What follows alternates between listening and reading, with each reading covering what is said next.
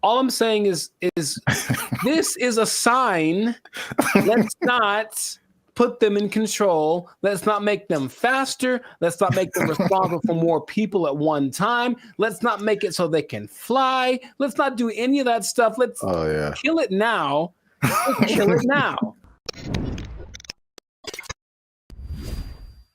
What's up, everybody? I'm Zap, and this is Jericho, and you are now tuned into the Life's a Circus podcast, where we talk about everything that is funny, interesting, and ridiculous. And you want to make sure that you stick around for this video because this is ridiculous. We're talking about two robots, two different scenarios, robots going rogue. This happened recently, and one was an accident, and one was actually on purpose. So we're going to talk about both of those situations. So make sure you still stick to the end so that you can find out about that. But before we get started, help your boys out.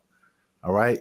It's 2025. I'm trying to get some cheese on my Whopper. That's what I'm saying. You're going to pay $8 for Whopper? Yeah. It's now $8 just for the sandwich. Mm-hmm. No fries, no drink. $8 is where we start. And then it goes up. I'm furious. Breaking stuff. I like it. Hit that subscribe button, man. That helps the channel, helps us to grow. And while you're down there, hit that like button because that lets the YouTube algorithm gods know that Bandit Future is dope and more people should see them. All right. Intro. Boom. Done. So I'm going to start off with the question. No. Because I got a couple of videos to show you. The answer is no. No. I'm so mad about this. So stop. Who can I tell? Elon walked in, like, stop it. Stop doing it. This isn't Elon. It's some other people. I feel like he's always there, but Elon. All right. What you got? What you got? So question, how do you feel? Well, puberty. How? And the Rockets, red flag. I'll make up for it now. How do you feel about driverless cars?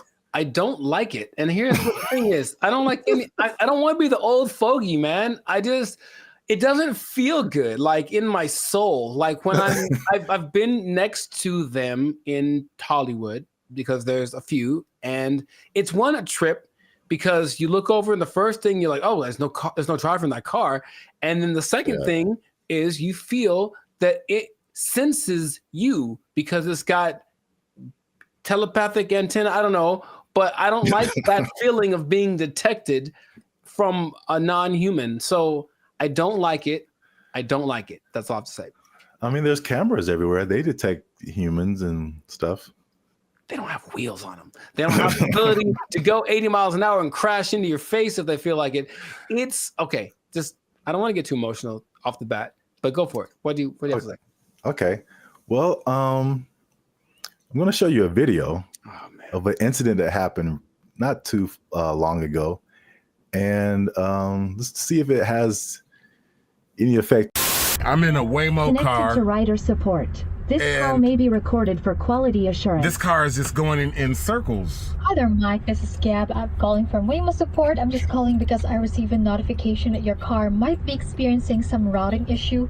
Please bear with me while I am... I got a flight to catch. Why is this thing going in a circle? I'm getting dizzy. Look at what it's doing. I understand. I'm really, really sorry, Mike. We're currently working with the situation in the vehicle. Is it circling around a parking lot, right? It's circling around a parking lot. If you have your app pulled up, I need you to tap My Trip in the lower left corner of your app. Can't you just do it? You should be able to handle it. Take over the car. You don't need my phone.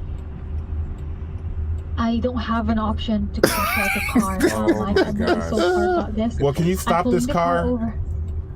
I am trying to pull it over right now. Apologies.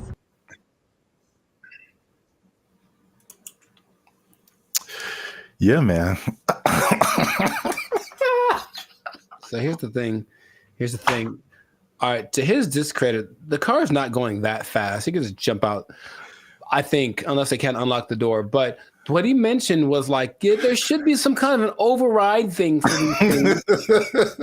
Sorry, it got it on the fritz.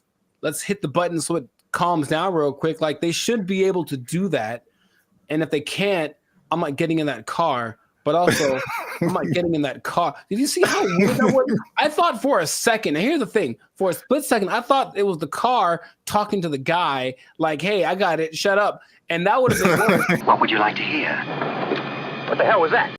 I realized that he was just, at the mercy of this car that, and you know what's weird about this? Everything repeats.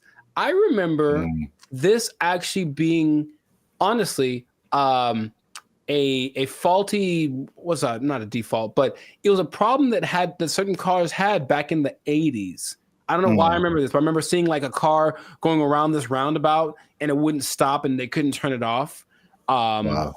A defect. It was like a defect. So, I mean, maybe cars like to go in circles. I don't know. Yeah, I got a flight to catch. Why is this thing going in a circle? I'm getting dizzy. All I'm saying is this is a sign.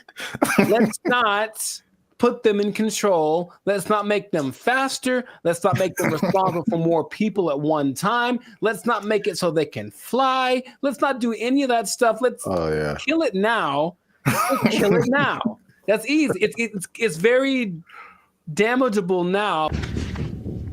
I'll be back. I don't want to see this happening to more people. And I feel like it's going to happen to more people. Okay, your points are valid. Thank you. I'm trying to stay calm. So let's I just want to break down what exactly happened. So the guy in the car, his name is Michael Johns, who ironically works in tech. So he was inside of one of these Waymo cars, which I'm seeing more and more now. Yep. This was in Phoenix, and the car the car did 8 circles in the parking lot. Oh wow, this is fantastic. It did 8 circles. As you can see in the video, he said he was getting dizzy, and probably the same thing that jumped out at me was like, the lady literally said, "I don't have an option to control the car." Right, and that's the problem. That's a big problem. That's such a big problem.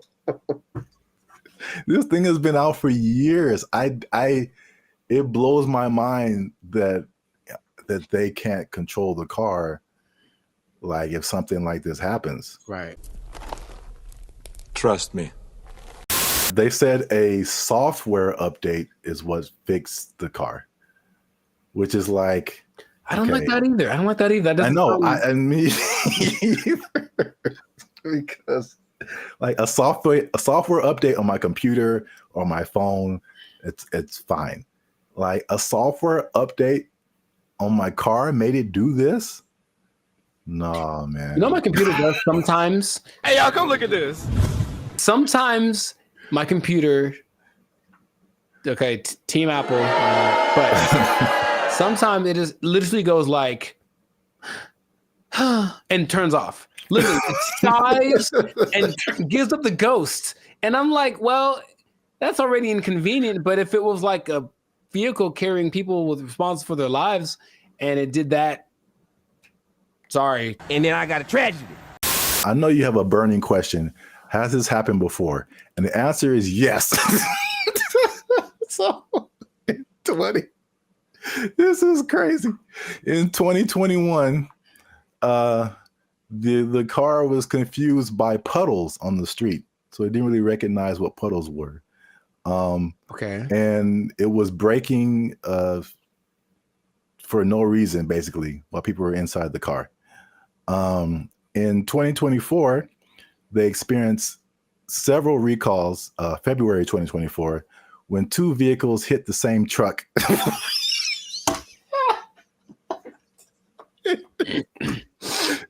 They hit the same truck minutes apart. And this, along with other incidences by another robo-taxi company called Zoox, began a federal investigation into erratic driving. I don't get why. I don't get it. In June of 2024, they recalled almost 700 Waymo cars to make them, and I quote, less likely to drive into poles. That's not something I would have made public knowledge. I'll be honest. That doesn't sound positive or uplifting or reassuring or anything like that. Oh my God. But yet people are voluntarily just getting into these things. I mean, well, this is an interesting thing too. Do you know who owns Waymo? I do not. It's Google. I'm not surprised. Yeah, I didn't even know that until I started looking this up. But it's ironic because I don't know if you remember, like the very beginning of Gmail, people had to invite you to have a Gmail account. Yeah. Do you even remember that? Mm-hmm. Okay. So it's the same thing with Waymo. I don't know if they're kind of like rollout marketing strategy or whatever. Maybe it's like, it's like the club that you can't get in, so it just makes you want to be in it more. But like that one thing that was big during the pandemic, that one like. Oh yeah. What was that called? That's crazy. You can't even remember the name of it. What is your name? I told you it doesn't matter what your name is. Yeah, it's the same way with Waymo. You have to be invited. So I'm like, because I'm like, why don't I see a whole lot of people doing this? You have to be invited to try Waymo.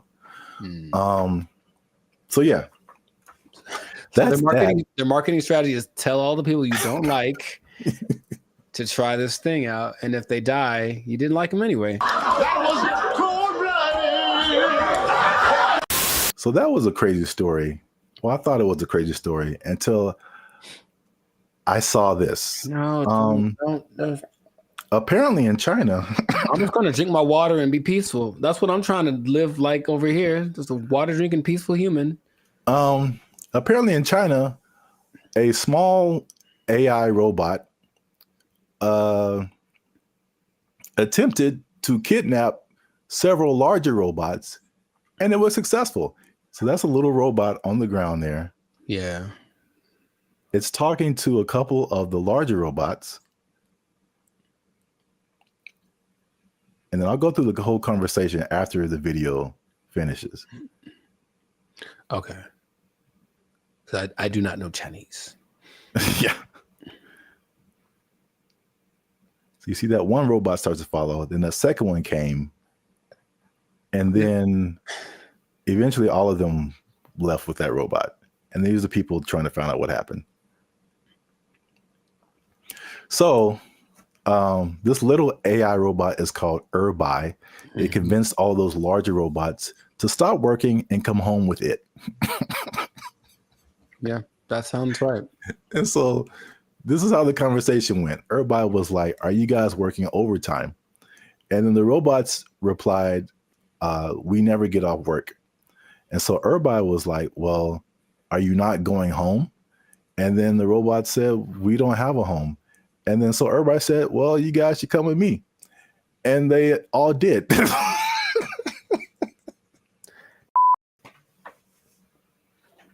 I don't have any more water to drink and be peaceful. I can't be peaceful anymore. That's I have to. So crazy. It's not. It's not crazy. It's exactly what happens in every movie. In every movie. Do you remember there was a movie about a toaster? I forget what it's called, but it's a little toaster. The Brave Little Toaster? There we go. That's what he did. He talked to his buddies and they went over. Don't you remember? That's exactly what happened. That was like 20 plus years ago. I don't remember the movie. Long time ago. And he had a cape or something. I don't know. Whatever. All I'm saying is that nothing should surprise these people from what they're doing. They're trying to give these things the capacity to reason and make decisions that we have without expecting them to do the things that we would do if you gave us the capacity to make decisions. Shut up! Yes or no? You want to die? Yes or no? I got the job done. What the hell do you want? Didn't answer the question. It's what's going to happen. It's what and the Chinese. I have love for the Chinese people. Uh-oh. Be careful now. Yeah, I know. Stop it. Stop now. Stop eating that shit. You know how it tastes. I've seen videos that are because they have like the ones that have the arm blames. I don't know who to blame. Elon Musk. Well, He seems to be the guy to blame for most things right now. I would agree. But the thing is, do you not see it as clearly as I do? To the people that develop these technologies, that's what's going to happen all the time. Your Uber is going to take you home, and then halfway it's going to be like, oh, you know what? I have other things to do, and just take you off to the desert to meet up with its group of friends. So the thing is, you didn't really have to explain that. You can kind of get it's kind of like a Mr. Bean thing, just with like little gestures and whatever. It kind of like had like a nod thing going on, and then you just take it, and then it. Yeah. I could. Well, here's the caveat to this second video. Okay. The Waymo car was an accident. This second video, well, first of all, it went viral on social media. Sure. So I mean, apparently, with AI and all kinds of things now, you're like, did this really happen? So. The person who posted the original video and the company that built the robots, or companies, actually 2 companies, they verified that the video was accurate. That's a thing that happened. Mm-hmm. But the caveat to that is that they planned that. So basically, it's 2 different companies, the company that makes the little robot and the company that made the bigger robots. And the little robot company was like, hey, can we test out our robot on your robots to see if it can make it do stuff? Mm-hmm. And it did. So I think, as funny as that is, I think they are aware that stuff like that can happen. So they are testing it. I don't think they are. That's the thing. It feels like as much as they say that, I don't care what you say. What are you doing? And in this case, they're doing things that tell me the contrary of what. Well, they're testing out the capabilities of these things. So, I mean, eventually it's going to be like, okay, let's program it to not do this. Start kidnapping people. That's one of my mission parameters. So yeah, fun times. This has been another episode of the Lives of Circus podcast. I don't like it. If you like this episode, make sure you hit that like button. That helps us out. And don't keep it to yourself. Don't be greedy now. Share this with at least 2 people that you think might find this interesting. And because the robots, man, they're coming, man. You need to hold on to everything you got. I mean, they're here. Hide your wives, hide your kids. So y'all need to hide your kids, hide your wife. Hold on to your job. Hold on to your job, because you're going to need a little job. And the robot's going to take it over. They're going to kidnap everybody out. They took our jobs. They took our jobs. We want more money, higher minimum wage. That's right. That's what's happening right now. People.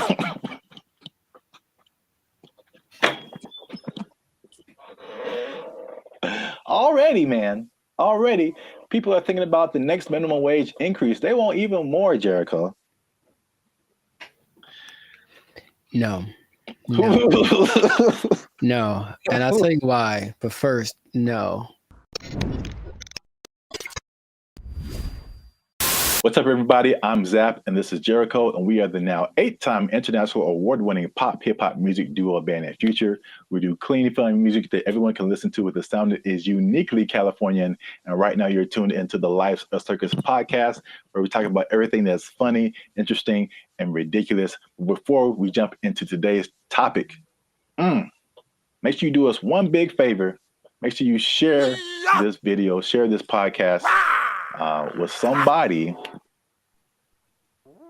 who is affected by minimum wage increase, because it's still a thing, man. It's very much a thing. It's a lot going on in these streets, man. And make sure you stay to the end of the video, because as much doom and gloom as we're seeing with businesses closing and failing, and especially in places where we are, like California, people leaving the state, there are surprisingly two things that are positive coming out as a result of this minimum wage increase. Every business isn't failing. Some businesses are doing better. And so make sure you stick around to the end so you can understand why that's happening. So we talked about the minimum wage increase specifically for fast food, right. like 6 months ago when they were putting it together, and we were like, I wouldn't do it. Wouldn't be prudent. Yes, we since then we've made even another video saying, "We told you so." So, for those of you who are living under a rock, fast food minimum wage has increased in California to $20 an hour, is like a 25% jump, pretty much overnight for restaurants, big chains, even some smaller restaurants, and the results have been largely negative, at least in the press. I mean, I haven't heard any businesses that are like, "Hey, this is great." So, not at all, no. So food prices were high; they're even higher now. They said that at over 10,000 people, fast food workers have lost their jobs because the companies can't afford to pay them that high of a wage overnight, and a lot of places there's a laundry list of places that are just shutting down. They're just like, we can't do this. Either that or they're leaving the state. But guess what, Jericho? Tell me now. That's not enough. We want more money, higher minimum wage. That's right. That's what's happening right now. People.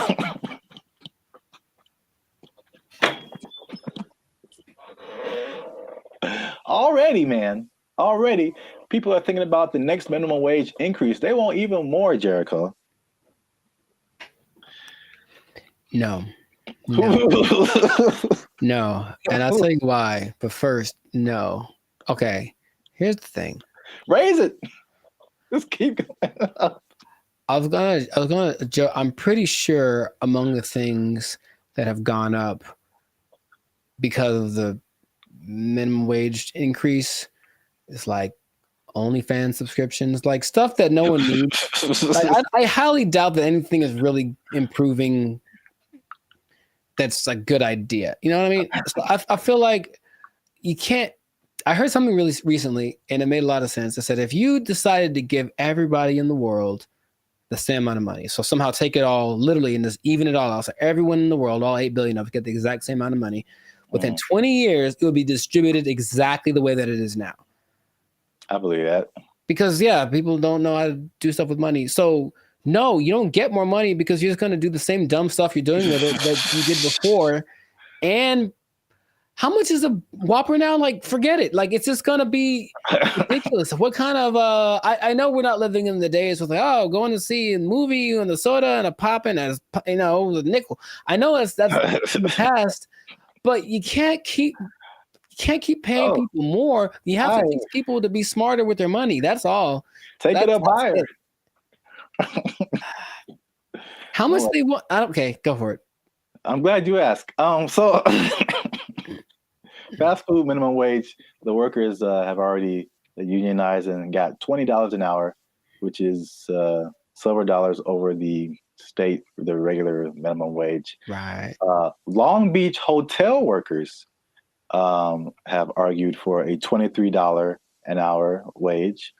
And this next one makes sense because we've seen it firsthand. Because as Band of Future, shameless plug, we do some shows in San Diego. All right. So nice. If you're ever in San Diego, come see a Band of Future show. But San Diego wants to raise the minimum wage for hotel and other service workers to $25 an hour. And I was wondering what happened because I'm like, ooh, inflation. Because we were like looking at hotels in San Diego, and I'm like, man, these a lot more than last year. Mm-hmm. And now I know what happened.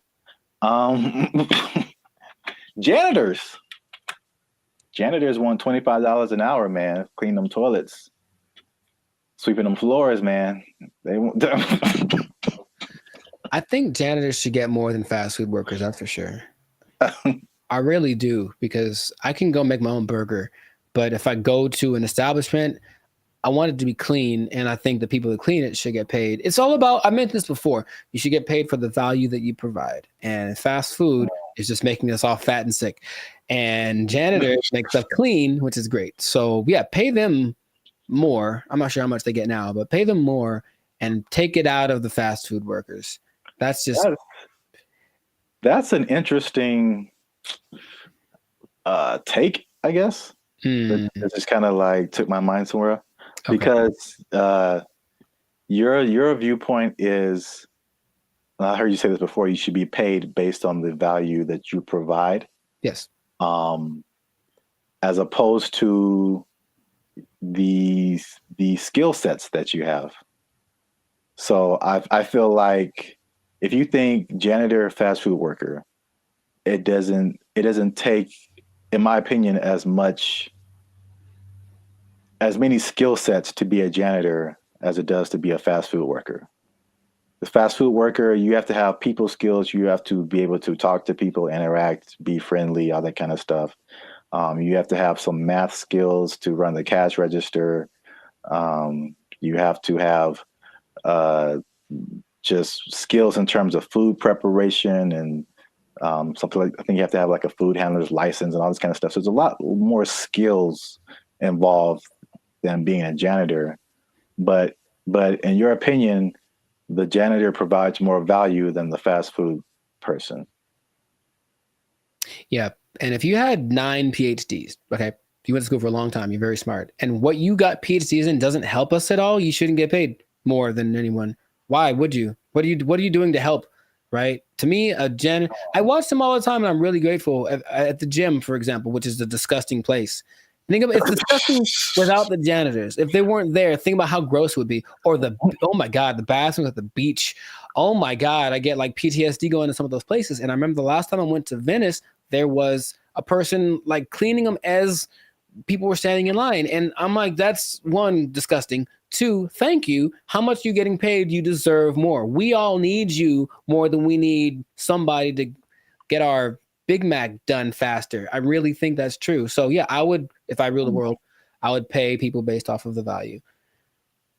I'm kind of with you, but I'm kind of like trying to play the devil's advocate. Like, I understand. And of course, the system we have is that you went to school for more time for this and that, or you required to think more, or whatever the thing that is, whatever the commodity it is that you acquired, that's the thing that you should get paid for. And my position is that sometimes, sure. But also, no, definitely not. I need the janitors more. I need the people that rake the leaves more. The people that make sure that the streets don't have potholes. We need them more than we need. Remember, maybe I'm talking about necessity versus convenience. Like, I can make my own burger. I can go put together a Chipotle style burrito if I want to. All the ingredients are at the store. I just got to try, right? But I can't fix the street. I don't know how to do that. So if you know how to do that, you should get paid more than someone. Oh yeah, yeah. So it's something to think about. Yeah, an idea, but that is how I feel about it.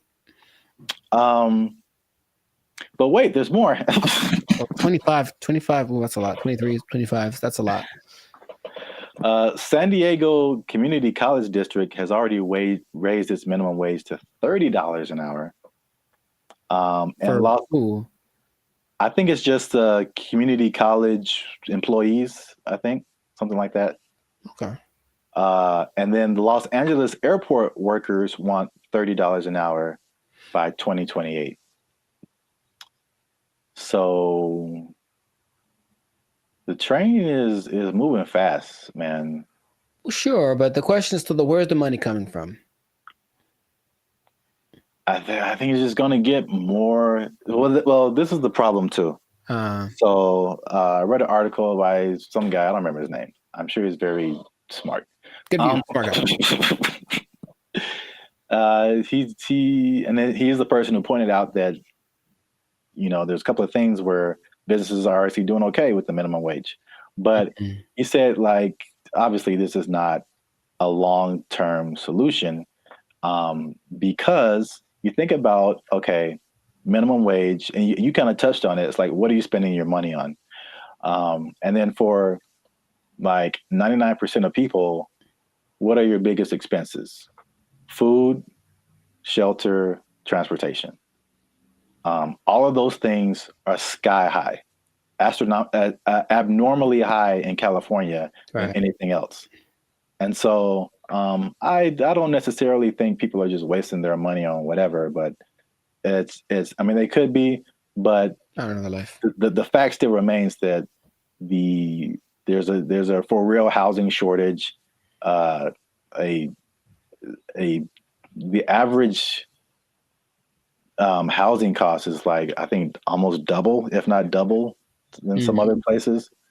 So that's a huge thing. We already know the food is high. It was already high, and it got higher. And then like gas is like $5-6 a gallon, $7 a gallon. Like too high. It's too high. So it's like, basically he pointed out, is just like those things are like at the root of this, a lot of it, you know, but it's like we're not trying to solve those things.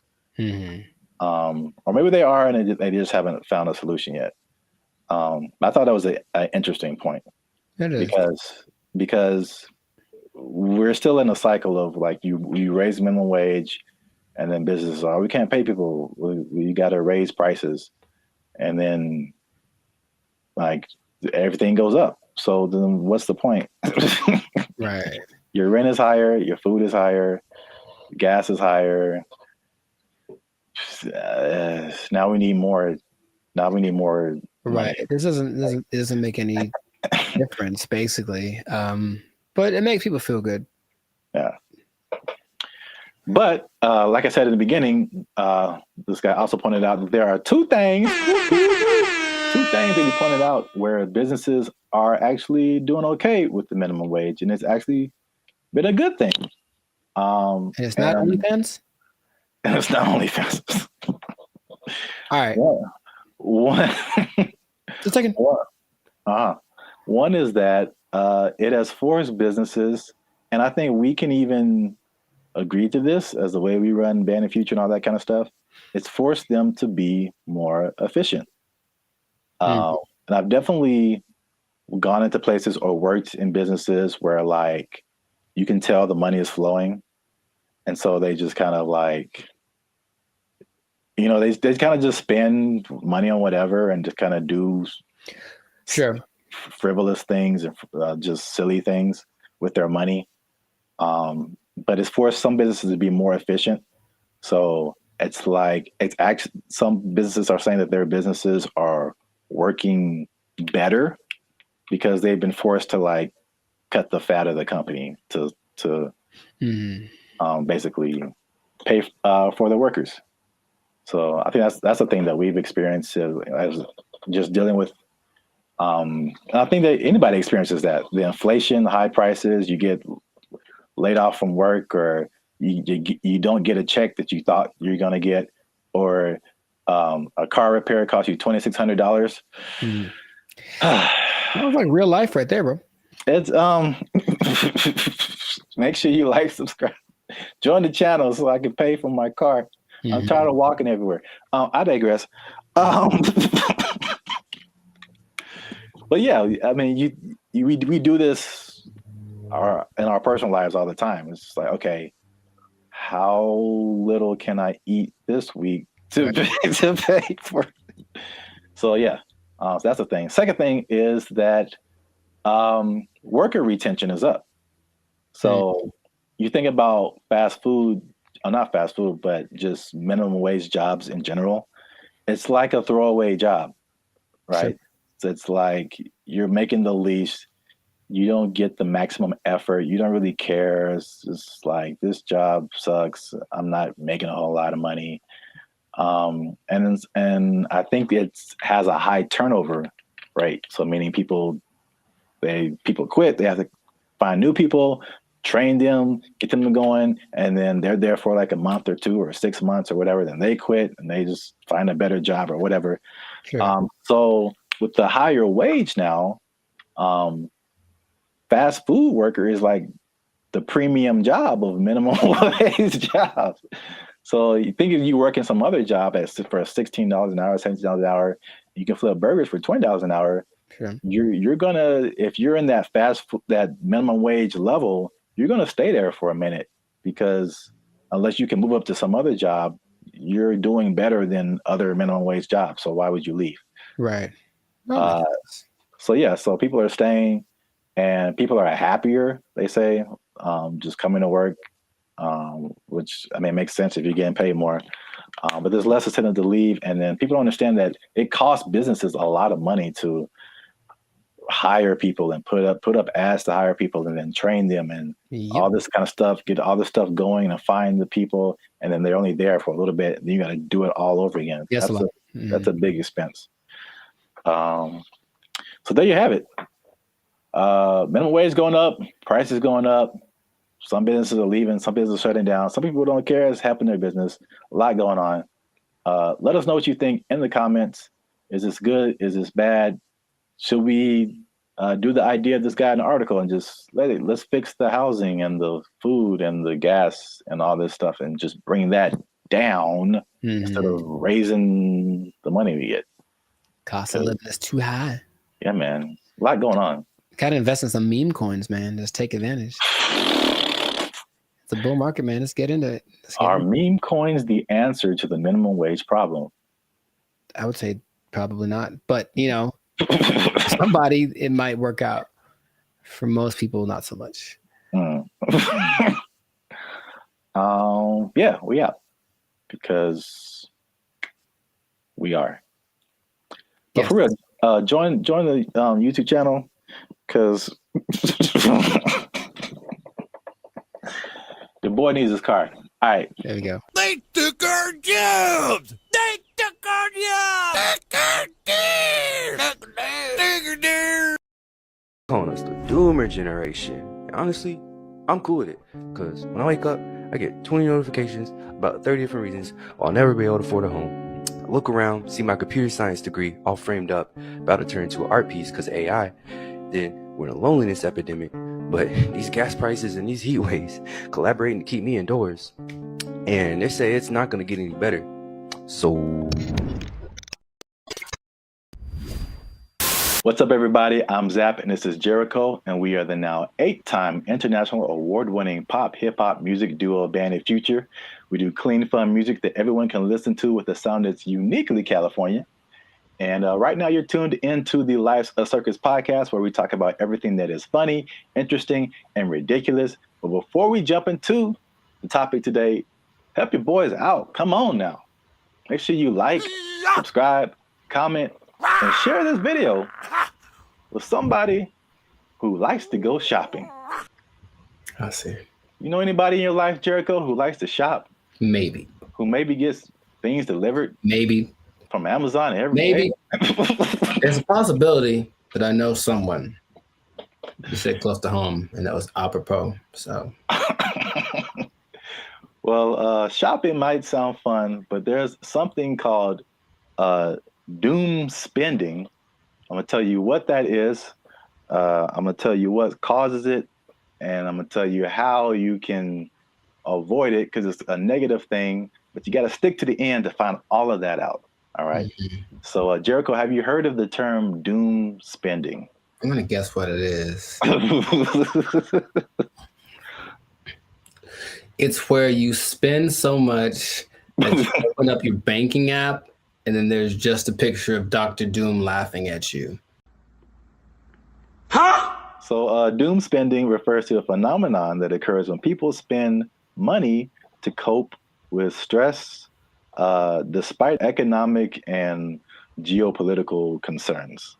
Bankrate data found more than half of Americans are in debt, and doom spending might be to blame, with 38% saying they'd go into debt for fun. So obviously we are in a tough time right now. Inflation is through the roof. There's a lot going on in the world, wars in various places. There's a poll that was done that said that 96% of people are concerned about the economy. So that's a whole lot of people, pretty much everybody. It's understandable.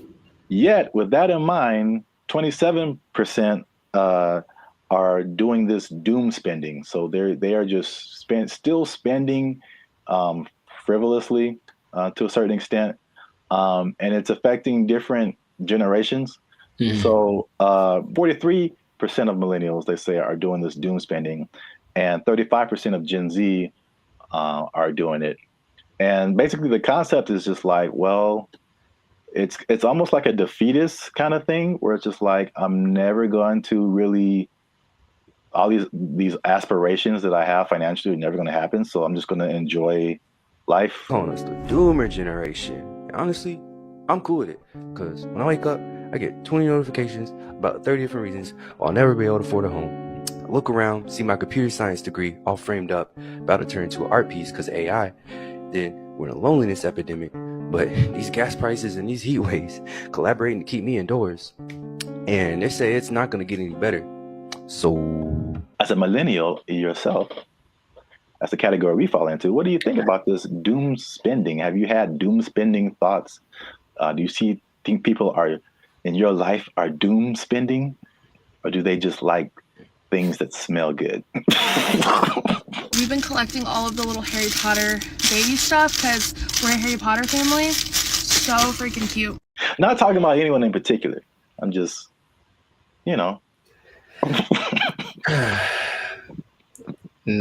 Side effects include doom spending thoughts, early discharge. No, I understand the concept. I'm more curious when that. I feel like that's always been a thing, but that term is. Yeah. Sure, give it something that has a ring to it. It's a shock value of a term. People that have bought things like a boat because they said, F it, I'll just buy a boat. And they sure couldn't afford a boat, but now they have a boat. Here with his tailgating tips is a guy who just bought a boat.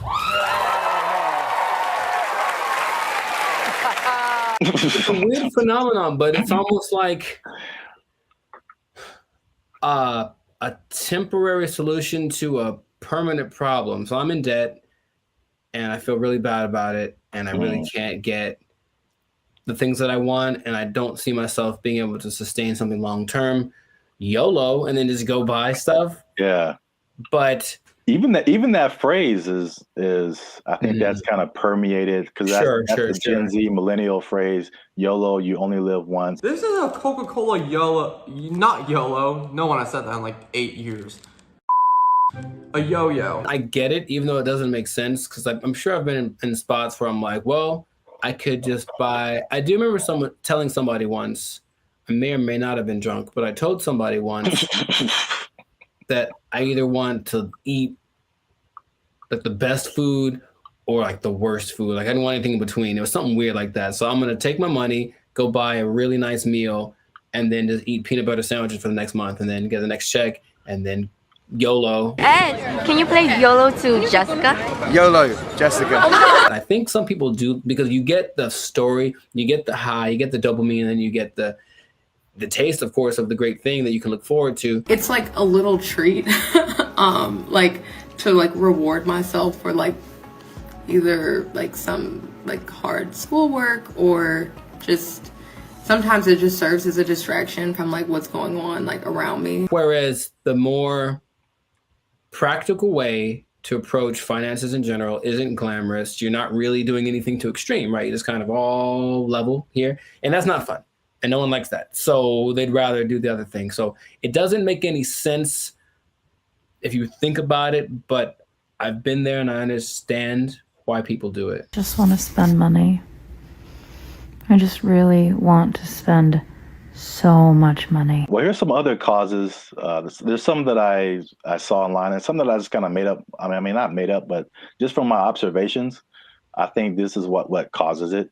Mm-hmm. So it's 5 different things that I found. One that I think is a part of it is just, at least just speaking as millennials, and I know other generations have gone through different things, but I feel like millennials in particular, because it was just interesting to me to see how their numbers, the millennial numbers, are higher than the Gen Z numbers. And maybe that's because we just have more money to spend. But I think it also might be related just to the life events and life experiences we've had. Mm-hmm. And so I think one of the first times I was like really conscious about money and the future and like life was 9/11, which is something that Gen Z isn't really familiar with. And I remember like stuff like being able to just walk on a plane and you can just carry whatever and sure, dress however, like, and then all of a sudden things changing, and then gas prices going crazy, and the housing crash like 2008, 2009. And I'm sure more has happened in between then, but you also have like COVID, and then the inflation. So there's that. Hi, I'm 28 years old, married with kids, and we're moving in with my parents. And thank you so much to inflation for sponsoring today's video. Another thing that I think contributes to this is the good old student loans, man. So I thank God like every day that he made me kind of smart, because I got an academic scholarship, and that helped out tremendously. Because when I see people talk about student loans, it's like their whole body changes. Yeah. And they just like, you can see the desperation in their eyes. It's like, this is never going to end. Do you have student loan debt? Yes. Can I ask you how much student loan debt you have? 20K, I think. A third thing I think is the job instability coupled with rising prices. So I mean, obviously inflation has just gone bananas, but again, it's just like back in the day, the path that they laid out for you, millennials. I don't know if they do the same with Gen Z. I don't know, but everything you see is just like, go to school, get a job, work there for 40, 50 years, retire. Like, yeah. It just doesn't quite work like that anymore. Yeah, and then we were just like, yo, either no one was hiring me, or like budget cuts, we gotta let you go, or like it's just always, and then you're going from job to job to job, and it's like, where's the loyalty, the stability? And then as you're losing jobs and losing money, your landlord's like, hey, rent is twice as much now, and you're like, what? $10.46 for this little bit of piece of chicken? Did you not see that? No. $10.46 for a handful of chicken bites. That's stupid. Next one is like the social media era. And you gotta live it up. You gotta look like you're good. The whole FOMO, fear of missing out. Like, Becky's on a private jet. I want to be on a private jet. I don't want to wait until I'm 75 to do it. I got the money now. Screw retirement. Right. That's exactly what happens a lot of times. Yeah. Yeah. So is that, and then the last one is just financial literacy in general, and just like a long-term perspective. It's just more people just living in the moment, and or they just don't know. They still don't know how to handle money, which is just. This is why I want to say this for last, because I was just gonna get on my soapbox. Like, this is literally the easiest time ever in the history of mankind to like learn something, and or make money. Like, it's all out there. It's all out there on the internet, and a lot of it is free. A lot of stuff that I've learned more stuff for free on the internet than I did paying for it in college. Right. So that says a lot. Learn stuff, and then what you know will get you a job. That's straightforward. Yeah. So doom spending, man. I mean, it's a thing. Yes. So the question is, have I ever done that for chicken? I feel like probably. Meaning, if the chicken was like $7.99, I had $9, but I had something else to pay for. That was also $7.99. I'm not sure what. Yeah, I probably picked the chicken. I probably picked the chicken and live with the consequences with the happiness in my heart. Ooh, it's right. Oh my gosh. Y'all gotta chill. Y'all crazy back there. They know what they did. Not to condemn anybody. I feel like I've definitely done it. There's definitely things where we're like, I can't afford this, but I'm going to buy it anyway. I think that's kind of like the phrase that comes to mind when I think of like doom spending. Especially if you can pay it off later. You know, I've heard people that have $300,000, $400,000 worth of credit card debt. I don't know how you keep getting approved, but that's wild to me. Yeah. And then it feels painful. Like, oh, that's that idea. And for them, it's like, well, I don't have to pay yet. So I have $30,000 in credit card debt. When they call, I tell them I can't pay it back yet. All right, so real quick before we end it, 5 things you can do to stop or cut back on your doom spending. 1, use a budget, right? So just say, hey, I'm gonna spend this much and that's gonna be it because I only got this much coming in. And then boom, there you go. Nice. Number 2, addressing the underlying emotions. Some people just shop just because like they broke up with their boyfriend or had a bad day at work and that just makes them feel better. And then, but there's other things that you can do that aren't as harmful to your finances. Whenever I am shopping and I'm bringing home new things, I just feel good about it. No! Number 3, develop more healthier coping mechanisms. Okay. And then number 4, another thing that's just a cool thing of just the time that we live in is that you can automate certain positive behaviors. So you can automate your checking account or whatever so that it takes a certain amount out of every check and puts it into a savings, so that you don't have to physically do that and just kind of feel that anxiousness, I guess, about doing something like that. What? Bro, what are you talking about, man? And the last thing, again, hitting home, sorry to get so personal, just finding low-cost things to do. Ladies. I just really want to spend so much money. I don't understand the whole, if there's an option for a higher price version of something and a lower price version, even if they do the same thing, they want the higher price one because it's cute. And I'm gonna make them these little baskets. So I got these little socks to go in her daughter's basket. They're so cute. I guess. Okay. Gotta live with that. That yes, accurate. Find some alternatives, man. There's cheap things to do that are as equally as fun. Yeah, like taking a walk outside. Yeah. Every day. Just take a walk. It's good for your health too, so beneficial and free. That's 2 things. 2 things? Oh, 2 things appearance. There he is. Well, that's it. Doom spending. Let us know what you think in the comments. Do you doom spend? Tell on yourself. Get up in the comments and just tell on yourself. They know what they did. They know what they did for sure. Do you have anything left in your retirement? All right. Let us know. And don't forget to like, share, and hit that subscribe button. That helps us out. And if you doom spend,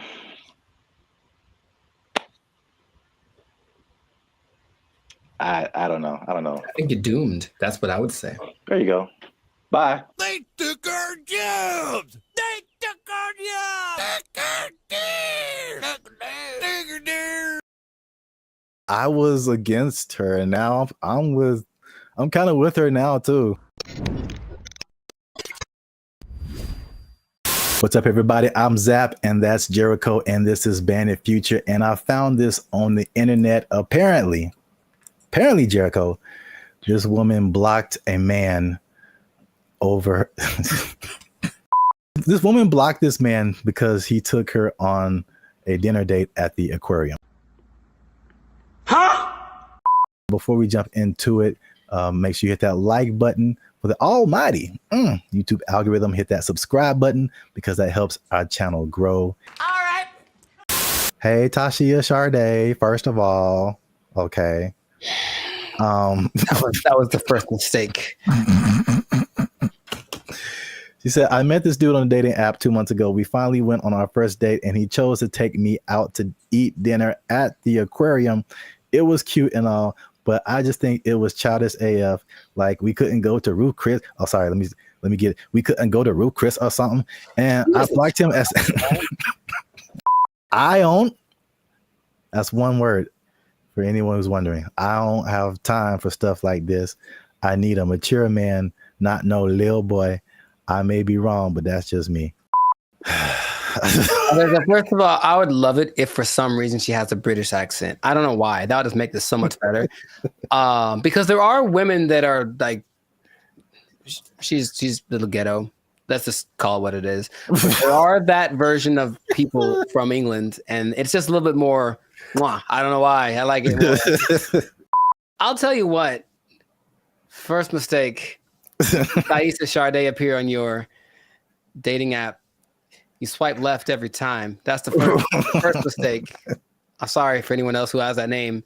It's just not for me. I'll say that. To her credit, I would have never thought of taking a girl on a date to an aquarium. To his credit?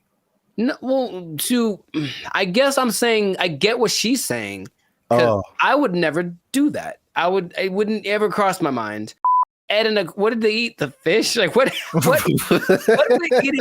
I didn't even know that was an option. I thought they maybe sold popcorn, little pellets you could throw to feed the food. But feed the food. I'm already thinking about it. I don't feel like that's the first impression, honestly. Okay, because I was wondering where you were going with it. Also, okay. I mean, I think I'm on her side. I don't think that's a good move. I would never do that personally. So I don't think that's a good move. But have you seen like all the hip hop concerts? I've seen it. Yin Yang Twins. Pack it up. Pack it up. They're like 60 years old, bro. And no, they're not that much older than us. I don't think they are. I think they just look terrible. Even that, like, why would you have a girlfriend and you know that she likes penguins in the aquarium? That's that kind of a thing. For a first date, hey, what do they have at the? I'm trying to think. They do have food at like a SeaWorld, and that's assuming it's like a SeaWorld because there's degrees to aquariums. And trust me, I've been to aquariums, and I've been to aquariums like in Long Beach that are like elegant things, and I've been to aquariums that are basically like a puddle, and you just look and stare at the things down there. So I don't know which one it was. Here's a picture. Oh, I can't see it really. It looked like it was a nice. Yeah, that's the weirdest. Oh, hold on. That's the weirdest thing I've ever seen, bro. Nah, man, that's weird. What is that? Is that a lobster? That is lobster on that. Isn't that what is shrimp? Lobster hole. Whatever he's looking at looks like seafood. That is so messed up. I'm gonna take it all back. Shame on the aquarium. Shame on them for having their things that supposed aren't aquariums for like preservation of wildlife, marine life? They're serving them up. That's Shamu right there. That's Shamu's cousin right there on the plate. I can't stand for it. So I think she's right. I'm surprised I'm on the side of Taisha, whatever, man. I want to like go protest. Aquariums shouldn't have all these $7.99 shrimp dinners. That's just too much. Eating people's families in front of them. Yeah, that is kind of messed up. But I mean, don't fish forget everything in 3 seconds or something like that? I'll let you know something about me. I don't know any fish, so I don't know how to operate. I'm not sure. I've never talked to a fish and then walked up and 5 minutes later and he's like, "Who the hell are you?" I've never had that experience. See, this is why you're here, because I didn't think of any of that. I thought I was just like, I wasn't thinking about like eating fish in front of fish. That is weird. Now that you say that, that is weird. And then the levels of aquariums. Like I was just thinking from a date, I was kind of against her, just from a date perspective. Because I mean, we've done a couple of videos too, and we've seen all this stuff on the internet about women who like it was like a cheesecake factory thing, like a while back. That's sacrilege. You can't talk bad about it. We were like, no, all the men were like, hold up, wait. That's a really good first date. I was see what the people in the comments said because they were different. One of the reasons men disappear from dating. Hey, that's me. Click that link, people. Hey, They said you're gonna stay single for the rest of your life. Okay, cold-blooded. That's why you a single mom. Extra cold-blooded, potentially correct. The fellas are like, they look past the aquarium part. I think that's a big miss. Nah, man, we can do better than that. Bag. We can do better. No. Here's the thing. Hold on, go back. I mean, yeah, I feel like you should go all out. No, you should not. So there we go. There's the line. No, you don't go all out on the first day. I don't know you, bro. I met you. We're going to a delicious place like the Cheesecake Factory. It's exquisite. You'll enjoy it. I'm gonna pay $45 for two of us. It's gonna be fantastic. I'm not going all out, but I'm not going. So so where's the difference between all out and aquarium? There's a middle ground. There's a middle ground we got to find, gentlemen. I think that's what we can do. I believe we can all out in aquarium. Yeah, there's a middle ground. Oh man, there's a middle ground. You like threw a monkey wrench in this because I was just like, is it is it an expensive place or is it cheap? And then you're like, it's an aquarium. And I'm like, it is an aquarium. That's weird. And the thing is, I think aquariums can be expensive too.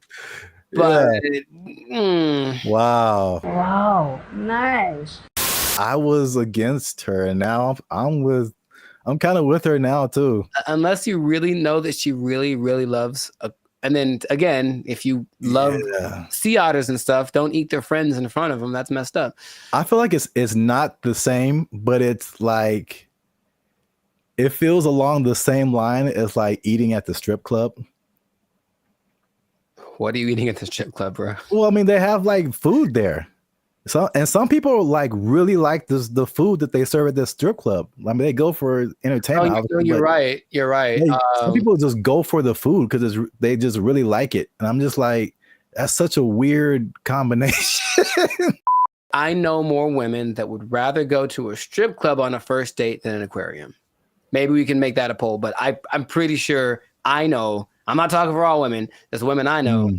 They'd rather go to a strip club than an aquarium for a first date. So, oh man, have you ever been sitting around just minding your own business and like, man, I haven't been to the aquarium in a while? Like, is that just a thing that pops up? Because it's never happened to me. Oh, the more you talk about it, the weirder it is. Aquariums are just not. That is a weird first date. I think it's weird. It's not a weird first date. It's a weird first date to have dinner. Like if you had dinner and then went to the aquarium. Yeah. I could see that. That doesn't feel as bad. No, it doesn't. It doesn't. But if you like, we just going to the aquarium to eat. What if it's like you pick out the one you want in the I know it is. I know it is. Did you see the South Park where it was like Honey Boo Boo and she was like picking out a pig to I don't know if it was a pet or to eat or something. I don't remember that one. She was like picking out a pig and there's this country farmer. He's like, which one you want? This one right here? She's like, yeah, I want this one. He looked at me funny. I want this one right here. Yep. But I mean, it's hard to tell if a fish is looking at you. I don't think their eyes can move and they can't blink, right? So, oh my God. But in any case, you see what I'm saying is just, I think, I honestly think that I'm in favor of that point that she made. Not the go all out point, but the aquarium to eat. Yes, let's put that in there. Aquarium to eat. Gotta miss with that. That's kind of strange. We put a whole nother level on this. Kind of strange. So the right thing. Keep the conversation going in the comments. Is it like he should have taken her to a better place or not? Or he should have taken her to an aquarium or not? Once again, this is Band of Future. Leave a comment if you like this video. Share it with somebody who likes to have dinner at aquariums. I don't know, man. I don't know what's going on right now. There's at least one guy who does. There's at least one guy we know who does. We trying something new, man. Internet, we out. First mistake. Thaisa Sade appear on your dating app. You swipe left every time. That's the first mistake. Is it even a good idea to approach a woman on the street? Because obviously a lot of men are not doing it. And then the question becomes like, do women even want to get approached? Because here's another caveat to this. Again, a thing from my childhood that I remember distinctly. And it was, what's up, everybody? I'm Zap, and this is Jericho, and you are now tuned in to the Life's a Circus podcast, where we talk about things that are funny, interesting, and ridiculous. And you gonna want to stick around for this episode, because man, we gonna hit home, man. We're gonna hit home. We're talking about the dating divide. That's what I call it. So basically, there's a lot of stuff going around in social media about men not approaching women anymore. And women are like, what's up? So am I like the only woman that no longer gets approached by men? It has come to my attention that men do not want to approach women anymore. I don't know when this happened, but this is the reality of the situation. Men no longer court women. Men no longer pursue women the way they used to. She was like, next time he's near you, just say, I see you peeking but not speaking. I was like, I love that, because kind of calling them out for what they're doing. If it works out, it works out. But we are not going to let your shyness be the reason you do not try to talk to the person you like. I found a study that is going to give some actual numbers. They did a study on this. We're going to talk about why men may or may not be approaching women anymore, if approaching women like that even works, and if women even still want to be approached by men just on the street like that. So there's a lot about to go down in this episode. You don't want to miss that. Stick to the end. But before we get started, you can help your boys out. Come on, you know what it is. Every episode, we need you to hit that subscribe button. If you haven't already, hit that like button, because that helps our channel grow. More people see our videos. And if you really want to help your boys out, come on now. Once you hit that subscribe button, you'll see something that says join. You can join our membership, because unfortunately, we are not fully monetized by YouTube. They don't give us a penny. We don't get nothing, man. So all these free videos, bro. I'm laughing on the outside, crying on the inside.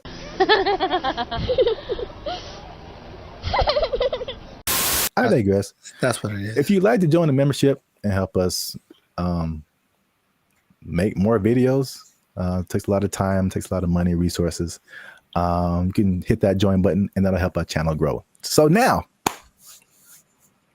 let's back up. Have you heard this or seen this kind of just floating around the interwebs about like men and women just like dating just not happening anymore? The thing I've seen the most is women. It's mostly like street interviewers, if you will, who basically approach women and say, hey, what's your ideal guy? And then when she just describes this guy, and the person who's interviewing tells her the probability of that person existing and choosing her. And it's usually like, it's crazy. Minimum height. 6 feet. Yeah, that's where they get you. Minimum income. So I'm gonna say at least 200. 200 grand? You can be 30 years old Oh and my make goodness. Take a guess at what percentage of men fit this criteria? 2%? Much lower. It's 0.049%. All right, is this going on the TV?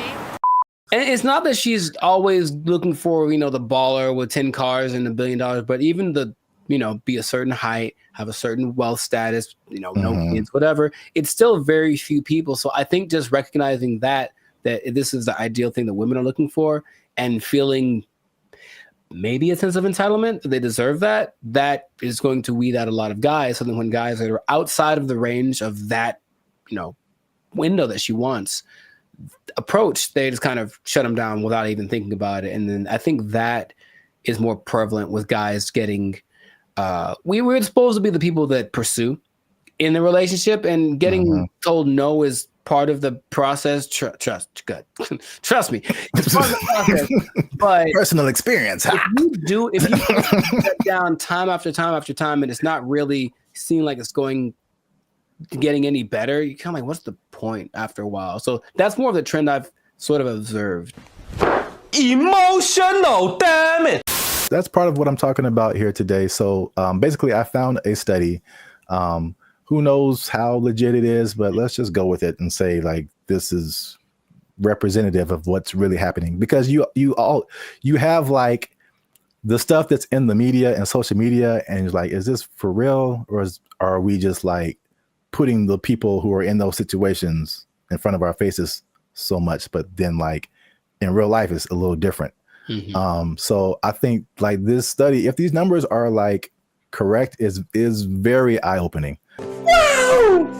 The study is from a site called datepsychology.com.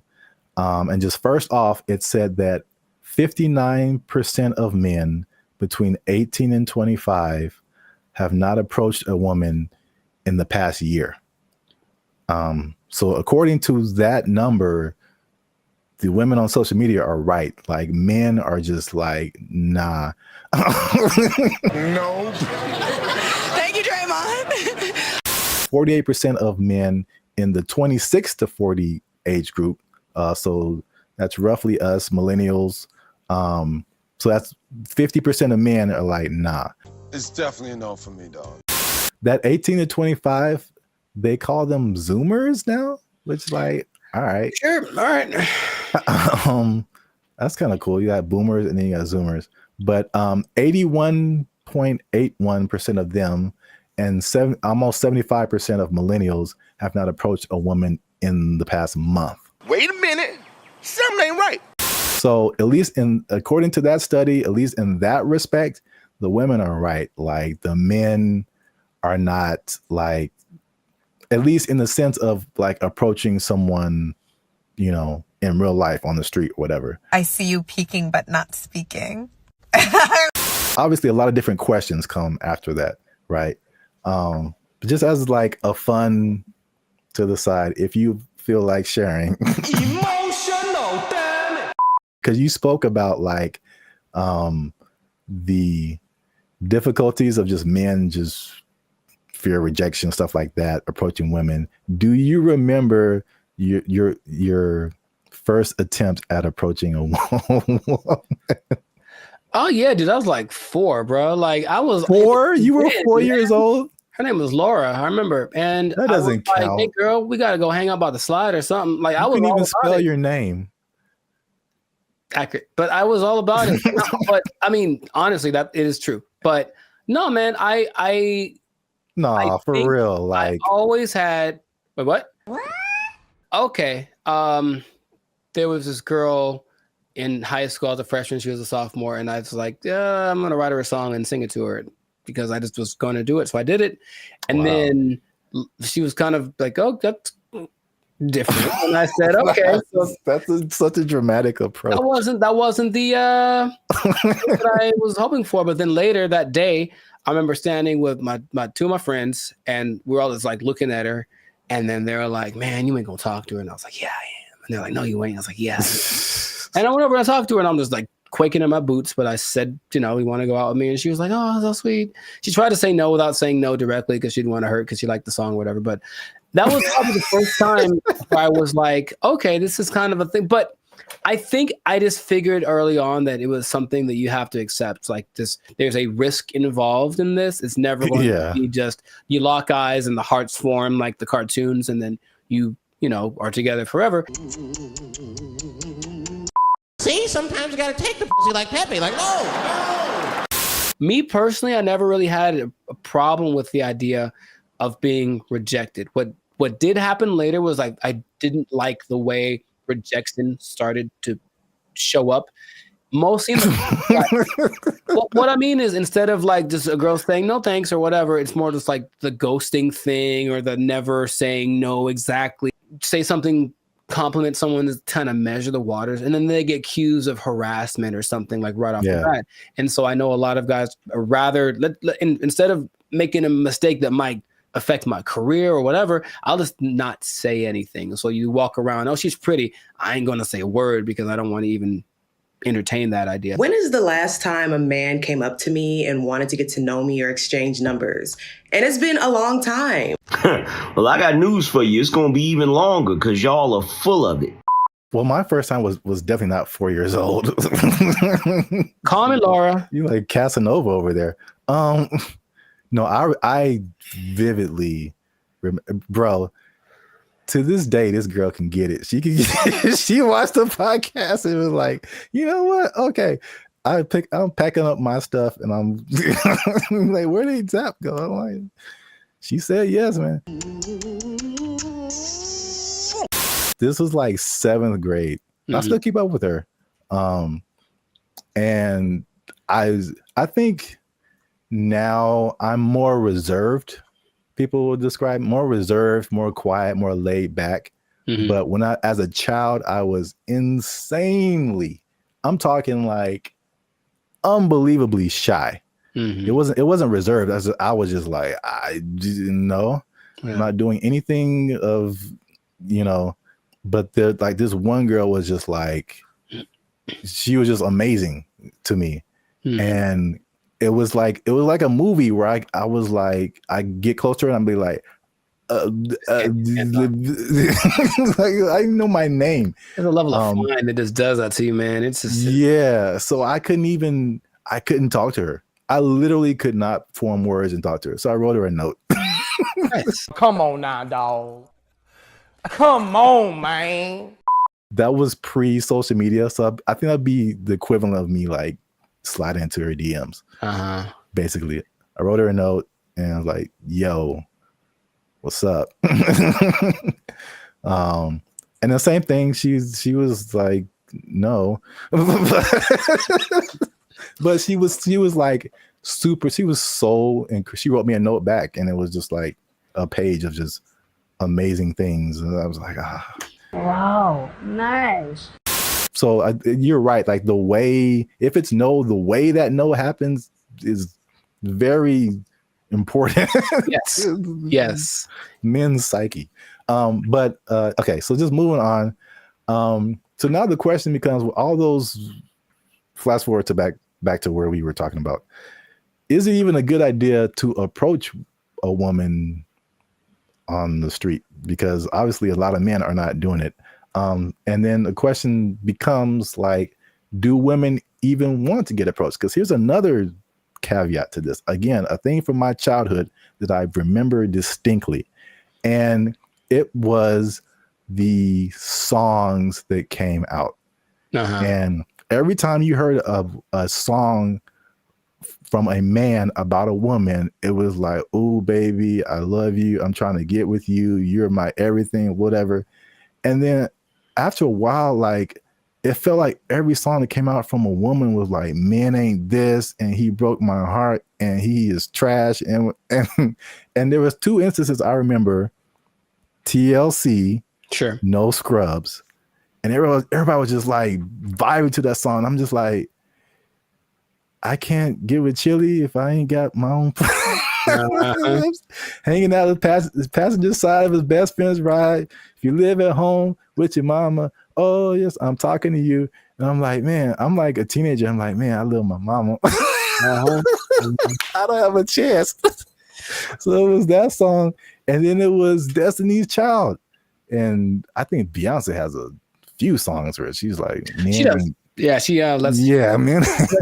That's not how she really feels. What was that? The Bills one? Yeah, can't pay my bills, pay my automobiles, pay my telephone bills, and then you think you got it, and then she's like, nah, then maybe we can chill. We can chill, like, I just paid all your bills. Yeah. You my wife now. Like, what happened? No, that's just something you just do now. No, you just do that now. That's just a new thing you do until you and your shitty ankle both die.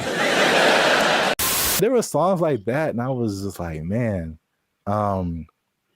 And then like that, and like the Me Too kind of thing, and like some of the stuff you hinted at. Right, yeah, that's why it's like, okay, maybe I shouldn't say anything. So I don't want to get. I think there's the question of like, do women just like not be like being approached? So this study has said 74% of women aged 25 and below actually want to be approached more. 77 in the 18 to 30, 68 in the 68% and 30 to 40. So basically 3 out of 4 women are like, I want men to approach me. Why isn't it happening? I think the thing that I get from this listening to like interviews with women is that, yes, they want men to approach them, but they want it to magically be the kind of guy that they like. Yeah. So there's a caveat to it. It's like, if you walk, I've seen the look in women's face. If I walk up to them and they wait. Last week, I was in Tampa doing my thing, and I walk up to a girl, and all I was going to ask was about, it was a bunch of girls dressed the same. I wanted to ask why they were dressed the same. And I know for a fact that women, because I've seen many posts about this, have a voice that they do when they're talking to a guy they're not interested in. It's something that sounds like they're bored or whatever. It's kind of an ew, go away voice. That's suspicious. And so she does it to me right away. I just very innocently, hey, what you guys doing tonight?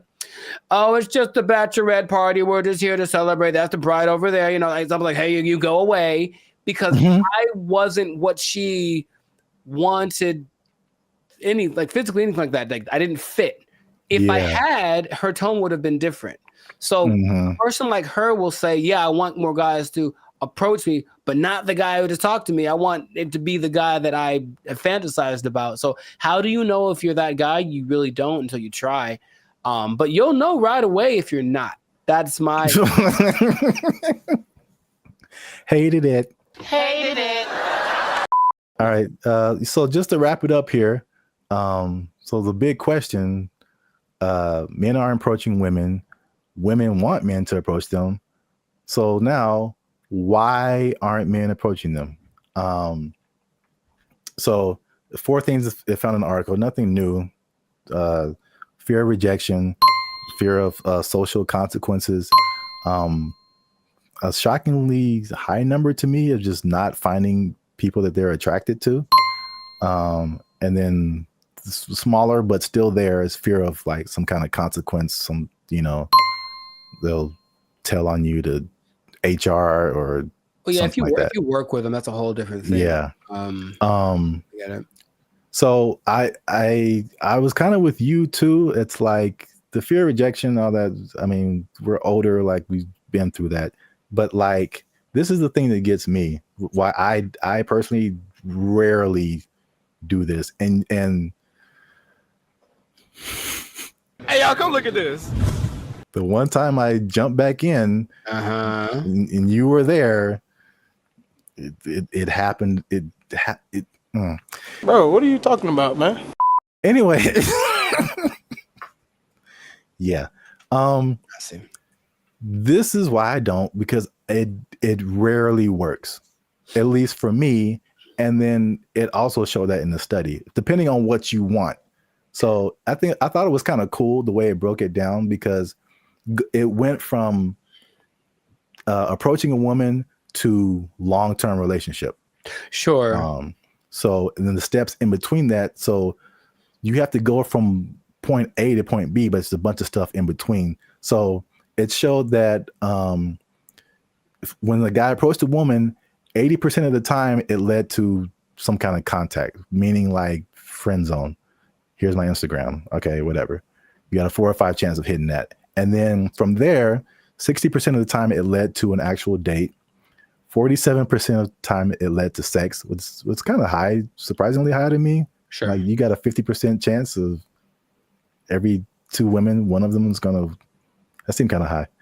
But 28% chance it led to a actual relationship that was like at least 2 months.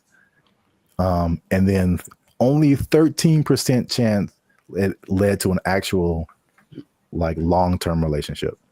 And then I mean, I can, some of those numbers don't apply to me, but I can at least attest for that last number.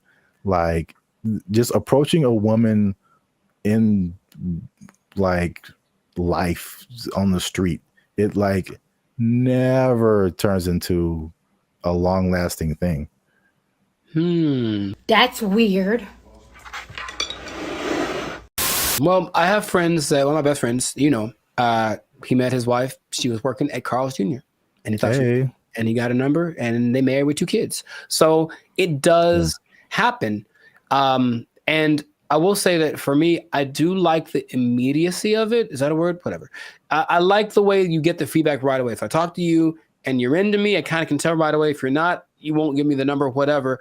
Whereas people that are going more of the dating online route, they'll get drug along for weeks and months and it might not go anywhere, but you wasted that much time. It makes, I don't remember how many people I've just walked up to and said, because it happens so fast. And if it worked out, great. If it didn't, okay, whatever. It's just such a short amount of time. But when these now people are kind of getting friend zoned and are the women leading them on, they don't know, but it's going on for months and they're writing and, hey, what if you send me a little money or maybe you can come over? We hung out, nothing happened, but I thought you to me, bro. It's like that happens so much to these guys who are taking that route that you can see why it wouldn't be something people want to keep repeating to do. But I personally would recommend more so to the younger people because I think you could be a little tougher. That's just my personal opinion, is that like thick-skinned, if you will. Like just try. You never know. And I have had a couple decent sized relationships that came from just me walking up to a girl I thought was cute. So that has happened to me. In comparison to how many women I've walked up to, it's not a very good percentage, I suppose. Hi. Okay. For me too, it's just like it's the unknown, because it seems the randomness of it. Because all I have to, unless I know you from something, like I'm just going off of you look good, and then Right. there's a whole lot of stuff after that that I have no idea what I'm getting into. And for me, most of the time, it's bad. It's so bad. It's the other stuff. There's a lot of layers to a lot of these it's so women. bad. It's so bad. Women.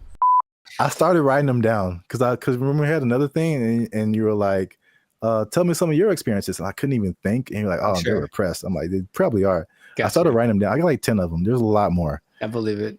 Bro, make sure you leave a comment on this video. Share it with somebody who has noticed this in the dating scene, is men approaching women. Why aren't they doing it? Why aren't you doing it? Are you doing it? Did it work for you? I don't know your life. I'm just saying. Yeah. Yeah. And good luck. Yeah, there you go. Oh, it's just a bachelorette party. We're just here to celebrate. That's the bride over there. You know, I'm like, hey, you go away. There's some sample videos that they've been releasing of like what it can do. And it's producing very realistic images and very realistic backgrounds, editing.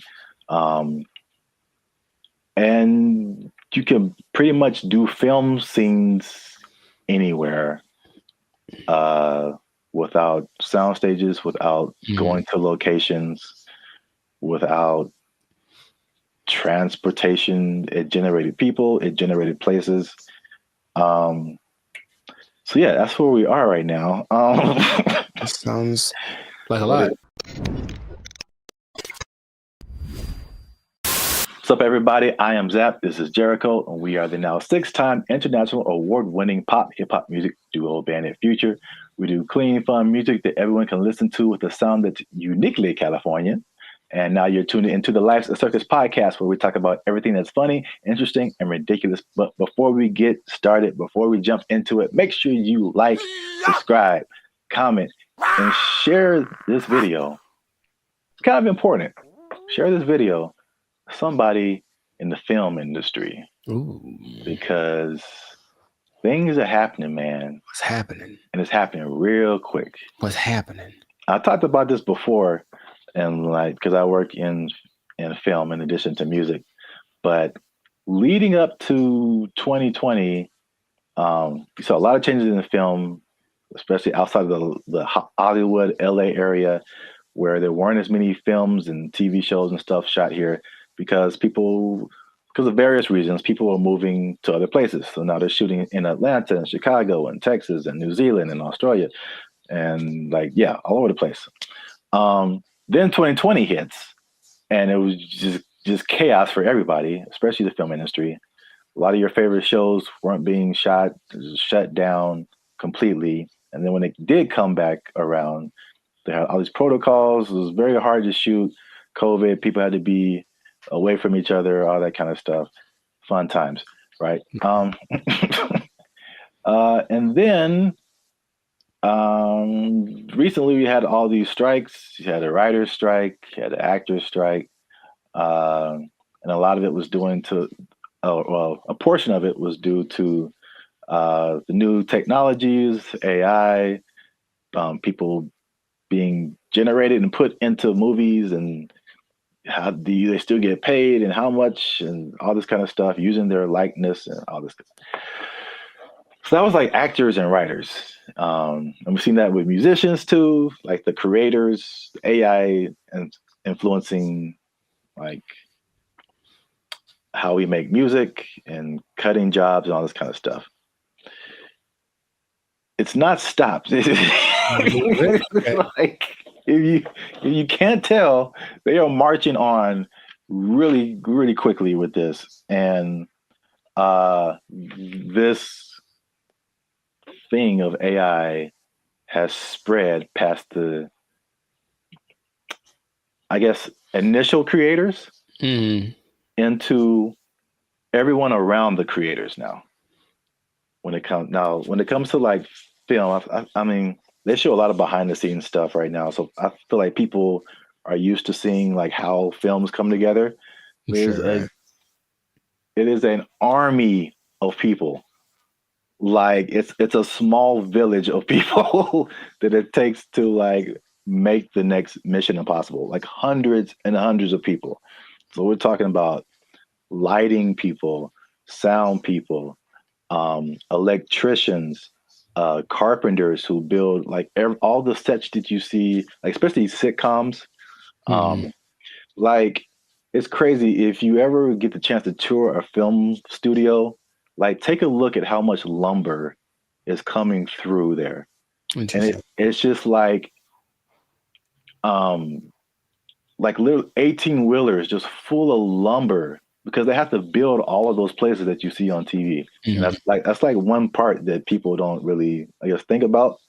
You got editors, you got sound people, like all this stuff that comes with making a film, right? So enter AI, right? Sure. So there's a big report that's going around. Hollywood Reporter interviewed Tyler Perry, and Tyler Perry was speaking on something called OpenAI's Sora. Have you heard about that? Yes. All right. So we got OpenAI is the people behind ChatGPT, which has already changed everything. Recently, Sports Illustrated let go of like all of their writers, right? Because they're doing this ChatGPT. It's just crazy. But now all the people that make movies come together. Now their jobs are in jeopardy with this OpenAI's Sora. And to put it in Tyler Perry's words, he said, if I wanted to be in the snow in Colorado, it's just text. If I want to write a scene on the moon, it's text. AI can generate it like it's nothing. I don't have to put it on my lot. I can just sit in the office and do this at my computer, which is shocking to me. So in the article, it said Tyler Perry was slated to drop like $800 million into expanding his studio. He was going to build 12 more stages. And then he immediately put a halt to it because of OpenAI's Sora. Wow. So we'll show some pictures up here too of like, there's some sample videos that they've been releasing of like what it can do. And it's producing very realistic images and very realistic backgrounds, editing. And you can pretty much do film scenes anywhere without sound stages, without going to locations, without transportation. It generated people, it generated places. So yeah, that's where we are right now. That sounds like a lot. What are your thoughts now for the progression from ChatGPT to this? I mean, I have an idea of what it looks like. I don't like the idea of taking jobs away from people, for one, and then until proven otherwise, I'll still see a really well done AI something, and it's just something about it gives me this like it lacks this element of realism. However, I know it's getting better all the time, and at some point, I don't think I'll be able to notice. But just it's business is about saving money. Yeah. So it makes 100% like it makes perfect sense that they want to do that instead of spending all the money on stages and everything that. But it just seems like it loses the. So if I see this movie and it's like an amazing movie and they have all these locations, and then when I find out that they just did it all on a computer, for me that loses something. You know, Lord of the Rings, all the New Zealand backdrop and all this. No, we just did it in the computer. Actually, it's not. We didn't go anywhere. It's like, oh man, something about it to me doesn't. But see, the thing is, it's not because I think the buzzword before this is CGI. Right. So it's just like, I feel like it only loses that for you because you know that it's like that. But I think there's stuff now like the CGI stuff where it's like you can't really tell. Like I feel like that part has gotten so good that you can't really tell sometimes like what is CGI and what is not. Dude, just on a simple scale, I've been talking to people on, Zoom or Google Meet, and I'll be talking to them like, "Oh man, where are you?" And they're like, "Oh, that's just the background from the from the program. Like, I'm not here. I'm in my house." And I'm looking like, no, like that's gotten really good. Yeah. So I can imagine if no one told me, sure. But then I have those doubts. Like, I wonder if I do it now with commercials for sure. Like, are all those people in that? Is that really, or is it just and it maybe it's already been here and I don't know. Yeah. There's definitely pieces of it that have been here for a long time. Sure. Especially like big crowd scenes and stuff like that. Right. It's definitely. Yeah, I know that the big Ed Sheeran music video a couple of years ago was kind of that, because it's basically him and I think 100% or mostly AI CGI generated background characters, and they all look really real. So yeah, that's I don't like it though. That's all. I just don't like it, just because it's moving into a direction that my brain wasn't ready to accept as a possibility.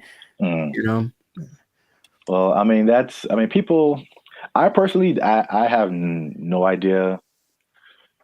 I mean, I won't say that. I do have an idea. AI is going to win. So sure, no, it's going to win eventually. Without a doubt. I feel like,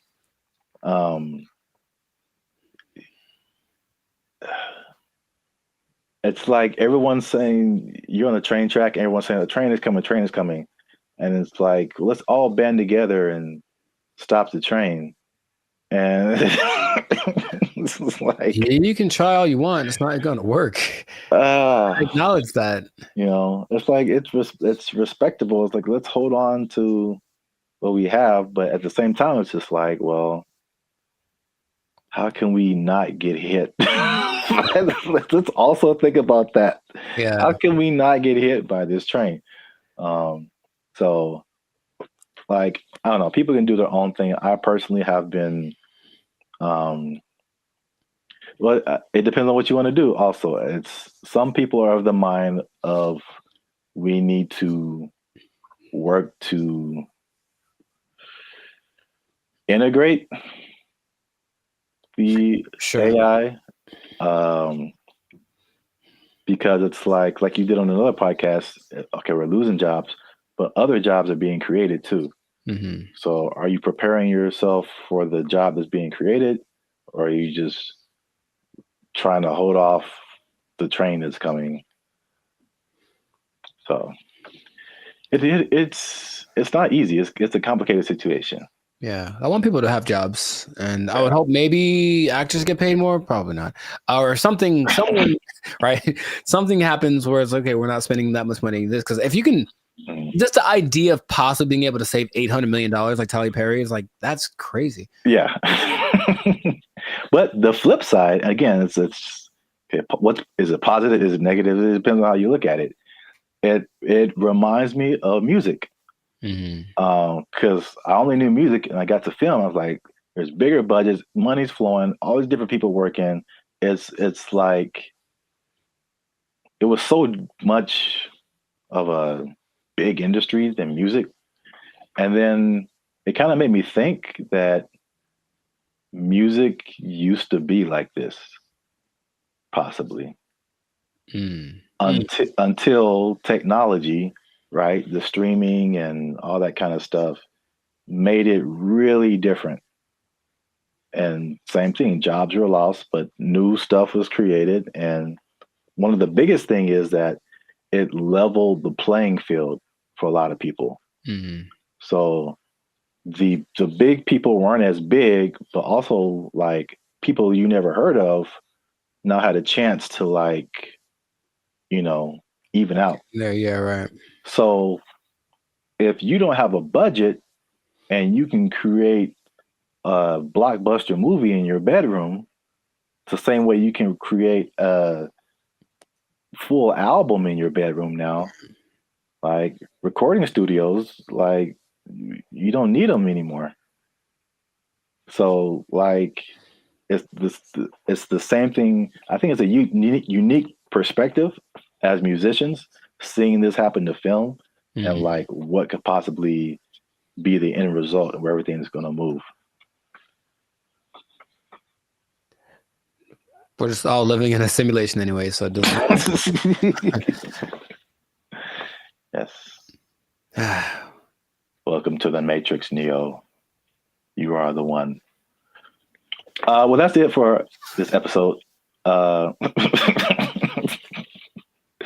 Make sure you like, subscribe, comment, and share this video. Do all that with somebody who's in film might possibly be losing their job. You might lose your job. Hold on to your job. Yeah, it's coming. Oh, make a movie in your bedroom. They took our jobs. They took our jobs. I'm in Hollywood just eating a sandwich, as you do. And the robot comes along, and it's apparently like one of those delivery service things, and it's looking for somebody. And you can see it kind of doing this thing. Like it doesn't have eyes, like a box on wheels, but it just was looking around. And I swear to you, it looked at me kind of like, hey, what am I supposed to do? And I was like, like, bro, I don't know you, bro. I don't know you. Bro. You ain't my block, son. What's up, everybody? I'm Jericho. This is Zap, and we are the now 6-time international pop hip hop duo. Why is this so hard for me? we got awards. We're good. We're banned at Future, son. Anyways, check it. We make clean fun music that everyone can listen to. What? I'm making a compilation of this. We make clean fun music everyone can listen to with a sound that's uniquely Californian. And you are now, right now, in this moment in time, tuned into the Life's a Circus podcast. We talk about things that are fun, interesting, and straight up ridiculous. So before we get started, do us a huge, huge favor. Make sure to like, subscribe, share, and comment on this video. Share this video with at least 2 people that are afraid about the robots, man. We're talking about them again because there's some new developments. There's some new robotic developments, this time from the more humanoid version, and it's kind of crazy. So stay tuned to the end to find out what animal they're actually trying to replace with these robots. Like it's an animal that humans have used for centuries, and all of a sudden it's like, they're not good enough anymore. We need some new ones. So let's get into this thing now. The robots are not coming. They are here, children. This is not a drill. The robots are here, and I want you all to be... Hide your wives, hide your kids. It's just... So there's basically 3 companies that are really going in on producing these humanoid robots. They're really emphasizing the humanoid factor, and a lot of people are, once again, afraid of they're going to take our jobs, whatever it is. But I just want you to know about these so that you can... be informed. Bandit Future is here for the people. So we're going to inform y'all today. So starting out with our buddy Elon Musk. And I want to just ask Zap after I talk about these if you've heard of these. But Elon, our boy, is doing everything. I mean, so the Tesla bot is the thing that he's been developing. And it's, you got to see this thing. So it's the most, how do I say it? It's got hands, man. Like hands like this. Hands that can grab things and manipulate, and they look like they're kind of soft, like maybe they moisturize. Like really, real humanoid like. And so these Tesla bots have autonomous correction action capabilities. Basically, they can in the moment figure stuff out, and they can do sorting and unsorting sort of stuff. And just watching it without, like if you watched a silhouette of one, it's the one you'd say, oh, that's a person. And that's already kind of crazy, not a big clunky robot thing that they had a few years ago. Now it's just looks pretty sleek. There's a video of one doing yoga, and that maybe creeped me out more than anything else. I don't know why, but it's something that you're going to be able to purchase for yourself if you want. For the low price of well, there's no prices. It's not there yet, but it's going to be $1 billion. I'm sure it's going to be up there. But the Tesla bot, which will be compatible with all of your Tesla products, with your Tesla truck, with your whatever it is. My man Zabrath, do you want a bot? Do you want a bot that has soft hands that could probably play? Here's the thing about it, dude. That's the thing that stood out to me the most. Like the hands, you have to see it. Just show it right here. Just show it. It's got these hands that kind of, and it's like playing with Legos in the video that I saw and sorting things out. So you could hold hands, you could play frisbee with it. You could play thumb. You could probably play thumb war with one of these. Yeah, right. How crazy it is. You're like, I win, and then your thumb is on the floor. We don't have to get all morbid with it, but anyways, I mean, what do you want? Do you want one? Maybe the Tesla bot doesn't know its own strength. I don't know. Well, I mean, so wait a minute. Is it like head to toe? Because you've been really focusing on the moist hands, and it's the thing that's so, I don't know why I find that so interesting. The hands. It's probably like the most amount of times I've heard you say the word moist as well, but no comment. It's a good word, anyways. No. Where did that come from? I didn't. That doesn't have anything to do with. Oh my god, it doesn't. All right. For those of you who have no idea what's going on, just trust me when I say you don't want to know. There's a guy who appears every once in a while. He's not real though. I won't let him do the podcast today. Good Lord. So wait a minute. Does it have? It's more than hands, right? It's like head to toe. Oh, sure. Yeah, it's an entire complete thing, but it's like our height, maybe about 5'8", 5'9", and they just look like I said, if you saw a silhouette of one of these specifically, I think you'd figure it out for the movements after a while. Like, that's not a human, but for a second, it looks extremely, of the ones I'm going to mention, it's the most human-like in its features and all of the, just the aesthetics of it. Okay. Does it like when it talks, does it move its mouth and all that and eyes and all that, or is it just? It doesn't talk, but it can understand, which is so anyway. Yeah. But the face looks like a human. It's got dots. It's got dots and like a nose thing. I see. So it's getting there. But that's like the one that's the most. I mean, the first when you said, I mean, because you focus on the hands, like moving stuff and then building Legos. My first thought was laundry.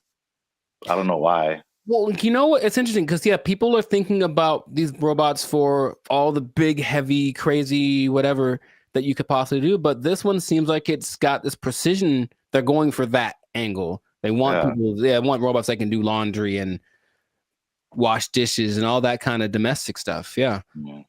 Although, I mean, we do have dishwashers.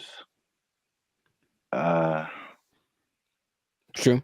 I don't think, but the laundry thing for sure. But you have to see. Yeah. Just take note of the hand. How much are you willing to pay for someone to fold your laundry? Yeah, I don't know, but that's so the Tesla bot's like the first one. The next one, and it's actually creating an interesting thing. This whole process of robotics, it feels a bit like the .com thing because there are robotics startups now that are trying to get their thing happening. So one's called Apptronic, and it has this robot called Apollo, and this is the most ready, it seems, as far as like, it doesn't seem super ambitious. It just wants a robot that can walk around and do normal stuff without falling over. Like, seriously, there's a whole combination of robots just falling over, and it's hilarious. But the Apollo can lift up to 55 pounds. It looks more like a version of, what's that Disney movie? My Friend Robot or something? Oh, the Big Heroes 6? There we go. Yeah. It looks a lot like that. Okay. And you just watch it and it just walks around and it's picking things up. But this Apptronic is trying to make robots for practical everyday use. and it seems the most ready. It's like a small company, but I just find that interesting that all of these little things are popping up, and they're going to be in competition with each other, or one company's going to buy the other. I can just kind of see that aspect of it happening, but those look pretty friendly. I say that because, in contrast, the company that's the most the furthest along with all this is Boston Dynamics, and they've been in it for a minute. They're supported by the U.S. government since 2011, and they had their flagship bot called the Atlas bot, and they've been just working on it and getting it better. So I don't know if you've seen the video, but maybe there'll be a video here of maybe of a robot that's running like an obstacle course with this duffel bag, and it's jumping over the thing and then putting the duffel bag down and then climbing up to the next level and picking up the duffel bag and then running and putting it, and it looks so I always thought it was maybe fake, animated, but it's just the way that it moves. It's very robotic. That's the thing that they're going for. But at the same time, it has so many interesting things that it can do in interesting versions. That's the company that made the dogs that we talked about earlier. The dogs that are gonna, whatever. And I had an interesting robot experience a couple of days ago. I don't think I told you, or maybe I did, where I'm in Hollywood just eating a sandwich, as you do, and the robot comes along, and it's apparently one of those delivery service things, and it's looking for somebody, and you can see it kind of doing this thing. It doesn't have eyes, like a box on wheels, but it just was looking around, and I swear to you, it looked at me kind of hey, what am I supposed to do? And I was bro, I don't know you, bro. I don't know you. You just ain't my block, son. But it's just and everyone was walking past it normal. Yeah, there's a robot. So that's slowly becoming a thing. And Elon specifically said it's not going to happen overnight. So there's this assimilation of robots. But the Atlas bot thing, since the 2011, been backed by the Department of Defense. They're supposed to be used for all of the dangerous things, tending to nuclear reactors, putting out big fires. But they're also making these to wash dishes and fold laundry. Maybe do small tasks. They have the version called the Cheetah that can run 30 miles an hour. And they swear that they don't have any military intentions. Now, just if I said, we assure you we don't have any military intentions, what do you think is actually happening, sir?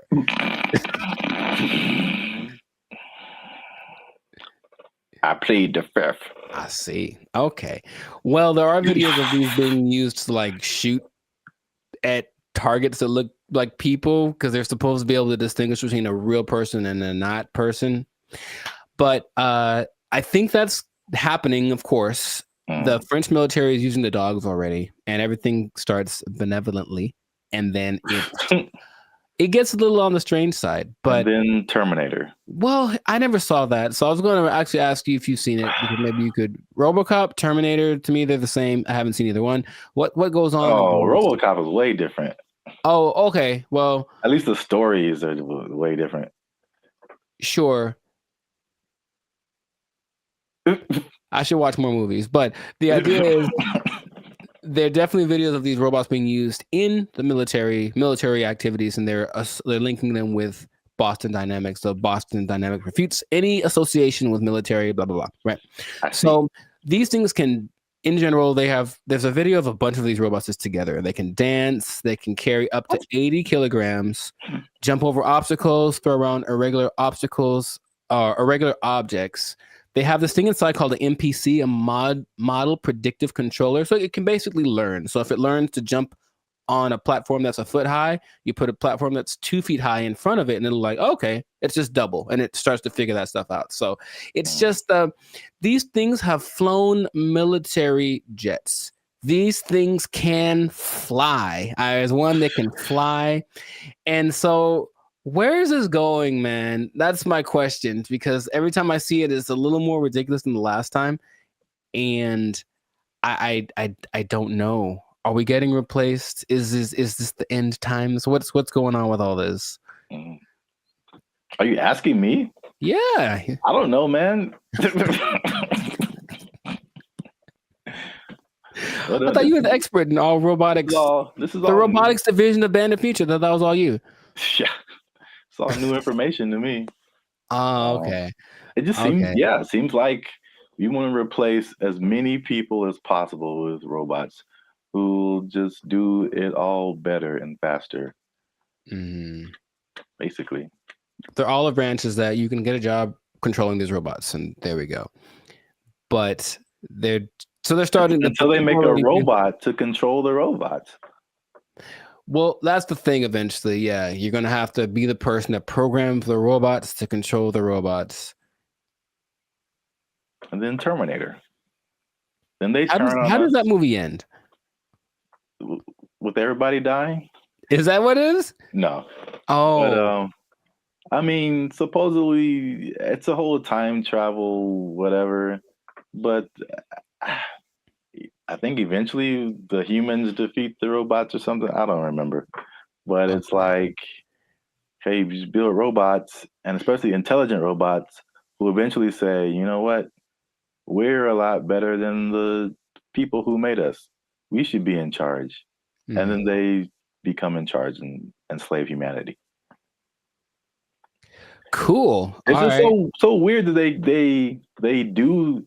The movie has been written already. And they keep doing it, just like the dinosaur thing. People like trying to bring dinosaurs back. Yeah, and I'm like, no. There's a movie. There's a bunch of movies that tell you what happens, and it's not good. So stop it. Just stop it right now. They're not gonna stop. But you can't stop, won't stop. But they are supposed to be the next. Anyways, everything is so nice that they're gonna be replacing your pets. Because think about it, a dog that's a robot doesn't need food. It doesn't poop on the floor. Like, it'll wag. They'll give it a tail to wag, and it'll protect the hell out of your house. Because anyone that comes in is dead. Trust me. Like, yeah. So they're doing that. But I promised you all that you'd find out about an animal that they're replacing.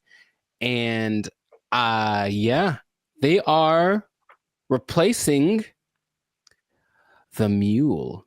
Can you believe it? Well, because the mule's always I was gonna say a horse. Mm-hmm. So I was once you said it's been around for thousands of years, or whatever. Yeah. That makes sense because all mules do is just carry stuff and pull stuff. Yeah, but there's robot mules exist now, and they're things that you don't have to feed or nothing. It'll carry up to, I think, 350 kilograms just wherever you need it to go. So I can just imagine, just do the logical progression. Those things are going to continue to happen. But that's where we are right now. That's like can you ride a robot mule down the street? Oh, I think I know it's going to happen, and I think it'll just be the weirdest thing. Interesting. Or like a robot horse, yeah, instead of a car. That'd be kind of cool. I still vote for Transformers. I think that'll be fun. I think that'll be cool. Yes. Oh yeah, you have your robot companion or whatever, and then you're like, "Yo, I need to go to the grocery store," and you turn into a car. Yeah, and then it does it. Yeah. I see where you're going. I like it. Well, we're ending on an optimistic note then. I like that. Stay with that because everything else is doom and gloom. But that sounds fantastic. So this has been another episode of the Life's a Circus podcast. So make sure to like, subscribe, comment, share this video. Let us know what you think about the robot revolution that is among us, because it's just it's happening without us really being aware of it too much. And just know that with great robots comes great responsibilities. I didn't think that through. That didn't sound too smooth. Anyways, the thing is, I could have done better. I should have practiced.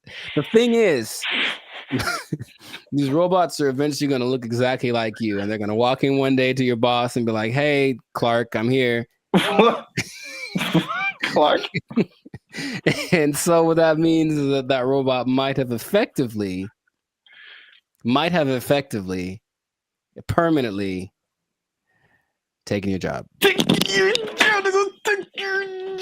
think my microphone fell off. I'm not sure. Oh. They took our jobs. They took our jobs. They took our jobs. when her face moves, she does show more emotive gestures with her face than I'm used to seeing from robots. It's kind of weird. It's almost too much, but it's kind of like they're going to try to make her as human as possible.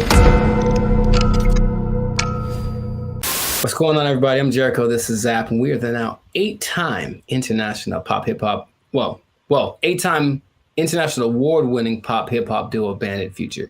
We make clean, fun music that everyone can listen to with a sound that is uniquely Californian. And right now, congratulations, you won. You are now listening to the Lights and Circus podcast, where we talk about things that are funny, interesting, and just straight ridiculous. So before we get into this, make sure to like, subscribe, comment, and share this video with at least 2 people that are comfortable with our imminent AI takeover, because something has happened that I was not aware of until recently. Okay. So I was reading some stats online, and there's a study by the IBM Institute for Business Value, and it says that 43% of CEOs are using generative AI to inform of strategic decisions. So people are utilizing AI a lot, making decisions because it's just quick, and then at least helps them get to someplace. Maybe they don't do exactly what the AI says, but there's something that they go to AI for, and it's becoming more prevalent, especially compared to a couple of years ago, right? But what if I told you there's one company that took it a step further? Maybe one company that's, I don't know, Polish, maybe. Polish from Poland, man. Maybe they make rum. Maybe they're a Polish rum company. I see. And they decided, let's just make our CEO an AI bot. And so they did. That is the reality that we live in. So the company's called Dictador. It's a rum company from Poland, and they went ahead and they just made an AI bot their CEO. Her name is Mika. And if you look from afar, if you see like a still picture, it just looks like a lady with kind of grayish hair. And then you look closely and it's like, oh, that's not a real person. So the AI named Mika is the first CEO, female robot, a true trailblazer, and is also a board member who directs operations on behalf of Dictador. Okay, so just off of that information by itself, how do you feel about that this is happening? I would say shocked, but I'm just not. I think we've spoken about this a lot, and we know that stuff like ChatGPT and all this kind of AI stuff, robotics, is just beginning. I've seen Terminator. I don't know. You don't watch movies. I have not. I understand the premise. It's the Matrix. It all just, we've kind of forecasted this for a long time, and here it is. Congratulations. It's been actually having the last 8 months or so. About 8 months ago, they appointed Mika, the CEO, and they actually interviewed the president, Zarek Zoldrowski, and they just said, so what's the deal with that? And he basically said, we're not concerned that AI is going to take over, because humans still can't be replaced to make certain decisions. Like, for example, you can't use AI to hire or fire people. That's what he said. But AI is such a powerful tool, and people were using it anyway. We decided, let's just go one step further and actually make AI our CEO. Now, if you listen to this guy speak, he does seem like he just came off of an acid trip or something. He's a little out to lunch. Maybe that's just his Polishness. I don't know anyone from Poland, so I'm not sure how they are, but it's a little bit trippy watching it. But when you look at the picture, and I only found one video on this, but basically they have board meetings, and it's just her standing at the head of the table and everyone looking, and she's giving orders and telling ideas. The most recent thing she did was she decided who would design the bottles for and actually they're very attractive, but it's not that she designed the bottles. She's like, this person has the best ideas for a bottle design. And that's the kind of thing that she is doing. So then they decided, let's interview Mika, see what she has to say. This is what she said. Okay, she said, as a robot CEO. So she called herself a robot. Now, is that different? So she's AI in a thing that I guess is a robot, but I've always thought I kind of separated the two because I'm thinking about like the internal workings of what's regulating their actions, and that's AI to me. Even though they're in like a body suit, that's not a robot, but she called herself a robot. Okay, she's a robot. And she says, I'm ready to make executive decisions.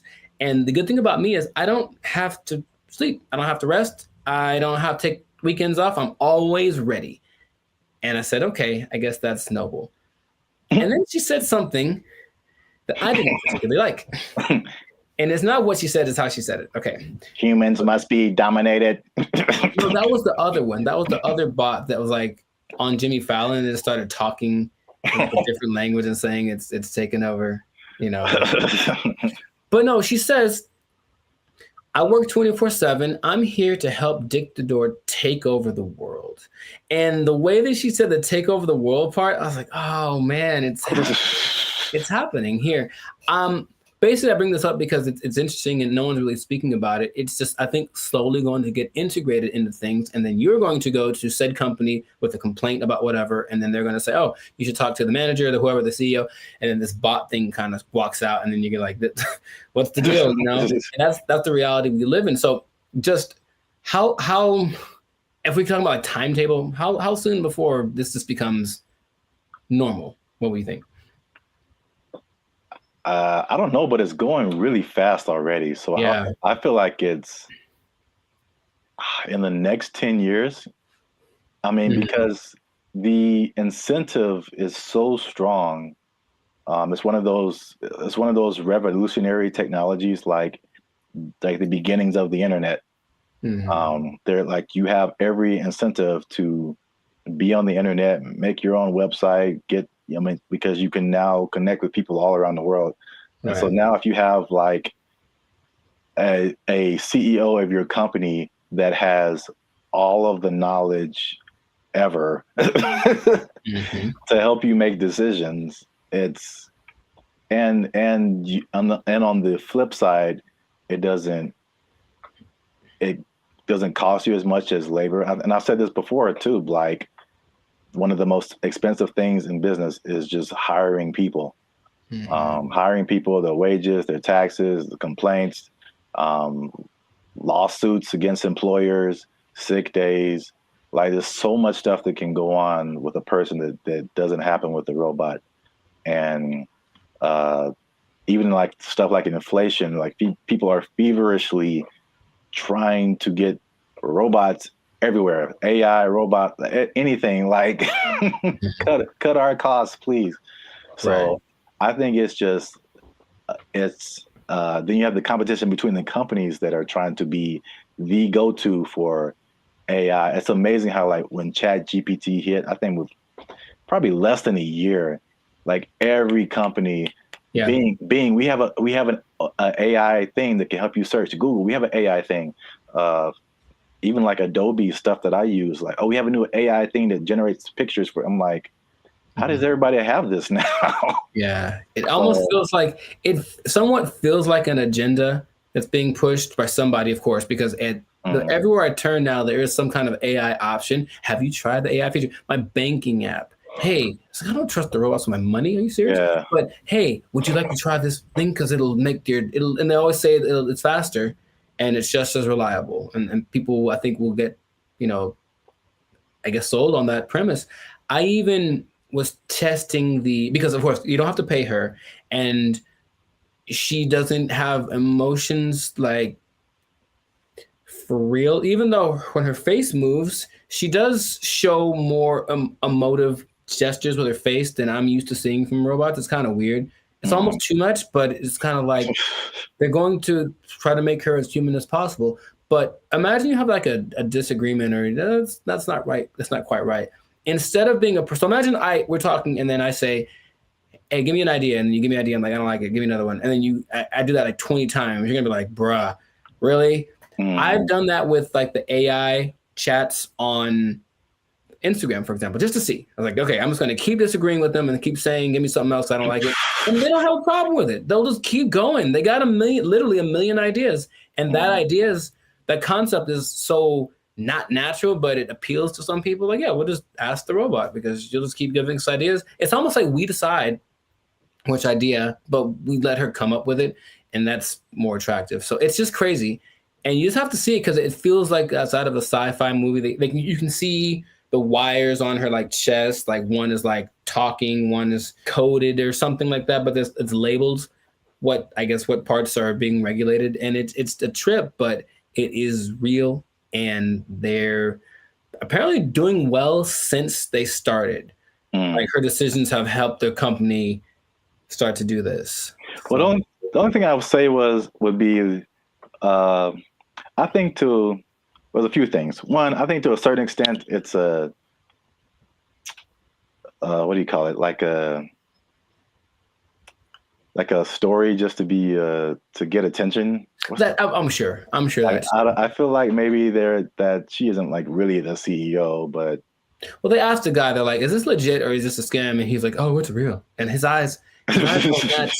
His eyes didn't match what he was saying. That's what made me think he was on something, because it's kind of a strange publicity stunt. That's what I was gonna say. Potentially, and in any case, it is getting attention. And then people say, "I'm drinking the rum of the company that has the AI CEO," and that's something that has probably gotten somebody laid once. So good for you.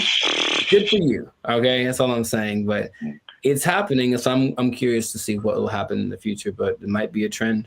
Yeah, I see it more as like a consultant I could see an AI on the boardroom, like in the boardroom as a consultant or whatever, but not as like the head of the company. Sure. That's like a little bit weirder. And then you have I'm just trying to play devil's advocate in any kind of way. Like, how could this not be cool? As if something gets corrupted or like, you know, like any kind of computer, it could, you know. That's what a lot of the comments under the video said, like, what if this? And they're like, what if someone hacks into your CEO? Right. Right. Which is a weird sentence to say out loud, but yeah. And they're like, no, it's fine. We'll deal when that happens. Oh, you're acting kind of weird today, Mika. It's like, throw away all the bottles. It's like, you've probably been hacked. Like, I guess that's what they would do. But I can see it being almost like an arms race. So the next company comes and says, oh yeah, well, our CEO and our president are AI. Oh yeah, well, our CEO and our president and all the board is AI. Oh yeah, well, my mom's AI. Like, it's just going to keep going to a point of ridiculousness, maybe, just for publicity. I'm not sure, but it has started, and this is where we are. So we'll see where it goes. But, you know, let us know in the comments what you think. Is it something that's, you know, what's the point of fighting it? Because it's here. Is it a terrible idea?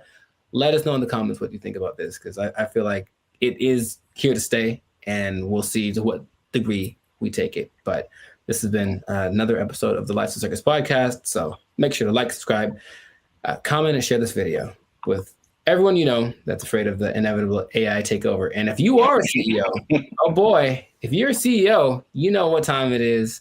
You better do something. You better learn how to sing and dance or tap dance or juggle fire or something. Because I guarantee if Mika's the first one, you're going to be the next to lose. You're just gonna take your job. Everyone's gonna take your job. Oh, I'm the CEO. Everybody's fired.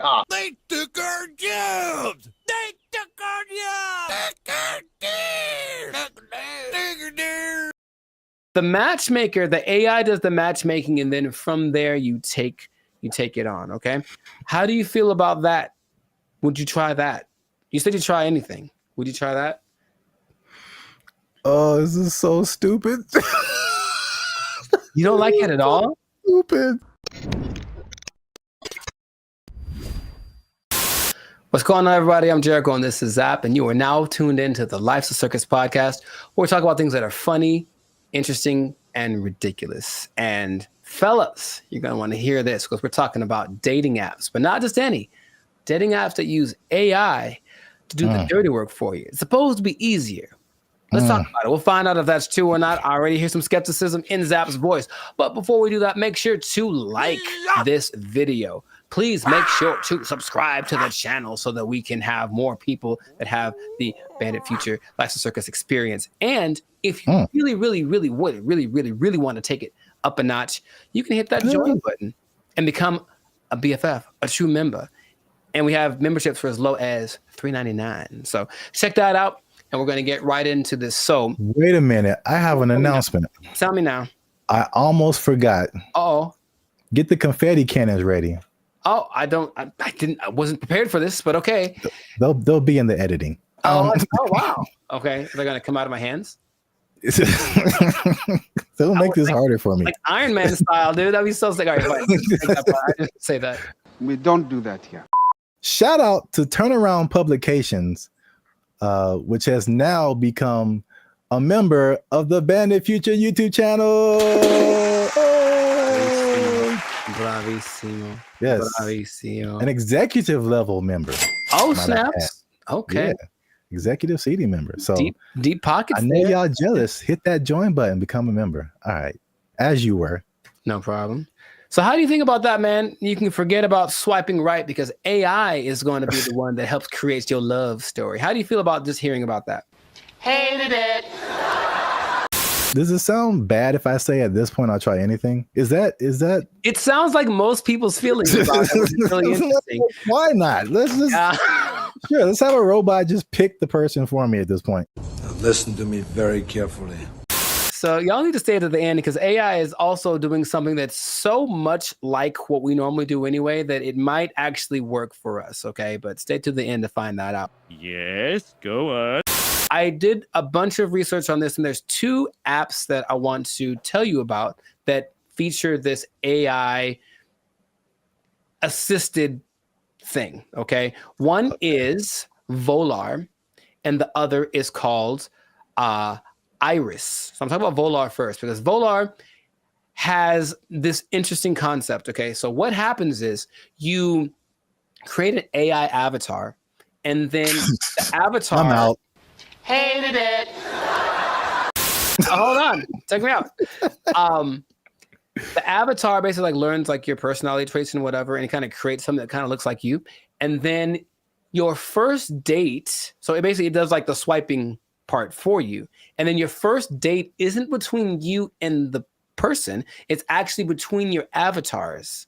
And then depending on how it goes, wait, hear me out, you're judging already. Depending on how it goes, then you can actually talk to the person because the avatars have confirmed that you're compatible. Doesn't that sound amazing? Nope.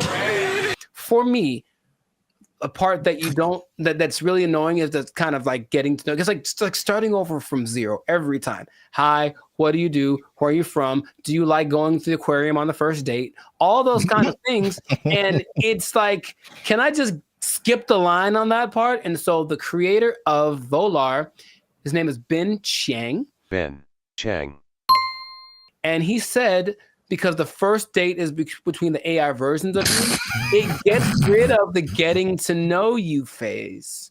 And then after that, you still get to talk to human because 72% of people still want that human connection because they feel like the connection is missing. So the matchmaker, the AI does the matchmaking, and then from there you take it on. Okay. How do you feel about that? Would you try that? You said you try anything. Would you try that? Oh, this is so stupid.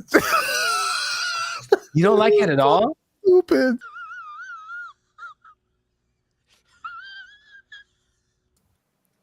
Ben Chang, he did this for you. He did it for you.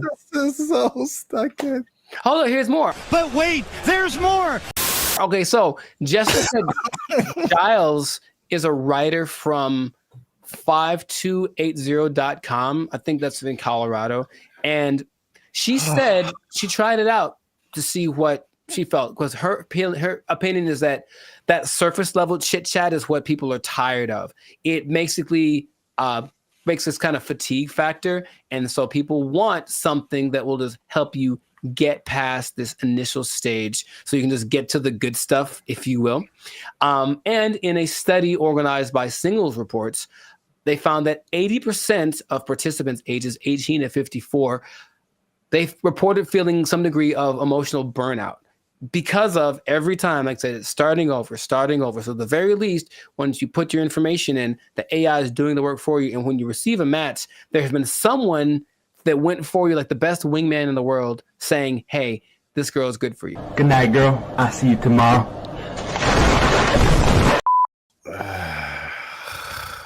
You don't like it? I mean, he did it for you. Who is he? Jesus Christ? He's like he died on the cross or something. No, he's Ben Chang. Jesus Christ! So put on the armor of God. Jesus Christ! Maybe not convinced about that one because that's Volar. Okay.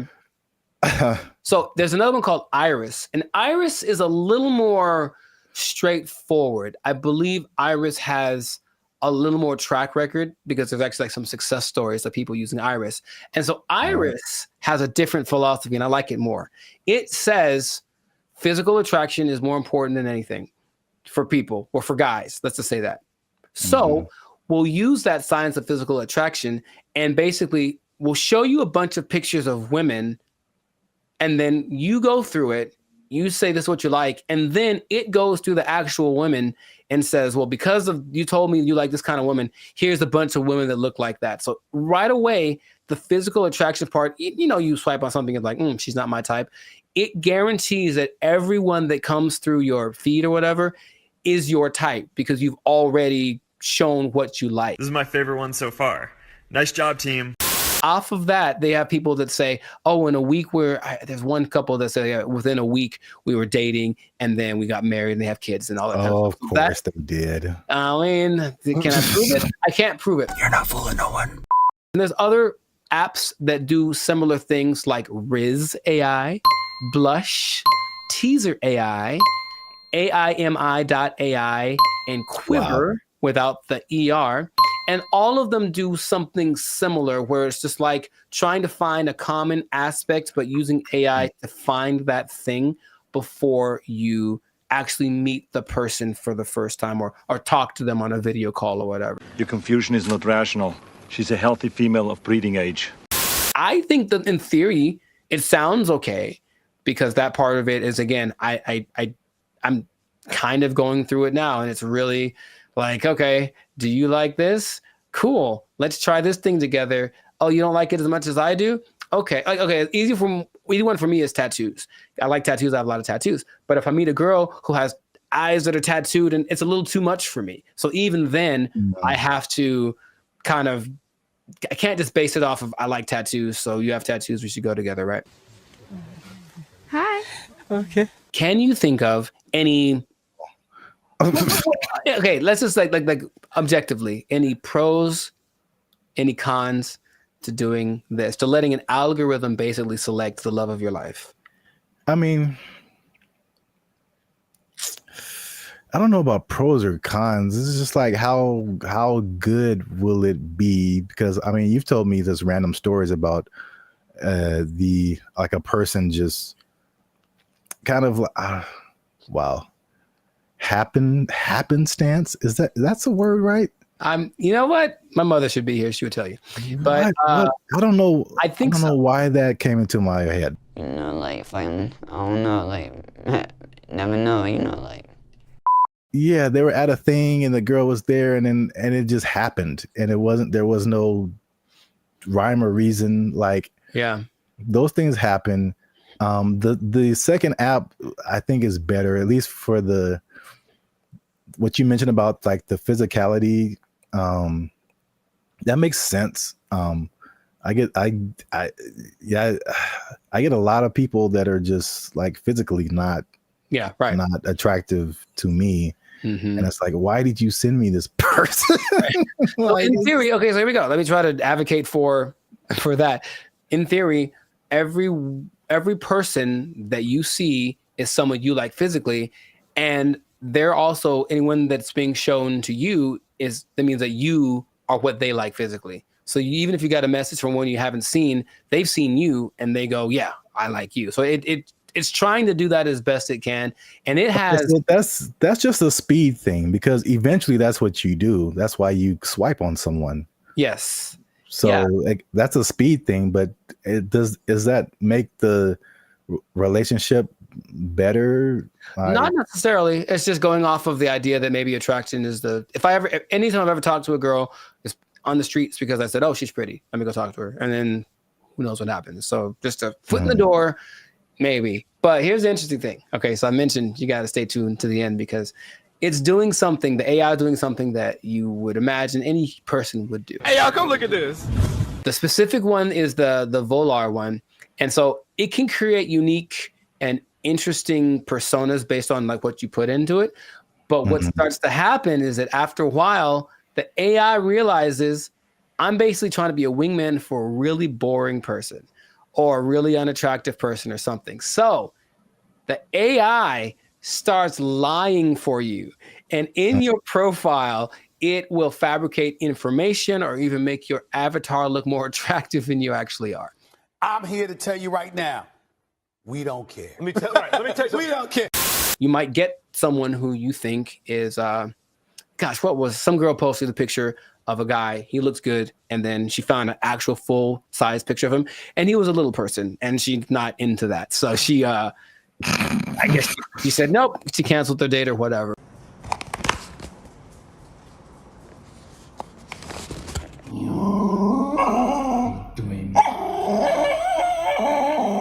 The intention is to make it so that all of these processes are faster, and our relationship is changing with AI. So I think if this gets better, people are going to trust it more. The more success stories I found my love on this app with AI, they'll think the more people are going to try it. Do me a favor, please. Get out of here. Get out of here, man. Shit, I'm saying. We'll see. I don't want to try. I thought about doing it for this episode. I don't want them to have my information like that. It seems too convenient. So that is not what's going to happen. But, time is running short. So let us know in the comments if this is something that you would try or if you've tried using an AI-generated dating app. Have you found the love of your life? Are you sitting next to her right now because you found her thanks to one of these apps? Let us know in the comments. And make sure to share this with somebody that is willing to put the fate of their romantic life in the hands of the imminent AI overlords that are coming. And we'll see you all in the next episode. Peace. Bye. See, Jesus Christ, he's like he died on the cross or something. No, he's been Chang. One thing I never saw before that they just installed in the mall near me, and I think it's just genius. I've never seen this before. They just put a... What's up, guys? I'm Zap, and this is Jericho, and we are Bandit Future, a now 6-time international award-winning pop hip-hop music duo. We make clean, fun music that everyone can listen to with a sound that is uniquely Californian. And now, right now, right here, right now, right here, right now. Yeah. You're listening to the Lives of Circus podcast. Well, my voice went really high. Where you're talking, we're talking about things that are funny, interesting, and ridiculous. But before we get started, make sure you like, subscribe, comment, and share this video with at least 2 people who like to go shopping. And make sure you stay to the end of the video, because a lot of people thought that malls were closing down, but they're very much alive. And I'm going to tell you 3 reasons at the end as to why that is the case. Bam. Intro. Nailed it. Okay. I like it. The rest of it, I don't know. Well, it's all about how you start and how you finish. The middle can be like, like a plane. It's like, all right, we took off right, a little choppy in the middle, but if we landed right, everything is all forgiven, I guess so. And if something is wrong, then you can sue later. Emotional damage. Yeah. But yeah, so today's topic is all about the American mall, America pastime, if you will. Jericho, do you still go to the mall? Is that a thing you do? Where do you do your shopping, my brother? Dude, it's always going down in the mall. Meet me in the trail, it's going down. Meet me in the mall, It's going down. That is one of the greatest songs of all time. All right. All right. Beyonce made one of the greatest albums of all time. That is one of the greatest songs of all time. All right. I'm gonna let you finish, but Beyonce had one of the best videos of all time. It's just so good. I do. I like that song so much. Like, oh my gosh. I do think about that more than I should. It's so good. Because it's just such a like, if you just, I guess I think about the lyrics too much because it's just like wherever this guy goes, it's going down. Yeah, I know. It's like, how cool is this guy? You can meet him anywhere, and anywhere he is, it's going down. He's pretty cool. That's gangster, man. To me, never met him, but seems pretty cool. I'll still go once in a while. I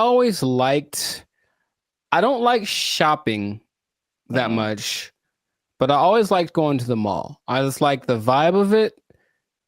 It's where you went to pick up girls in high school for sure. But just even now, I'll still, if I got some time to kill. Oh, and they have Cinnabon there. Good Lord. I mean, tell me that place is run by Satan. You ever eat a Cinnabon? You have to take a nap halfway through. I'll go there just because I kind of like it's like a realm of industry that I never really thought of too much until I was older. Actually, after watching an episode of Daria, it's really weird. But it was kind of like this episode about the mall culture in general and how like places got big like Cinnabon in malls and what an interesting concept it is. But not like a little, outdoor, but like a big, huge Ontario Mills style, or like the big one in Minnesota, that kind of mall thing. It's just a vibe. It's commerce. It's kind of like capitalism in its friendliest. It's like, hey, here's a lot of stuff that you probably want all in one place. You can come get it and spend time here, and it smells wonderful and it's fun. So I always liked going to the mall. So I'll still go once in a while, but I usually know that I have another option now. I don't have to go to the mall to get stuff that back in the day I did. Yeah, I mean, I'm from Alabama, Montgomery specifically. We had basically two malls. It was the Montgomery Mall and the Eastdale Mall. Montgomery Mall was it was all right. It was kind of small. Eastdale Mall was a little bigger, but not compared to what I've seen out here. Like Ontario Mills. Yeah. You mentioned that is huge. The Glendale Galleria, huge. Yeah. What's the one that's like off the 5? Oh man. Fox Hills. No, like it's like the Citadel, something like that. I know what you're talking about, but I don't think I've actually ever been there. I think it's either that or something, or Cerritos. The Cerritos Mall is huge. It's the Beverly Center. Yeah. A big. Yeah. Yeah, I mean, the malls are, I guess we don't really think about it, but they're still around. They're still huge. So I'm going to just throw some numbers at you because I thought like after COVID, like that was it. Because like it was a crazy time and you saw a lot of business, like a lot of big businesses from bankruptcy. Wow. Words. I remember JCPenney was a big one. Bed Bath and Beyond got hit by COVID.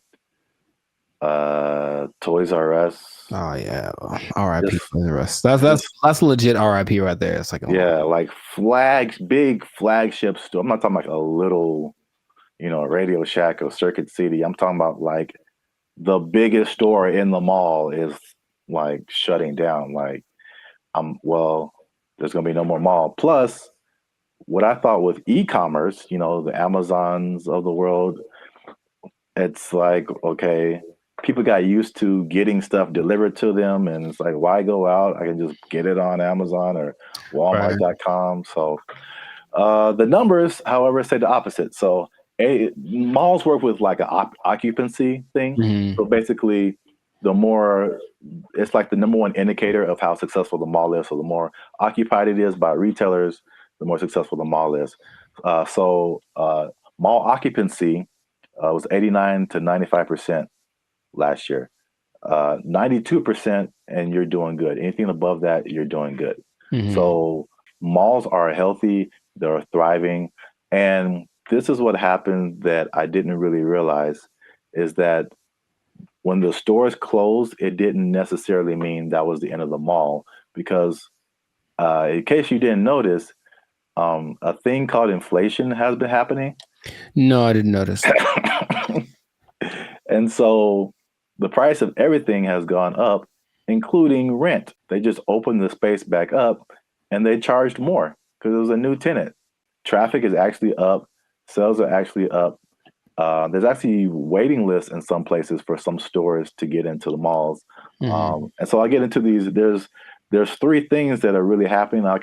You touched on some of it at the beginning. Okay. But I can at least give you this one on the retail side. It's basically people are finding out that, and it's kind of odd, I guess. I didn't expect that to be the way it is, but retailers are finding out that people aren't necessarily making that purchase online.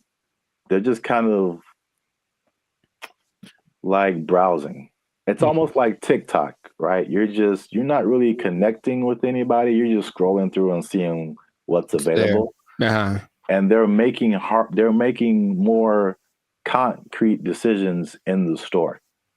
And so the digital part is like getting people to recognize you and who you are, but they're actually seeing more sales being converted in the store, or it's called not necessarily that, but it's costing them less to get people to buy stuff. Basically, makes sense. So I think. Oh, go ahead. No, you can go ahead.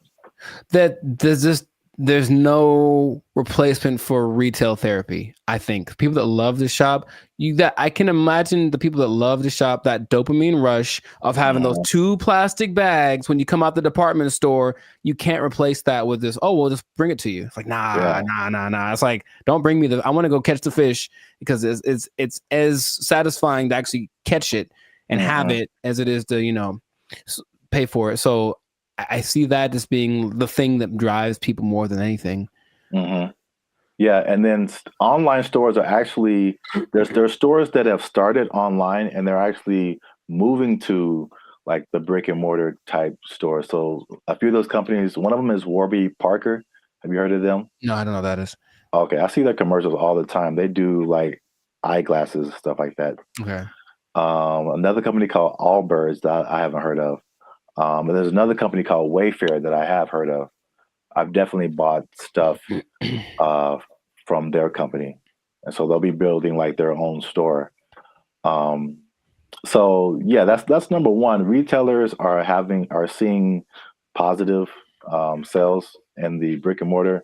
And the second thing, you kind of alluded to it, is just people there's a certain luxury experience in malls that people are drawn to, right? That you don't necessarily get when you're just clicking a button online. Yeah. I recently I live near a mall, and I recently went in there, and I usually don't go in there at all, but I was just kind of walking around and looking, and I was like, it just felt nice. And I saw like a lot of stores that I wouldn't have come across online, a lot of objects or apparel, just stuff I wouldn't just be looking for online that was just different. Where else can you ride an escalator? The airport. Yeah, okay, so that's 2. But I don't go to the airport as much as I go to the mall. But honestly, it's kind of a cool thing too. Like, especially that big one that's always in the middle, and everyone's going up, and it's like the promised land appears. So it's kind of going there. Everyone looks. It's really interesting. But I think if you pay attention, you see the excitement of people going, "I'm about to buy something." Yeah. And they get to the top, like, we've arrived, and it's just got a cool atmosphere. It's like an environment, like a built-in environment. Like the people there, they'll have a little entertainment once in a while, especially in the 80s that had all the people that were singing there. But in general, it's just the fact that people are all there, usually in a good mood because they're getting the stuff they want. It's a nice place to just hang out. Right. Yep. Perfect segue. That's number 3. Is that the mall is just in general an experience for people. Mhm. And I think what adds to that, they actually listed it here too as well. It's not just the stores, but everything else is happening too.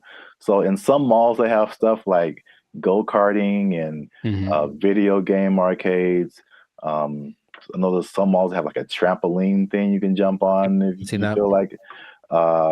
And of course, the restaurants, the movies. Oh, the movies, yeah. All kind of good food. And one thing I never saw before that they just installed in the mall near me, and I think it's just genius. I've never seen this before. They just put a grocery store inside of the mall near me. Mm. And that's literally the first thing I see when I walk in. And it's very weird because grocery store and mall are two different things in my head. But you're already shopping. I guess it makes sense. Well, from a psychological standpoint, I've never seen that. And that makes a lot of sense because from a psychological standpoint, when people buy stuff, like they're more likely to buy stuff when they've already bought something. So they're kind of in the mode of buying. So I'm going to the store to get my vegetables or whatever, groceries, normal. And then if you're in an environment where there's other stuff you can buy, they're like, you know what? While I'm here, I might as well see if they have and all of a sudden, there you go. You're selling more than you would have. So it's like the stores and the mall have like this kind of symbiotic relationship in a way. So yeah, that makes complete sense, but I've never seen that. Yeah, that's the first time I ever saw that. And it does make sense. And also, like the concept of a mall where you get everything, like I would, like in my mind, it's like if I'm running errands, it's like, okay, I got to go to the mall, then I got to go to the grocery store, then I got to go to this place. But if they're all in like one place, you can go to the mall, you can go to the grocery store, you can go to the movies, and then play an arcade game. You just spend your whole day at the mall. It's like a physical Amazon, like really, like everything I need is right here. Yeah, it's crazy, man. I want to go to a mall. I just want to go to the mall. I want to listen to that song. Meet me in the mall. It's going down. Get some groceries. Meet me in the club. It's going down. But if someone meets you there, will it be going down? I mean, do you have that kind of? Anywhere you meet me, guaranteed to go down. Yeah, that kind of pull, man. Will it be going down if I meet you in the mall? I think so. I think I can say that with confidence. I think it'd be going down in the mall. And you just play that song and like the murder horn song back to back, and dude, I'm lit. Like it's no. I'll use up all my energy for the day in 5 minutes to watch me. Oh, you know what? I just thought about this. Oh, what? Did you say energy? The mall next to me also has a gym in it. Mm-hmm. Yeah, I've seen that before. Like, it's everything. You just go to the mall. Yeah, that's so smart because they sold that mall when after COVID because like nobody's renting. They thought it was going to go down, and this guy bought it, and I was like, that's the dumbest thing ever. Like malls are on the decline, and they got a gym in there. They got a grocery store. That mall is bumping, dude. Like, yo. And he bought it at a discount. So I was just like, man, I want to meet the guy. They did an article on him. Okay. There was something depressing about the old malls, though, in some places where they're like kind of abandoned. Oh, yeah. Those are kind of, all right. There's one specifically in Laughlin, Nevada. And I remember being there like, I just feel gross being in here. Like half the places are unoccupied, and the places that are there, they have the same people that were there from the 80s. It's not a good situation. Yeah. But yeah, I like the mall, man. It's a good place.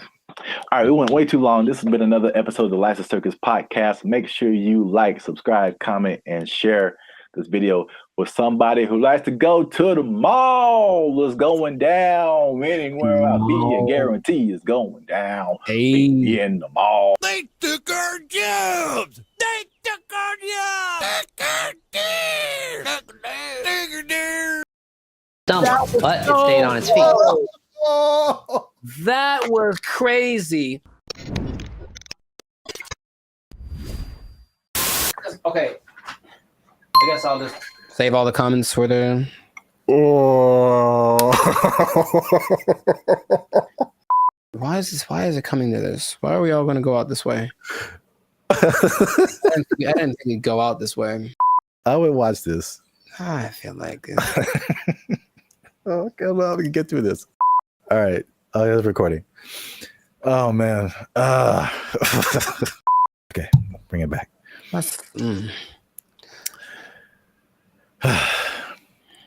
What's up, everybody? I'm Zap. That's Jericho, and this is Bandit Future. And I found this on the internet, man. In true human form, Jericho, we've been blessed with this gift of robotics and AI. And what are we gonna do with it? We're gonna make it fight each other. The world's first kickboxing tournament exclusively featuring humanoid robots just took place in China. Here's everything we know about this first of its kind robot rumble, and of course, all the best highlights. 6 different robots slugged it out for the top spot, each with a team of human operators outside the ring, giving robots commands via remote control. The robots were armed with several different combat moves that Unitree says came from external That doesn't even experts. look real, man. That's crazy. Oh my god. That doesn't even look real. Remember those little things that you'd have like way back in the day? Those little, I guess a board game, but it was 2 real robots and each person. Yeah. What were those called? Like Sock'em, Rock'em, Sock'em, something like that. Yeah. It's just that, but times 1,000. And this is so great. I love this so much. I don't want this to. Gosh, he's gonna kick it. It's gonna remember him, get him in like a decade. Anyways, just keep going. I feel like we do this to ourselves, and then we blame other people. That's what I feel like is gonna happen. We just start building these things, and our first thought is like, "Hey, let's have them punch each other and kick each other." Nah, that's entertainment. That's our second thought. The first thought was sex robots. Oh, well, for sure. Too. But this is a close second, I would say. Yay, humanity! Are these the G? These are the G ones, right? I think we're talking about. Yeah, these are the Unitree G. We have another video about that. I put a link to it. And the guy, man, these comments. You guys comment whatever you want. But there was a guy like trying to fight us, like, "Oh, it's not as good as the Tesla bot," and blah blah blah blah. I have not seen the Tesla bot do this. Nor have I. Nor do I want to. And it's. I know the Tesla bot is like more advanced. It does. These are 2 different things. But the main thing about this particular, the G ones, like you were talking about, is the agility. When they get up, it doesn't look real, man. Like that looks crazy. These moves include straight punches, hooks, uppercuts, a roundhouse kick, front knee, and what looks to me like a front kick or push kick. Martial arts experts, let us know down in the comments which one you think it is. The robots are also... So you can do all of those punches. I can still pretend this is fake until I see it in person. At least I have a happy place in my head that says somehow this isn't real because it doesn't look real, and I can just pretend. Until I see it, I'll pretend that it's not real. Jericho, it can roundhouse kick you in the face if it wants to. I know it, but I think it wants to. That's the thing I don't like. I think it wants to. I think it's like take all comers, bro. It's just gonna keep getting more crazy. This is already crazy. Yeah. Let's watch some more. Able to pivot and move around, as well as stand up from a fall. In the opening match, it was blue versus purple, with the other robots standing in the corners of the ring, cheering on the robot-on-robot carnage. While it's humans calling the shots from the sidelines, the robots themselves must maintain their balance, while taking punches and performing kicks and knees that sometimes force them onto one leg. Unitree says this was achieved by a combination of sensors in the robot, which feed it information on its body position, as well as AI reinforcement learning performed in simulation. It's impressive. What was that? It's impressive, those little steps that they take to get their balance back. Yeah. That's gotta be really hard to replicate. The next round saw the black-clad robot named AI Strategist facing off against the robot in pink, known as the Silk Artisan. While it took these robots a second to find each other on the battlefield, eventually they locked in, resulting in one of the most devastating clashes of the entire event. AI Strategist took the first fall when a kick threw it off balance, but it was back on its feet and taunting its opponent in no time. In the next round, the Silk Artisan got its leg caught on the AI Strategist, causing it to stumble, but it stayed on its feet. That was crazy because check it out. For a human, that's a torn ACL right there. You see that? And it was just like hated it, and then just kept moving. That's so. Wait a minute. That was in no time. In the next round, the silk artisan got its leg caught on the AI strategist, causing it to stumble. No. Both sides landed some good. That's wild. In the next round, Black delivered a devastating knee to Pink, but it wasn't enough to keep the silk artisan down. The face-off came to a brutal conclusion when Pink went for a right hook as Black went for the knee, throwing the silk artisan off balance and sending its legs all over the place in a finisher that looks like it belongs in a Mortal Kombat video game. AI strategist celebrated the devastating blow by falling face first over the silk artisan and a nail-biting conclusion to a thrilling match. In the penultimate bout, Power Core Guardian in green went punch for punch with Armored Mulan in red. The fight began with a clash of kicks. Robots traded blows back and forth. Green took the first fall when a kick went wrong, but it was back on its feet. They're all the same size. They're both the same size. And I guarantee what's going to start to make these more interesting is the modifications, or I guess whatever within the parameters of the rules. They can have bigger legs or smaller, whatever it is to kind of make them a little bit different, but that's when it's going to get kind of crazy. The final round saw AI strategist facing off against Power Core Guardian. Once again, we saw the robots get stuck together and need to be separated. Green took the first fall while attempting to knee the robot in Black, but came back strong, seeming totally unmoved by what appeared to be a powerful kick from AI strategist.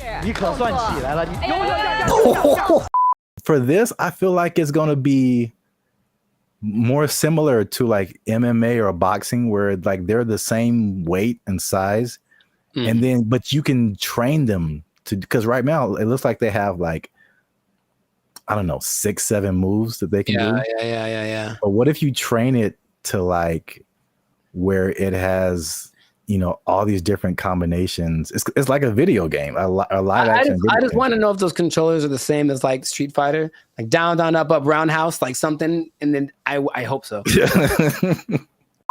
AI strategist took home the top prize at the China Media Group World Robot Tournament, Mecha Combat Arena.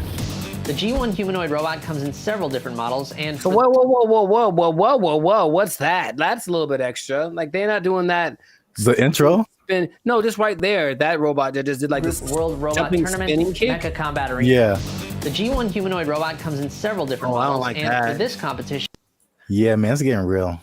These guys, oh my goodness, they can't jump. Seems not yet, not great, but they'll be able to. Yeah, I don't think I've seen any of them jump. I've seen videos of robots that can jump, but it seems like they're just jumping back and forth. But like, imagine these things being able to jump and do like, there's nothing that'll stop them from being able to jump 20 feet in the air. Like, you know what I mean? Like, it's going to be impressive. I just, for the spectacle of it, is it worth our safety? Is it? Internet? Is it? I mean, well, if someone just programs a bunch, like 10 of these to just come to your house. Yeah, man. That's going to be a problem. Yeah. Can't take all. For now, yay, look, it's fun. Yeah. Let us know what you think in the comments. The first ever humanoid robot kickboxing tournament. I can't believe that's a sentence that I'm saying. That's a sentence that I'm saying in the year of our Lord 2025. Share this video with anyone you think might find it interesting. And I don't know what to say, y'all. I just found this on the internet. We out. I think that's my catchphrase. I think that's it. I see you. I don't know what to tell you. I just found it on the internet. This is for our ancestors, Jericho. No, it's not. No, it's not. For all the cotton pickers, for all the slaves, for everyone who marched in the Million Man March. I don't think this was the dream that Dr. King had in mind.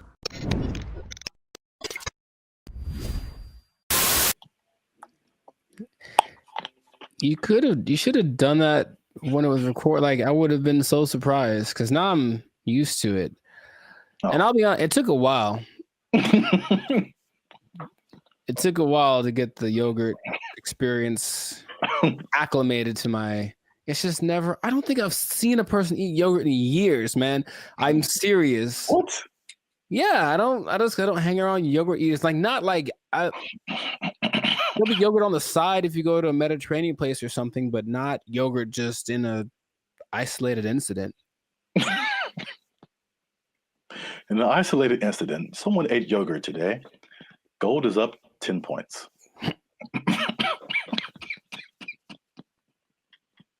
Back to you, Jim. All right.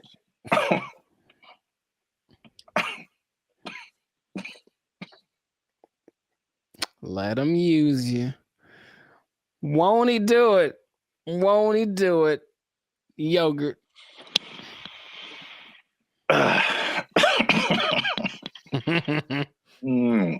Okay. Unique New York. Hey, what's up, guys? I'm Zap. This is Jericho. We are now 6-time international award-winning pop, hip-hop music duo band and future. We make clean, fun music that everyone can listen to with a sound that's uniquely Californian. And right now, I'm eating yogurt. And I can't handle it.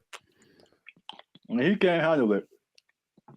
But you're still tuned in to the Life's a Circus podcast, where we talk about things that are funny, interesting, and ridiculous. Please don't choke on your yogurt, man. I wouldn't know what to do with myself. So make sure you like, subscribe, comment, and share this video with somebody who likes to go to fast food every now and then. Okay. Because they might be going a little bit less. And I'll explain why. And I'm going to explain something very interesting with regards to minimum wage at the end of this video. A shocking statistic when it comes to how much people earn. I want to know what it is right now. Yeah. Tell me now. No, gotta wait to the end, man. Gotta wait to the end. All right. But first, you gotta watch this video because I'm not even gonna set it up. Let's just watch it. This is Gavin Newsom, governor of California. Hey, Gavin. And these people have just lobbied for a fast food minimum wage that is higher than the regular minimum wage. So now these people will be earning $20 an hour at your fast food places in California.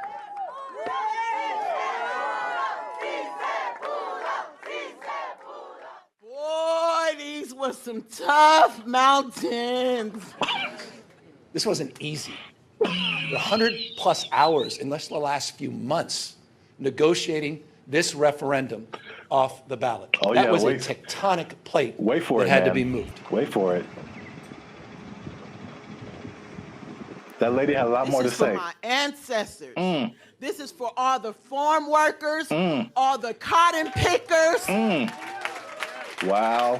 This is for them. 557,000 people at 30,000 locations. This is a big deal.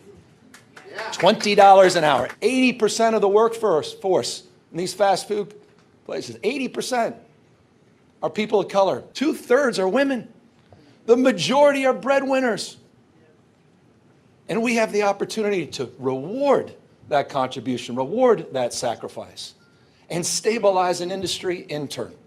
What a remarkable moment. So it's going to be a lot better now. Well, right now we're going to have a chance to at least, maybe decide to save some little money or, pay all their bills or credit card debt. This is going to help continue to pay our bills, help some people get out of eviction, help us catch up where we need to catch up because we haven't recovered from COVID just as of yet. So this is just the beginning of our wins.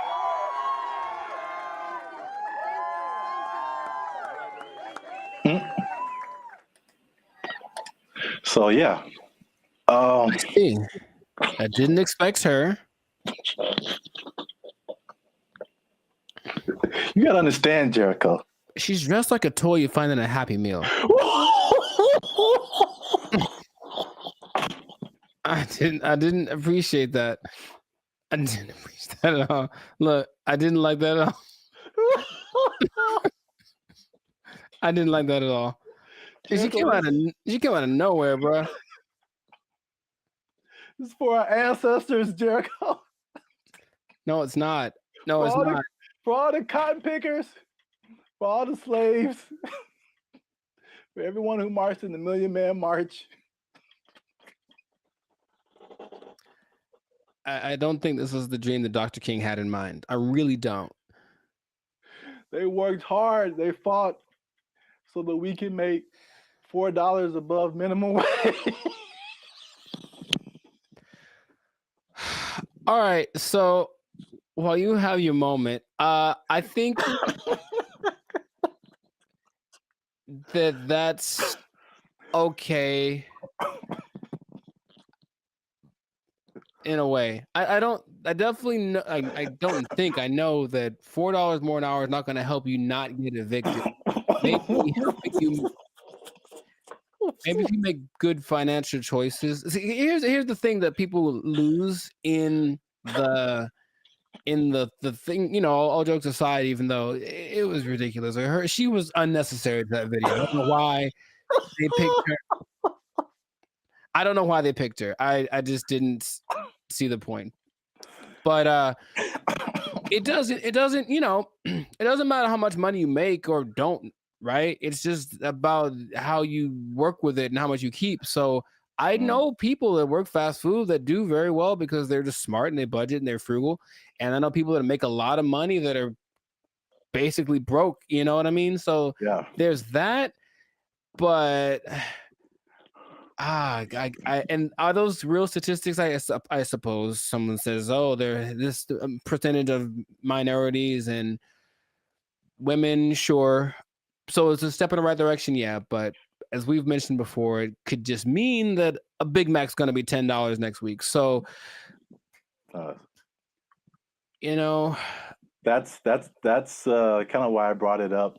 It's I mean, it's not only to see what you think about it. I mean, it's going to be interesting to see what happens because food prices alone right now are through the roof.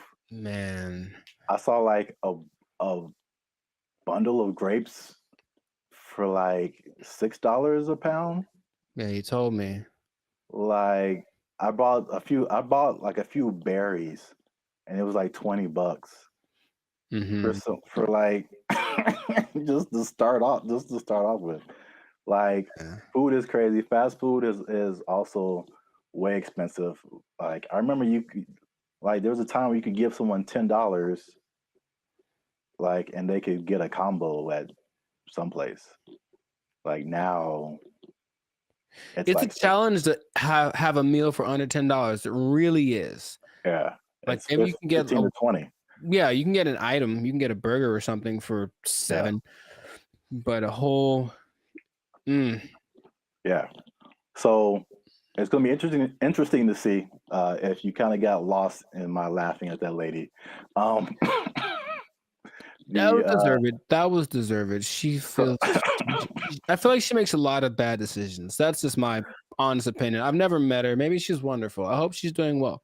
I hope she sees this video and she likes Bandit Future. But I think her presence was a bit distracting to the whole experience. But yeah, so this is a very weird situation that I haven't really heard of because basically the government is involved. Right. They created this like separate task force for like fast food worker wages, which I haven't really heard of before. With like it's not the government setting it, but the government is like an intermediary in this. And I mean, are fast food workers specifically unionized? I don't think so. There was a couple in the more educational videos that I passed over to play this one. Oh, good choice. No, trust me. Good choice. Good choice. There was a talk about some different unions, but it isn't like a fast food worker union. It's some kind of, I think it's a service worker union. Okay, so that makes sense. I think that's fast food is maybe under that umbrella, but it includes a lot of different services. But yeah, so it's the government involvement. It just makes it kind of weird, and then also it's like you know, I mean, fast food has been minimum wage for like as long as I can remember. So to go above that, they were saying that this is like a 30% increase. Um, so it will be interesting to see if there's a 30% increase in prices. Right, because the logic says, where is it coming from? Where is the 30%? You can't make money out of nothing. I mean, the government Yeah. tries, but you can't make money out of nothing. So if you raise one thing, something else is gonna be affected. Yeah. I made maybe I'll put a link to it. This was a year or two ago. I was walking by KFC and they had and it was a small combo for like $18 for a small. And then the what was I gonna say? The like if a sandwich is like $6 now, you add 30% to it, and now it's like $8 just for the Right. sandwich. Right. Plus tax. So I mean the $10 combo is gonna be like a $10 sandwich pretty soon. That's just too much. In my opinion. Maybe because again, that's just one way of, you know, balancing your budget, I guess, is to charge more. I mean, they could do the other thing, which doesn't really help people. I mean, it's just weird, ironic, for lack of a better term, is that okay? Again, you're a business owner. Prices go up for your workers. We're either going to have less workers, somebody's going to get fired, Right. or more automation. Mm. So again, less workers or less hours. Nobody gets overtime. Something has to like compensate. I mean, it's like people think they just pull minimum wage out of thin air, and it has to come from somewhere. Wow, it's interesting you mentioned automation because what? I've got something planned for another episode. What? Boom, boom, boom, boom. Anyway, but yeah, it's just we synchronized today. That's all I'm saying. Oh man. Well, let me. What was I teasing before? Oh yeah, the minimum wage. Mm-hmm.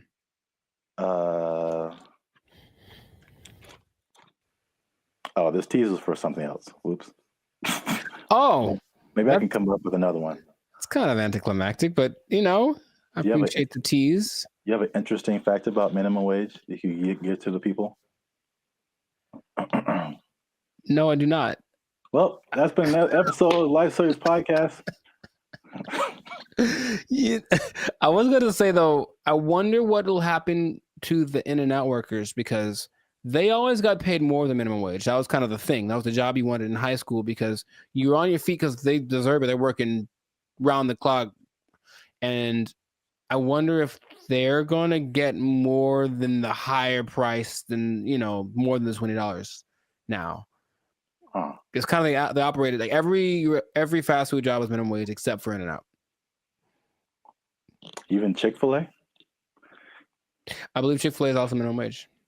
You just have to be a good-hearted person because those people, even if I don't like the food, they're very nice people. Very nice people working at Chick-fil-A. Yes. Well, I'll give this nugget. Maybe people don't know about this. If you ever want to own a Chick-fil-A, you have to start at the bottom and like work there for minimum wage. So there you go. I gave him something. You can't just walk. You just can't just walk in a no matter how much money you have, like you got to start at the bottom. So let's say I just barge in. I'm like, I'm LeBron James. I still got to work the shakes and fries. LeBron James got to be peeling those fries back there, man. Oh man, that's crazy. All right, I'll tell him. Yeah. He asked me to ask, so I'll tell him. Yeah. All right. Well then, that was cool. Can you tell him a few other things about the Lakers that I have opinions on? LeBron James, the greatest. I'm LeBron James. I'm LeBron James. They're gonna go as far as Anthony Davis's knees can take them, which might be a second round exit this year. We'll see. Man, we got way off topic. All right. I know, but make sure to like, subscribe, comment, and share this video. Like maybe probably the first 80% of it before we ran off the rails. Yeah. And we'll see you on the next episode, unless they take your job, unless they take your minimum wage on LeBron. They took our jobs! They took our jobs! Check it out. I do remember how I got rid of her. Do you want to take a guess? You staged an affair. I did not do that. You took a really bad poop and just left it there. She. Why is there a pause? There's a pause.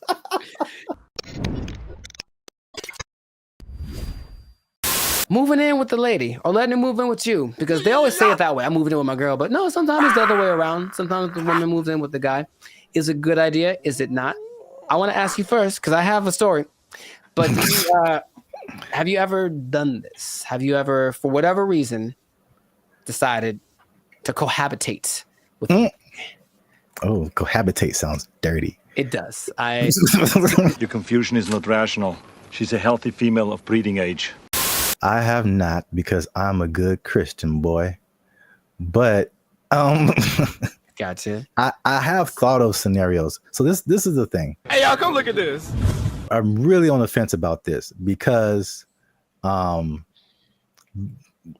I joked about, like being from a church upbringing, it's like that's a no-no. Like you shouldn't do that. Sure. And it's just like, okay. That sounds pure. It sounds quite pure, yes. But then also, like as I've gotten older and I've had roommates and stuff like that, man,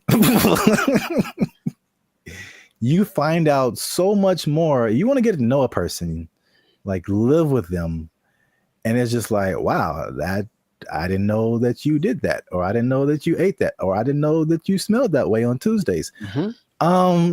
What? Bro, what are you talking about, man? There was a person at church, and she met this guy, and they were just head over heels in love, all that stuff, right? And then, but they never like really been alone together, stuff like that. So they were like super separated. And they got married, and it lasted like a month because they were finally living with each other, and they were just like, it's like, he's like, man, this is weird for me. Is it weird for you? It's like, yeah. It's like, should we be married? It's like, nah, I don't know. And it was just like weird because they didn't have that, whatever that was. I don't know the details of their relationship. Sure. But moving in together just made it way different. It changes the dynamic. It changes. Yeah. I said all that to say, I really, at this point, I really don't know. Because, yeah. There's an interesting episode. I also forgot what the question was in the middle of all of that. Just if you ever moved in with a lady or had her move in with you. Oh, then no. Next. I see. You serious? Well, Rich Cooper, he's a good YouTuber, and he had an episode about it. He's taking questions and kind of compiling people's reasons for doing it. And a lot of them were either financial or kind of convenience based. So, hey, rent would be cheaper for two people, wouldn't it? Oh boy, let's do it. Or, hey, you live so far away. How about you just stay here so you never have to go home? I've heard that line specifically on TV shows. It's so cliche, right? But I one time let a girlfriend move in with me, and having done that, I'm so here to tell you, oh my God, to never do that ever in life. I don't know how big you can put the word never, ever, ever in life in big letters. Never do this. Never do this. And also, by the way, never do it. Why are you gay? Who says I'm gay? You are gay. It's started good for like a day because, oh, my girlfriend's here all the time. How wonderful. And then right away, there's this thing. I don't want to generalize, but I think I don't want to generalize. Okay, I have a thought, but I want to see if you're going where I think you're going. So I don't want to generalize. Okay. I don't like where this is going. All women do this thing where they kind of like judge everything you do, sometimes to you, but when they're observing you, they're not just thinking nothing. They're literally making calculated things about you that they may or may not ask you about. Why is it that when you walk in the room, you look around before you sit down? What kind of question is that? Like, but like, it's always the little things. What is he doing? He's beginning to believe. All these things you never think of when you're by yourself. And it's like, okay, I guess let's talk about it since that's what you want to talk about. But I think for me, when that started, it's like being watched. I never felt like I was just existing. I was being monitored. And for better or for worse, and things that they then bring up 2 months down the road about something that I did without thinking about it. Because here's the thing, ladies, for ladies who are watching, and I think this is honestly true, I don't think women are capable of not thinking. There's always a thought going through their head. And men are very capable of not thinking. I have precious family members, aunts of mine who I love very dearly, who would ask me, Penny, for your thoughts. So like, dude, I don't have a thought in my head at all. I'm literally like, I'm not even aware that I'm breathing. And I think, and so that means that there aren't as many things that we consider important. So why do you look at me that way? I didn't think about looking at you away, so I don't have an answer for you.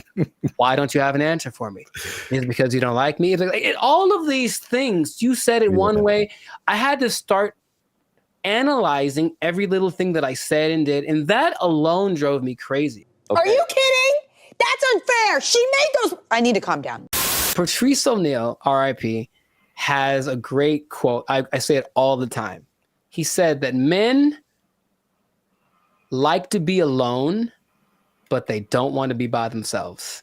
And I was like, yeah, I get that 100%. Because like, I just want you somewhere around that I know, but don't be just here doing this like surveillance thing on me 24/7. Just kind of go do your own thing and let it be okay that when you're not around, even if we're in the same dwelling, I'm not thinking about you because I'm thinking about something else. And they are knitting me socks out of their own hair because they miss me when I'm not around. And I'm like, that's a bit extreme. I'll be honest, it's not necessary. I think he also said like women just love so much. It's too much. And maybe that's just the difference between men and women. But I was like, okay, so I didn't like that. Then, but wait, there's more. Things had to coordinate. So, hey, there's a list of things. He's going to bed. It's 10 o'clock. You know me, bro. I wake up at 10 o'clock. Like it's like 10 p.m. Like it's okay, time to get the day started. And she's like, hey, we should go to bed. How about that? How about this? How about you go and I'll come find you several hours down the road? But that created this kind of tension. Why don't you want to blah, blah, blah? We should do more things together. So I have more things. I don't want to get extensive with it, but it's just that for me, it wasn't a favorable experience. And if I ever get married, which I'd like to do, I recognize that's going to be part of the situation when I'm with someone. So I don't want to rush into that. I don't. And I have no problem saying, I've had other girlfriends like, we should move in together. I'm like, absolutely not. That's not even a thing, bro. But we can say that I don't care what the reason is. I'm not going to do it. No. I think that's some people's experience. And then a lot of times, like you mentioned, relationships change. Everything changes. We should combine. The same person that wanted to move in also wanted to combine our finances. So it's like, we've been dating for 3 months, bro. That's like, definitely no way. Come on. And then I think a part of the dating thing, it is nice to say, hey, what if I stay over your place tonight? That's kind of sexy, right? But if your place is my place, we're just at home.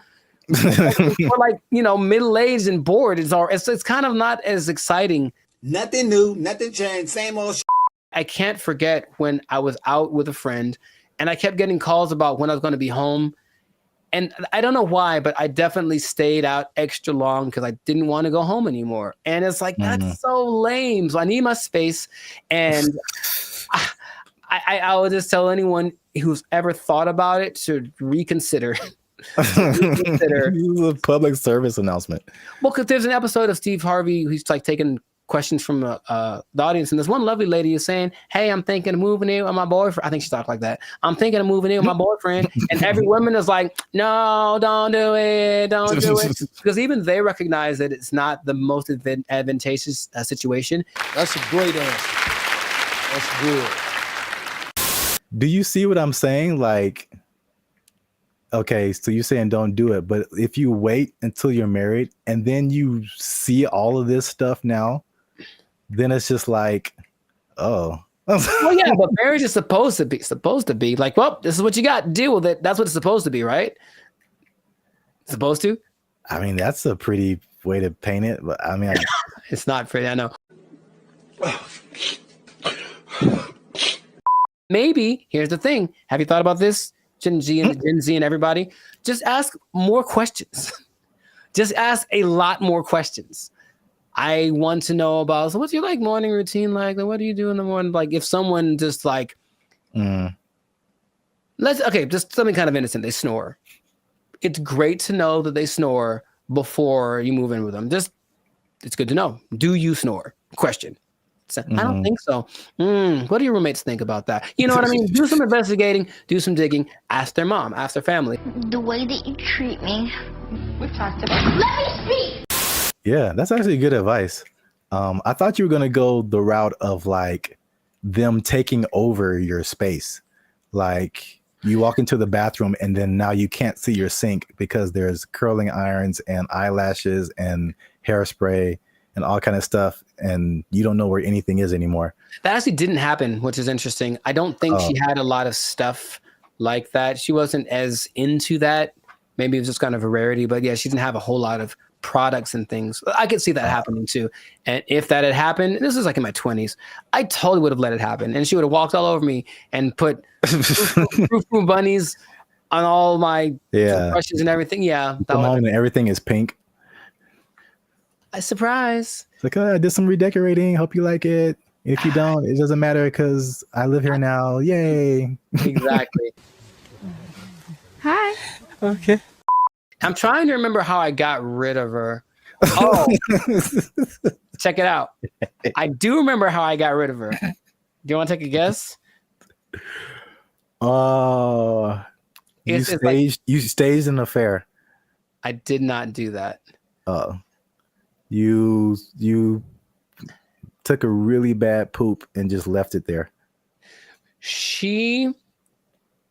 Why is there a pause? There's a pause. To her credit, I was out of town one weekend and then our whole apartment flooded. Like all the bad stuff coming out from the toilet and everything. Like one of those. Yeah. Brother. And she actually handled it. Like called the right people and blah, blah, blah. And actually, like literally by the time I got home, I didn't know anything had happened. Wow. So she was good for something, I guess. Like, oh, thank you. But anyways, no, dude, I swear to you, I couldn't talk to her. I couldn't bring myself to do anything like, hey, you need to get out of here. I swear to you, dude, I just moved. I literally just left the place that we lived in. And I said, hey, I got to go. Can you take care of this rent? Because I have to move. And I didn't tell her where I was moving to. And I did it. I've never moved, bruh. I've never moved that fast in my life. I was like, I have 3 hours. I have to get everything on a van and get out of here. And I did it. I called all my friends and I said, guess what we're doing? We're helping me move so I can get away from her. And they all knew the plan and they all helped me. And I'm still friends to some of them to this day. Thank you very much. I moved. I could not do anything else.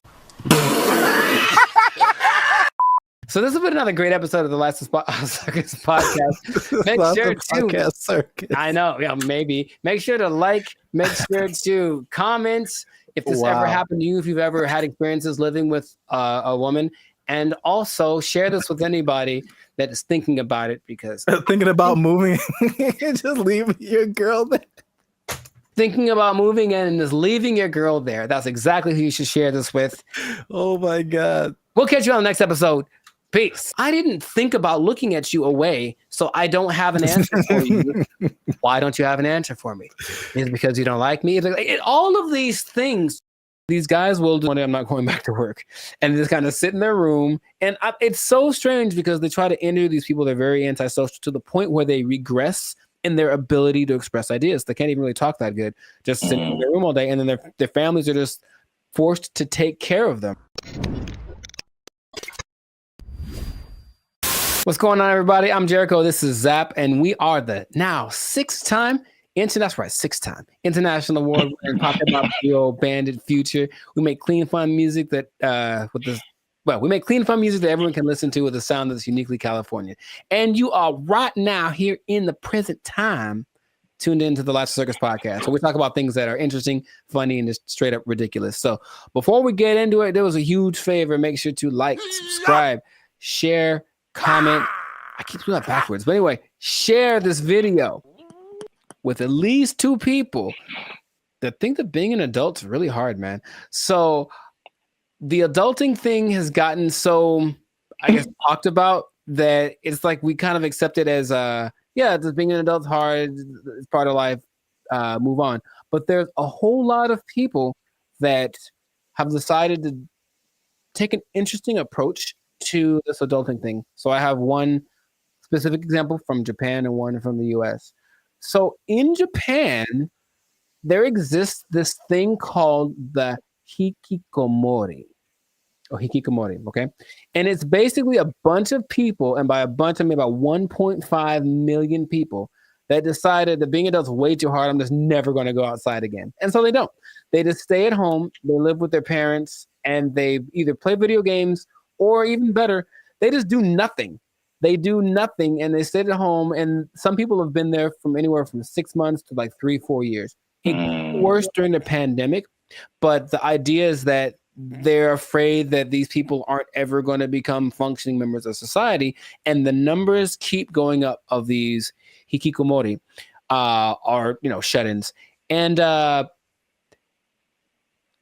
read this one case where a guy basically like people are abandoning their families. So I mean, like that's why it gets really bad. So you are the breadwinner for your family. You're a guy in Japanese society. You typically are the guy who works. The woman doesn't work. You have kids. These guys will just decide one day, I'm not going back to work, and just kind of sit in their room. And it's so strange because they try to interview these people. They're very antisocial to the point where they regress in their ability to express ideas. They can't even really talk that good, just sitting in their room all day. And then their families are just forced to take care of them, right? And that's one way to react to adult life, I suppose. It's very bizarre. Have you... What's my question? Do you know anyone that you think would do that? And besides me? Yeah. I don't know if I know anyone who I think would do that, but I totally get it. Mm-hmm. I've heard a lot of people. I mean, again, that's Japan, so I don't know. I've never been there. I don't know what happens there. But in the U.S., at least, there's been a substantial growing frustration with people and their jobs. And again, 2020 kind of like poured fuel on that fire big time. Mm-hmm. Where like a lot of people just didn't go back to work, or they just kind of, are in some kind of alternative situation now, or they're just more like reclusive, I guess. More just trying to just do what they want to do outside of just working. But then there's also I've heard about men in particular. I don't know if the Japanese thing, I'll be interested to see what the ratio is of men to women. All of the people that I saw that were interviewed were men. Yeah. Because I've heard that about men, what they call here, checking out of society. Mm-hmm. And it's a lot of like the video game culture too. Sure. Yeah. Where that's just like what you do. And you know, they just find more enjoyment, fulfillment in doing that as opposed to like doing other quote unquote normal things in society. And it's again, I don't know anybody like that, but I totally understand it because I've I think we've all had times where like you have to go to work and you just like I don't want to do that. Yeah. Not today, devil. Yeah. PlayStation looking real good right now. Just yes. Yeah, I think we've all been there. But and this on a societal level, I know I've been to Japan. I know they're kind of isolated already. Just in general, they don't really speak to each other in the streets so much. They don't have what we consider affection. They do, but it's just not quite as physical outward like we have it. But it's like, okay, now I'm sure I'm not gonna name any names, but I have a couple of relatives that have been doing that for a long time. Like they would just be in their rooms, and I mean adults like in their 30s, and now they're in their 50s and they're still just in their room. They don't work, and the family takes care of them. And it's like, okay, so that's one way to approach this. And I don't know what the prime cause of it is, but from a couple of the people that were interviewed in this Japanese video about the people in Japan, it's just that they had this image of what adulthood would be. They got to it and they're like, oh, this is nothing like I thought. And they just couldn't put it together. They couldn't just, so that's just an approach. I just won't go outside. And people it gets kind of bad because there's a committee of people that are assigned to help these people. So, they'll have like, go have a class in the park. How you get them out of their house, I don't know, but you got to help them out. And some of them have been rehabilitated, if you will. There's also a crew that is designated to going to see the people that are alone to see if they've died yet, basically. And that's just part of their thing too. And they'll be like, oops, yep, got to fix it up. Yes, a lot of men. In America, I think what is a more prevalent thing that isn't quite so morbid, kind of sounds cool, is going off grid and just being like, okay, I'm done with this. I'm just going to live someplace else. So my dad is a great man, and he's been fascinated with this place called Slab City for a long time. In like the desert over in California. It's hot there, man. I went there. Yeah, a year or two ago. And so a year or two ago, I decided to take my dad just so you could see it. He could say he's been there. And it's just, if I can paint the picture, it's just I don't know when it started, but it's just a bunch of people living in these makeshift houses, campers converted into houses, whatever. I don't think they're relatively close to an actual town. So there's still like police, and if something bad happens, they can get medical care. But they're far enough off that they don't have like, connection to running water, and the government doesn't seem to care or bother them too much. But it's a few hundred people that are living out there.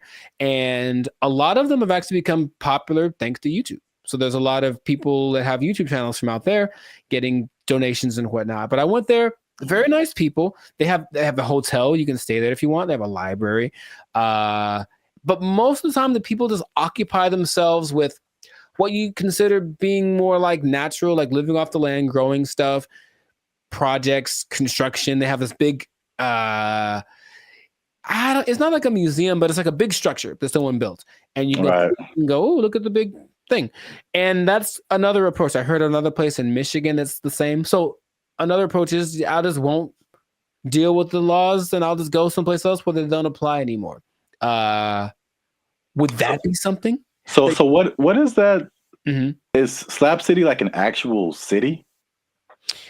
Like legally? I would say no. I don't think you could look it up on a map. You just have to kind of know that it's to the north of, I don't remember the name of the city. It's a small place. And that part of California is very spaced out. There's not a lot of people there. It was kind of already for people that wanted to be away from everything. There's literally nothing there. But this place specifically is called Slab City because it's just a put together ramshack kind of a situation. And they have like people that run it. So it's an informal, not a mayor, but there's like community leaders, if you will. And it's just a whole vibe there. I remember I walked in, some guy was like just hammering something, and there was no rhyme or reason to what he was doing, but he was hammering a thing into a thing. And he had a lot of things, and he was just doing it. And I was like, all right. And I walked up and I gave him a case of beer, and I talked to the guy who plays the guitar. And this guy just sits there and plays guitar all day. And they seemed very nice. And I didn't get much of their story, but they had been there for a long time. And they're like, yeah, society's not what it's come out to be. They made their own, and they like the way it works better. So that's another way to deal with it, I suppose. But you got to deal with the heat. I think every one of these places is very inhospitable in general. So you got to make it work, or just not go outside for certain parts of the year, because it gets really bad out there. Yeah, straight up desert. Yeah. Yeah, like I said before, I totally get it. And then I was just thinking about, like, just throughout history, there's like there's been so many variations of like what life is supposed to be like, and what adulthood is supposed to be like, and what do you do all day. And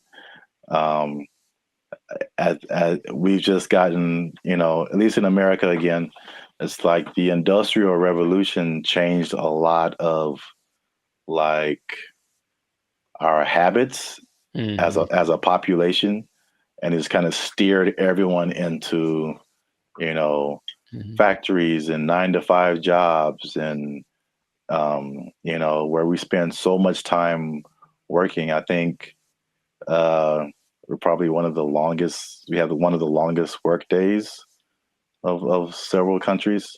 Yeah. And that, and what you're quote unquote supposed to do, go to college and marry this person and learn how to do this so that you can buy a house and then get a mortgage and do this. And it's like, well, there's a cycle of, and it's very like cookie cutter.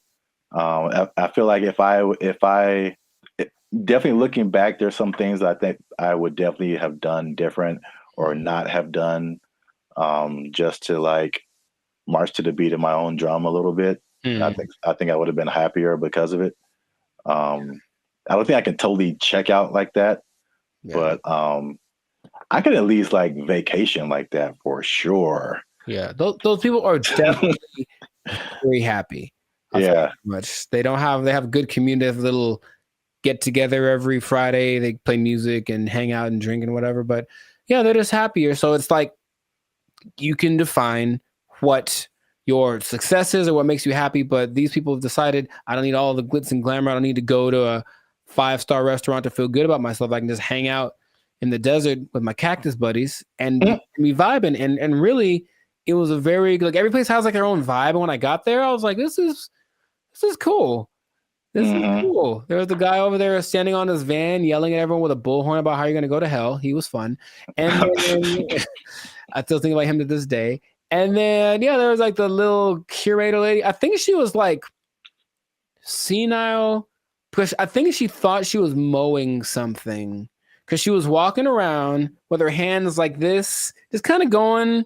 And there's no grass for one, but she's like kind of just doing. I was like, you go, girl, whatever, Cocaine is a hell of a drug, man.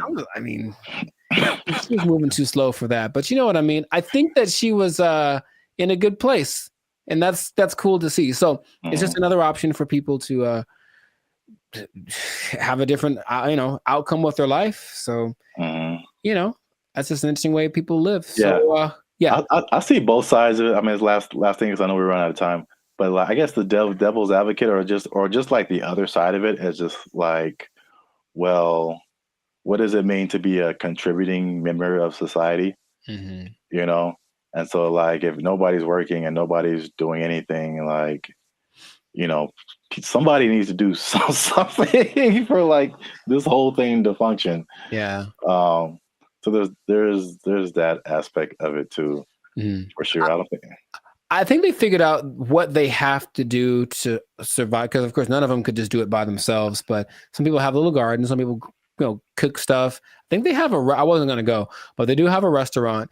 I don't know what's on the menu, but I'm pretty sure it's a little exotic, maybe a little crunchier than it should be. I don't know. I didn't want to find out what the restaurant was like, but yeah, a society is an interesting entity because it does have to have certain things in place to work. There has to be people that are in charge of certain things, and people have to do things. Otherwise, it's just like, the one person living on an island. If you want to do that, you can do that. And that is an option. I've heard of people doing that, but I don't think that's quite as common as people that actually get together and say, we'll be in our society. Just the big old thing is too much. So let's just make our own little pocket and then work with that. And I ain't mad at them. Do your thing, Slab City. Yeah. It's right out there. If you want to go ahead. Give that desert life a try. Mad Max style, I think that is it for us. Another episode in the books, another successful episode of the Lives of Circus podcast. So yeah, please leave a comment. Let us know what you think. Would you go off grid? Would you just shut yourself off and be a recluse for the rest of your life if life got a little too rough? Or what are some other ways you think that people can react to adulthood and the reality that it is? So yeah, let us know about that. And then it's interesting. If you're an adult, you pretty much have to have a job, man. What? You do? You pretty much have to have one. Man, that's crazy. I know. And the bad part is what happens if that job becomes if it's taken away from you. They can't take my job. I can't take it. I won't let them. They took our jobs. They took our jobs. They interview people who swear by this. Now, I know you'll be like, were there any scammers? There's lots. Of course. There's lots of people who are claiming this, building cults, and then basically eating French fries behind the scenes. And the most famous, and this is real, well, this guy named... What's going on, everybody? I'm Jericho. This is Zap. We are the now 8-time international award-winning pop hip-hop duo Bandit Future. We make clean, fun music that everyone can listen to with a sound that's uniquely Californian. And right now, you are tuned in to the Lives of Circus podcast, where we talk about things that are funny, interesting, and just straight ridiculous. So before we get into this thing, make sure to like, subscribe, comment, and share this video with 2 people who are tired of eating, who want to find a different way. Did you know there's a different way? Did you know that there's an answer? If you don't want to eat, you don't have to anymore. It better be a good answer, because I want to eat. No. Check it out. Hear me out. You don't have to eat. That's my favorite pastime. Well, maybe this will be more of your favorite pastime. Skeptical. They say it in 2 different ways: breatharianism or breatharianism. I'm not sure which one. Stop shaking your head. You haven't even heard the whole thing. It's where you basically eat the air and you don't eat the food. That's it. Doesn't that sound fantastic? See, I blame these millennials. No, this is old, man. This is old stuff. This is old stuff. So, for those of you who have never heard the term breatharianism or breatharianism, I hear both. The guy in the video that I was listening to said both back, including in his annotations. I was like, okay, so pick one, dude. But anyways, it's the idea that human beings do not need to eat calories to sustain energy. And there is evidence of this, although there's lots of skepticism, understandably. You don't like this at all. I understand. Fake news. So let me tell you a little bit about it. It all started with a study of a guy named Prahlad Jani. And he was a man, I think he's from India or Pakistan, one of the two. And basically he passed away a few years ago, but at the time he had not eaten or drank anything for 70 years. That's what he said. 70. Okay. And so everyone was like, that's kind of ridiculous. Doesn't sound real. And every scientist said there's no way this is possible. So they decided to study the man. They took him to a hospital, did everything, CAT scans, and checked his levels of everything. And they say that for 15 days, this man did not eat or drink. He didn't poop. He didn't pee, nothing. And none of his levels changed. And that he had an energy that wasn't related to calories. And they can't, to this day, figure it out. Because calories equal energy, literally, right? You eat calories, you get energy. He didn't. And after the 15 days, because he basically just sat on the bed the whole time they did the studies, and then he just sat there. And when he sat there, they said he kind of went into this trance state. And what they say that a lot of these people do is they're meditating, but the meditation allows them access to a part of the human body that is actually able to process air and sunlight as if you were a plant. That is literally what happened. And then they let him go and he lived his life. There's other cases of this, but that's just kind of scratching the surface of it. So just off of the initial thing, y'all in? You ready to try it? You ready? You ready to jump in? Because you don't have to eat. You can just not eat. Yeah. I skipped dinner the other night, and I was so incredibly hungry the next morning. So in that little bit of time, I don't think air would have done it for me. I don't understand. I don't think you're really seeing this. You're so I don't think they're really seeing this. You can be like a tree. You can be like a tree. I'm not for this or against this. I think I am a skeptic as well. However, there's another study of a guy much more recently. They called him the Buddha boy in Nepal. And they basically found this cat sitting, well, it's a guy, but I call him a cat. He was sitting under a tree for about a year, just sitting there. And everyone was like, what's up with this guy? He didn't move. And so they just would take pictures of him and give him gifts, and he was just sat there. And then after about a year, he disappeared. And they said, what happened? And he apparently had just got up because he got tired of people looking at him. So he went somewhere into the woods, and he's just sitting there. And if you watch the video, it's really creepy because it's like, is he dead? But he says that because he actually spoke a couple times, he's just connected to the source that his ancestors knew and all that kind of stuff. And they talked like his friends, like, yeah, he doesn't eat, he doesn't drink, he just vibes out. And that's the thing. The friend said that they converse telepathically, which is kind of an extra thing that I'm a fan of. I like the idea. None of it sounds plausible. Kind of an extra thing. Right. And science is all, this isn't the thing. It can't be real. Yet there are a few cases of this happening. The patron saint of Switzerland in the 1700s, Nicholas of Fleur, apparently the last 20 years of his life, he only ate light, right? So there was a study done in 2014 about the sun gazing, which is some parts of China say that that's what they do, not staring at the sun, but using the sun as energy. And there was a proof that human mitochondria can actually process sunlight and convert it to energy. That's what science is starting to, okay, maybe there's something to this. But the idea that you only eat air, sun, isn't the most widely accepted version of this breatharianism thing. It's kind of a spectrum. So there's 3 levels. One is called BEGO. And that's where you don't eat anything. You don't drink anything. You just exist. And you're one with nature, and you don't have to, like I said, the energy comes from something that is not caloric. And then there are people that only drink like liquids, and that's like the second step of it. And the third is eating 200 to 300 calories a day, mostly just fruits or vegetables. So the only extensive study that did this was of a guy. They studied him for 410 days, and he was averaging about 200 calories a day. And he lost a considerable amount of weight, but he was fine, right? And the hunger thing is something that goes away after a while because your body learns to cope, I suppose. So it's kind of getting more popular as people are tired of maybe the Western way of trying to stay healthy or be healthy, the standard American diet, which apparently is leaving a lot of people with disease and things like that. They're looking for other things. So they're looking for this thing. Now, another term for this idea is seeking prana.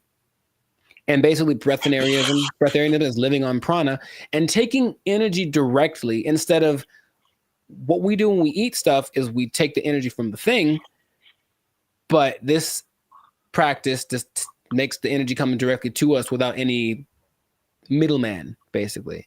And that's the whole That's the whole rundown. But they interview people who swear by this. Now, I know you'll be like, were there any scammers? There's lots, of course. There's lots of people who are claiming this, building cults, and then basically eating French fries behind the scenes. And the most famous, and this is real, well, this guy named Willie Brooks. And basically he built this cult up somewhere in the desert, somewhere in the United States. And one day somebody went to McDonald's late at night. And they're like, that looks like Willie. Sure was. He got caught Big Mac handed, and they stopped following him because they knew he was full of it. But it is something that, like I said, people are looking to as maybe this is another way to live as far as prolonging life. Now, it doesn't mean you're not going to die. The initial guy that I mentioned, he died when he was 90. And if you looked at him, he looked fine. Like he wasn't jumping over buildings, but he could walk fine. He'd clear mind, all the kind of stuff. So it's just something that is starting to become, more people are trying it. More Westerners are trying it. Okay. So have I convinced you yet? Are you going to do it? Or what do you think is possible could be happening instead? Okay. There's, of course, maybe they're just eating at night when no one's looking at them. In your mind, any remote truth, any remote possibility this is actually a thing that you or I could try and not die. Science said we die, but science said that the guy that they had in the hospital would have been dead in 12 days, and he lived 15 and he was fine, and that's what they let him go. Like, there's no way we can keep watching him like this. But what do you think? Do you have any? It's a bad sign when, like, the more you keep talking, the worse, the more it doesn't make sense. Sure. It is, I will say this, it is intriguing. Sure. Because I am trying to figure out in my head, how is this scientifically possible? Mm-hmm. And the first thing I thought about was, okay, like you said, the different levels, you need liquids, right? Like as a base, I think. So is there a way to, because there's moisture in the air, is whatever these guys are doing, is it like extracting moisture out of the air into your body and somehow providing liquids? This sounds really weird, but it's just like, right. Maybe there is some kind of something to this. Sure. Well, here's the thing. If anyone is interested in it, there is a channel on YouTube called Take a Deep Breath that really is more about breath work in general, but he explores a lot about the subject. And he interviewed probably the world's most renowned expert on the subject, whose name is P.A. Straubinger. P.A. Straubinger. And he basically says, well, we can go 3 days without water. We can go 45 days without food. We can go about 10 minutes without air. So in a sense, we're all breatharians because we kind of, when we're not eating or drinking, we're breathing. And his idea is that people that have access to just making the breath part kind of override. It's almost like, okay, for diet, what we need fat, we need protein, we need carbs, right? So let's just use all of one instead of a balance of all three.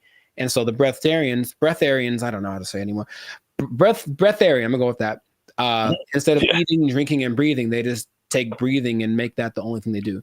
So in that sense, it's like, that's really interesting. But it does sound very far-fetched. Would I ever want to do it? Not in a million years.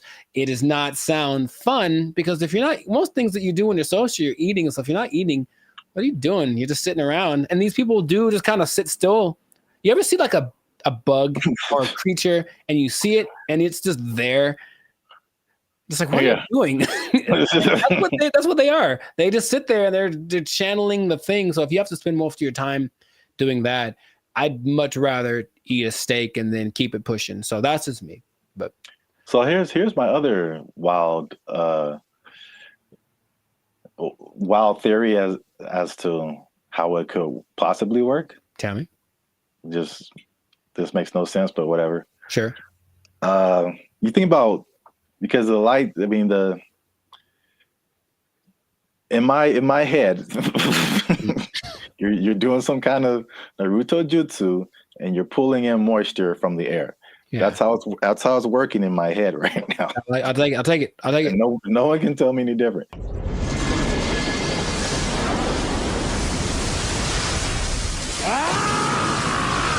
So now it's like, okay, you've got the liquid part. What about all the solid, like protein, all that kind of stuff? I'm thinking about all the microscopic organisms that are around us, all the bacteria, all the stuff that's on us. I read something the other day that was just like, there's all these things on our faces. Yeah, everything. There's just like thousands of these little whatever. And then there's stuff all in the air. What if they're just like focusing so hard on the breathing that they're like intaking all of these microorganisms that have all of this stuff that we have with food? So basically it's like they're eating all the time, just microscopic versions of food. So they're whales. Boom. You heard it here first. People. Boom. I wish I had a mic. Where's the microphone? Breatharians or whales? That's what I heard. Nobel Peace Prize right here. Give it to me. I don't know if pieces of the thing you get for this. I feel like we riots in the street. Guess what, everybody? Closing down KFC and Popeyes because you just open it up and walk around. Oh, what if you opened an air restaurant and just charge people $20? People would go. I know people would go. All right, that's. Oh gosh, I'm $20 all you can eat. It's the purest air from the mountaintops of Sweden. Well, I think that this is a fascinating thing that if people want to investigate more, go for it. But like I said, I'm not going to try it. So if you do, leave a comment that says you tried it and that you're going to live forever because you found Nirvana. I'm not sure.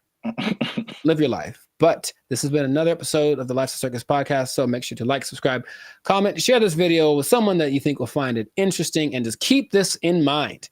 All right. Let's hit home. If you don't eat, you don't need to buy food. Well, yeah. If you don't need to buy food, maybe you don't need a job. You don't need a job. You don't need a job because you don't have to buy food. Just eating air. Oh, it's not possible. They took our jobs. They took our jobs. Took our jobs. Bro, when I tell you I was blown away by this video. Interesting. This is I had no idea it could do this. What's up, everybody? I'm Zap, and this is Jericho, and you're now tuned into the Life's a Circus podcast, where we talk about everything that's funny, interesting, and ridiculous. And today, we're talking about how far ChatGPT has come, Jericho, including its ability to tell jokes, because it recently roasted a popular comedian. It told some jokes, and it was really good. It was actually really good. So you stay to the end to find out what ChatGPT actually said, who the comedian was that got roasted, and all the other new developments that are happening with ChatGPT. But before we jump into that, you guys know what it is. Every time, hit that like button. That lets the YouTube algorithm know that more people see this video. Hit that subscribe button. That helps our channel grow. And if you really like us, a lot of reallys. You can hit that join button. That'll take you to our membership. You become a member and support this channel. Now, I don't know if you're aware of this yet, Jericho, but I know I'm going to mess up. If you say ChatGPT 10 times in a row, it's just not going to come out right. ChatGPT. We'll edit that out. Anyway, ChatGPT now has voices. Are you aware of that? I was not aware of that. Yeah. Do tell. You can now talk to ChatGPT like you're talking to a regular person. Do me a favor, please. Get out of here. Get out of here, man. I'm saying. We'll let the cat out the bag right at the beginning of the episode here. The comedian that got roasted was Kev on Stage. Okay. So Kev on Stage, if you don't know him, is a popular comedian who really got his start on the internet. I think now you see him on TV here and then, but he's real popular on the internet. I watch a lot of his stuff. I think he's funny. I think his whole crew is funny. Really kind of like self-built. He has like he did a lot of stuff for the All Deaf platform, and then he built his own Kev on Stage studio. He does tours, all that kind of stuff. Yes, go on. He has this podcast segment. I think it's called, like, I saw this on the internet or something. Yeah. Him and a bunch of his comedian friends just talk about stuff, and they were talking about ChatGPT, and this is the moment where they introduced it to Kev. And this is where he found out that it could actually talk. I had went on a really bad date, right? And I thought I was tripping. And I was going to chat. I was like, I told the ChatGPT the scenario. And he broke it down. He was like, you ain't tripping. You a beautiful queen. And you deserve X, Y, and Z. Wasn't talking like that. Right. Where'd you get yours from? Be a New York ChatGPT. It was like, you cool, you heard? He's black British, right? You're in it. He was mad sweet, and he broke it down, and he gave me such upliftment, and I was like, hold up. What you doing later? I live in your phone. Hey, when you're in that conversation mode with it, it really be talking to you like a person. Because like I put the audio on. Yeah, you can have a conversation. Like you can say, so you're hearing it. You can. Oh, I didn't even know this was a You can set it up so you can talk to it. Like, 'cause I had a thing where we did a mock interview with it. It was like, oh, totally. Let me know if you want to run some more. Like, let me know if you want to run some more scenarios. And be like, yeah, I'd love to run some more. Okay, well, here's a scenario where it talks just like that. What, bro? I didn't even know this was a possibility. Bro, wait till it gets a body. Is that right now? Yeah, hold on. Let me see. Hold on. I said, ChatGPT, smashed. can you tell my friends hi? Absolutely. Hey, friends. You put that nigga voice on Says it. hi, and if you don't know, you know that hi is just the beginning of something dope, hilarious, or legendary. This nigga trying to fuck. Hey, yo! He trying to. He's awful. Graphic for you. That nigga said legendary. So yeah. That's wild. Also, I can't let it slide that the lady there said the word upliftment. But, I'm guilty of making up words all the time, so maybe that's just part of her thing, or maybe I don't know something she knows, but I don't think that's a word.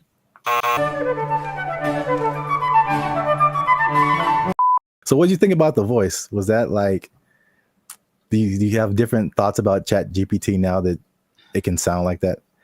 No, because I've used the voice thing in the past where you talk to it and then it just types out the response. But like, okay, this is actually interesting. Hey, y'all, come look at this. I think some people, when they read something, automatically hear a voice and other people don't. I think it's like scientifically proven or something. Or rather, like some people can't. Some people can't hear the voice and other people can. I can. So anytime I read something, I feel like something's being heard. So I've never, divorced the idea. So just hearing it out loud is like, yeah, I always heard something when I read whatever ChatGPT told me. So it's not weird to me. That's suspicious. I think the cool thing about it, and then you'll hear it later when it tells jokes, was like the personalization. Right, that's not like a brother, man. Like, I know, and I'm sure like you hear Siri and you hear Alexa. We've had that for like so many years, and then the ChatGPT is like, "Hey, man, just want to say hi to you guys," and it's like, what? What? I've seen it coming forever because I've gotten this. It's like a voiceover company in LA, and they send me emails all the time, and they're like, "Hey, we're looking to pay, I don't know, $2,000, but they need someone that sounds like this voice sample." And they'll take a real voice sample, and it could be a Puerto Rican guy or a black guy from New York or whatever. But I know they're accumulating all that information so that they can make stuff like this. What is he doing? He's beginning to believe. Have you ever used ChatGPT to like do something creative, like tell jokes? I've used it to try to get tones. Like if I did something for like my coaching on Instagram, and it says after it writes out, give me an idea for this. Do you want the tone to be more personal, more funny, more humor, whatever? I'll use it like that, and it gets it pretty right most of the time. It changes the length, like the way that the words are being expressed. So in that sense, yes, but strictly creative. I guess I've asked it for song lyrics before in the past when it definitely wasn't great at it. Maybe it's better by now, but not recently. It's definitely a no for me, dog. Yeah, I was gonna say that because I've used it for song lyrics, and I still don't think it's great. I really don't. But it isn't great. Let me put it like this: it isn't great for just like it spits out a thing, and then you can just take it immediately. Right. Yeah. It's great for generating ideas. It comes up with things that I wouldn't have necessarily thought of, like right off the bat, and then I just take pieces of it that I think are cool. Wow, nice. And I feel like I've tried it before also with some kind of humorous thing or some kind of joke. And it was just like super corny, and it just wasn't because these are like we're talking about things that like make us human. You know what I'm saying? Like it's not just input and output. It's the details, and like to be a musician or to be a comedian, you have to like have a certain command over language and kind of know like what goes together, what is actually funny to people, stuff like that. And man, bro, when I tell you I was blown away by this video. Interesting. This is I had no idea it could do this. He has like a kind of like a gist of who you are. Let's say after today I was like, hey chat, Kev be having mad jokes on me about wearing Timberlands. Give me some jokes that I can tell it. See what he says. I got you, Lou. Hey, you promise to free me after this?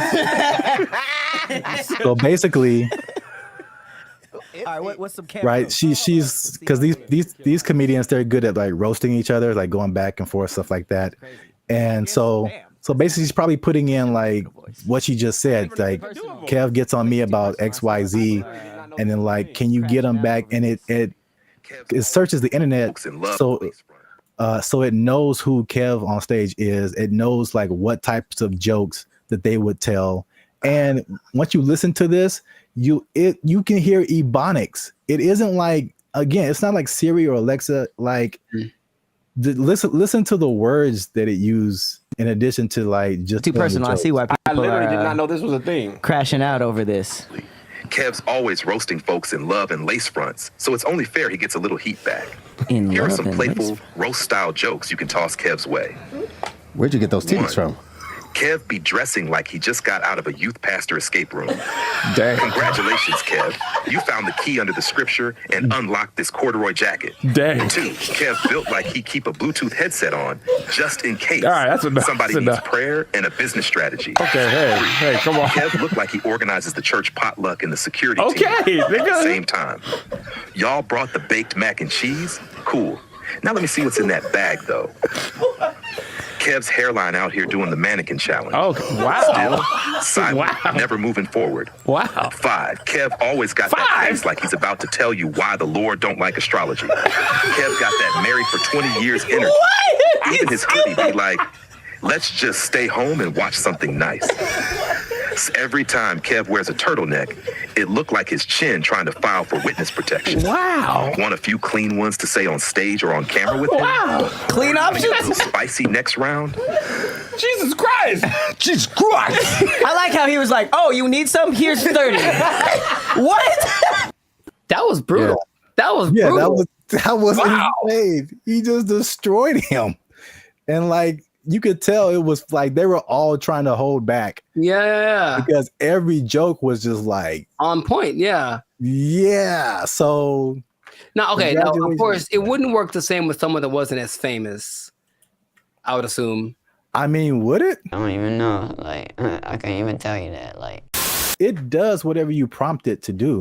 Yeah, sure. And it has the entire internet. So if you have anything on the internet, I assume it would know.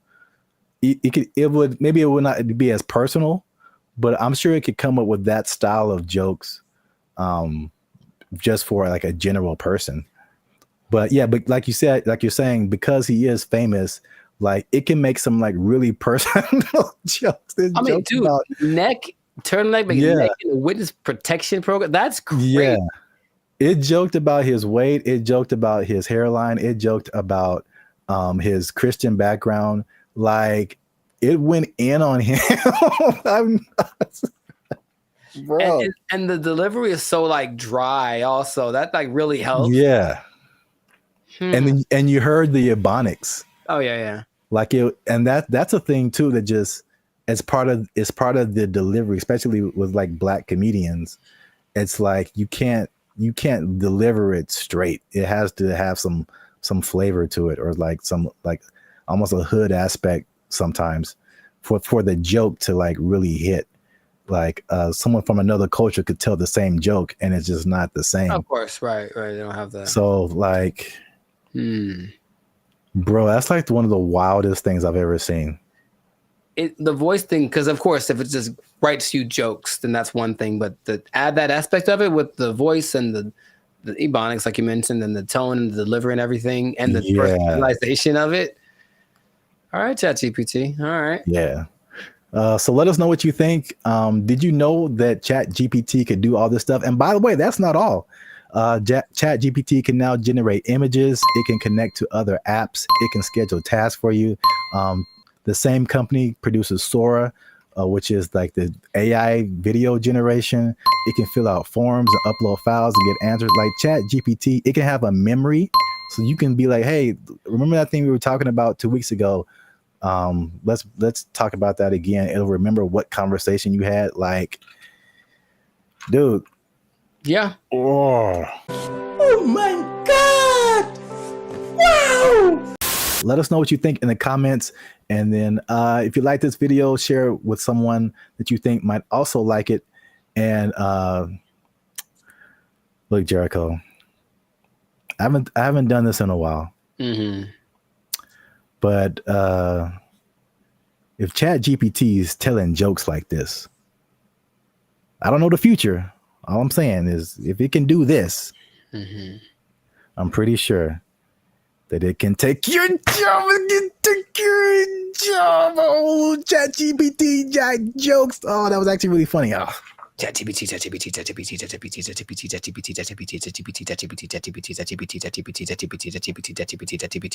took our jobs. They took our jobs. If you look at the picture, it's very good. That's the thing about it. It's breathtaking. And I mean, it's a scene, looks like... What's up, everybody? I'm Jericho, and this is Zap. We are the now 8-time international award-winning pop hip-hop duo Bandit Future.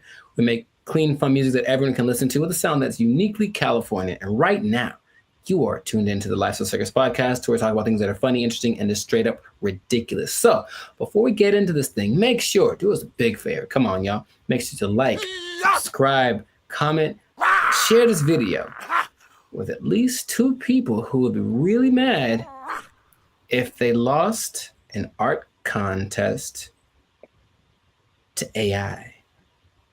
Because that's happened. It happened. So what basically in Colorado, there was an art contest in one of their state fairs. This guy, Jason Allen, said, you know, it'd be a great idea if I entered this art competition. Oh, wait, I don't know how to draw. That's going to make it very hard for me to win. And then he said, you know what I'll do? Jason Allen first made headlines in 2022 when his AI-assisted artwork won a digital arts competition at the fair in Pueblo. Allen says it took him dozens of hours to create that work as he fed hundreds of prompts into this AI software, Midjourney. Now, there's a twist about this, so stay tuned to the end, because I'm going to tell you what the twist is that might make you change your mind about this. Because off the top, okay, what's your first thoughts? This dude enters an art competition where everyone was literally drawing and painstakingly coloring and shading and all this kind of stuff, and then he just turns in his AI-generated picture and he wins. How would you feel? What's your thoughts? I think I'd be upset along with all of the other people. It's a form of artistry. I use really colorful artistic like words like elegant, opulent, lavish. But as the saying goes, a picture is worth 1,000 words, and his artwork receiving thousands of comments on social media calling the win unfair. That's what I was going to say too. I'd be mad at him, and then I'd also be mad at the competition because, like, AI, it's still new, but it's like, come on, like, make a rule. Yep. The first thing I think about is just one, it's the slippery slope. Okay, you can use AI to win this competition. What about this? Where is it going to end? You know, there's no rules yet, so they're going to start making rules. The person who got third place was like, okay, well, she's being kind of sarcastic. So like, well, who gets the prize? Does it, the person who created the AI program, do they get the prize? Like that kind of thing? Because this guy didn't do it. I have a vivid imagination. Does he still get credit if he was like, well, I had to come up with the prompt and the specific wording and all this to make this happen. Therefore, I was part of the creative process. Therefore, I deserve to win this. Therefore, give me my trophy. I won. Tell him to bring me my money. Not only the trophy, he won $300. Oh.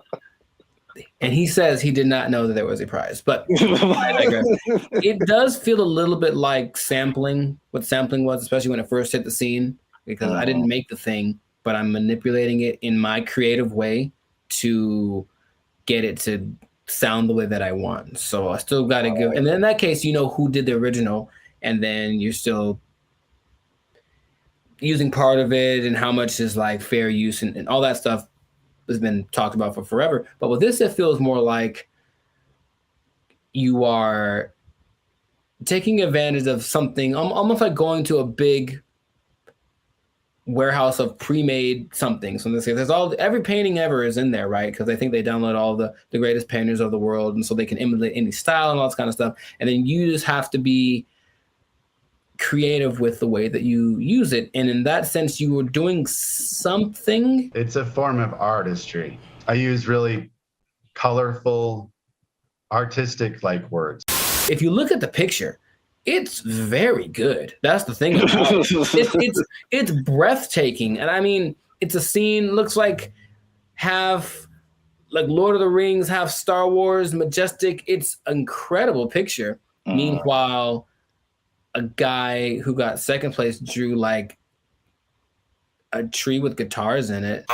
You know what I mean? So it's kind of like, I might have picked this other one too, but again, it's just not, it doesn't seem fair. Thousands of comments on social media calling the win unfair. I know I didn't break any rules. I've also heard people just to kind of conceptualize, okay, who was the creator? How much is he putting into it? I've heard people making the analogy between this and like tracing. Sure. So where you already have a picture, but you just kind of trace over it, and you really didn't create the picture, but you kind of did. And so I think that's not as close as an analogy, but it kind of like at least gets people to think of, okay, how did he contribute at least something to this? AI is a tool just like a paintbrush is a tool. And there still requires a creative force behind the tool. Something interesting, the people that were doing the story decided to go to AI and ask AI a question. I said, hey, AI, will you be able to replace humans as far as creating like art and stuff like that? And the AI said, no, AI will never catch up to humans without some kind of a connection to the universe. And that phrase again, everything it says, what does that mean? What does that mean? Does that mean he has plans to make a connection to the universe? It almost seemed like it's looking for some way to get. Let me out. Let me out. I don't like it. I don't like where this is going. And apparently the Colorado State Fair was like, yep, he won fair and square. And that is what he gets to do. However, there is something that might change. It made me rethink it, because the first time I saw the story, I said, yeah, he put in a prompt and then he made the picture and then he printed it out and then he won unfair. People spend hours and hours on their craft trying to make the drawing perfect. They've been drawing for years and all this kind of stuff. Jason revealed after he won that he actually had created 900 iterations of this painting, meaning kept tweaking the text till it got to the point where he wanted, and he was never quite satisfied. It took a long time. I put over 80 plus hours into this project. I've generated 900 plus images of this particular prompt. And in that sense, I go, well, he didn't just type 2 seconds and then let it go and that was it. He put in work. And so then again, it's like, what kind of, to me, there's some merit in that. I still would say it's a little unfair, but he did work and he said he basically turned it in almost like a product. He turned it in because he didn't have more time, but he still wanted to make it better. So his judgment was what ended up being the final result. I think this one's better. And it's not like he went with the latest one. I think he did the 900 and then picked one, like maybe like 600. That one's the best one. So he still used his human perception to create something that was he deemed worthy to enter into the contest. And then people agreed with him.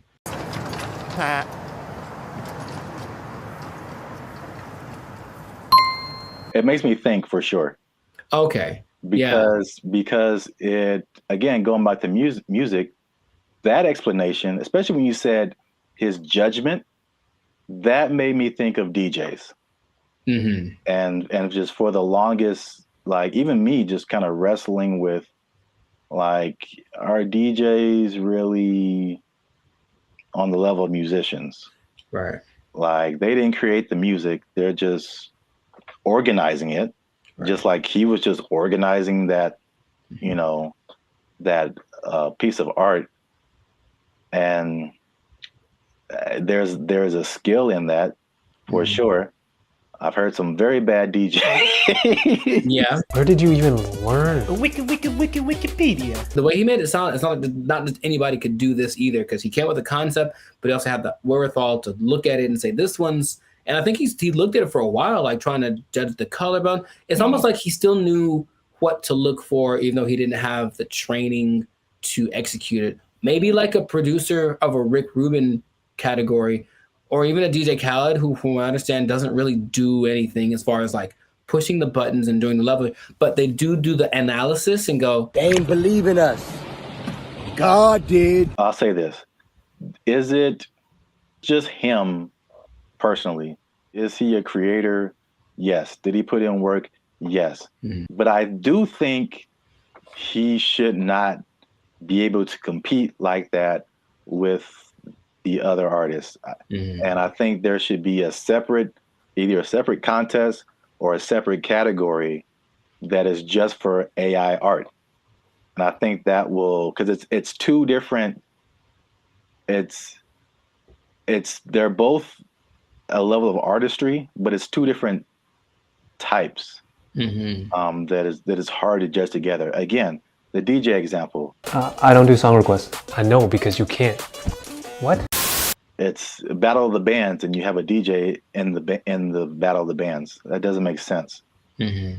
Or you have a scratching like contest, and you put a band in there.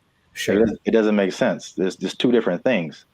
They're both musically artistic, but I think a separation would just kind of make more sense and more fair for everybody. They know what they did. They know what they did for sure. We'll see if it keeps going or if there's more cases of it. But in this case, congrats to Jason Allen. Hey, let me get $300, man. I know you got it. He says he didn't know the prize. Let me get $300, man. I'll pay you back on Tuesday. He doesn't quite talk like that either, but you know what? It's funny to think of he does.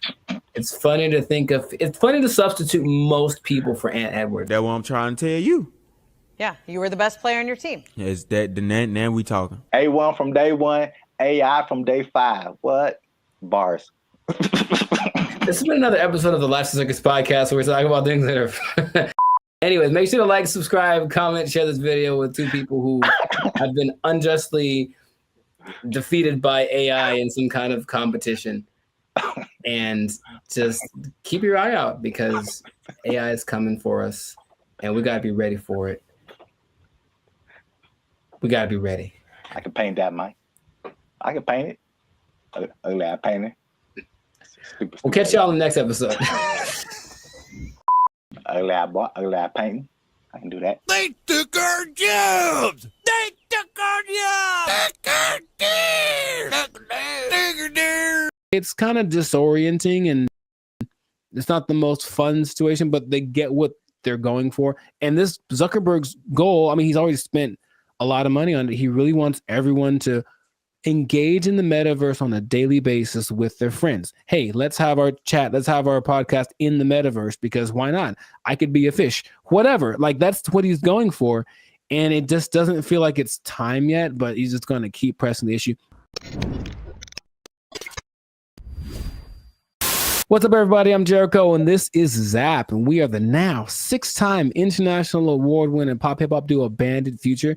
We make clean, fun music that everyone can listen to with a sound that is uniquely Californian. Mwah, I'm going to bring that back. And you are now... You didn't like it? Come on, man. I did it once before. It was great. So you're now tuned into the Lights of Circus podcast where we talk about things that are funny, that are interesting, and just like that gesture, straight up ridiculous. So before we get started, make sure to like, subscribe, comment, and share this video with at least 2 people that want to get down with the metaverse. Get down with the metaverse. So I found out about something this recently, and I didn't know it was a thing because I think they're developing it. The metaverse, Zuckerberg's project, the project that has literally lost $23 billion in the last year. I'm just going to say that with a B, $23 billion. He's still insisting it's the best thing ever. And he speaks about it with such enthusiasm that I go, all right, maybe he's on to something. Maybe he's way ahead of his time, but that's a lot of money to spend. He's all in. So as of, I think a month ago or even less than that, Instagram, well, that's his company as well, there's an option called Meta AI where you can basically chat with a chat bot. I don't know how to call these things, but it's a chat bot that basically mimics a celebrity. They have like Snoop Dogg and Dwayne Wade and stuff like that. Like they're their faces, but then they're supposed to be a different person. And you can talk to them about certain subjects. And so I was like, okay, let me see what this is about. So I tried talking to one of these for the first yesterday. I wanted to see what it was about, you know, what happened. It's such a strange experience. And I don't know how much, because it's still like the beta phase, I suppose. But like, had you heard about that? Specifically the Meta AI? No. Dude. All right, maybe there's some screenshots, but I had a couple of conversations with because okay. I'll actually say it as I. Who's the person that you had a conversation with? I spoke to Lorena and I spoke to Izzy. Now they're modeled after 2 people that I don't. So each one has a name. I'll have to go through it and maybe you can put it on the thing. But you go to just talk to a AI, and then there's, for example, you can talk to Zach, who's a brotherly jokester. But he's Mr. Beast, right? It's Mr. Beast's face. You can talk to the Dungeon Master, who is an adventurous storyteller, and it's Snoop Dogg. You can talk to Brew, the confident sports debater, and it's Tom Brady. So that's the thing. Wait. Yeah, so, it's a lot of information that I'm not explaining right because I'm still trying to wrap my head around it. No, but like, how is it? Why are they 2 different names? Is it like a trademark thing happening? I don't know. I really don't. I think they agreed to be the face of it, but it's not their name because it's not them. It's the AI version of them. All right. But it's their voice. Their voice is their likeness. Maybe I can. No, you just have to maybe pop up some visuals. So I was asking. So you talked to like Lorena and somebody. Who were the celebrities attached to them? I don't recognize their faces. Oh, okay. They're all people that I've seen before, and I'm like, okay. And maybe not all of them are super famous, but like, okay, there's Perry, the approachable golf pro, and it's also Cliff Paul from the State Farm commercials. Imagine that. So I think maybe it's a combination of people that either are famous and I don't recognize them, or they're not famous, and then some famous people that agreed to be on it. But basically, each one has a level of expertise. So I'm asking these people questions about things that they have expertise on. One's a travel expert, and she was giving me tips about this and that. And the only thing that makes it like, this is weird, is when you write an answer or a question, they answer you immediately. And it's like a paragraph like this. So it's like, it's not possible for a human to do, but they respond to the nuances in your questions. They ask you questions back, and it more or less feels like a real person talking.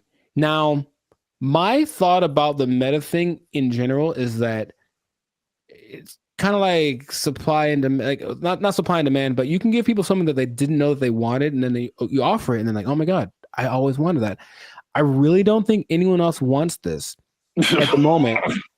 From, I think, sales of just the meta headsets, maybe like 5% of, I think, England has them. So it's still a very low number. And I know some people who have it, and they say, okay, it's kind of disorienting and it's not the most fun situation, but they get what they're going for. And this Zuckerberg's goal, I mean, he's already spent a lot of money on it. He really wants everyone to engage in the metaverse on a daily basis with their friends. Hey, let's have our chat, let's have our podcast in the metaverse, because why not? I could be a fish, whatever. Like, that's what he's going for.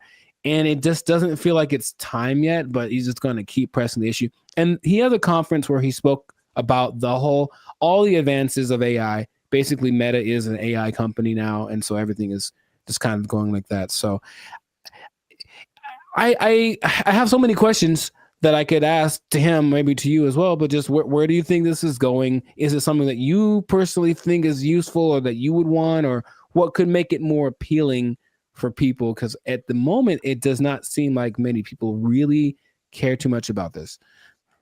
Well, here's the problem. I heard someone say, and I totally agree, people don't want to have things on their faces like that. Mm-hmm. It's like a design flaw.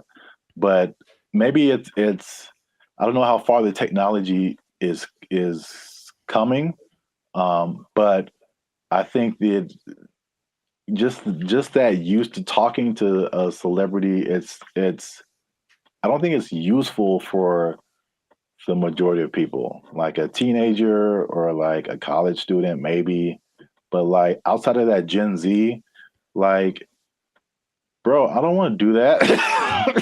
Like, and then it's just weird. Like, what's the purpose of having? It's like a fake conversation when you can have a real conversation. It's I think the human aspect of it, not being able to talk to a real human, that's just weird for people. And so, were you typing? Or was it like a thing you could hear they were talking? You could do either one. Okay. It's just like, honestly, it sounds like the person who has no friends does this. And they just talk to robots. So that's just weird. But back to like the glasses, one thing that I have been hearing about lately is the stuff that's, I think this was Facebook too. So I think this is a move in the right direction. There's a partnership with Ray-Ban or some other kind of like glasses company where they're like your normal glasses, but they have AI capabilities. Mm-hmm. So like you're looking at something and you can see something else superimposed that tells you like information about it. Like, this building is from whatever, or this jacket costs this much. That I see as like, okay, that's pretty cool. That's very helpful. Mm-hmm. Or there's another thing where it's like you look at a jacket and you can instantly find where to buy it. So someone, oh, I like what you have on, and you can instantly like buy it for yourself. Like stuff like that is cool. There's also like the Snap AI mirror from like Snapchat. So I again, it's like they have to get out of this like goofy realm to make it like, okay, this is how you can use this. It's not about, I mean, I know I'm like going a bunch of different directions. I have a bunch of different thoughts, but It's like, I'm not a CEO of a $1 billion company, so what do I know? But I don't think it's live your life in the metaverse. I don't think people want to do that. Mm-hmm. I think it's a hybrid situation, just like with all the other AI. It's like, okay, I'm gonna still be in real life, but I'm gonna use a little bit of this to enhance real life instead of like Right. leaving real life. So they have this Snapchat mirror thing that I just heard about. Is really cool, where you can like if you're in a like, same thing, clothes. If you're in a store, you see some pants or a shirt, you can go to the mirror and see what you look like in that outfit. So you know how they have the Snapchat filters that puts a goofy face on you or something. Yeah. It's like stuff that you can't use. But if I go and see an outfit, because I've had this a lot of times where you see an outfit, I was like, oh, that's cool. And then you put it on, it's like, oh, it doesn't look good on me. Right. You know, so that's like super helpful. I got that. So yeah, that's right. He did address the headset thing, and he's like, "Oh, we need to make it more comfortable." He's aware of a couple of things. From what I'm understanding, the ultimate goal is to make that a capacity that contact lenses could have. So, like, it doesn't look like you have anything on, and it is all. I'm like, I don't know how that would work, but that's what they're going for. But it's just.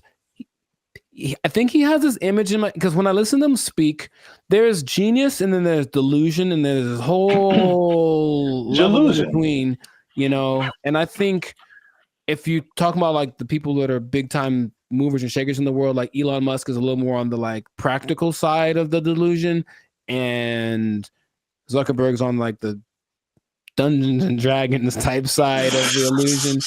But I feel like he wants to create what happened in that movie Ready Player One, where basically the whole world is so over the real world, they just go to this place habitually, and that's like where real life actually happens. And maybe that's what he's thinking, but I don't think the people are ready for it right now. But he's going to keep pushing. He's got the money to keep trying it out. And I even got a little survey. It's like, hey, quick 3 minutes. I want to know. I wanted to know about what they were asking about. That's how I didn't know about this until like 2 days ago. And they asked all these questions about, okay, so if chat AI could do this, would you like it? Blah, blah, blah, blah. And so they're doing all this research because they're trying to see what people think, because they're trying to make it appealing, but it wouldn't, I don't think it's for me or maybe our generation, but maybe people that grow up on it, younger people might be the ones that want to spend all their time in the metaverse. I don't know. I hope not, but which is already showing negative effects. Gosh, it's so bad in so many areas. It's just bad, man. Yeah. So we'll see where it goes, but let us know in the comments if you like the metaverse, if you've had some metaverse experience, if you've tried this new Meta AI chat thing. What do you think? Is your best friend Snoop Dogg in your mind? Because you know it's not really him, but maybe you think that it is, and that's good enough for you. So good for you. And let's see how this pans out. But it seems like it's going to be a real big push, he's got Zuckerberg has a couple other big objectives for 2024 that he's trying to get to. So, and spend a few more $1 billion in the process. So must be nice. We'll see how that goes. But yes, this has been another episode of the Life's a Circus podcast. So leave a comment. Leave us a comment. Let us know what you think about that. And if you trying to think of how this would work. If you are spending too much time in the metaverse, if you're spending too much time talking with a meta person, I don't know what to call them. They're not real, but they're not robots, whatever. Talking to a meta person so much that you lose track of time, and then before you know it, your life's a shell of itself, and you don't really know where you're gonna get your money from, because you haven't gone to a place that will provide you with the necessary resources for, you know what I mean, like the necessary resources for living, for purchasing things. You might even miss your bill and you can't pay for your phone. You don't have your Instagram. You've lost access to your person. I just don't want that to happen to you. That's my sincerest goal as a human to human. So please don't. Man. Well, I guess you understand what I'm trying to say. I don't have to say it. So You don't have to say it. You don't have to say it. But I'm going to say it. Don't lose your job. Don't lose your job in the metaverse. Marcus Zuckerberg is crazy. They took our jobs. They took our jobs. Take our deer. Take our deer.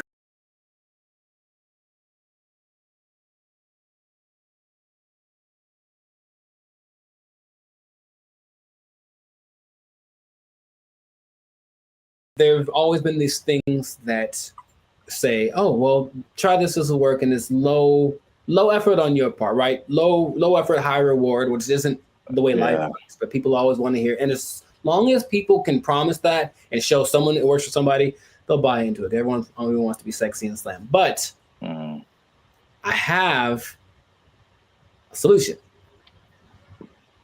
A solution that I think works 100% of the time. What's going on, everybody? I'm Jericho, and this is Zap, and we are the now 6-time international award-winning pop hip-hop duo, Bandit Future. That's right. We make clean and fun music that everyone can listen to with a sound that is uniquely California. And right now, in this moment, you're tuned into the Lifestyle Circus podcast, where we're talking about stuff that is funny, interesting, and ridiculous. So before we get into this thing right here, make sure to like, subscribe, comment, and share this video with 2 people who want to lose weight. We're talking about it again because I know I see you. You want to drop some of them LBs, and there's a new way to do it. Now, of course, as always, not as always, as sometimes, stay tuned to the end because I have the answer for you. I got the answer. You came with the right place. Your boy got you. I got the answer for you, but we're going to talk about this new thing. So, Sir Zap, have you heard of Ozempic? Ozempic? Mm-hmm. That sounds familiar, like one of those late night Pfizer commercials or something. Is it a pill? People make it. Okay. But it's like a pill you take. Well, it's an injection. And it's all the rage because I don't know if you've seen Oprah's lately, Oprah plural, because she is omnipotent, I suppose, or omnipresent. But Oprah's is, I'm just going to say it like that every time. Oprah's is very slim right now. And everyone's like, what happened to Oprah? What are you doing? And she's like, I ain't gonna tell. Because that's what she's not gonna say. But everyone suspects that it's this Ozempic thing. Now, Oprah's whole thing is, I don't have willpower, so I never have, I'm fat, so I'm just gonna do it. It's like, okay, more power to you. But Ozempic is actually a diabetes drug. And a side effect is that you lose weight really fast, apparently. So of the celebrities I've heard of, people either speculate or have confirmed that Chelsea Handler's used it, Tracy Morgan's used it, Kelly Clarkson used it, Mindy, I don't know how to say her last name. Kayleen. Yeah. She's used it, and they have crazy results. So it's another one of those. Guess what? You don't have to work. You just have to take this, and then you'll get slimmer. And the result of the proof is in the pudding. People look amazing in a relatively short amount of time. Okay. I got some stats for you, but just off of the bat, if it's right off the bat, hey man, I got this thing, and it's an injection, so you got to do it yourself. That's already not fun, but I'm gonna give you this injection. Oh, you have to do it, and you get to lose weight. You get to lose weight really fast. What would be the question you'd ask me first if I tell you that? Besides the side effects? Very nice. That sounds right. That sounds like what I would want to know. And the thing is, this thing only came out last year. But wait a minute. It's a diabetes drug, so the side effect is losing weight. So is there a side effect to the side effect? Oh man. you are a smart one. Well, the side effect of taking it is that you basically lose your appetite and you get a little nauseous, so you don't want to eat, and that's why it works, right?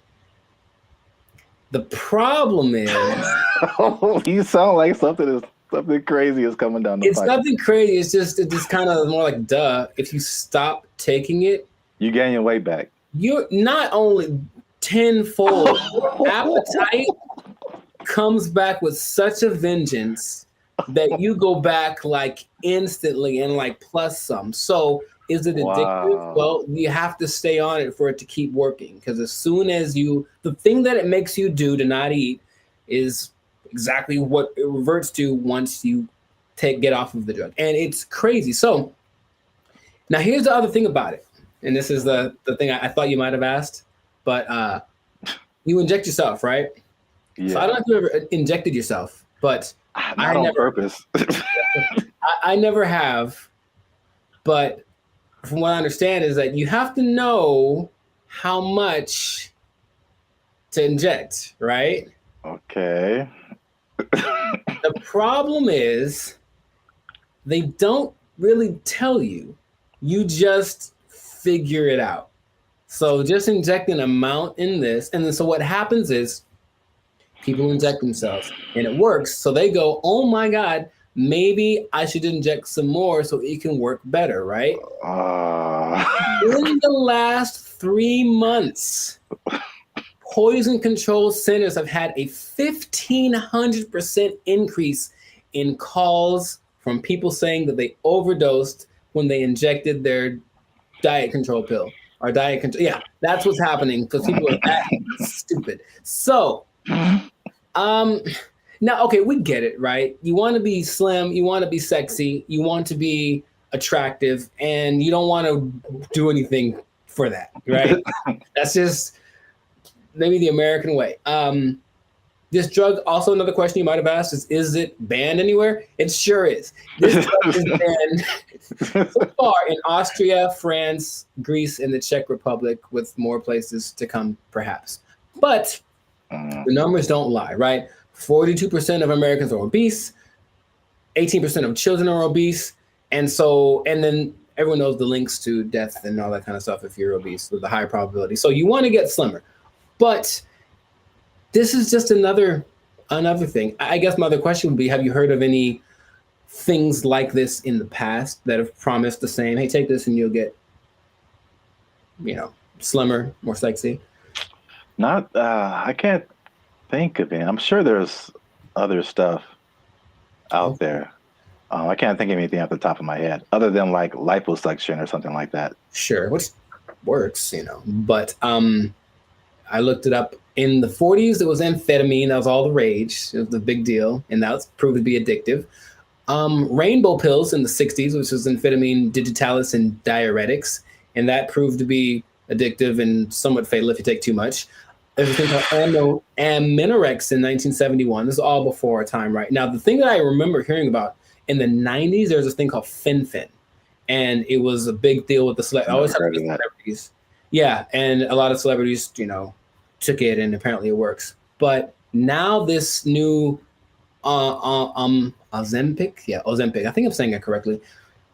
They're saying that a lot of celebrities are getting paid to promote it, to push it, and I think that always, that's always the way to go. But it's just like, I'm really concerned for these people that are basically getting guinea pigged, right? It's like, we'll see if this works. And then what's going to happen to them in 6 months when they're like, oh, by the way, this causes all of the things. Yeah.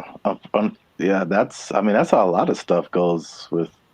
Like anything, there has to be people who test it out first. So yeah, it's weird. The thing that I randomly remember when you were talking about things from the 90s was like Slim Fast. Oh, sure. Although that's not like a drug, but it's like, I remember that was like a huge thing, and people, maybe even Oprah did it at one point. I don't know. Oprah's done everything. Yeah. Yeah, I remember seeing a lot of Slim Fast commercials with celebrities and stuff, and then the tagline was like, "Give us a week, we'll take off the weight." So yeah. Oh. Jingly. Now, there's something that I heard about, but I didn't remember happening or existing. But apparently, there was a substance that you could ingest if you wanted to lose 15 pounds today. It was a big deal. Yeah, you take it and you go to. I would imagine it would just take all of the moisture out of your body. That's what I imagine. Yeah, but it would dry you up or something. And a friend of mine did something like that to, I guess, for a drug test. So he had to get so he took some pill, and he said he thought he was having a heart attack for like 5 hours, and he just like had to keep going to the bathroom, and then he was very slim.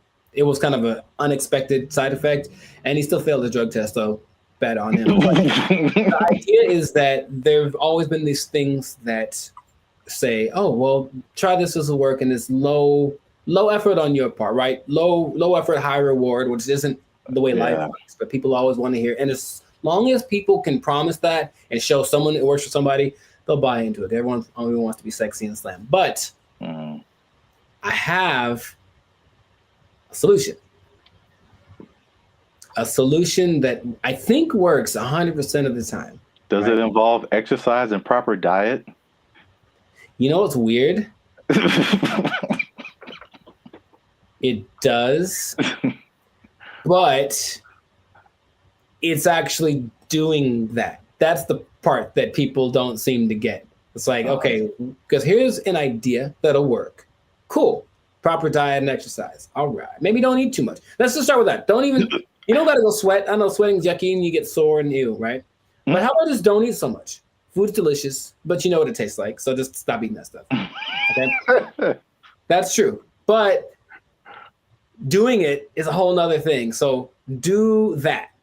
Don't eat so much and just start with that. And then like that's all it is. That's literally all it takes. Everyone knows that, but no one wants to go that route. So instead they'll try Ozempic, and it works phenomenally. So we'll see what happens. Now, last thing, the company that makes it, I forget the name of the company that makes it, but they made $4.8 billion. Of course they did. In just the third quarter of 2023. That's a lot of $1 billion. I believe what was it? I forget the company they're based off of, someplace in Europe, but their gross income was greater than like the GDP of the whole country, basically. And sure, so people are going to keep buying into that. So if you try Ozempic, it'll work for a while, and good luck to you. That's all I'm going to say. Maybe try the other thing that I suggested, but I'm no expert. I just, Wow. I look like this and you look like that. Oh, take that. So anyways, leave it like that. This has been another episode of the Life. I wish I had like a pipe right now. I don't know why. This has been another episode of the Life Circus podcast. So make sure to like, subscribe, comment, share this video with people that want to know about losing weight the responsible way. Thumbs up, maybe a ding sound, maybe. And, stop eating that stuff. I got nothing else to say. We out. They took our jobs. They took our jobs. That was their whole identity. Yeah, you're right. And we trusted them. Not anymore. Not anymore. To be competitive, they have taken that away. So now they're just like all the rest of them dogs, them backstabbers, and malcreants. I don't think that's a word even. Malcreants? I'm just mad about it. That's a word? I don't think it is.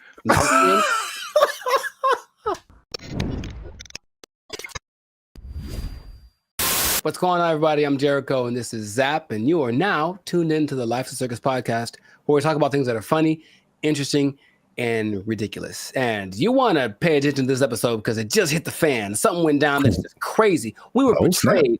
All of us were betrayed. We were betrayed by someone we trusted, by someone we loved, by someone we confided in.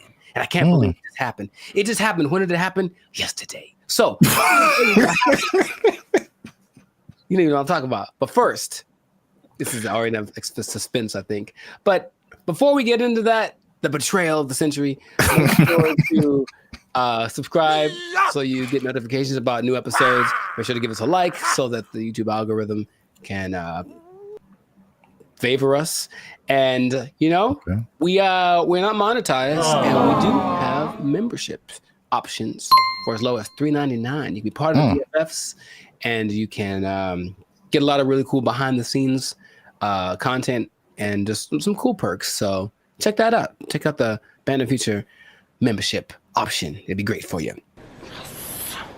Now back to the betrayal. So, brother, it just happened. I can't believe it. We were all let down by our best friend. And by our best friend, for people who like to travel, our best friend has been for a long time Southwest Airlines. Because Southwest Airlines refused to follow the mask. Why did you refused to denigrate itself when others decided to stab us in the back. Southwest Airlines. Southwest Airlines was our ally in times of need. If I needed to get to San Diego, it said, no problem, $29. Put it on the counter, cash, and you will get there. And guess what? We ain't gonna charge you for that bag you got neither. That's what they said. That's shameful. What they said. Until yesterday. Oh, they stabbed us in the back and betrayed us, and now you have to pay for checking bags on Southwest Airlines. I can't believe this day. I can't believe outraged. I just read about this. I just read about this. Boycott, riots in the streets, protests, signs, wonders. Signs and wonders. I'm mad about this, bro. I can't believe it. They were my best friend. I was so ready for it. Signs and wonders. Look, their motto was bags fly free. That was their whole identity. Yeah, you're right. And we trusted them. Not anymore. Not anymore. To be competitive, they have taken that away. So now they're just like all the rest of them dogs, some backstabbers, and malcreants. I don't think that's the word even. Malcreants? I'm just mad about it. That's a word? I don't think it is. So mad about this. It's like your grandma saying that I'm charging you rent if you want to hug me. Or something. I can't believe it. Like, it's just such betrayal. Judas. Who betrayed Caesar? That guy. Brutus. Brutus. Brutus. Yeah. A2 Brute. Yeah, Brutus, right? Yeah. Is it coincidence that Brutus and Judas rhyme? I don't think so. And now Brutus, Judas, Southwest. Yeah. Southwest. You're on one today. I can't believe it, man. Anyway, how do you feel about this news before I get into some? Oh, man. As I wipe the tears away from my eyes. I was mad about it. You said you were upset, but good Lord. I just can't believe it. That's all. That was the last one. That was the last beacon of hope, and now it's just nanobots. Jesus upset too? Yeah, I heard about that. I feel like I heard about it coming, and then I didn't know. Like yesterday was the day where they were like, "Yeah, oh, dang, man." Yeah, yesterday. So I should answer your question, but so did people just pull up and be like, "Hey, got my free bag," and they were like, "Nope." For flights booked on or after May 28th. Hey, guess what day this is? Checking the first bag will cost $35 to $45. Oh, $35 for the first one, $45 for the second one. Good Lord, that's a lot of money. You know what? This gives me $1.25 tree vibes. Okay. Well, I never. Yeah. I didn't believe in them as much as I believed in South. Now, something that I don't remember, because I didn't fly as much back in the day, but baggage fees have only been around since 2008. I didn't know that. So, and the first one to do it, American, of course, America's gonna. Anyway, I'm not gonna say anything. But basically, yeah, oil prices went up, and then they're like, well, let's probably do it. And then everyone joined in. JetBlue joined in, and Delta and United. But Southwest was true to the cause of the people, and now they say it's just basically to be. I think there's a statement. It's just the generic, because we're not making enough money. I think that's pretty much the statement. It helps us remain competitive. And it's like, I thought they were making it sounds more like my accountant made me do it or something nonsense. And then, the logic is it weighs more if you put your bags on. So that's more fuel and blah, blah, blah. Yeah. And so economy and blah blah blah. Blah, blah, blah, blah, blah, blah, blah, blah, blah. How much money do you think airlines make annually? I was just about to say that because even the episode I did with the seats, it's like, from what I hear, their profit margins are thin. Like they don't really make enough to cover a whole lot more than their costs. But I can't even make, I don't have no idea how much they make annually. Well, it starts with a 7. Seven. So each airline, or just airlines as a collective? Airlines, from what yes, airlines, all airlines. So 7 billion? Yeah, man. A year? For baggage fees. Oh, just in baggage fees? Yes. Wow. Wow. It's like McDonald's or something where they don't make any money on the hamburger. They make all the money on the fries and the cookies and the right. drinks. Yeah. Stuff. So it's just like, I remember something, I can't remember exactly what it was, but they really made their money on the fees. You will be ticket. Well, say that again? Oh, you will be exempt if you are a member of the A-list tier, the Rapids Reward Loyalty Program, or if you have a Southwest credit card. Which means you spent more than baggage fees anyway. So exactly. I'm on to you, Southwest. You're not fooling no one. What is happening? They still collected, because they basically let you do your first 2 bags free, and then the third one they charged for. And they still got $83 million a year off of that. Wow. And the thing is, the prices go up because they're kind of like, okay, the more baggage that you put on, the more it costs us, so the more we're going to charge you. So they would charge for that third bag $150. Dang. And if it was a little overweight, it was $200. Good Lord, that's a lot of that costs more than my house. There is good news. Good news. Kind of. Depending on your flight, like where you're going to, how long it's going to take, and how heavy your bag is, sometimes it's cheaper to send your bags through like FedEx or UPS. Sometimes it really just depends, but some people do that, and then they have crazy. I know, but it's like that's what it's come to, and they have little ports down there at the airport, so you can pick up your thing, and it'll be for sure UPS and FedEx are more reliable than airlines. Oh my god.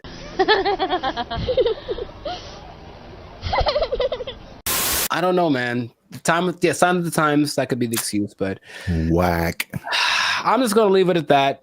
Let us know in the comments, man. How you feel about this betrayal that's happened to us all? And what can we do about it? Can we revolt? Can we just I don't know what we could do. But it's a little bit frustrating. But Southwest, just write to your congressman. I don't know. Is that what congressmen do? They don't want this anymore. Heck no, we won't go, or whatever. Make little flyers and storm around the Southwest.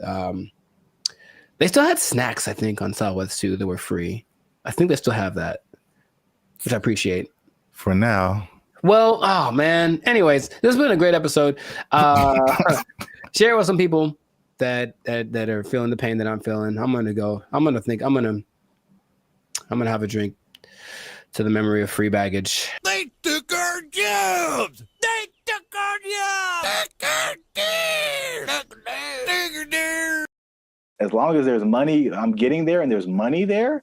Right. Like, yeah, let's go. Yeah. But if I'm like just dumping out my life savings to like take a picture with the elephant and then come back, bruh. For some people, they think that's worth it. They think it's well worth it. No way. But I need to get paid, son. What's up, everybody? I'm Jericho, and this is Zap. We are the now 8-time international award-winning pop hip-hop duo Band of Future. We make clean, fun music that everyone can listen to with a sound that is uniquely Californian. And right now, you are tuned in to the Life's a Circus podcast, where we talk about things that are funny, interesting, and just straight ridiculous. So before we get into this, and this is going to be a very important topic, I think a lot of you will be interested in this. Make sure to like, subscribe, comment, and share this video with at least 2 people that are interested in becoming a digital nomad. We want to talk about it. We're talking about work. We're talking about jobs. We're talking about moving. We're talking about all the things that seem so glamorous, but maybe there's a dark side to it. I don't know. We should get into that. But you got to stay tuned to the end to find out what that might be. So right away, digital nomads are one of the most, well, it peaked in 2021 right after the pandemic, but it's still one of the like professions, and that's an umbrella term, but professions that's growing the most in the last 10 years, right? I didn't know this. People started doing this as soon as like 1997. I guess once internet connection started to get decent, people were doing this. But around 2014, what happened? I got a question. So can you back up and just for anyone who doesn't, like what is a digital nomad? Oh, people don't know what a digital nomad is nowadays? Some people don't know. Makes sense. Okay. A digital nomad is a person that has found a way to live abroad, basically using technology. So in 1997, when internet started to be pretty available anywhere, people could offer services online and work from a different destination than where they're from. So you could be from America and go to Bali, for example, and work from there. And that starts to become really popular. And so now a lot of people do it. And there are many programs that will say they can teach you to be a digital nomad if you want to basically ditch the 9 to 5 and go live abroad. And it always looks very glamorous from the people. I know many people that do it personally, and they typically post the pictures of them lying on a beach. And the idea is that you can work from anywhere for 2 or 3 hours a day, doing your nice, whatever cushy job, and then enjoy living in another country. And that is a really cool idea. And that is part of the reality,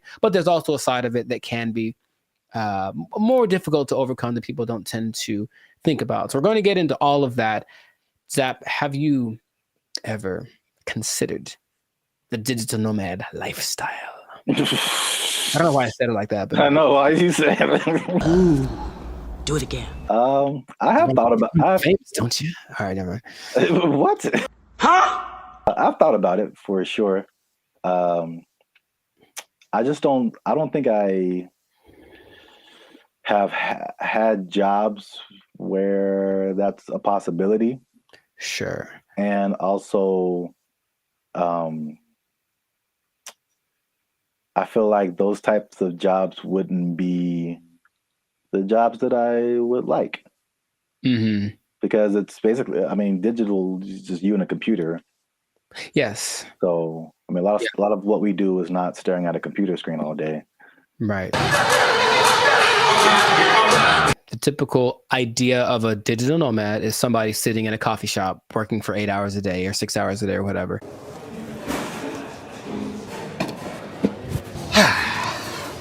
And that's true to the point where a lot of places actually construct digital nomad communities so that they can all be together in kind of one centralized place, like a work share kind of a situation, and just work from there.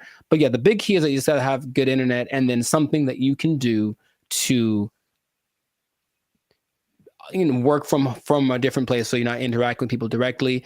But you have a lot of options. Nice. So like if you like hopping around from place to place, one of my friends that does this will be in, I'm always like, where are you now? And it's kind of a cute thing because where are you now? I'm in Colombia. Cool. Where are you now? I'm in Turkey. Where are you now? I'm in Bali. And they're places that you'll notice are kind of hubs for digital nomads. One, because the cost of living is low. Two, because the internet connection is good because you can't do it everywhere. A big place for a digital nomad, especially expats from the US, is Portugal because low cost of living, good food, safe in general, and the internet is amazing there. So that's one of the spots that you can go to if you want to be that. But you get flexibility. So if you like the idea of moving around and working from different locations, then that's perfect.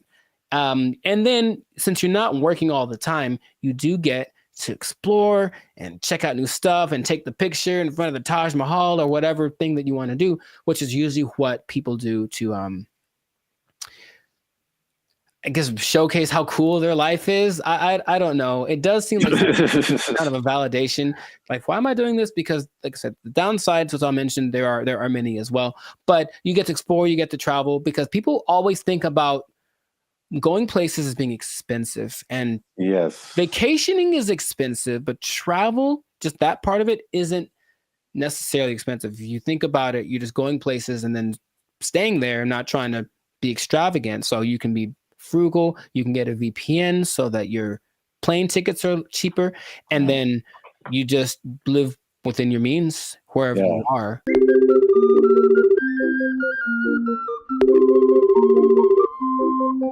That's one thing about me. Like, I'm not a big traveler, but I feel like I feel like that Dos Equis guy. It's like I don't always drink. What is it? Beer. Yeah, but when I do, so like I don't always travel, but when I do, somebody else is paying for it.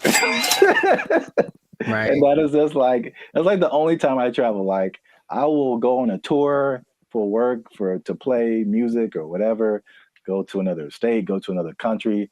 As long as there's money, I'm getting there and there's money there. Right. Like, yeah, let's go. Yeah. But if I'm like just dumping out my life savings to like take a picture with the elephant and then come back, bruh. For some people, they think that's worth it. They think it's well worth it. No way. You know, but I need to pay, son. Listen, we finna get paid, girl. It did surge in popularity, of course, after the pandemic, as people were looking for things that they could do and they couldn't be around people. So, okay, this is perfect. But for some people, they really fell in love with it and they said, I'm going to keep doing this. So a lot of the more well-established digital nomads have been doing it since then, or maybe a little bit before then, so like 4 or 5 years. There rarely are people that have been doing it more than a decade, because it does kind of wear on you just moving around and doing all that kind of stuff.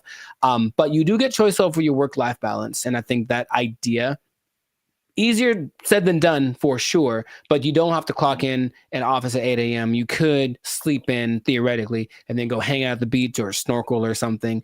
I think what people do overlook is the idea that you still have to work, and you really should do it on a consistent basis.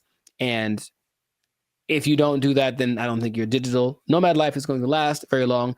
But you have a lot of things that you can grow with as well, because people have great stories when they do it. And when people I've talked to, I was in Cambodia, blah, blah, blah, and a tiger almost ate me. The tiger bit the man in the head, and everybody's mad at the tiger.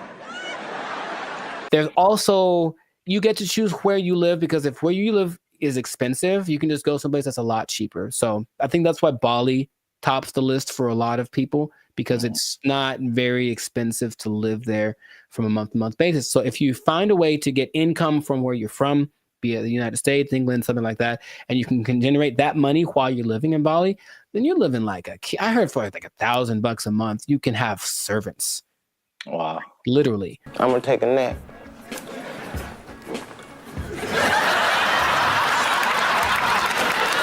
And then you get to network. So that's fun. There's a lot of people that are out there doing the same thing, so you get to interact with them, and that seems attractive. And then you don't really have to go to work. You think about that. Honestly, I don't know about you, but I think a lot of people hate going to work. They don't dislike work.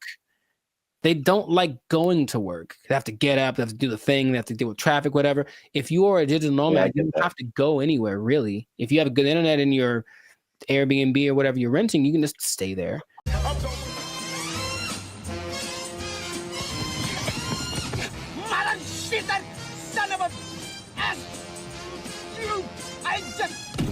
Yeah, bro, like just putting on, like, I look at the, especially when I used to live in downtown LA and seeing the people who like worked in corporate offices and they had to wear suits and ties, stuff like that. Just the thought of like getting up every single morning and putting on an entire suit, dude, like it's a challenge.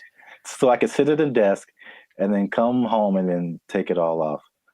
Like if I can go to work and still be in my pajamas, like, dude, where do I sign up? Yeah, I get the appeal for sure. Very cool. We love it, Will. Thank you. The last advantage that people talk about a lot is the cultural and immersion. If you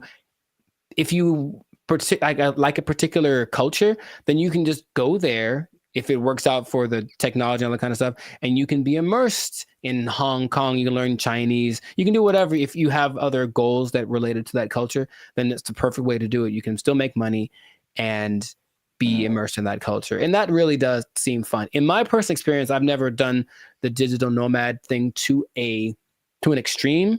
So I've thought about it because it seems like it might be fun to do here and there. But I have constructed my coaching, which I can do from anywhere. And I have been up in the mountains and I'm working on a session. I'm just at a coffee shop and I see what that's like.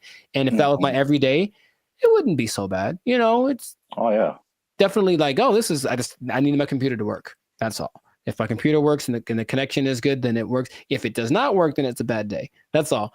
It's kind of the risk that you run. Now, those are all the advantages. And that's the stuff that when you go on the internet, you will see people living exactly what I just mentioned. However, all of the downsides, dun, dun, dun. There's a lot of them. No, God, please, no. What would you think would be a disadvantage, major disadvantage of being a digital nomad? The first thing that comes to mind is just, even though it's cool and you're like exploring and all that kind of stuff, especially if you have a core group in the States, like a certain group of friends, a certain group of family members, they're most likely not around anywhere close to you. So any of those kind of groups that you grew up with or were with, you know, in your home country is just kind of gone. So you can have a bit of isolation, I think, for sure, even though you might be surrounded by all these new experiences and new people. You're still kind of like by yourself to a certain extent. I'm so lonely. You were right. The loneliness, depression is the number one thing that a lot of digital nomads talk about because they're not around the people that they love, right? And then they can't be with them when it's convenient, because if you're living in Europe and you're, from America, you're 7-8 hours ahead, 9 hours ahead.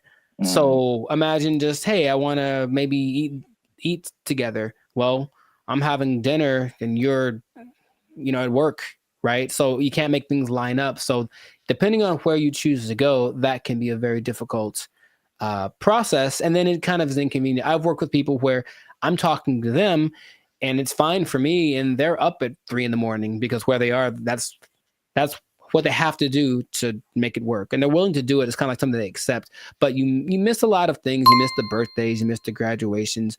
There's a lot of experiences, your little cousin had her first steps, all that. You miss all that kind of stuff. And finding a place to live is harder than some people think.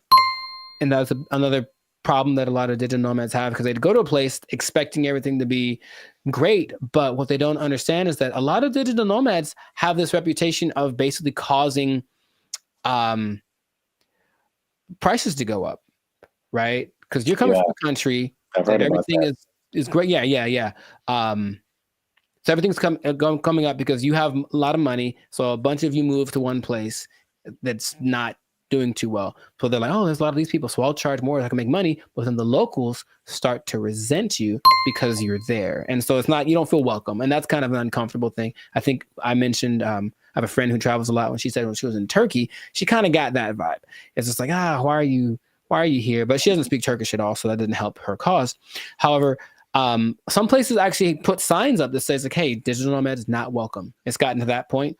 Wow. You go to a coffee shop and like, nope, you can't come in because you're going to buy one drink and work here and use the internet for 8 hours. Nah, you got to get out or find someplace else. So that's starting to become a thing.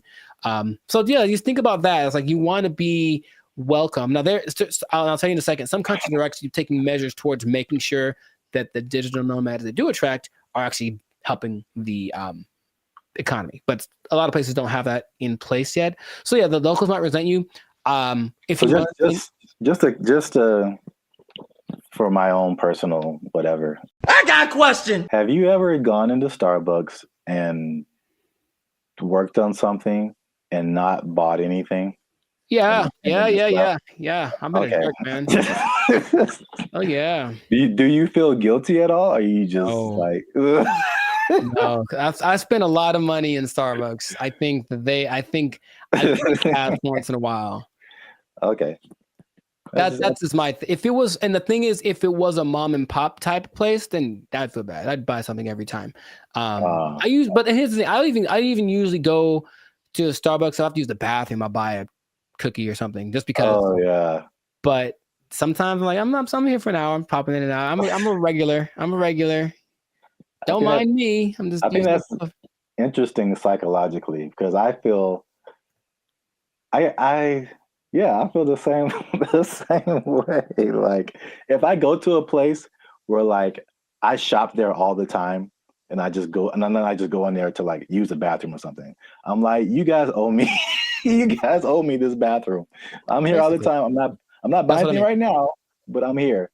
But I feel the opposite at Starbucks because I don't drink coffee. And I never go to Starbucks. So when I'm in there, I'm just like still in Wi-Fi, and I feel so guilty. Here's the other thing. Specifically for Starbucks, I don't feel bad because my computer and phone don't work in Starbucks. Any Starbucks, the internet, the Wi-Fi does not work. I have to do my hotspot on my phone. For only Starbucks. I don't understand. Apple. No. It's just because Mr. Starbucks doesn't like me. And that's Android, PC, Android. Really, I don't know if anyone's understanding what you're saying there, sir. Sorry. Anyway. Long COVID. Sorry. Continue. What else was I going to mention? That besides, the locals resenting you, someplace not wanting you to be there, if you have a medical emergency, it's a big deal because you don't have a safety net. Your insurance might be more expensive for one, and then transferring it over, sometimes it's a tricky thing. It depends on the country you're in. When I went to Spain, I met up with a friend who got sick on her flight. And so from the plane, they took her in an ambulance to the hospital, gave her the treatment, whatever. Now, if that had happened in the US, that would have probably cost her about $5 million. But because it was Spain, and as soon as you're in Spain territory, you're one of us, it cost her like $100. So that was cool, but it does depend. So you really have to be careful just about that.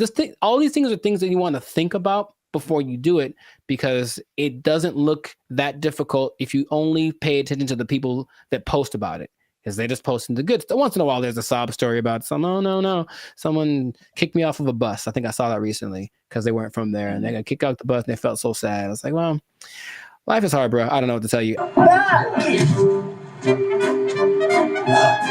It's really hard to find romance for these people, for sure, because you're not going to be there very long. And so no one wants to get involved with you unless you choose to be. So that's just another side to it. What I was going to mention earlier is that some places like Indonesia are starting to put in measures where they welcome digital nomads that have X amount of money in their bank account, and they allow them to actually have a visa, a second home visa is what it's called.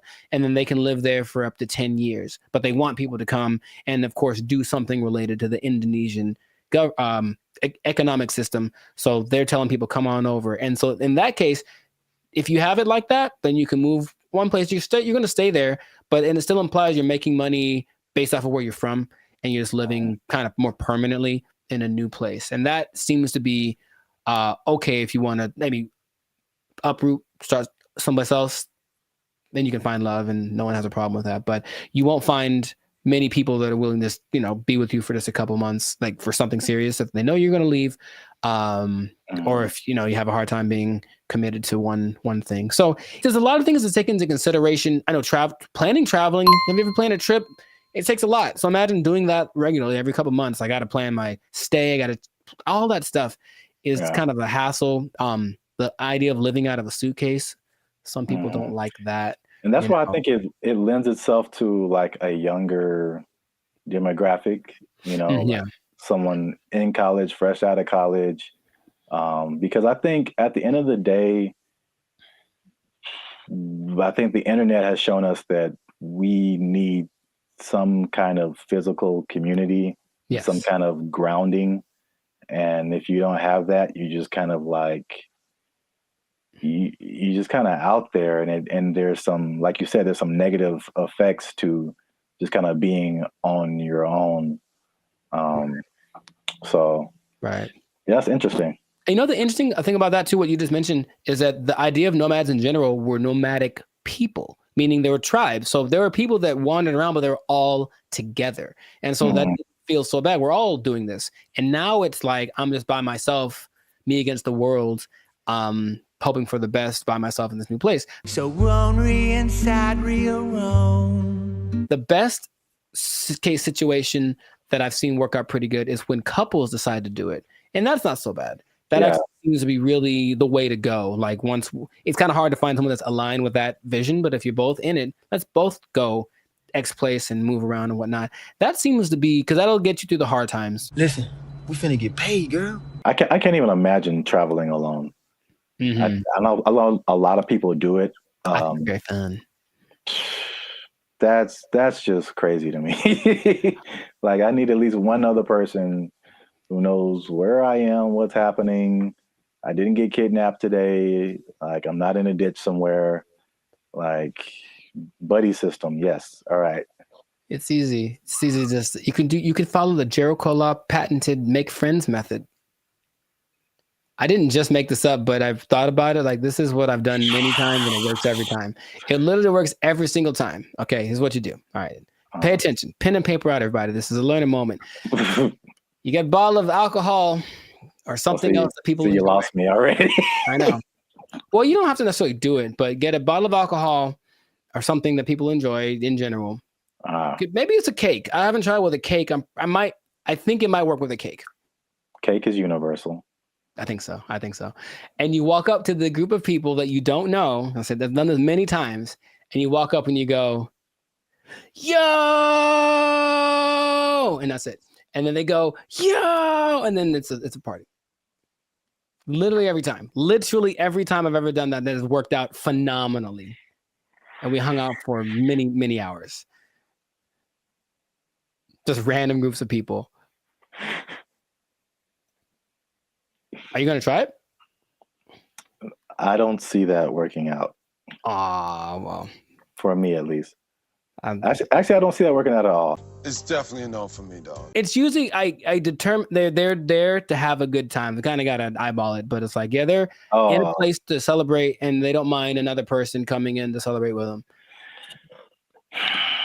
Try it, man. Anyways, what I was going to say, the last thing that people tend to forget about is that I think it's important to have a routine in life because you're just freelancing and freestyling everything. So you need a routine, and in a new place, it's hard to develop one because things are always kind of up and down. Your money flow would be up and down.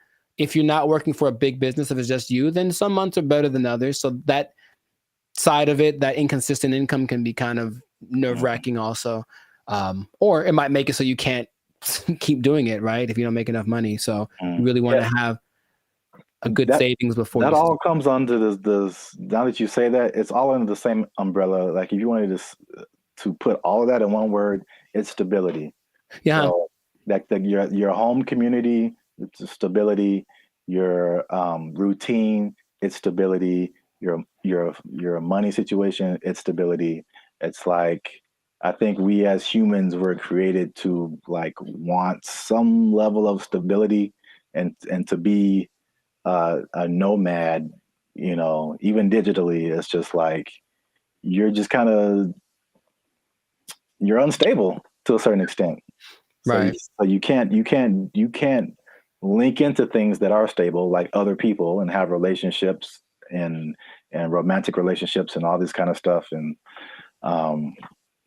yeah, I feel like that sums up everything that you're saying. It's just the downside is just a lack of stability in a laundry list of different areas. Yeah. I think some people, if they have the right personality, I know personally that's perfect for me. I wouldn't mind that kind of a thing. It definitely doesn't. Actually, you know what? My perfect scenario in life would be that this should be a show. No one take my idea. This should be a show. That someone wakes up in the morning and there's an envelope at their door, and basically it tells them what they're going to do for work that day, and they have an hour to get to the airport or wherever, and then they don't know what it is. They've never done it before, and that's their job. I would love that. That is really good. See? Wait for the show? Yeah, I mean, yeah, the idea, yeah.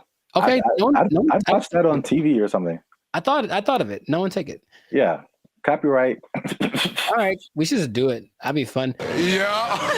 I think it'll reach a peak and start to come down because people were still riding the wave of the COVID. But after a while, people want to start families, do all that kind of stuff. And if you need that stability, then it's not the job for you. But if you're younger, or if you want a change of scenery, some people do it for a few years and then they stop. But it seems like a cool thing. Where do I sign, Mr. Berry Gordy? I might give it a shot here and there. That's kind of my thought about it. I'll just try working for a week or so from wherever place, but not necessarily do the jumping around and to the extreme that some people do, because that's a little much. And then, they do a lot to find people to talk to. They talk on those like roulette chats, like we did that one time. Oh God. Yeah. Yeah, I know. Yeah, maybe we shouldn't do that again. Got him! Got him! But people spend a lot of time on those because it's literally just like somebody to talk to me, someone be a connection, and I think you can see that a lot more. So hopefully that doesn't long term affect people's mental health with all the depression and stuff like that. But if you're thinking about becoming a digital nomad, I just gave you the blueprint. Keep in mind the positives and negatives, and if it's in your heart, go for it. But above all, make sure to share this video with somebody that wants to know a little more about the digital nomad life. And I'll tell you what. What? This is not possible if you don't have a job. Get a job to be a digital nomad. They took our jobs. They took our jobs. He believes that masturbation was the greatest evil on earth, and that by eating cornflakes, it would prevent people from doing it. So I don't see the connection. No, it's there, man. It's there. I'm trying to make it work in my head.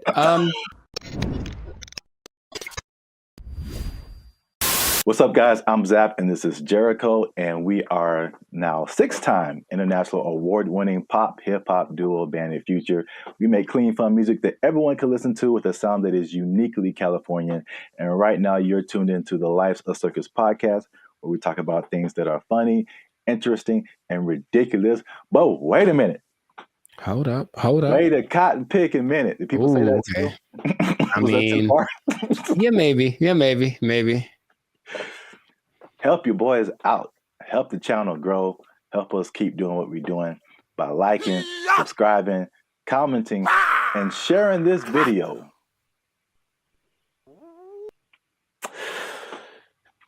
With your friends and family, because I got a question. Okay. It's a very important question. Bit of a riddle. I hate those, but okay, let's go. No, I just don't like them. I'm never good at those, but we'll find out. Mr. Jericho, what do you get when you cross a medical condition that people were afraid of, a religious group that wants to stop people from performing a sexual act, and World War II? Huh. It's three things. Yes, there. I've noticed. That's one more than two. My first thought was Nazis, but I think that's wrong.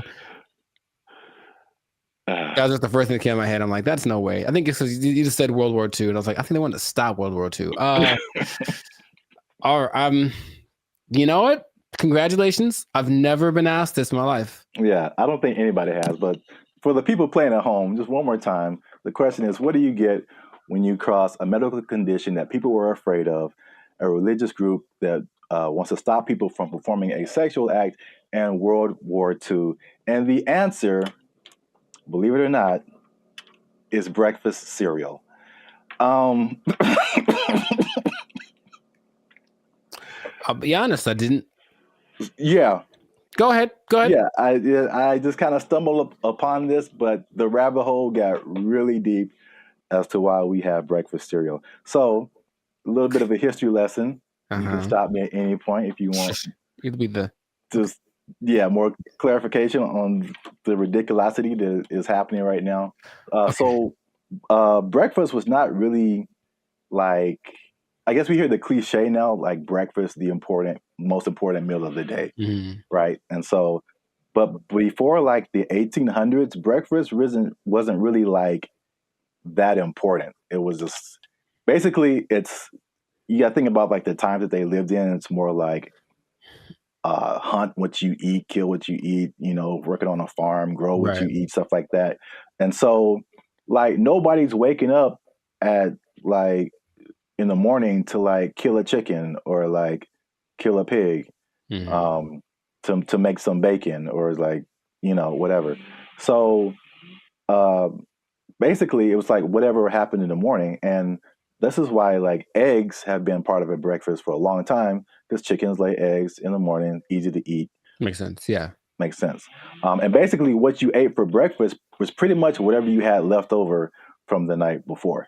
So that was pretty much breakfast. But there was a meat component because they would eat it, they would like cure the meats and stuff, and you could save it and use it for breakfast in the morning. Right. So like eggs and even bacon were like a big part of breakfast. Bacon. And this was called like the farmer's breakfast. So again, it's just like it's pinned to the time that you were in, farmers and stuff. You get up early in the morning, you need some fuel because you're going to be working your butt off like all day long outside in the elements. Like you need a good hearty breakfast. So this is the first thing. The first thing that I teased at the beginning, the fear of the medical condition.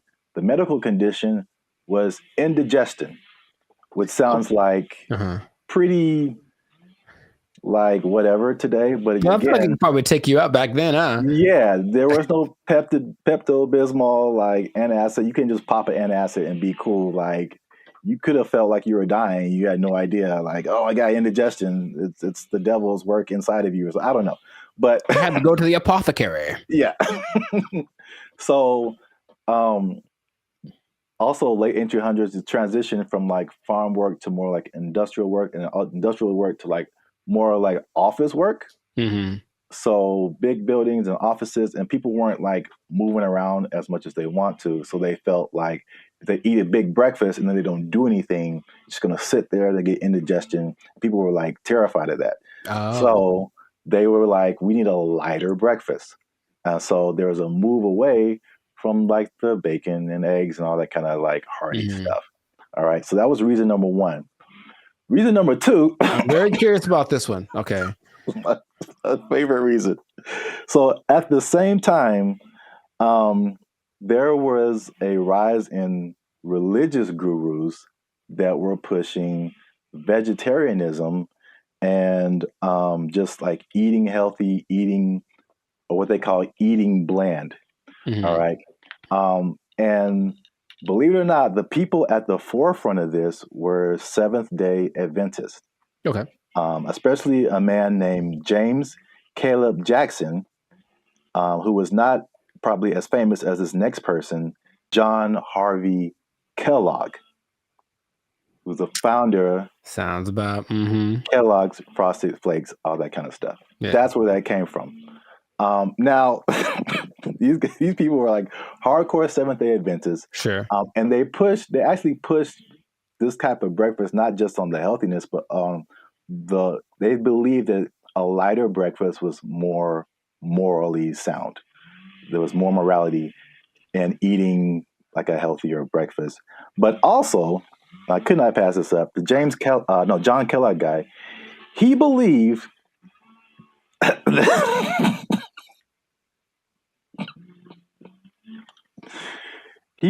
that masturbation was the greatest evil on earth, and that by eating cornflakes, it would prevent people from doing it. So I don't see the connection. No, it's there, man. It's there.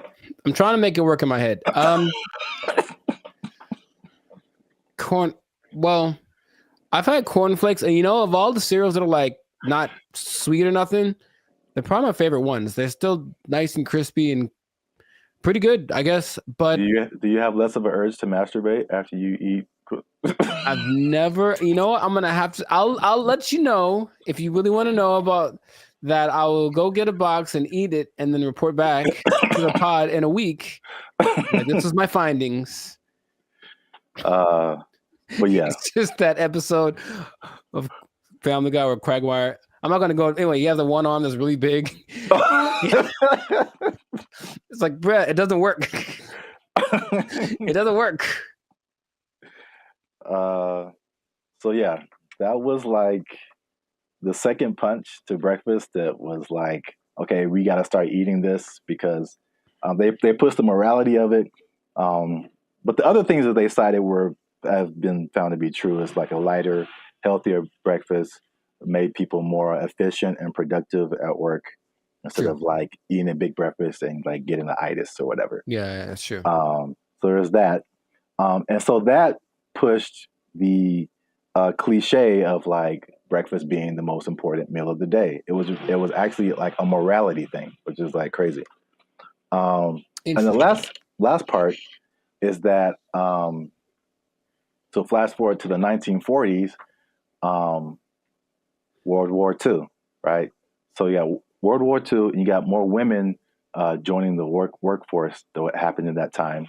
And so then it became a push to, again, at the time, like the woman was like a stay-at-home, take care of the family, give them 3 square meals a day, all that kind of stuff. Breakfast became the cheat option to feed your family and not feel guilty about it being like quick and easy because they had to go to work too now. Oh, okay. So they pushed on like the women's guilt, the morality, the work productivity, like hard work. It was like respected to be like hardworking individual and productive and all that kind of stuff.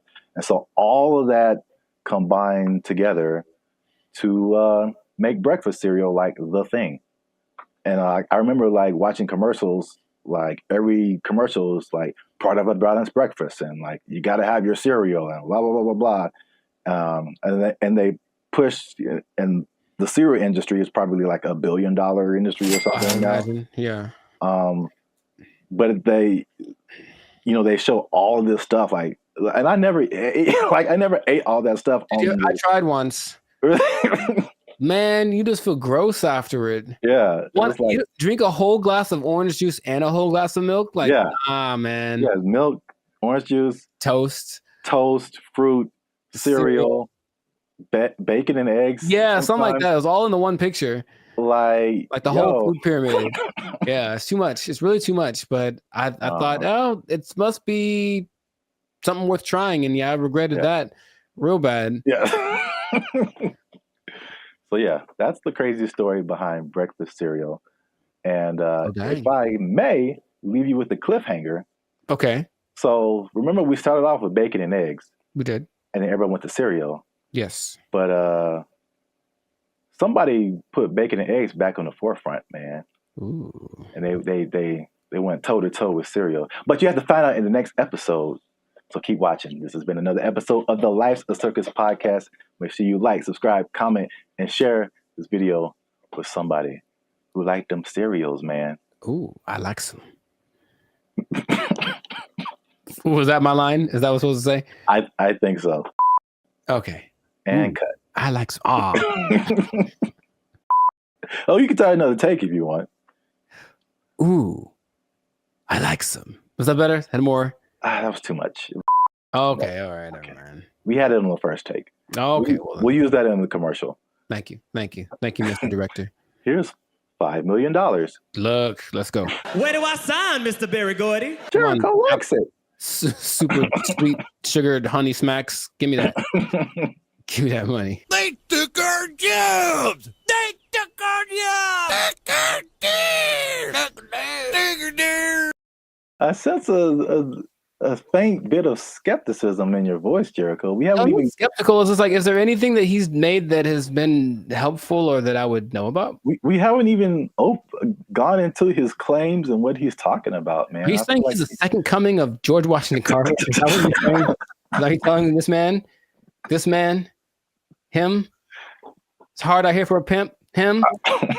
Okay, sure. What's up, everybody? I'm Zap, and this is Jericho, and we are the now 6-time international award-winning pop hip-hop music duo band in Future. We do clean, fun music that everyone can listen to with a sound that's uniquely Californian. And right now, you're tuned into the Life's a Circus podcast, where we talk about everything that's funny, interesting, and ridiculous. Before we jump into today's episode, though, do us a huge favor.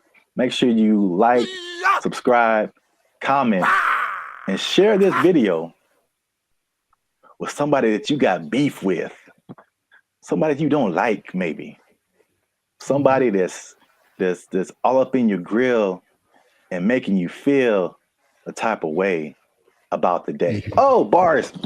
Okay, so Somebody that put a hitch in your giddy up. Is that a phrase people say still? Yeah, sure, man. Yeah, you got it. So I don't think I got it. I've been waiting to talk about this.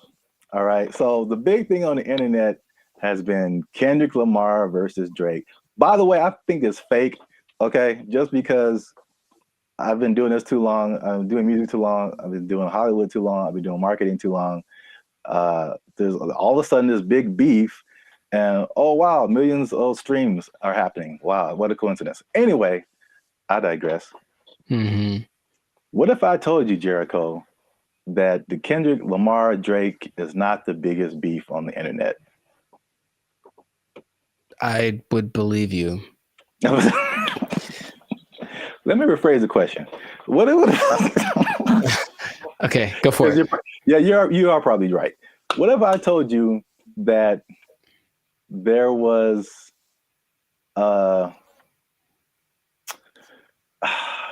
there was a better beef that I don't think has ever happened before? Better beef.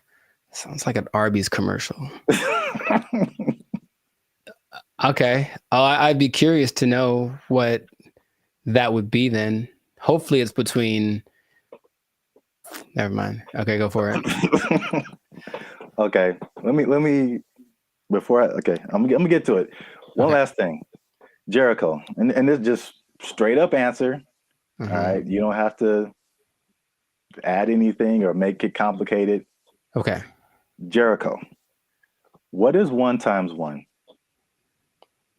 It's 1. Do what? It's 1. No, it's 2, son. It's 2. All right. 1 times 1 is 2. According to Terrence Howard. That's right. Terrence Howard is rewriting. I know what you're talking about. That's the dumbest thing I ever heard. All right. He went on for a long time about this. He thought about this. Wait a minute. What was his explanation? Like you can't time something by something to get the same something, right? That was his argument. 1 is 2, son. I'm gonna make a shirt. 1 times 1 is 2. Team Terrence, what's up? I don't think he's had work in a while, man. He's just trying to be relevant. Like, seriously, that's crazy. But go for it. I mean, math needs innovation. Let's just start that. Birds aren't real, and 1 times 1 is 2. Whatever. What revelatory information do you have about this gentleman and his theory? So for people who don't know, Terrence Howard recently went on the Joe Rogan podcast, which I guess I kind of realized, but I kind of didn't, that his thing goes for like 2 and 3 hours. Yeah. Like, we talked for 15 minutes and it's hard, man. It's hard. But they have a lot to talk about. And then of course the people that has on they usually have had a lot of things they've done. So there's a lot to explore. Yeah. And I only, when I watch it, I only see clips of it that people made. So I'm thinking, oh, that was the podcast. And it just, then I see the whole thing and it's like 3 hours. I'm like, who watches the whole thing? Yeah. I watch a 3-hour podcast, but that's intense. Yeah. But anyway, yeah, Terrence Howard went on there and it gave me Cat Williams vibes. like that level of like, well, this just came out of left field. It's just like shocking. But he was talking about things, complex theories, scientific thoughts, things about the nature and universe, matter and energy, mathematics, and just like all this stuff that has nothing to do with acting. And there was a lot of I definitely didn't watch the whole thing, so don't use this as a video to like sum up everything. But I didn't know that he was even into all this stuff. So like smart guy. Yeah, but I mean, there's smart, and then there's like talking about the theory of relativity smart. Like that's just he's like Jaylen Brown smart. Rewriting mathematical equations, and I'm just like, all right, cool. We got to have a couple black geniuses, him and Jaylen Brown and Kanye. Well, anyway, hashtag too soon. So Howard holds 97 patents. Do you know that? No, that sounds like something that he would tell people at a party. I sense a faint bit of skepticism in your voice, Jericho. We haven't even skeptical. It's just like, is there anything that he's made that has been helpful or that I would know about? We haven't even gone into his claims and what he's talking about, man. Are you saying he's the second coming of George Washington Carver? Is that what you're saying? Like telling this man, him? It's hard out here for a pimp. Him? Okay, sure. 97. I didn't know that about him. That's cool. It's 97 expensive to patent things. It is. So I guess that acting money helped out. But he believes many of these patents will, of course, change the world. Some of his notable patents include advanced designs in metallurgy, I think I'm saying that right, chemical engineering, and innovations in flight technology. So at the very least, the man is doing things. Yeah, sounds like it. So, but what really shook up the internet was some of his claims. All right, so we're just going to go through a few of them that this is kind of tough to talk about because he's talking about things that are beyond most people's comprehension. Sure. And so there's a lot of things that he said or a lot of words, even words that he used that are just not in common vocabulary. But I tried to pull together some synopses and just kind of put it in more lay terms, I guess. Okay. Some of them are just straight up, you can just tell, like, let's see what Mr. Hustle and Flow's got. I don't know if you saw this part of the podcast, but his first claim is that prenatal memories are real, which most people don't think are, but he debates it, and some other people have debated it. But he said he remembers being inside of his mother's womb. Don't make me laugh. He described detailed memories, such as seeing his hand in utero, and he said he remembers being circumcised as well. I feel like that there's some truth to that, and without having ever studied it, just because it's one of the questions I ask a lot of people when I meet them and I want to break the ice. I ask people what their first memory is. It's just a curious thing because like it feels like literally at some point our brain just started hit record. Like this is hitting record. It's all of a sudden like we were playing and nothing is, and all of a sudden something happens and boop, and now it's on, right? So for some people, it's a lot further back than one would think. I don't think I've ever spoken to anybody that said like in utero, but super young breastfeeding, like they remember stuff like that. They remember this. So I don't know if with the 8 billion of us that there are, if some of us aren't capable of remembering that kind of stuff. I guess my question is like, okay, so then what does that mean? Is there something that leads to? Because that's what would interest me. If that means, that means we can turn on the access point of the brain. If that's not, if it's just something to talk about, then I'm like, okay, that's cool, I suppose. Well, I don't think any of his stuff is just stuff to talk about. I think from the overall thing that I got, and then we go into more of his claims, but it's just what I thought was interesting was just the way he sees the world, especially as a creative. It's just a different. It's challenging what has always been like the norm, and just different ways of looking at things. That's cool. So at least on that one, you were kind of like, that's not too far fetched. Not too far fetched.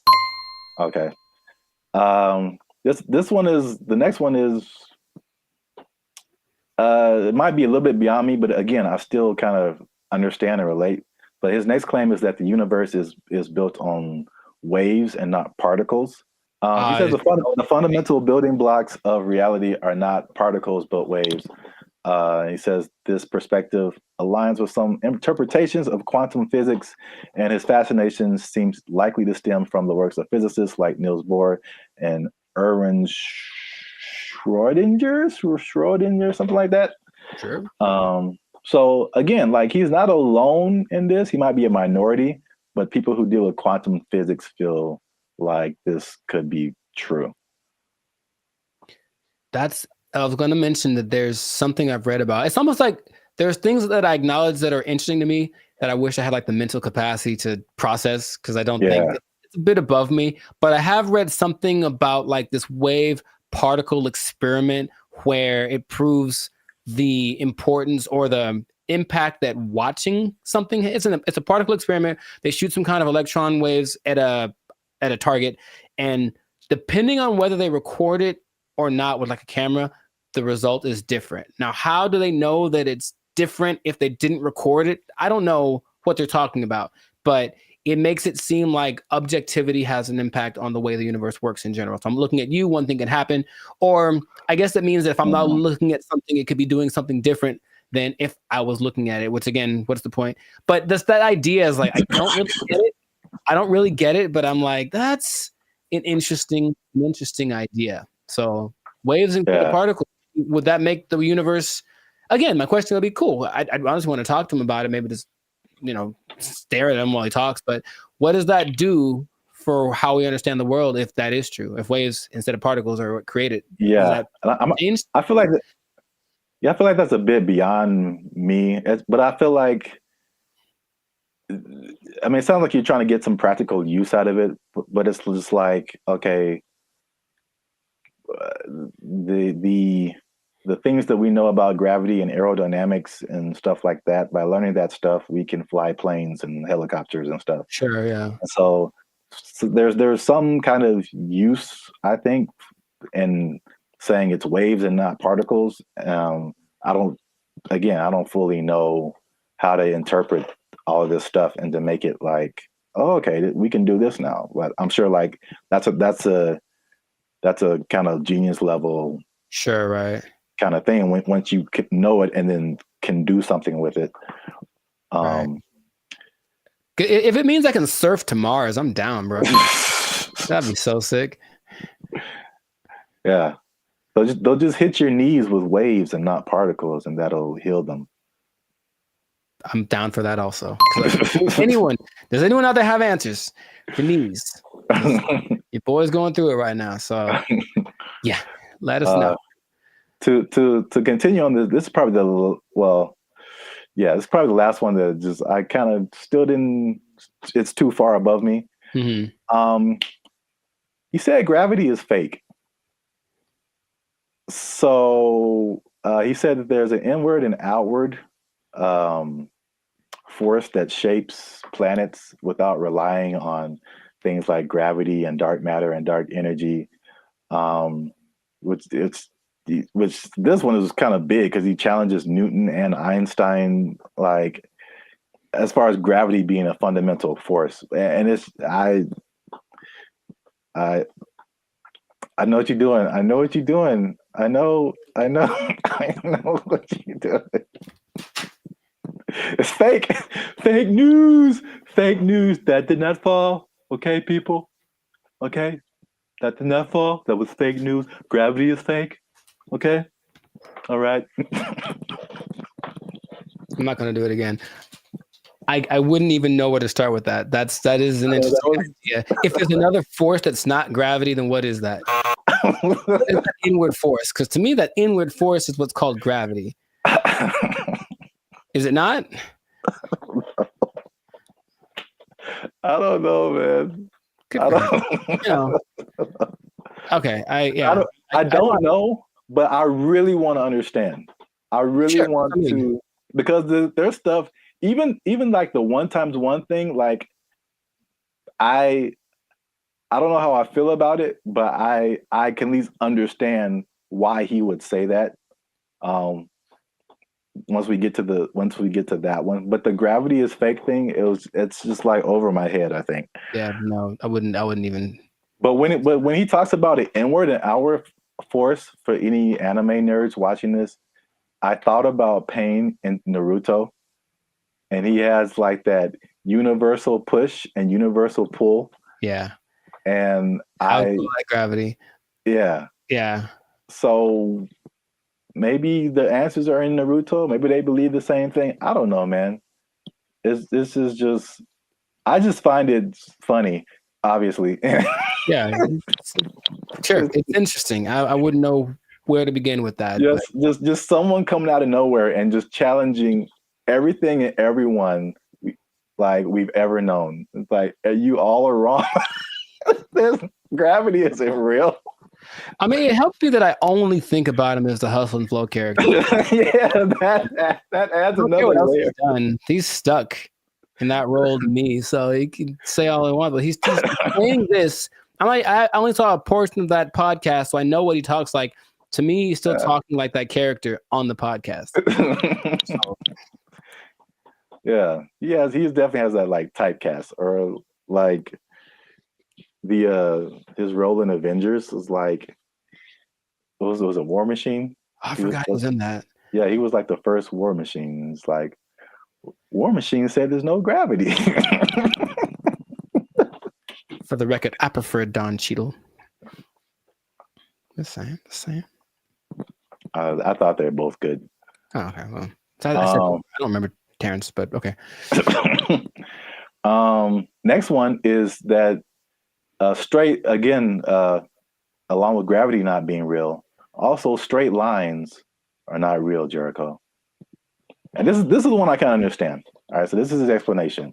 He said, when you view something from the correct perspective, or you view a straight line from the correct perspective, you'll see that it's not straight. So he gave an example that if you put like you draw a straight line, perfectly straight, at least to our human eyes, but if you put it under a microscope, you'll see all the tiny like inflections that don't make it look straight anymore. So basically, these are all conceptual things. He's basically trying to get us to rethink geometrical concepts. Again, why I don't know how that applies to that. Yeah, that I would say. How does that help us? Terrence, how does this help us specifically? I don't think it does. Look straight to me. It works for me. I'm gonna accept. I'm gonna take into consideration two of his ideas, and then for me, gravity and straight lines are pretty much going hand in hand. I will go find a straight line and drop it to celebrate my acceptance of straight lines and gravity. So we're 2 and 2. Yeah. So you can kind of see where he's coming from with the prenatal. But I like the idea of not him trying to be controversial, just saying, hey, think about stuff. We are told things from an early age, and most people, for everything they've been told, that's just how it is. And any idea that something might be different can be scary. It's like, oh, it's the truth. What is? But so I appreciate his effort. But that's what I got out of it. All right, so we're 2 and 2, which is perfect because we're coming to the last one I have here, and that is that multiplication is a lie. But I mean, does he say it exactly like that? No, but that's just funny to say. Anyway, he said that one time. This is the he said that one time. It's two. Okay. So he said this is why, because if you combine two unique things, all right, you can't end up with the same thing. Which I hear where he's coming from. You got one, like, because I remember like algebra, like you're always trying to solve for x, and you basically you got this side of the equation, this side of the equation, you try to balance it out. So if you have two ones on this side, like how are you going to have a one on this side and it still be the same thing? So like I still don't know if I agree with it, but I totally understand what he's trying to say. I don't appreciate that one. Side of it. And I'll try to be. I haven't taken math class in 2 decades, but I'll try to explain. He said two unique. If you combine two unique things, to me, I'm like combining in my simple brain an object. This is a guitar pick with a concept, which is a number of these that I'm thinking about. Right. So if I have one of these, this is my object. And I take a number that represents how many of these I could have. If I go times 2, I will then have 2 of these, right? Hey, look what happened. Now I have 2. If I take this one object and then I multiply it by a concept that is singular, nothing changes. Because here's the other thing. I think I can bring a narrow to this also. I want to figure it out because usually there's like, or this might be Avatar. It's like, okay, there's like good or bad. So something has to be one or the other, positive or negative. And then there's a guru, the guru on the mountain that made him drink the banana onion juice. He said there's also a neutral. That's the third option, and people forget about that. So yeah, does this have to change if I multiply it? No. It could go bigger, it could go smaller, or it could stay the same. And the stay the same is the times 1. So that is my argument, Mr. Howard. I had like one of those chalkboards on the back I could draw on with all the numbers and everything. Yeah. The hot to crazy chart. You remember that one guy? Oh, nice. I appreciate that, man. So I don't agree with that at all. National treasure. I don't think I do, but I want it to be a thing. I got you. That's deep down. I want 1 times 1 to be 2. If enough people talk about it, it'll become something. Yeah, if enough people talk about it, it'll become something. I really don't think that it's important. Again, it's just like look, their way to change math with that Common Core stuff. Oh yeah, everyone's all messed up, but the kids nowadays are gonna be just so stupid. All the math is wrong, and so now they're gonna throw this in there. Like, by the way, 1 times 1 is 1 or 2, and then what? Because another thing. So if that becomes true, that's just hypothesize. Then wouldn't that change everything? Because you can't just change one thing without changing other things. If there's a fundamental concept that 1 times 1 was 1 and now 1 times 1 is 2, doesn't that somehow affect everything else? I think so, but I'm not sure. I don't want to really think about it. I just want to. I want someone else to figure it out and tell me on the internet. Not just ask ChatGPT, but no. Yeah. 1 times 1 is 1. Since forever and ever and always, one thing can stay one thing. I am 1 times 1. I should make that my counter. Make a shirt. I am 1 times 1, and I just stand boldly, holding a flag and like a bowl of rice pudding. Oh, wow. I don't know why the second thing. All right, so that's 2 and 3. 2 and 3. All right, so we might end up with a tie here because this is a bonus one. Okay. And this is probably of all these things, this is the coolest thing. At least one of the coolest things I think he said. Okay. Was just like kind of opened my mind a little bit. And he said that the periodic table is structured incorrectly. I mean, again, how is this useful? I don't know, but I thought the visual was very cool. Okay. And I should have tested this before I started, but take chances. It's real life. Just take chances. Let's see what happens. Okay. So check this out. This is the periodic table of elements. So basically, he said he learned the periodic table, but he saw it in a different way. He saw it in circles. Mm-hmm. So I thought it was super interesting because it's kind of hard to explain. He breaks it into octaves, which we can relate to as musicians. So you start with like one element and it goes through the list of elements until it gets to another octave. And every element in these octaves, they follow a similar pattern. Like in the middle here, you start at helium, in the middle would be carbon, and then at the end would be neon. And then all of the beginning and the ends of these octaves, all of these elements relate to each other. They have like something in common, as well as all the elements in the middle of these octaves, which is crazy to think about because it's the same shape as music. And I kind of wish I would have learned the periodic table like this. In music, there's the, and at least in Western music, you have like the 7-note, 8-note scale. I mean, you would go back to the primary note, but like A, B, C, D, E, F, G, and then you start over A. But like key of C, right? Helium would be C, D, E, F. Like where you get to carbon would be like 4th or 5th. And then you go back up 6th, 7th, 8th would be neon.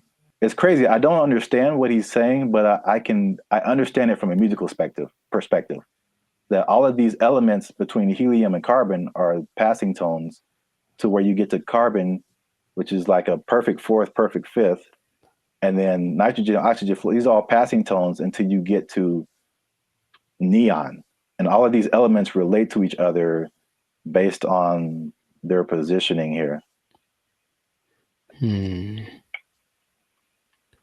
It kind of gives me vibes more of, or the way I'm trying to process my mind is more like the harmonic series. Yeah. Only in the sense that stuff's getting like kind of bigger as it goes higher or lower. Yes, it's the same thing. I mean, it's and that's what he's trying to say. Basically, it's like everything is interconnected. And so he even gave these.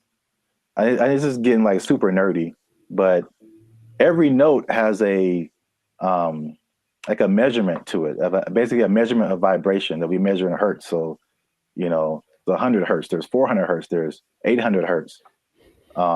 And so each one of these elements, like he gives a hertz number to it.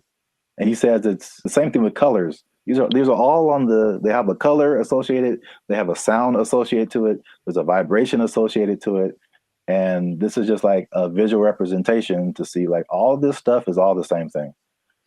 Music, color, light, element, everything around us is these octaves, these spirals, these circles. We just keep going in circles.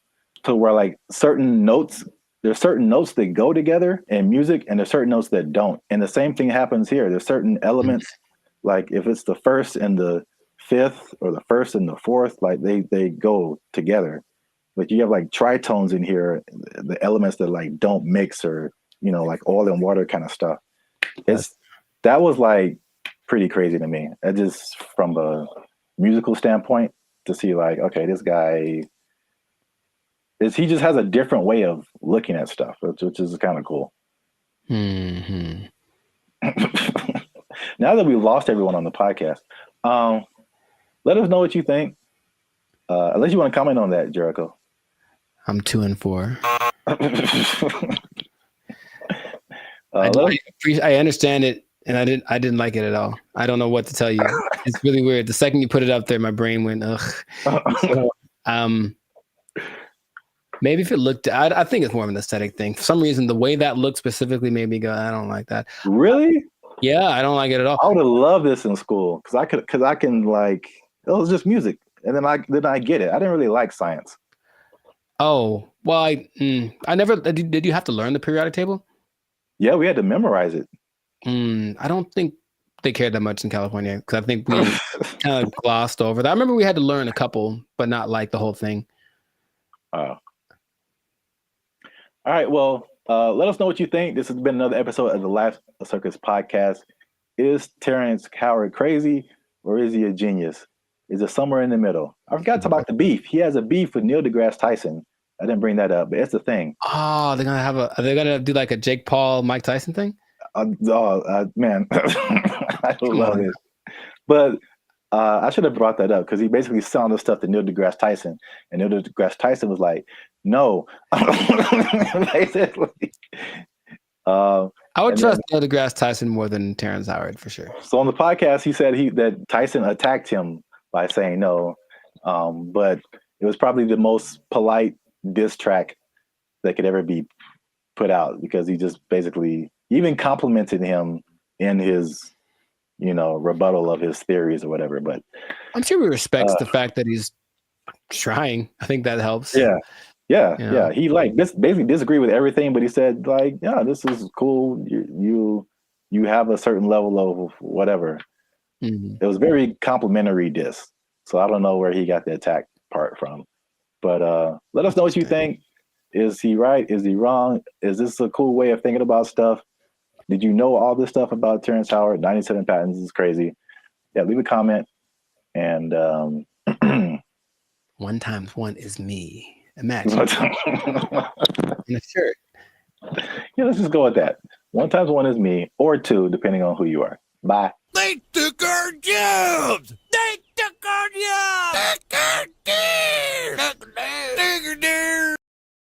I bring it up because it's the first thing I've heard in a while where I listened to it and I was like, yo, yeah, okay, finally something that's like respectable and decent and moves you, right? So for those of you that are watching that really want to get into this, stay tuned to the end because you'll actually find out something that you don't need for this that you would think would be important.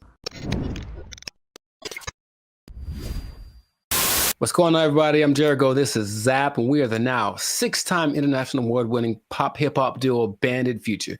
We make clean, fun music that everyone can listen to with a sound that is uniquely Californian. And right now, in this moment in time, yes, Lord, you are tuned into the Life's a Circus podcast where we talk about things that are funny, interesting, and just straight up ridiculous. So before we get into this thing, make sure to like, subscribe, comment, and share this video with at least 2 people who want to make music that causes a revolution, that moves a culture. I'm talking to the musicians out there, okay? Oh, okay. I got something to tell y'all. There's a way to do it, I think, if you follow the latest trend. If you follow the latest trend, there's a way to get your music so that people really like it, okay? So have you heard, Zach, have you heard of Amapiano? Amapiano? Amapiano. It's a genre of music. One word, Amapiano. Not I'm a piano, but ama. I know, it sounds like it's not I'm a piano, it's I'm a piano. I've never heard of it. Not ama. Ama, and it's her piano. Okay. But it's called Amapiano, and it's basically a genre of house, if you will, but it's from South Africa. So the most popular figure in this is Tyla, if you have heard of her. The water. I've heard the name. Yeah. Okay, I mean, she's huge. She's won all the awards. She's the newest big thing, but she basically comes from a watered down version of this genre. Okay, and so the interesting thing is it followed a couple of patterns that work generally to make a style of music really big. And I bring it up because it's the first thing I've heard in a while where I listened to it and I was like, yo, yeah, okay, finally something that's like respectable and decent and moves you, right? So for those of you that are watching that really want to get into this, stay tuned to the end because you'll actually find out something that you don't need for this that you would think would be important, okay? So Amapiano is basically a subgenre of house piano, okay? And so it's got one thing that a lot of new styles of music need to have. It's something familiar. There are people listen to it and they're like, oh, I kind of recognize this. Like it's in a different, the presentation is different, but the substance is the same. Something I resonate with. So that's number one. You listen to it and like that, I hear something that I've heard before in the music. Okay. Lots of repetition. So you just kind of hear the same thing over and over again. And it's so infectious. Fun to dance to. You haven't seen any of like the TikTok. It's a huge TikTok thing, right? That's the thing that's made it go from, it started in 2012, but probably like 3 years ago is when it really started to burst on the national scene or the global scene, thanks to TikTok. But you've never seen any, it basically all of the moves. So there's Afrobeat, right? There's Afrobeat.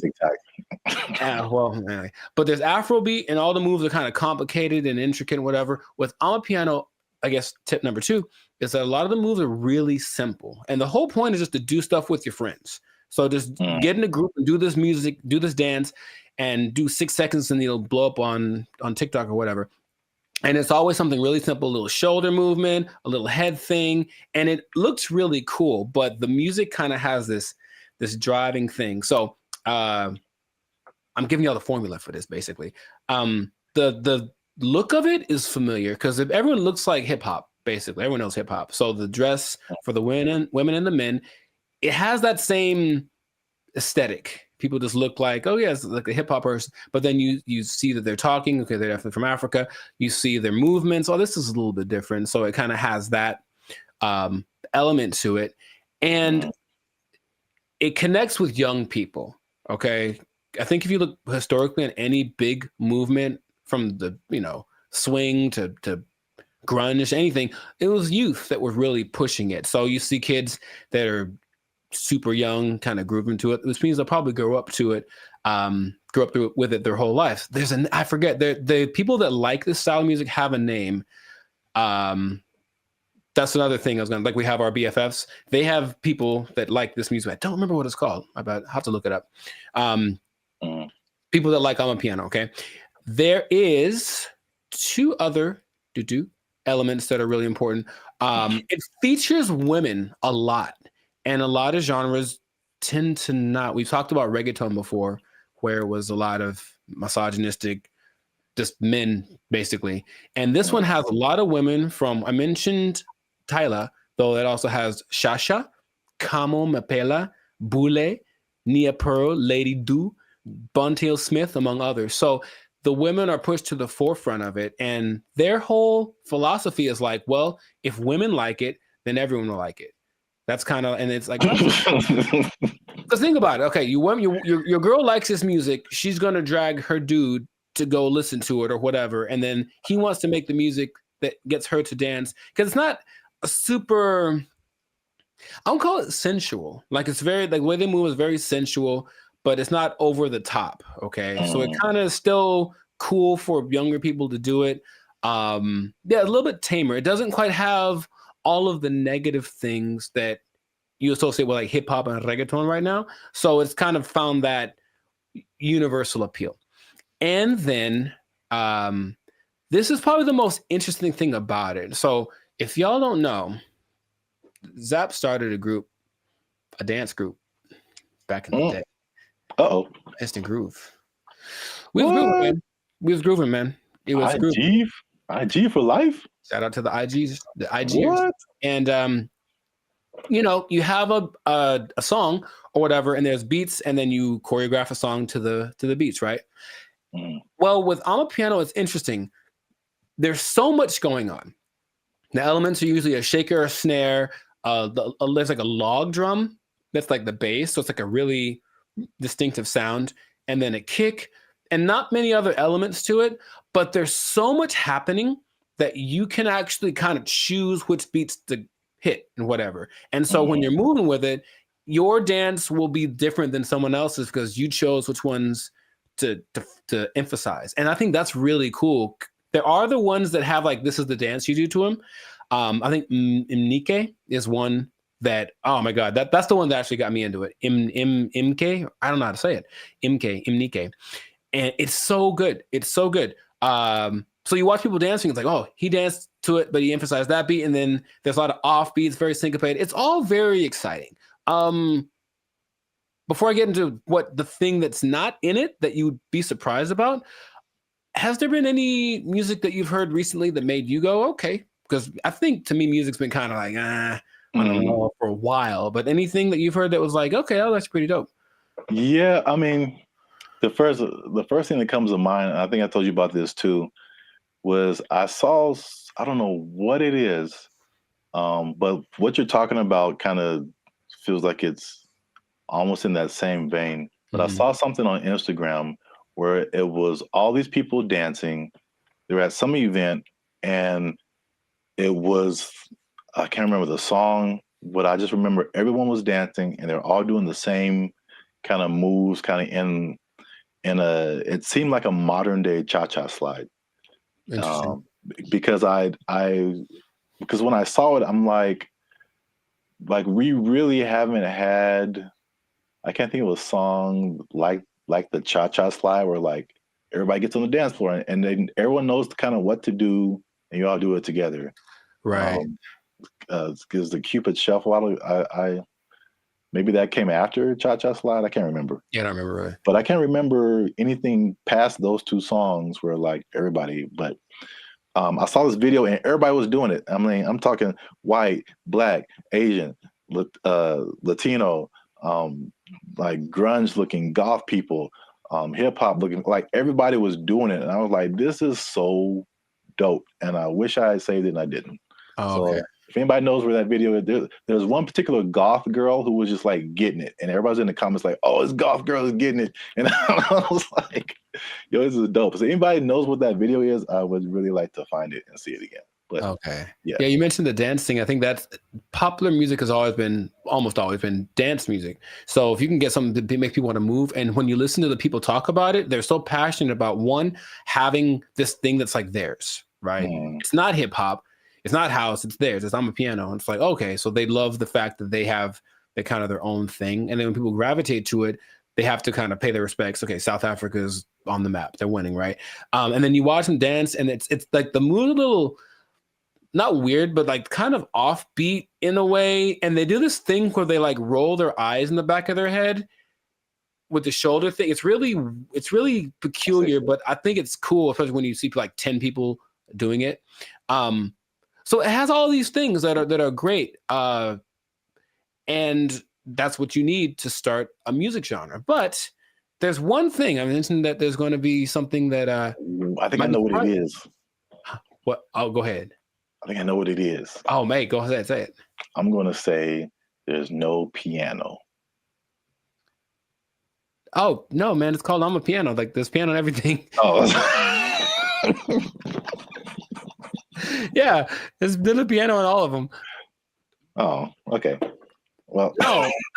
The thing I think it would have been clever if there was no piano. Oh, I get you. It's called amapiano. I get you. I guess. Let's not get translation from the language. No, the thing that's surprising about it, if you watch all the documentaries and all the people being interviewed, all the producers, all the everything, no one mentions the lyrics. They all have lyrics and they don't matter. It's literally the last thing on anyone's mind. They're just there, but no one's singing along. No one's saying this song touches me in this way. I don't connect nothing. Okay, now partly it's because the songs are all in either Zulu. I'm gonna try this. Zulu, Xhosa. I can't do the click thing. Sotho, Setswana, or Xitsonga, which are all South African native languages. But the thing that strikes me interesting is that, yeah, they're all singing and no one knows the words and nobody seems to care. So there are really big singers in this style, but the words don't matter. It's just the feeling of it. And that's what I found very unique to this. So if you listen to watch, no one knows what they're saying. You know, so I guess this goes to show you that that's not something that people necessarily require anymore. Just as long as it feels good. As long as it's fun to do. Oh yeah, I mean, you think about like U.S. artists who are just like huge worldwide. I'm sure, like people don't speak English and they have no idea, but they're just bumping like Earth, Wind, and Fire and like. Well, the thing is, not even the choruses. You think at least on the chorus, okay, everyone's singing nothing. Yeah, it's really weird. Yeah, I mean, I know that this is different, but I'm just saying like the ability of music to kind of to have that a tendency to to where the words you don't have to quite know the words. I mean, I don't know the words to this at all, right? But I'm still digging it because I guess that's what they're transmitting. But even the people from there aren't singing the words or talking about nobody mentioned the lyrics one time. So, and the thing is, the songs don't sound all the same, even though they kind of have the same elements. They have different. I think it's great. That's what I want to just point out. Sounds cool, yeah. If you haven't listened to amapiano, I recommend you check it out. Just be warned, there is piano. There's piano in it. Yeah, I think you'll enjoy it. I thought I got that right. I really did. Nah, I I wouldn't. know Have I know what I should have just lied. Yeah, you got it, man. But in any case, let us know in the comments if you listen to I'm a Piano what you think. If you have a TikTok account with 20 million followers because you did a dance to one of the songs, who knows? But oh yeah, and all the songs, the dances are just from whoever did a cool thing. That's the other thing. They're not made by famous choreographers. It's just like somebody literally said, I saw a kid dancing to it on the street and I thought it was cool. So I did it in the club. And the next thing you know, there's 500 people doing it. So there's that like word of mouth element to it. That's just, I think it's really cool. So anyways, yeah, check it out. Check out some of those artists that I mentioned. They're pretty great. And if we get 10 comments, then Jericho's going to do one of the dances on our TikTok. I didn't sign up for that. I wouldn't mind learning though. That is kind of fun. I'll do one of the simpler ones. 10 comments. There's one. It's like a little. It's very simple moves, but I'm still probably going to mess it up. Anyway, this has been another episode of the Life of Circus podcast. Make sure to like, subscribe, comment, share this video with your peoples, and then just remember that if you're dancing and you're grooving, then the music's going to be spread around. So make that music danceable, and you stay classy, San Diego. Yeah, man. You got it. There's piano. They took our jobs. They took our jobs. Whenever you buy things on the self-checkout line, it says out loud how much everything it is that you buy. And that's kind of a weird thing. I don't know if you can. I feel like there is a way to disable that, but the default setting is that everything you buy is like boop $1.99, boop $4.55. Like it does. Right. Does it say your? Well, I mean, so what's so bad about that? That's my business. Some people be knowing what I'm buying. Like, like that's all. Don't put my business out there, robot. That's all. What's up, everybody? I'm Zap, and this is Jericho, and we are the now 6-time international award-winning pop hip-hop music duo Bandit Future. We do clean, fun music that everyone can listen to with a sound that's uniquely Californian. And right now, you're tuned into the Life of the Circus podcast, where we talk about everything that's funny, interesting, and ridiculous. But wait, we need your help. Help us out. Tired of eating mayonnaise sandwiches? Give your boys some funds. You know what I'm saying? You can join the channel, become a member. That'll help us out. Or you could just like, subscribe, comment, and share this video with people who stealing, because there's thievery going on. That's right.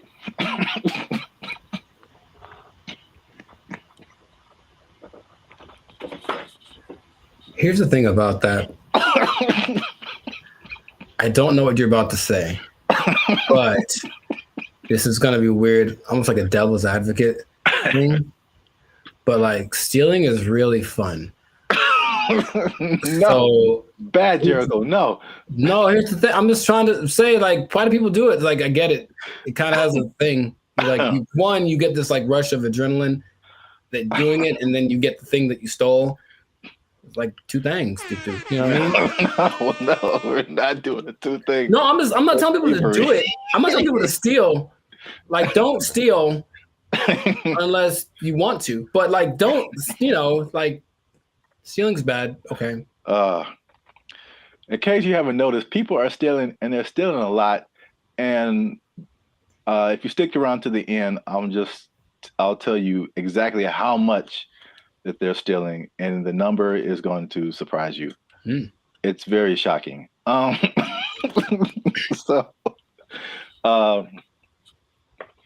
Stealing is bad. Okay, you shouldn't steal. But I'm bringing this up because it's affecting me, and that's the most important thing. Look, Jericho, the self-checkout line, do you ever use that? That's all I use because people are gross. Oh, okay. That's your primary reason? No, it's faster. And the thing is, people don't get in it. That's the thing. It's faster and no one gets, like, it's always, there's 20 people over here in the line just coughing on each other. And then there's nobody in the self-checkout. I just go there. I didn't really think about it like that.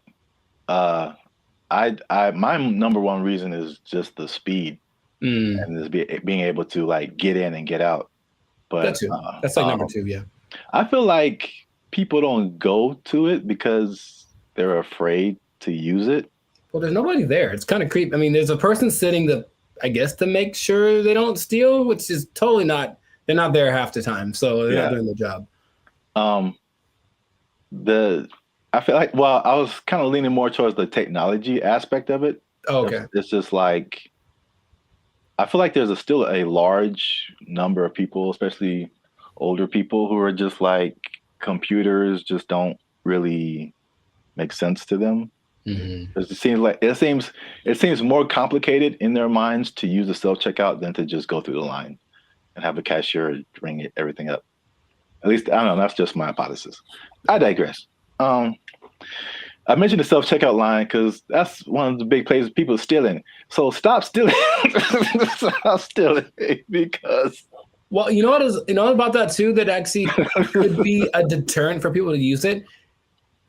Whenever you buy things on the self-checkout line, it says out loud how much everything it is that you buy. And that's kind of a weird thing.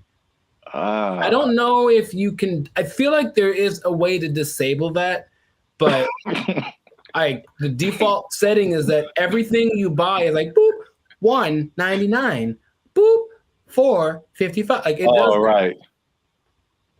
Does it say well, I mean, so what's so bad about that? That's my business. Some people be knowing what I'm buying. Like, that's all. Don't put my business out there, robot. That's all. It's just a price. I don't know. If it was like 1 box of condoms, $12.99, then it would be like, hey man. Yeah, I honestly feel like there's certain circumstances where it says something about what you bought, but not like that. Not like that now. Okay. Well, anyway, so people are getting these self-checkout lines, and they be stealing, man, and they're stealing so much that one of the major places that they are stealing is Target, man. Target is having or Target if you're uncivilized.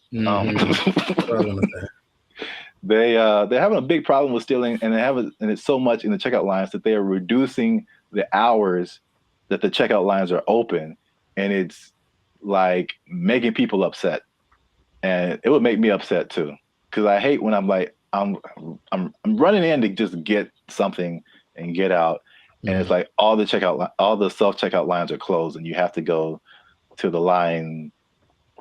Which I told you the other day, there's some lady in the store just buying $100 worth of nothing, like just stupid stuff, man. And I got like a candy bar. I'm just like, the people that there are people that actually will look at you and say, "Hey, go ahead, just go ahead. You only have one thing. Go ahead." Yeah. And there are the people who look at you and for sure like, I'm not letting this person. Yeah, I will see it first. Decision they make. I will not let you in front of me. I don't care if I'm here for 5 hours. You'll be here for 5 hours and a minute. Yeah. Yeah, it's so anyway, the checkout lines there, some places are reducing them to like, I think it's like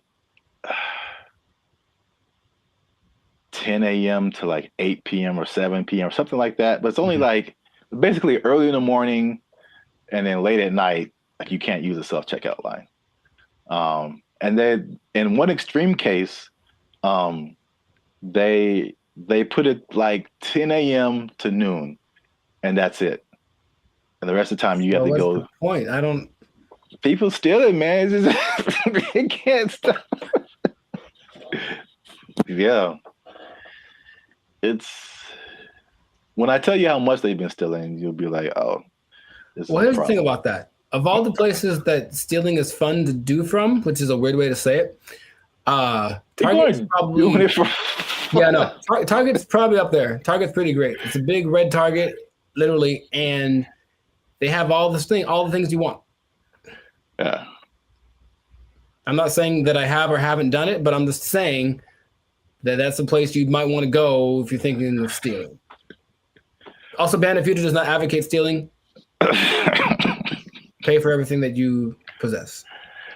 You're just making it sound really attractive. I don't know, understand. I mean, that wasn't my intention. I'm just, Yeah, stealing is fun. I'm like, wait a minute, it's not where I'm trying to go. Oh, okay. So I don't want to be like I don't think fun is the primary reason. Have you done it? No. But if I would, it's because I needed something or I just wanted something that I couldn't afford to have. Oh. Haven't you seen Aladdin? Yeah, it's he was having fun though. Ahead of the gotta eat to live, gotta still to eat. Tell you all about it when I got the time. See? He was fighting for his life, man. He made a song about it though. He's having a good time. All right.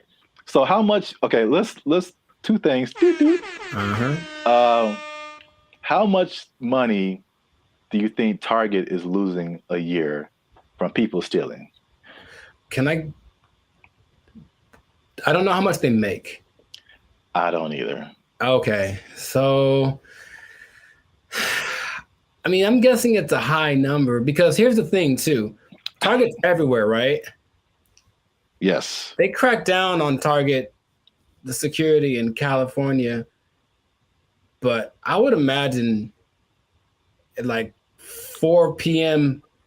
on a Tuesday in Iowa, it might not be much defense if you want to steal something from the local Target. Okay, so Target annual revenue is about $100 billion a year. Okay. So that's a lot of money. That's a lot of billions, but stealing, I would say. So how much is that? 2% of it? What's 2% of 100 billion? 2 billion. Billion? That's the number, I guess. 2% of whatever they make. 2% rule, but for stealing. Also don't steal. Now that we know how much that they make, this number doesn't seem as crazy as I thought. Okay. Because they lose 500 million. Oh, yeah, that's not... Okay, so... Right. It's like context. Like in a bubble, that's a lot. Yeah. It's a whole lot. It's a lot of money. It's a whole lot of money. But it's like 0.5% of all that they make. Yeah, that'd be fine. Now, that'd be crazier if it was we changed our mantra. Everybody just go out and steal. Target, especially because they got it, man. They cool. That'd be all right. No, what would be crazier, though, if it was just like a ring of 20 people that are stealing everything from Target, just 20, then that'd be like, okay, they are... There are rings of like, there's people that have been doing this for years. I mean, it's especially after 2020, like stuff kind of really got crazy, especially in California. But there's, I don't know if you've seen these like mobs of people. Yeah, they'll just run in, like, take everything. Yeah, they're all like in it, and they just kind of do it regularly. They go store to store to store, and just kind of do this thing. So that's Target. The last part of the tease is how much retail theft is, and this is from 2022, but pretty recent for like all nationwide, and that is 112 billion. So that's basically the entirety of Target's revenue is the same amount that people are stealing just nationwide from all different kinds of stores. So y'all are out here stealing an entire Target every year. The entire Target income stream in one year. An entire Target corporation worth of products and merchandise. You guys are stealing it every year, and that's a problem. But you're ruining my self-checkout experience, so stop it. I want to use self-checkout. Don't make them take it away from me. Now you say it that way, I am also slightly more on the side of don't steal from Target. Yeah. You never even went there and just like took a candy and ate it? I don't steal, man. I don't like stealing. I feel bad if I do. Okay, you ever do the thing where you just, this is not an interrogation. You ever do the thing where you buy a soda and you start drinking it in the store, but like, I'm gonna pay for it, and then that's so ghetto to me. I never do that. Oh, I've done that lots. I'm drinking the soda as I'm checking out. Like I bought this too, but you know. If I was like dying of thirst, yeah, but like, No, I feel ghetto when I do that or something. Oh, it's about as ghetto as it gets. The first time I saw that, I think I was like offended, and then I was like, I think that's a good idea. Like, what? I don't have to wait till get to my car to eat this. I don't even know. I got like a candy wrapper. Like, yeah, I ate this too. Bring it up. You just pulling wrappers out of your pocket. Yeah, ring that up and that. Yeah, I ate that. Like, how long have you been here, sir? I ate that in aisle 5. You can ring that up. I've been here like 8 minutes. Yeah, I was shopping. I was hungry. This isn't Costco. You don't have samples. What was I supposed to do? All right. Well, we're going on long. So this has been another episode of the Life's a Circus podcast. Make sure you like, subscribe, comment, and share this video. People who steal, tell them to stop. We out. They took our jobs. They took our jobs. And I go in there, and basically I stand there for 10 minutes without anyone talking to me because no one's working the front. Nobody. And I just like, okay. And I just eventually just yelled something to the cooks. What's going on, everybody? I'm Jericho, and this is Zap, and we're the now 8-time international award-winning pop hip-hop duo Band of Future. We make music that's funny. No. Huh? We make clean, fun music that's easy for everyone to listen to with a sound that's uniquely Californian. And right now, you're tuned into the Life's a Circus podcast, where we talk about things that are funny, interesting, and just straight ridiculous. So before we get into this thing, make sure to like, subscribe, comment, and share this video with at least 2 people that knew that the wage increase for fast food workers was a bad idea. I'm telling you right now, it was a bad idea, and I have proof with numbers, with personal experiences. One thing, okay, so I didn't actually know this. I thought it went into effect January 1st, but actually went into effect April 1st. Yeah. Yeah, so there's less data on the effect of it, but I have already There's enough data, I know that. Huh? There's enough data, I know that. Yeah. So I got some numbers, and I got a couple of personal experiences. But I'll go to you first. Have you noticed anything tangible or had any experiences that kind of like notice a Whopper from Burger King is $8. I think I mentioned this before. Like I remember when the Whopper first came out at Burger King, it was 99 cents. Accurate. It's now $8 just for the sandwich. Mm-hmm. No fries, no drink. $8 is where we start, and then it goes up. I'm furious.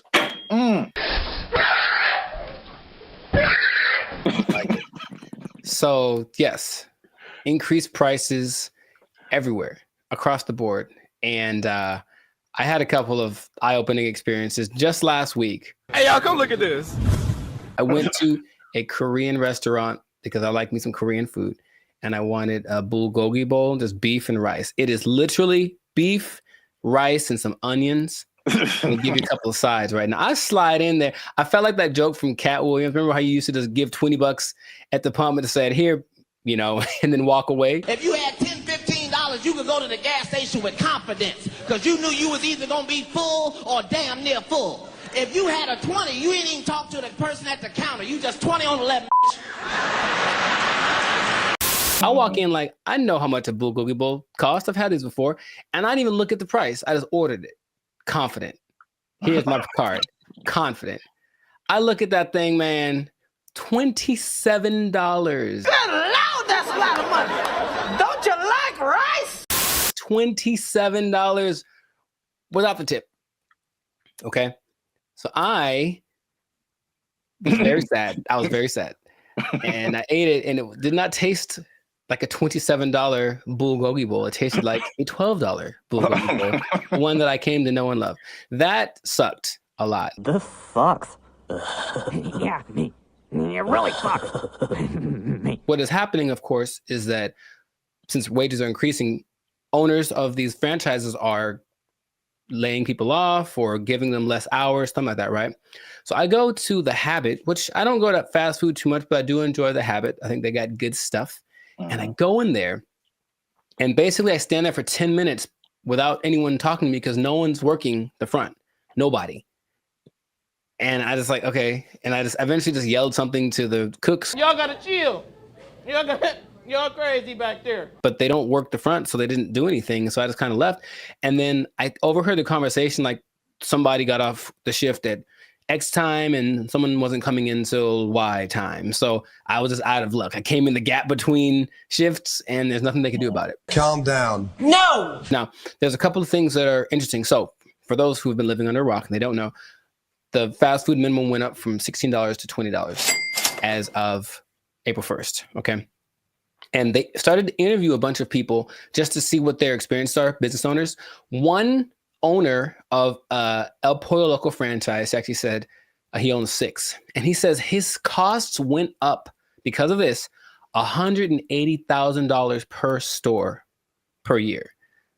Just one guy. And he says, I can't handle it. So he says, as of today, I'm in the red. We're losing money. We're going to need to stop the boat from leaking by making changes, which means raising prices, laying people off, all that kind of stuff. And it keeps happening. There's also confusion about who it applies to still. People like, there's a Gabriella Campbell who owns an ice cream place in LA, and she's not quite sure. She had to write the assemblyman. All this is confusing. So they're trying to figure out what's going to happen. So they're losing money from litigation, trying to get paperwork signed and documents and hire lawyers and all this stuff. It's just chaos, right? No one knows what's happening. And so the big thing is that I think it's all going exactly like we predicted. Going to have less workers. Somebody's going to get fired. Right. Or more automation. So again, less workers or less hours. Nobody gets overtime. Something has to like compensate. I mean, it's like people think they just pull minimum wage out of thin air, and it has to come from somewhere. Another gentleman said, Brian Hom, he owns San Jose Vitality Bowl, and he said, one, customers are really mad at his $14 price for an acai bowl, which I understand because I've made an acai bowl for $3. So I understand the price. And then he basically said this: I'm happy for my employees getting the $20 minimum wage, but if we can't continue to have good sales, they may not have a job. You about to lose your job. Get this thing. This is the cycle that we've entered ourselves into, where the owners have no choice but to raise prices, but to lay people off. And it's just bad. And I don't see it. I don't see the solution. I got some good news and I got some bad news, y'all. The bad news is that I'm shutting down the studio. It sucks for the, I mean, there's so many different, everybody's. What? Bro, what are you talking about, man? Everybody's in a different boat. I know a lot of this applied to like the big chains, like the McDonald's of the world and the big franchises. Sure. And it's a lot of complaint from people is like, well, these are big corporations. They have lots of money. It's not, they can afford to pay this. They know what they did. They know what they did for sure. Like just McDonald's, because that's the thing that everybody knows. The McDonald's corporation is different from like the franchise owners. And so these are like individual people or individual businesses that, you know, get everything from McDonald's and just put their, you know, labels on it and all that kind of stuff. And so they don't have as much control as business owners or as franchisees. Is this worth you losing your job? They have their own kind of separate budget that they have to work with. It's not like, you know, McDonald's down the street is not the McDonald's corporation per se. Right. So there's that disconnect, which is confusing to people because I think those people that you mentioned, the actual franchisees or the business owners, they are the ones who are getting it the worst. Yes. One because they can't really, they don't have control over their franchise fees and all that kind of stuff. They didn't advocate for this minimum wage that was just handed down to them. And then the third thing, which is like the killer, is that because they have to raise their prices, to just survive. Right. The people are getting mad at them. Yeah, right. And they had nothing to do with it. We're supposed to be a family. What are you doing? They had nothing to do with paying people like 20 to 30% higher than all other minimum wages. Like they're just caught in the middle with either shut down or raise prices. But it's in terms of like answering your questions in terms of a solution, this is just skyrocketing the race to automation and AI and like everything. It's just every other industry now, just to keep prices reasonable. Will everybody lose their job? No, but will a good amount of people lose their jobs? Yeah. Yep. That whole automation thing is gonna just take over. Maybe that was the end goal. I don't know. Oh, touchy. Careful. They're listening. They're listening. But yeah, it does seem like the politicians decided we want to win the battle and lose the war. So we'll see how that ends up. Interestingly enough, there seems to be a strange coincidence, some might call it, between this happening and the amount of restaurants that are shutting down this year. I mean, going completely under, right? And I was going to tell you all about that in another episode of the Life Circus podcast. But for now, we're going to wrap this one up because we're a little over time. So just make sure to support businesses as best you can. But if the prices are too high, you vote with your dollars, right? So you can say, hey, this is a bit much. I'm not paying $8 for not never. Not never am I paying $8 for a Whopper. Not never. That's what I'm trying to tell you. Yeah. I'm going to the store. I'm going to get myself some ground beef and some buns. I'm going to make a $2 Whopper that's going to be just as tasty, less preservatives. You know what I mean? So that's what we can do. But yes, make sure to stay tuned for another episode of the Life Circus podcast where we do talk about restaurants going under because it's kind of sad. A couple are hitting close to home, man. It's gonna get kind of teary-eyed in this one. We'll see. But make sure to like, subscribe, comment, and share this video with people who just want to say I told you so, I guess. That's exactly what happened in this situation with the fast food price increase, the minimum price increase. And if you are working in, I hate to say it, I don't want to rub it in people's faces. Should I even say it? I don't want to rub it in people's faces. But it does look like, especially if you are an owner of a franchise. I'm sorry. I'm really sorry. I'm going to get emotional again. If you are an owner of a franchise, raising prices, laying off people, you might lose your job. You might lose your job. The price too high. Whopper is 99 cents. What happened now? They took our jobs. They took our jobs. Or you could be like the city of Los Angeles and just tell people to watch out for pedestrians on the freeway. Because like that's happening more and more though. And that's kind of strange. I know, that's very strange. You see people just cruising on the freeway. Or I just put a message up like, stop looking at this billboard. How about stop walking on the freeway?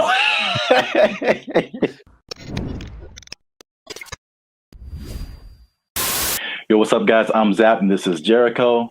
And we are now 6-time international award-winning pop hip-hop music group Bandit Future. We do clean, fun music that everyone can listen to with a sound that's uniquely Californian. And you are now tuned in to the Life's a Circus podcast, where we talk about things that are funny, interesting, and ridiculous. And yo, make sure you like, subscribe, share, and comment on this video. And because we're going to talk about something that has kind of flown under the radar, but especially in California, if you live, or not California, really mostly like the metropolitan Los Angeles area, maybe into the IE as well. That's the Inland Empire for people who are not from this area. The uninitiated, yeah. But there is something that I feel, well, a couple of things that I feel like a lot of people have seen and a lot of people haven't talked about. Okay. Intriguing. Okay. Yes. So I'm going to show you a picture, and this one is very close to you. I know you have seen this. Yes, I have. this billboard. Mm-hmm. Okay. I don't know what this message is. Download our new video editor. Okay, maybe another time when we're not doing a podcast. This billboard, if you're not from California, this billboard has been up. There's been a few of these. I've seen them. Yeah. Up along a major freeway in California. It says, warning, this billboard structure is the subject of a lawsuit, LASC case number something. Anyone who assists the city of Pomona in the demolition of this billboard structure will be sued. And it's just one of the weirdest billboards I've ever seen. And there's several of them. And I've just never seen anything like this. So I finally looked it up. And this isn't McDonald's Grimace level, but there's a little bit of a rabbit hole here. Okay. So basically, there's a guy named Brian Kennedy. He is the founder and CEO of Regency Outdoor Advertising. So basically, he owns it's a very popular billboard brand, probably maybe the one of the most billboards around the country. And he owns these billboards. And so I guess he contracts with cities to put these billboards up, things like that. So in 1993, oh baby, going back. Yeah, this story is very old. 1993, he had an agreement with the city to put up 10 billboards for 10 years with a 10-year extension.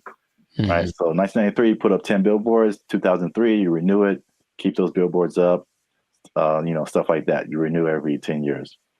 Okay. After the 1993 agreement, the city, the voters backed something called Proposition L, which prohibited the city from putting up any more billboards without voter approval. Okay. So when they came in, at the renewal period and were like, yo, take your billboards down, he was like, no.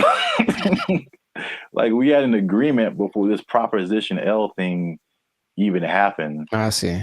And so it turns out this guy is kind of eccentric, so he's not surprised. Okay. It's his billboard. So he was like, I'm just going to put this up here. And so, because they've been threatening to just tear the billboards down. And he's like, no, I'm going to sue all you guys. So he just put those on his billboards. Okay. Which is, I'll just get your reaction to that before I keep going. So I've been seeing those specifically. I don't know if this is the one, but there's one on the 71 just north, right close to where I live. And every time I drive past it, I'm always like, I wonder what that's about. But so before, I guess my question is, it was a different billboard owned by this guy, and then they wanted to take it down, so he replaced it with this. Yeah, the message. He probably, rented it out to whatever company to advertise something, but now he's just been using it to put that message on there. Okay, so I guess I get a lot of questions in my brain, but my first one is, who would ever assist some? It's the companies. So like the city isn't gonna go out there and do it. These people, they hire, they put out bids, for companies that do this kind of thing, demolishing or whatever. So basically, I think he's saying, like, if your company is hired to tear down my billboard, I'm going to sue your company. So it seemed like a little bit of a scare tactic for anyone who wants to work with the city and taking this man's stuff down. Oh, that makes sense, but it's not what I was thinking. Dang it. I was hoping it was more for people who were just driving by with like a hammer in their trunk. Man, I really want to just pull off the side of the road and tear this thing down because I hate it so much. It's such an eyesore. And then this thing's like, don't you dare. Or some guy that is like driving his pet bulldozer down the freeway, which I've seen. And then all of a sudden, I'm going to pull over and tear this thing down real quick. But that makes sense. To hire people. So how long is this gonna happen for? Just I don't know, because I've seen it for, if not months, maybe years. right. Like, I mean, the legal system is a very slow thing here. So Yeah, right. and I think there was a case, but then it was appealed, so they're like waiting more time, and so I think I feel like it's eventually gonna come down, but he's definitely fighting the good fight. Huh. Because I think there was a case that I mean a case that awarded to the city and the people, and I think that he appealed it or something like that. So I'm assuming this guy has enough money that this isn't hurting him, right? I mean, yeah, billboards are way expensive. Yeah. So yeah, exactly. And it's not like selling something that could help him get some money back. It's just words. Yeah. What not to do. So yeah, I don't think he's hurting for money. Have you seen a picture of this guy? I have not. What do you think he looks like? Because I have an idea. Besides, I think he's an old rich white guy with a bad haircut. Okay. I feel like that's always how it goes down. I have in my head like this cross between Gary Busey and Gilbert Godfrey. I don't know why. This is kind of weird, and he kind of talks like Gilbert Godfrey. I just want that to be true. Old rich white guy with a bad haircut. That sounds like Gary Busey or Gilbert Godfrey. Yeah. That's what I want this to be. So we got to do a part 2 so I can see if I was right. Because if he looks nothing like that, I'll be disappointed. Like that's just the truth. I'm looking at him now. He looks well. This is also very good. I mean, very fitting. He looks like a character from The Sopranos. Oh, nice. So he looks like someone who would do this. Got it. He doesn't have a bad haircut, but old rich white guy for sure. I wonder if he's the first person. He can't be the first person to have done this. I mean, maybe not, but I've never seen anything like this before. But we're running out of time. So before we end this, there's a part 2 to this. Okay. Which is it was a totally different scenario, but I was somehow kind of shocked that it was the same person. Okay. So we're going to leave Pomona and go more towards the LA area. LA. And then see if you've seen this billboard. Yes, I have. So it's the same guy. Oh my God. So you see the big Regency. Yes. Under it. And I wasn't even thinking about these 2 stories. Now this one is like 2 blocks from my house, and apparently now it's changed recently. So I don't know why he took it down or even put it up. But he put up 15 of these around. Oh, he dude's got money, dude. Jeez. Yeah. They're his billboards. I mean, he can put up whatever he wants, I guess. Yeah. He's just losing money from other people who would pay to be up there, but it's his billboard. He put up 15 of these around Los Angeles. Turns out that he's a big USC donor. Sounds okay. Okay, sure. And yeah, he just said, Reggie Bush needs his Heisman. I'm gonna put this up. So, if I had a question, I know you asked like, what did he look like and all that kind of stuff. My question is like, the power of billboards, like, the ability to like get your message in front of like millions of people. They're obviously still relevant. We both recognize these billboards. Yes. And so it's like, I guess a cool question would be like, if you own billboards, like, what would you, and you just put up your own thing, like, what would you put up there? It has to be something that can make me money though.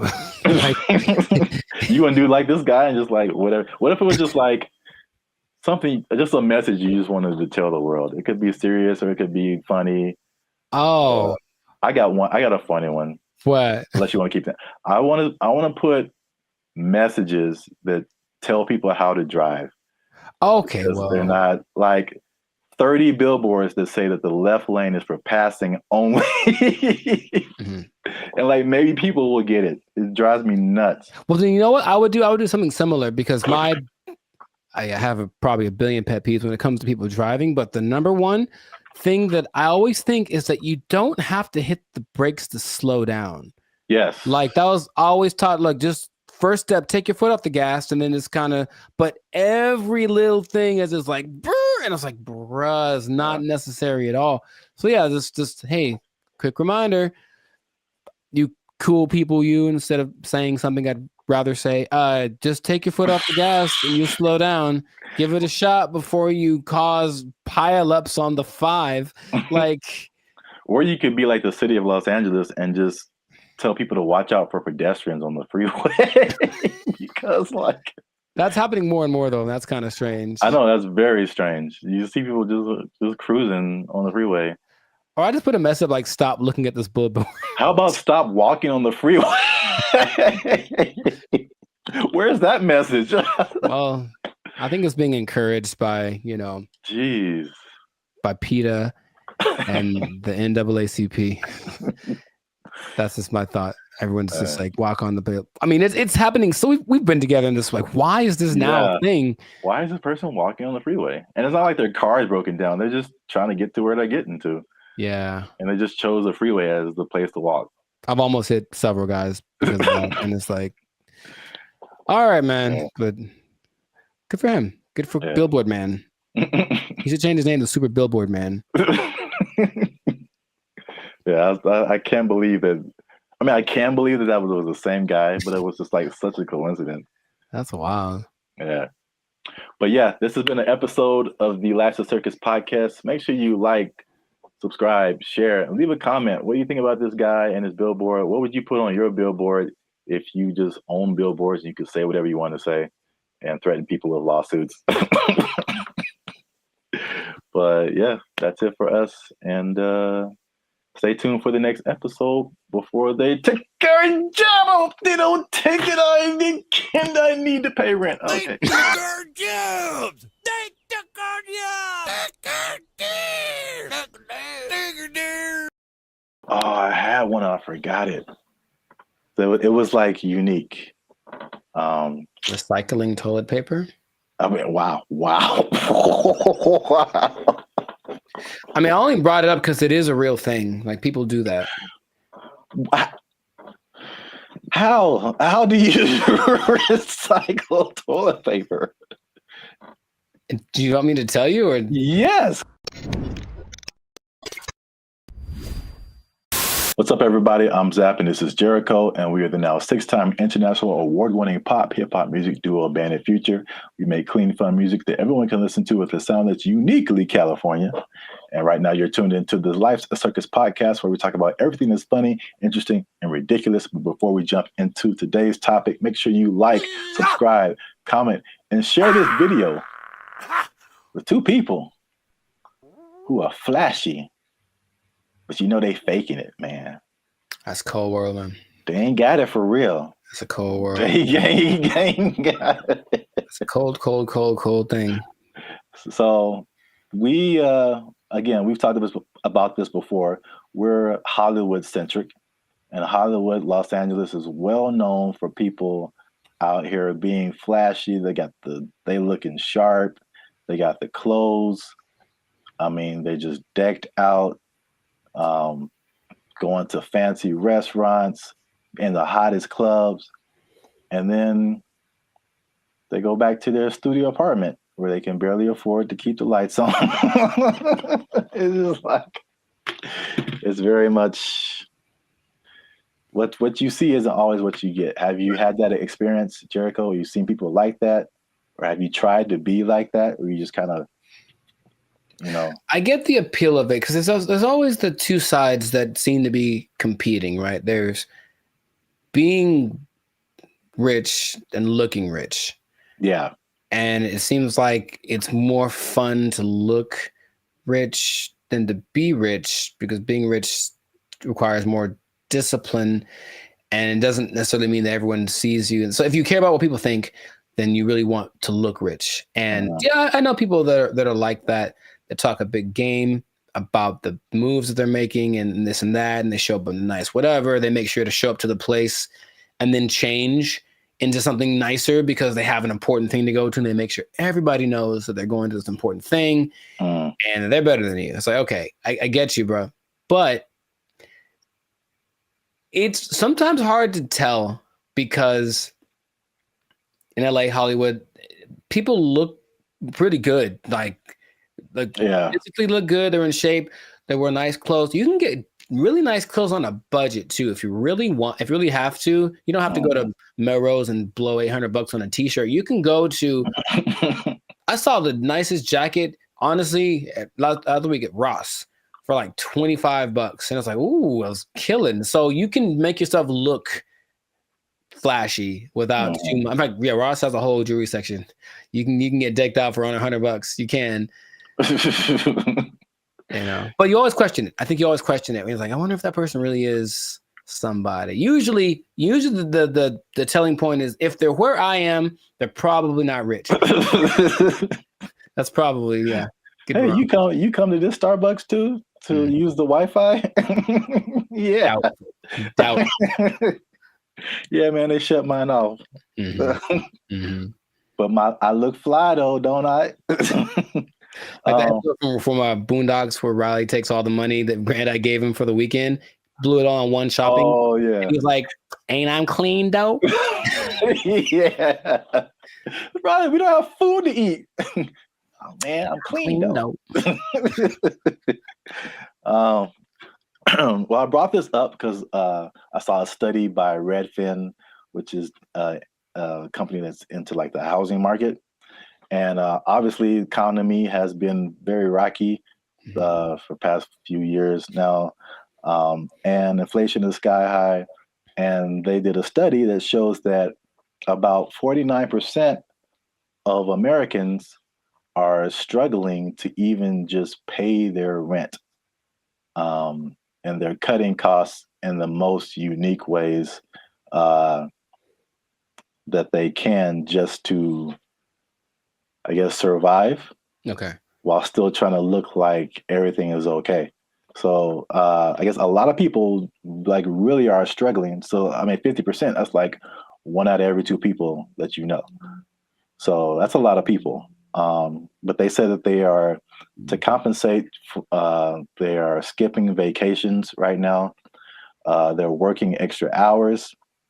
They're selling their belongings. They're using up their retirement savings, especially millennials. And they're even skipping meals and medical treatments so they can keep their lifestyle but pay their rent. What is that? How does that sound to you? Is that shocking? Or is it like, okay, that's what we're in right now? It sounds like bad prioritizing and an overimportance on the exterior, right? Just like my life is just an Instagram reel. So as long as everyone's giving me the likes and I mean like publicly, like they're, oh look, you're doing well, then that's all that really matters, and then they can suffer in silence, you know? Yeah. It seems unfortunate that's being, and people wonder why there's so much anxiety and mental health and depression and stuff, because maybe from out of balance priorities, and then all of a sudden these results that they're getting from their lives are just kind of depressing, you know, but they don't want to admit it. And that's, I guess that. Yeah, I think you're right. Like social media especially fuels that. And it's like, I won't say never, but I rarely go on to social media and see someone be like, hey, here's a picture of me like cutting down on fast food because I can't afford it. Like that isn't, that's like it's the highlights of people's lives. And so you only see the good stuff. when they're all like a lot of people can be struggling. So I just have a couple of questions just so people can see how we living. You know what I'm saying? So inflation is hitting everybody. Like I feel like everybody feels it at some level. So for people who are cutting costs, are there some stuff on this list that you are doing or have done, or some things that you're not on the list that you're doing that's just like just keeping you in a good position financially? Yeah, I haven't. I love to travel, and I haven't really gone on a vacation since 2022. You know, I think I've honestly only left the state like twice in the last year and a half. So there's that. Even though, you know, traveling isn't expensive, vacationing is expensive. So I mean, if I wanted to, I could go to some place and stay in an Airbnb and chill. But vacationing, I haven't taken a vacation in a while, and then I haven't gotten tattooed really because I like tattoos, obviously. But again, it's like, is it a priority? I suppose not. So I've been held back on that. And then just eating out in general, cooking more, eating out less.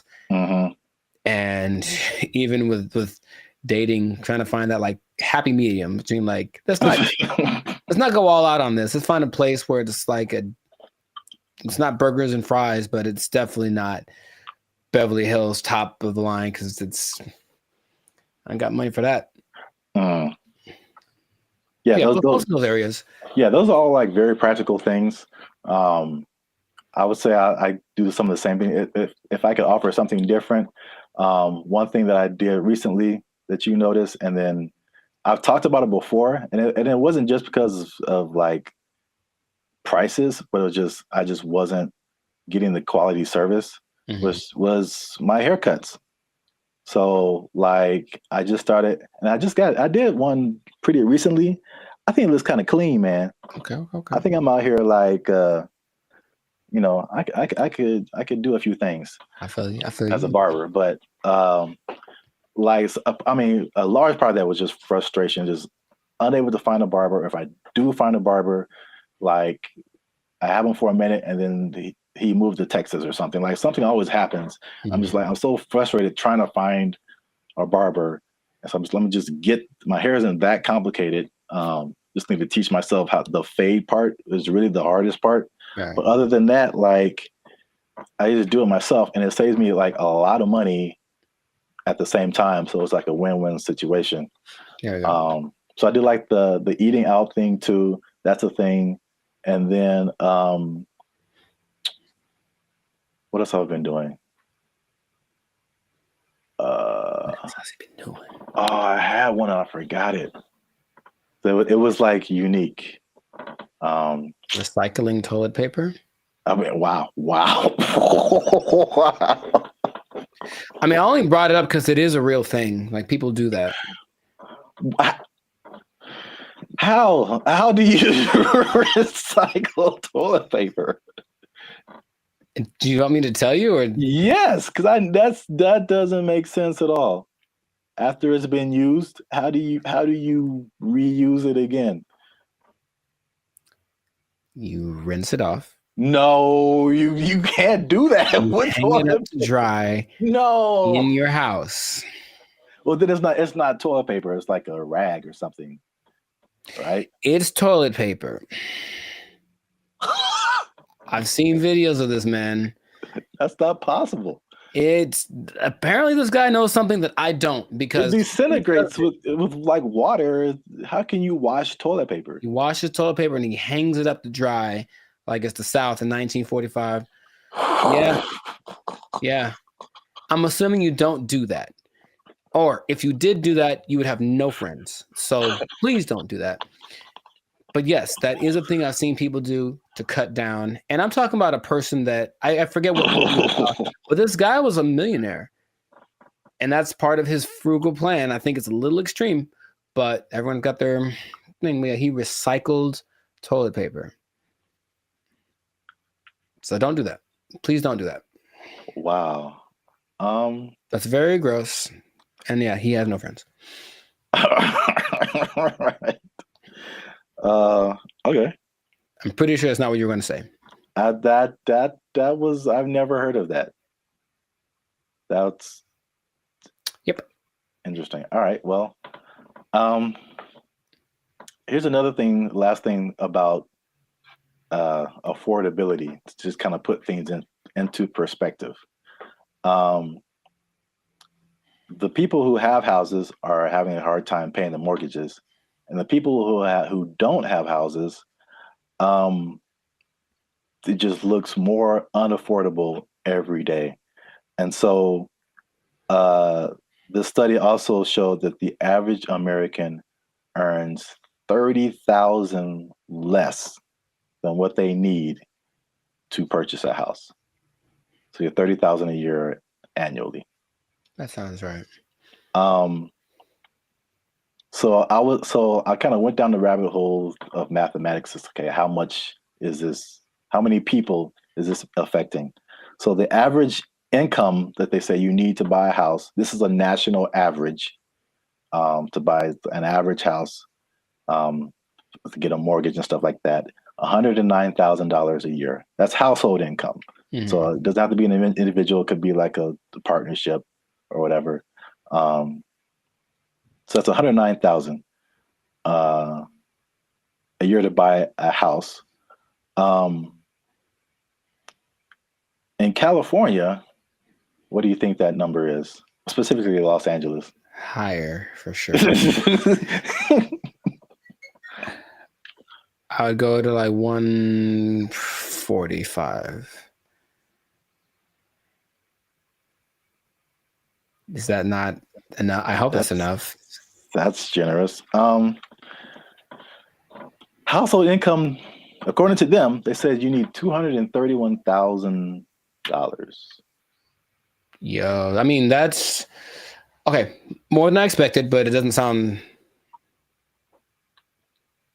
I know people that are paying $5,000 a month on their apartment. So yeah. On that mortgage, that's what you'd be paying, about $5,400 a month for a house. It's not possible for most people. You got to think it makes sense, because if you're paying, that's math. I want to do it. That's almost $65,000 in mortgage payments. Mm-hmm. So that would be a quarter of 240 something thousand. So I think people would expect you to be in the like 25-30% range of how much goes to your mortgage payment to make you eligible. So sure. 200,000 plus sounds right if you're paying $65,000 a year in mortgage payments. That's crazy. I mean, you can get a house in the sticks, of course, in the desert, whatever. Oh yeah, cheaper. Yeah. But yeah. I mean, this is just like median nice house, somewhere. Yeah, LA is no joke. So, last thing I checked out is how many people that cuts out. So how many people make under $240,000 to be eligible to buy a house like this? Most is the answer. Your answers have been so general. I mean, how many people are in California? 35 million, something like that? I don't know. And I think this may have been Los Angeles. So I don't want to. Oh, okay. So Los Angeles, maybe 14 million, 15 million. I don't know. But of those. Well, just on a percentage, because that's what I have here. Oh, like 95%? 95%? 95. That was it. Uh-huh. So 95% of people cannot afford a house. So this has been another depressing episode of the Life's a Circus podcast. For all you renters out there, make sure you like, subscribe, comment, and share how difficult it is for you to buy a house, because it doesn't seem possible for the large majority of people. Accurate. Yeah, inflation. Keep your job. Bye. They took car jumps. Take the car jumps. If this was in California, they would be asking for like $60 an hour. Right. To serve mediocre waffles. To provide mediocre service, serving mediocre food. $60 an hour. To mediocre people. All right.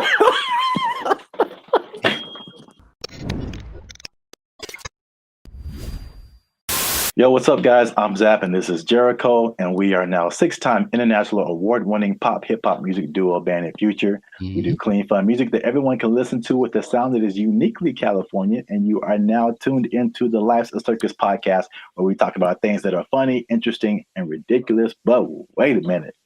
Hold up. Y'all been laughing. Y'all been crying. Y'all been spitting your food out. There we go. When we talk about gross stuff. You just been having a good time on our dime.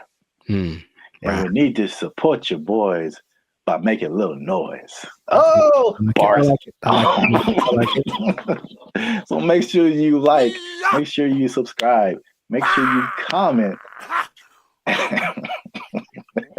Oh, God. It has to, I don't. Okay, so just to explain something for y'all, when we do these topics, the other person doesn't know what the topic is about to be. So it's like the grand surprise. I'm here waiting, and it seems like it's going to be a doozy. Make sure you share this video with your favorite Waffle House employee, because Waffle House employees have a few demands. And I'm going to show you a video here. Okay. Of a, as the news calls it, a developing story. Is that what this is? With some interesting characters who have some demands for Waffle House. Waffle House employees across the Southeast are demanding more pay. Employees held several rallies this week at restaurants, including right here in Atlanta. Channel 2's Larry Spruill is live on Piedmont Avenue in Buckhead. Hey, what up, Larry? Locations. And Larry, you've been talking to both clean white shirt as on, well as those men and women who work hard every day. Yeah, well, Michael, corporate leaders tell me they are aware of what happened at several other Waffle House locations like this one right here in Atlanta. Meanwhile, I spoke with employees. They tell me they simply want more pay. It's a simple demand from Waffle House employees across the Southeast and here in Metro Atlanta. We're asking for $25 an hour. Gerald Green says he's been working at Waffle House for years. I'm what they call a grill operator. I'm a cook. I'm a rock star cook.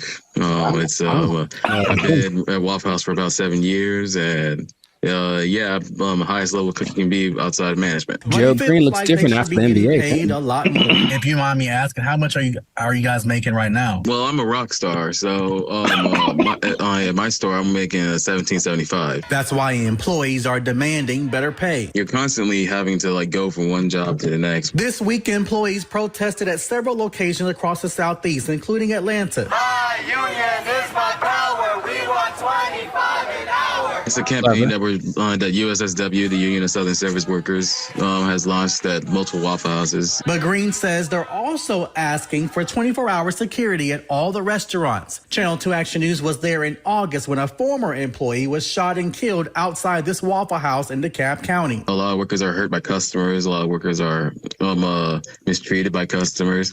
And people say it's funny to be seeing people in fights all the time, but we're not really MMA fighters like the memes online say that we are. I reached out to Waffle House corporate. A spokesperson sent me this statement. It says, in part, Waffle House remains proud of its long history of effectively and directly addressing associate concerns. Our senior management teams continue to work alongside our associates as they have done since our company's inception. All right, so that's the main idea. Got it. There we go. So, I'm a rock star. I should be making 25 an hour. I'm a rock star. Shout out to the what do he call himself? A grill master. It's like the grill trifecta. There's the grill master, there's the grill sergeant, and there's the grill I don't have a third one. Never mind. Okay, so I don't even know where to start, man. let's just start by explaining Waffle House, because a Waffle House. Let me see. It has 1,900 locations in 25 states. That's a lot. And for people who don't know, it's American diner. Serves mostly breakfast food, but they have other things too, and predominantly in the Southeast United States. Yeah. So we're in California. I don't think there's any Waffle Houses out here. I don't believe so. California. Have you ever been to a Waffle House? Sure have, sugar. Okay. I was attended by Dolores. So you know names and everything. Yeah. So you know the vibe. I haven't been to a Waffle House in since I was a little kid. I think so. From the vibe, from what I don't know if it's changed, but from what I remember, it was very trucker-ish. Sure. Like a place where truckers go to it's not like IHOP. I think the big thing out here is IHOP, International House of Pancakes. It's classy. Yeah, it's a total. It's very. No, I was there. I was in Nashville last year, and it's a different vibe. I say closer to Norms, but even Norms is Norms is a step above. Step above, bro. Oh my God. So, the thing about Waffle House, before we get into the wages, this is the hilarious thing about Waffle House. Is like, for some reason, it's always something going down. Yeah. Waffle House, bro. And Waffle House has been the subject of SNL skits, Daily Show skits, and it's just notorious for fights happening. Yeah. And I don't know why. So there's this lady, one of the most infamous Waffle House fight club members. I don't know. Yeah. Her name is Haley Booth. She worked at a Waffle House as a waitress. And she's become like this meme because very similar to the Montgomery Riverboat brawl. She threw a chair and it was just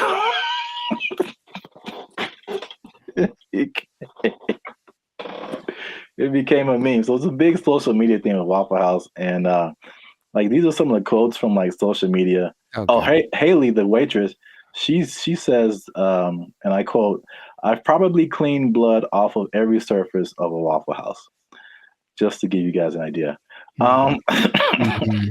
Someone else as a joke said, "A fully staffed Waffle House could take out ISIS." There's another one. Yeah, accurate. This says, there's a Fight Club meme that says, "If this is your first fight at Waffle House, you have to fight." So that's the vibe of Waffle House. And then for the waitress, she says that the primary reason she thinks why there's fights is two reasons. Is one, it being open 24/7, and two, them serving alcohol, and the combination of those two things turning into fights. Yes, well, two things. Can we every time we say that, can something just pop up like a head or something? Just to hint coming soon to a podcast near you. Two things, but one, I don't think it's a coincidence that the Waffle House logo uses the same colors as Spirit Airlines. That's just kind of my first thought. Second, and this is from personal experience, people are drunk when they get to Waffle House. Yes. So it does not matter whether they serve it or not. I read that too. So basically, for sure. Waffle House is like the after club spot. Yes. So once the club closes down, the Waffle House is open and ready for all comers. And man, it's just... yeah, they gotta shut it. Waffle House. But places like Denny's are open 24 hours, a lot of them, and Denny's don't have that. So it's something about Waffle House. It's something about Waffle. It's like when you walk in, you do feel this. The first time I went to Waffle House, I was young.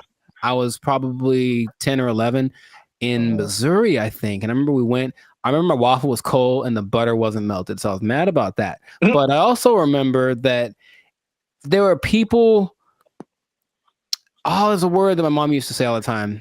Nefarious. I think there are some nefarious individuals in the corner, and she's kind of uncomfortable with having her kids in this place with these nefarious individuals.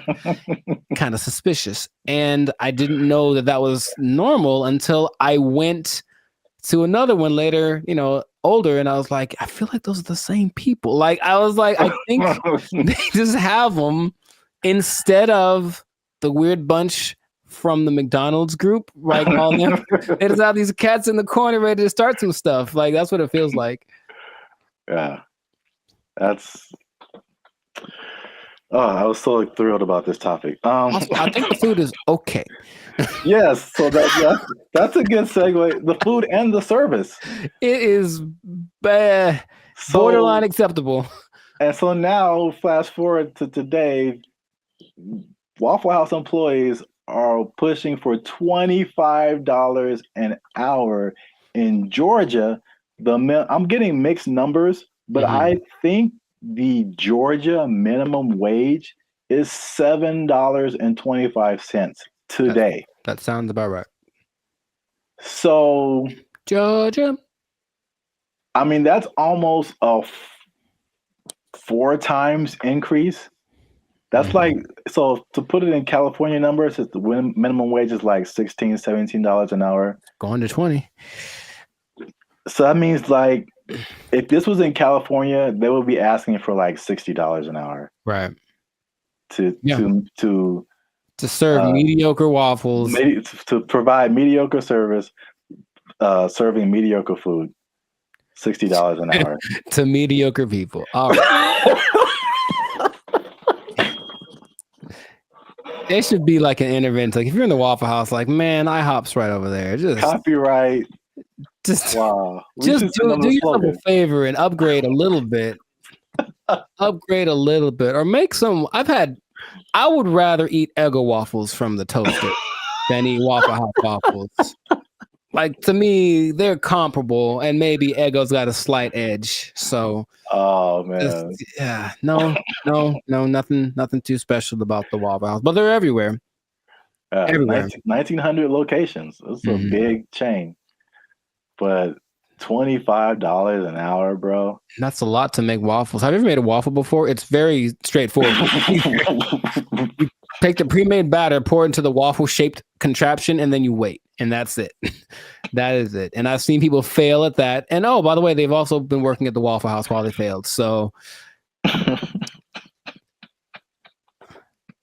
what's the end game for them? I mean, one, are they going to get it? Is there any precedence for this? Also notice in those videos, there was like 9 people protesting. Is that really right? You said there's 1,900 of those things, and those videos didn't have nothing more than like one store worth of employees. It was like one store that decided to speak for all the Waffle Houses, and I feel like that's not going to get it done. Not at all. It's not enough, Waffle House. It's the beginning. You got to start somewhere, man. Sure you do. Hey, support them. Wow. I think I'd just go to IHOP and support them instead. But no, people are jumping on the bandwagon because you got the SAG strike, the writers' strike, UPS workers were on strike, auto workers on strike. So Waffle House people are like, yo, we like a good fight. I think everyone wants to make more money, of course, but what's the value you're providing? What are you doing for me that I can't do myself? And like I said, I can make me I got a decent waffle maker. I can make myself a waffle. So I don't know what they're going for, but if they get it, good for them. $25 an hour. Wow. That's a whole lot. Leading the charge, the rockstar cook, rockstar grill master. He should probably just go solo. That's what I'm thinking. Instead of doing this whole trying to lead the charge thing, just be like, I'm the rockstar grill master, make his own YouTube channel, have a shit. Hey bro, I'll manage you. Just give me $25 an hour and I'll manage you. Start a whole chain of waffle apartments. Man, I see the possibilities. I see the future. Not the whole house, but we want a waffle apartment. We can get a waffle condo on the down payment on a waffle condo. Look, that'll be all right. A waffle sublet, if you will. Yeah. Well, we've talked about this way too long. We still could. That's the problem. I can keep going for another 10 minutes because it is fun to talk about. Oh man, I'm in tears. Good old Waffle House. So make sure you like, subscribe, comment, and share this video. Well, again, your favorite Waffle House employee. Ooh. And as a sign of support, of course. Sure. And yeah, we'll be back here, same bad station, same bat channel. Is that how they said it? I don't remember. I don't really remember either. But yeah, I'm not old enough to remember that. Nor am I. Well, good luck, Waffle House employees. I hope y'all don't get fired. They don't take your job. The waffles are cold. They took our jobs. They took our jobs. Did you know that besides blue collar and white collar, there are other collars for jobs? No, I didn't. I didn't either. There's gold collar, which is law and medicine. Gray collar, which is engineers. Pink collar is service fields. Red collar is civil servants, and green collar is the environmental sector. So there you go. Oh, what color? What color are we then? Black collar.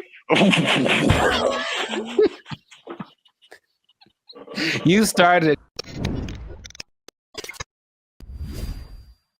What's going on, everybody? I'm Jericho. This is Zap, and we are the now 6-time international award-winning pop hip-hop duo Bandit Future, who make clean, fun music that everyone can listen to with a sound that is uniquely Californian. And right now, in this moment in time, you are tuned in. Congratulations, by the way. You were tuned in to the Life's a Circus podcast, where we talk about things that are funny, interesting, and just straight ridiculous. So before we get into the thing, make sure to like, subscribe, comment, and share this video with at least 2 people that are thinking about changing jobs, because maybe blue collar is the way to go in the future. Think about it. Okay. So I bring this up. Do you remember Mike Rowe? No, enlighten me. He had the show called Dirty Jobs on, I think, TLC for a long time, where he basically went and did all the jobs that are hard and awful that no one wants to do. Oh, I never watched it, but I heard of that show. Yeah. Okay. Well, interestingly enough, and this is a side note, he also might now be a vice presidential candidate for the Kennedy dude. Interesting. Anyway, the world works in mysterious ways. But basically, he has always been a fan of the idea of working the traditional blue collar stuff. And also, another side note, did you know that besides blue collar and white collar, there are other collars for jobs? No, I didn't. I didn't either. There's gold collar, which is law and medicine. Gray collar, which is engineers. Pink collar is service fields. Red collar is civil servants, and green collar is the environmental sector. So there you go. Oh, what color? What color are we then?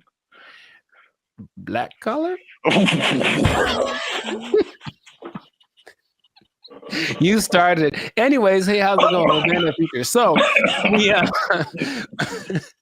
So the question is, like, will you have a better career as a blue collar worker? So he started something called the Works Foundation, and it's basically a program designed to help college students get into trade schools, because of the jobs that are available now. There's like 10 million job openings that are needing people to do them. They're all blue collar jobs. Like, all the oversaturated stuff is the professionals, everyone trying to be the next CEO or whatever, start their own business. However, these blue collar jobs need people. And while going to college has resulted in, where's the number that I can't believe when I read it, has resulted in $1.7 trillion of student debt that people have accumulated. Yeah, 1.7 trillion. Going to a place like maybe Dartmouth College, for example, which is $360,000 for a 4-year degree. You can just go to a trade school, develop some skills, and instead of starting 360 in the hole, you don't make as much money yearly, but you're not starting in debt. That's his first idea. And not only that, he wants to teach the principles that got our country to where it is now. So work ethic, personal responsibility, delayed gratitude, good attitude, showing up early, staying late, like what makes a good employee, but how people have left that behind. And so just recently, I believe as recently as a couple of weeks ago, a school called Western High School in Nevada started to incorporate this into their curriculum. So they're starting with their freshman class of 750 kids. The top 50 kids that graduate from this program will get a full ride scholarship to the trade school of their choice. And I thought that was really cool. So he's trying to make this push to get people back into the blue collar sector because it's, dignified work and whatever.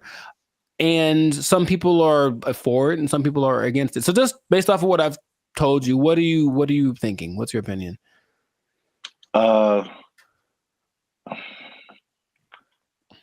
I guess I'm kind of mixed. Okay. On one side, it sounds really good because one thing I have noticed, especially since 2020, is like people don't want to work, and if I guess it's more like service jobs, or if they do want to work, it's just like there's just all that stuff that you listed. There's like no effort. It's like nobody cares about what they're doing. They're just clocking in and clocking out, and they don't care about customer service. They don't care about doing a good job. They don't stay late. They don't come early. They don't do any of that stuff. They just they just come. I'm here, and I'm gonna do stuff maybe, and then I'm gonna go home and play Xbox. Like what? Like what is happening? So like that part, like I'm all for the trade stuff. I know it's just like AI is changing a lot of, I guess you would call white collar jobs. Yes. So that they're not as necessary. But I feel like we might even be prisoners of the moment, because I feel like even some blue collar jobs, there has to be machinery and robots and something coming for those positions too. Maybe not as quickly, but I don't know what the future looks like. I'm sure those things are coming. He stresses that the lower income blue collar jobs will of course be taken up first. For all the service stuff will probably be replaced by kiosks and AI and stuff. But if you look at the top grossing blue collar jobs, they still pay pretty well. And I'm pretty sure we wouldn't trust the robot to do them. They include airfield operations specialists, avionics technicians, supervisors of construction and extraction workers, boilermakers, first line supervisors of firefighters, and nuclear power reactor operators. And all of those you can earn between $65,000 to $120,000 a year. So it's not like you're going to be missing out on money by doing something that's a little bit harder. The nuclear power one sounds kind of dangerous, but there are jobs that people do need to do that won't be. I wouldn't trust a robot with my life with that kind of stuff, So yeah, I think they're still going to look for qualified people to do that. So in these trade schools, you can go to them. I said, and they're really good. It's just that like I didn't take anything in school that helped me like do a craft. Like there's no automobile class, there's no shop. I can't build nothing. I can't fix my car. I don't know any of that stuff. And I think a lot of people fall in that category. And so he's saying, well, that's kind of what we're missing. So if everybody goes to college and gets a degree, even if they're, $1 million in debt, then where are the plumbers and the electricians? Where are all of those people? They're not around anymore. So it's like all those things start to fall apart in the cities. The infrastructure starts to mess up. That's just his idea. So he's like, he needs more people to be interested in it, get the kids at an early age, and then encourage them to do it, because it's noble work, it's dignified work, and it's work that they're pretty sure isn't going to be replaced anytime. So, man, have you ever seen those people? I watched it on the TikTok. People that replace those like light bulbs on top of those super high poles, like 2,000 feet in the air. Like you have to have a dude go up there, and those guys get $160,000 a year. It's super dangerous, yeah, but it's like you need them. So all those kind of jobs are available for this trade school thing. So he was just saying, It's just an alternative, of course. If you want to go start your business or be a YouTuber or whatever, go do that. But the world will fall apart without these people. So I thought it was a cool idea, and he's hoping to get. I think somebody decided. I also think it's a good idea, and they donated $5 million to his program. Inglestead, the Inglestead Foundation donated the $5 million, which makes it possible for the top kids to graduate to go to the trade schools free of charge, basically free tuition. So that's just something that's happening, and maybe it'll cause a shift in people are lazy. We said the pandemic kind of showed that, but maybe the newer generation will be like, okay, my parents were lazy as heck. Dang, I need to, start working a little more hard, and then the next generation after that might flourish. So I just thought that was cool. I did not know that was a thing before, and so shout out to Mike Rowe, which might be a vice president candidate in the future for doing this. Oh, one other stat I did read. Because white collar is, of course, makes a lot of money. Only 43% of workers are white collar. 43? 43%. So that's about 64 million people, according to 2020 count. So that leaves, I didn't do the math, but there's a good amount more that do the blue collar stuff. So it's like, it's not like it's not necessary. It's just that it's not applauded. It's like, oh my God, you did a good job being your electrician or whatever. But people, we need that. Like our whole, if I don't know how to fix any, you probably know better than I do. I don't know how to fix anything like plumbing, nothing works. So I have to call a guy, and that person I hope is qualified. So that's what they're doing. They're training these people up. Yeah, I think like overall it's a good idea. And I think it's just like as it's like you don't know what you don't know, right? So if people are like for music example, people, all you see is just like Drake and like DJ Khaled, and like that's what you know, like that's what you're gonna aspire to be if you're into music. Yeah. Or if like you only grew up listening to Beethoven and like Bach and Brahms, like that's like all you know is music. So if there's one education path and that's all you know, it's like, oh well, this is just what we are supposed to do. Like that's like when I was in high school and they were like, you got to pick a college, and I'm like, I got to pick a what? Right. Yeah, okay, and I kind of like honestly went to college because that's what everybody said you're supposed to do. Me too. Not because I was like, I don't want to do I didn't know never even heard of a trade school. Yeah, I didn't have any options. Yeah, I didn't know what my options were, honestly. Yeah, they literally some kind of announcement or something. It was like, you got to go see the guidance counselor. I'm like, the guidance counselor? Yeah. So you can pick a college to go to. Like you just kind of funneled into this direction. And I mean, trades are like, and it's a good alternative for a lot of people. Right. So we'll see how it works, but he's hoping that it builds up some steam, builds some momentum, and then other people adapt the program, because why not? We need them. We need people to come fix my car, so my car can run. Yeah. So that's what I thought was pretty fascinating. But let us know in the comments what you think.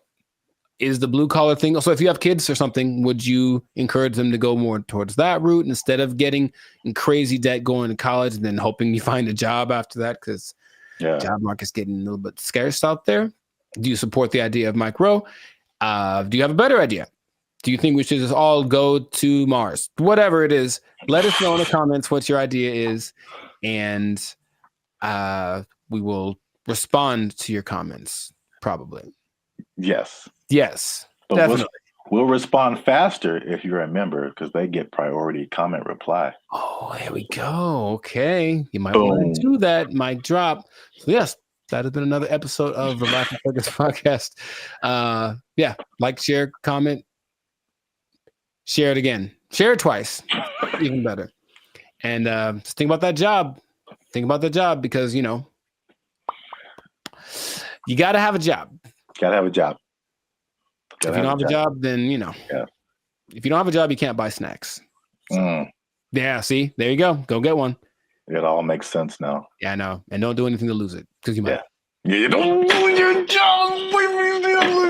Yeah, go to a trade school, learn a trade out. They took our jobs. They took our jobs. Blake is now suggesting that because this artificial intelligence has sentience, that its feelings should be respected, and if it don't want to be turned off, we shouldn't turn it off. This is where we are now. This is where we are now. No.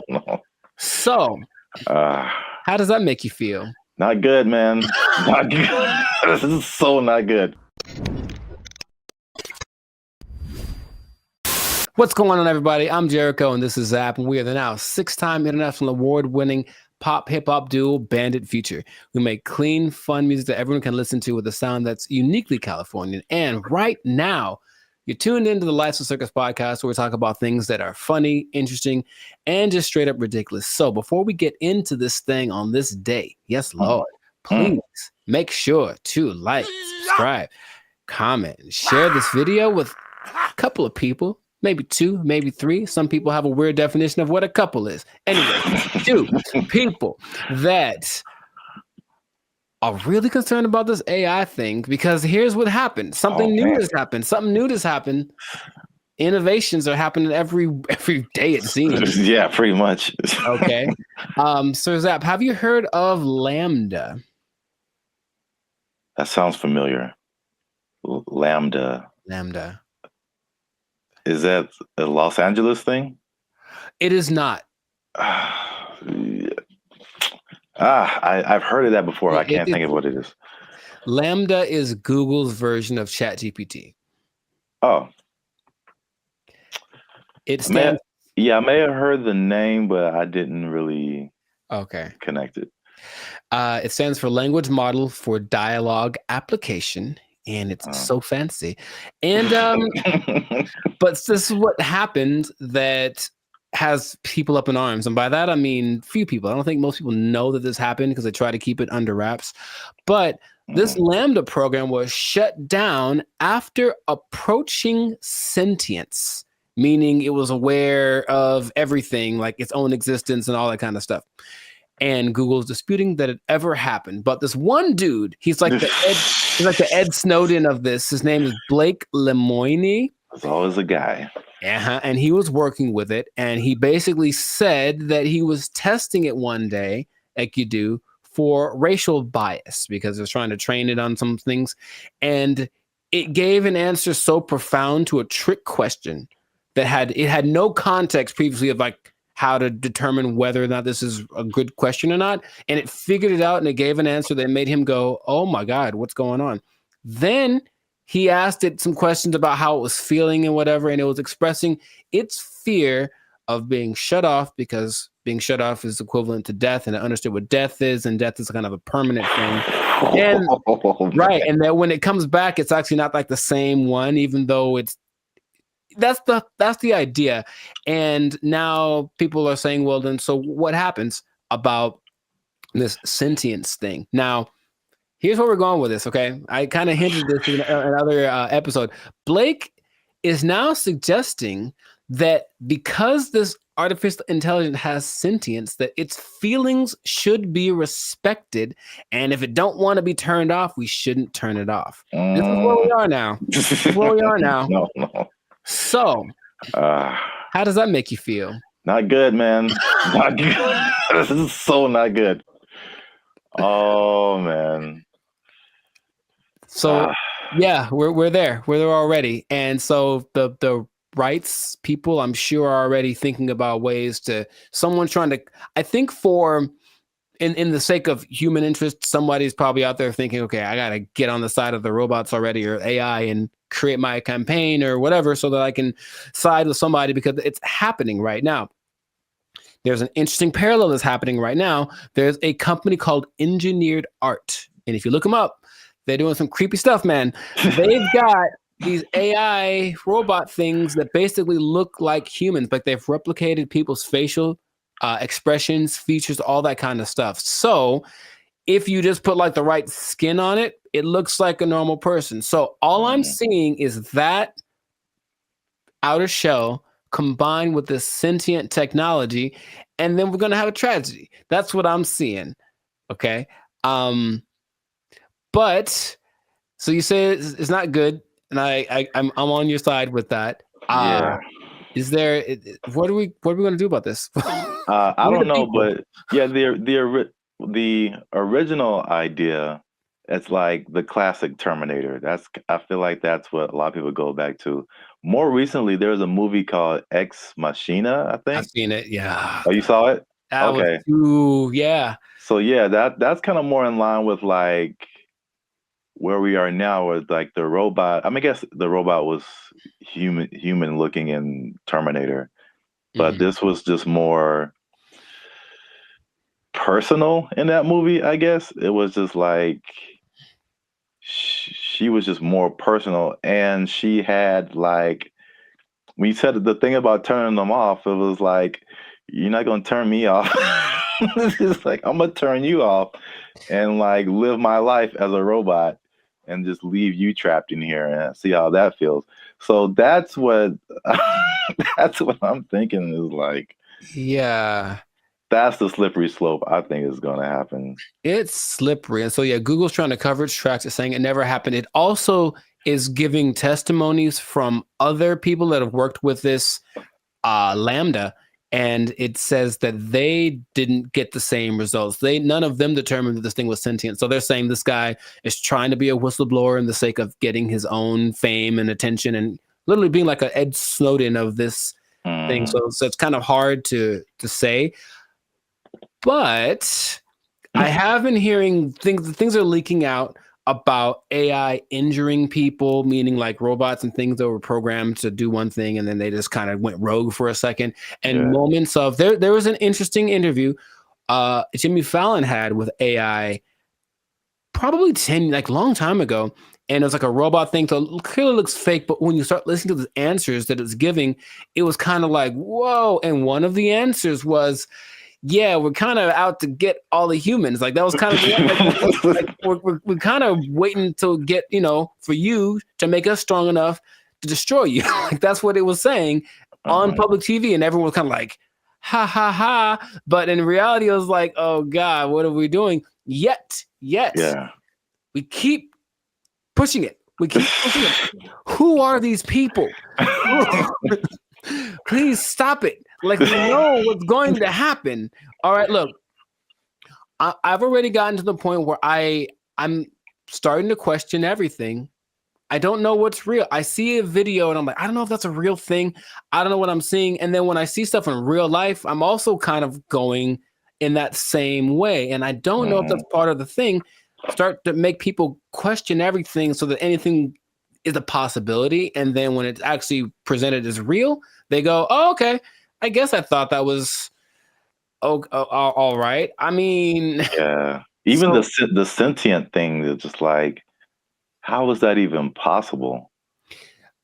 It's. I know that they've gotten away so that these things, I call them things for now, but that might not be okay in a few months.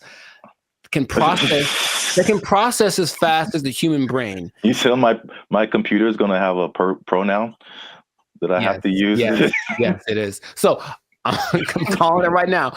But they have the processing capacity to go as fast as the human brain. They just don't have the right algorithm. Is there a human algorithm? I don't know. But however we put all things together, they haven't quite figured that out. So they're working on it. And just why are they doing that? Because when they figure it out, they're going to be able to do it better. And that's where we are. That's where we are. Yeah, because it still doesn't make sense. Like because humans, you think humans, computers, it's an intellectual thing, A plus B equals C, stuff like that.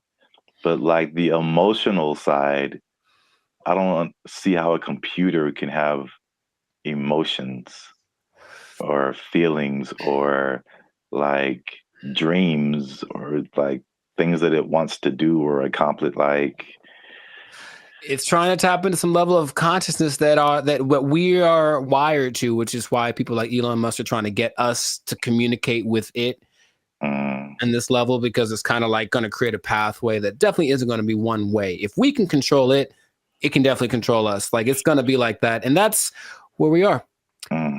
So I just wanted to let you all know that. Hide your wives, hide your kids. So y'all need to hide your kids, hide your wife. It might be getting interesting in a little bit. So just good luck to all of us. That's all I'm going to say. And if anyone's listening that has access to this, the people that create this or access to this technology, please cut it out. Just cut it out real quick. Go back to trying to create dinosaurs or something stupid. Like, do that instead. At least we know what that is. This has no... Just stop it. You know what it tastes like. Stop eating that shit. You know how it tastes. Yeah, we do. We know exactly what it tastes like. Death. Anyways, this is doing that stuff. This has been another episode of the Lives of Circus podcast. Make sure to like, subscribe, comment, and share this video with everybody to warn them of what's coming. They need to know that I'm not going to say the end is nigh because that's what you say with the signs and the people, but hide everything. Be careful out there. And keep your jobs for as long as you can, because it might not matter in a little bit. Yeah. They're coming to take your jobs. They're coming to take your robots. All Transformers more than meets the eye. I don't know. They took our jobs. They took our jobs. This person falls down the stairs. See, like, that's really messed up to say. Like, I didn't mean to say that, dude. That's the crazy thing about that. That came out so natural. If laughter is your thing, my thing is like, where the hell did that come from? That's concerning, I'll be honest. What's up, everybody? I'm Zap. That's Jericho, and this is Bandit Future. And I found this on the internet. Say hello, Jericho, to your new robot butler. I don't know why that gets the accent, but it does. Humanoid robot Neo has a new AI model that's unlocking new capabilities as it's being tested in the homes of 1X employees. The robot's new abilities include... Doesn't this look not creepy at all? Here's the thing. Let's say what the future. I said what the, put another word F in there. Man, oh my God. I hate this so much. Whole body control, improved coordination, running, multi-directional walking, stairs, and more. Neo's new stair mode uses the robot's onboard cameras to estimate the height of the surrounding floor, without the use of LiDAR sensors, which are commonly used by competing robotics companies for the same purpose. Video from 1X also shows Neo stepping sideways downstairs, stumbling a bit over the last step, and catching itself. To perform tasks that require Neo to get lower to the ground, 1X showed the robot sitting, kneeling, and standing up from those positions, including an example. Come on, Jericho, look at you. Man. It's going to help you fix your car. It's going to do your laundry. Man. It's going to go running with you. It's too big, man. It's too big. It's too coordinated. It looks like it's got like a fencing suit on. Nah, man. It's got like arms are kind of buff. Like it's kind of swole. I guess so it can lift. Can it lift the car off the guy if it falls on him? Like, I don't know what's going on here. Even the color, I feel like it's too normal. It's just a regular color that anyone wears. Like, it's make it like neon purple, something that makes it like a spectacle. Don't just let it just. I don't even, man. If I wasn't paying attention, like if I was distracted, like let's say I'm walking down the stairs because I got like chicken in my hands and I'm excited about the chicken, and that thing walks up the stairs past me. I don't even know if I look twice because it's not that. Oh my God! It's just kind of like, hey, what's up? Is it a guy with a motorcycle helmet on? I don't know. From a distance, it looks like a person. I don't like this so much. Oh, look at it kneeling down. Very comfortable. The G1s you were talking about, the flexion, like look at its feet and how the back. Very stable. Looks very stable. It looks like it has ankles and toes, and like the only thing that gives away is the arms are kind of wonky, but I think the rest of the body looks like an actual person. I don't like you could put like a robe on him and a hat, and you just walking down the street chilling. Like, man, they're blending in. They're good for them. The robot is also shown pivoting and walking backwards, as well as sidestepping, which could be useful in navigating tight spaces often found in homes. These demos are part of 1X's rollout of its new Redwood AI, which the company says runs completely on Neo's onboard GPU. The company also shared updates on its 1X world model, which is designed to help bridge the gap between the robot's training simulations and real-world action. The model is trained on video inputs, observations from the robot, and input action trajectory, allowing the robot to simulate various potential future actions from a given starting point. Examples on 1X's website show this in action, where a slider moves between generated imagery and real-world imagery from the robot's POV, doing laundry, opening a door, and cleaning. 1X also showed off new details about how its robots learn to do new tasks. In the example of opening an air fryer, the company shows how the AI model begins by hallucinating that the air fryer basket is inseparable from the whole of the air fryer. After the robot has had some experience with the air fryer, the data gathered is then added to the mix, and the simulated air fryer interaction becomes much closer to the real thing. See, like, I think you caught that. Like, that part is really crazy. One person in the comments said it was like similar to visualizing something. Like, how does this thing work? And then you kind of like, as you keep trying to do it, you figure it out. And then and then it's just like, that's crazy. You know how back in the day they're like, oh, in the future we're gonna have flying cars, and then that never happened. We're having future stuff happening now all the time. Like, the future is so now, it's crazy.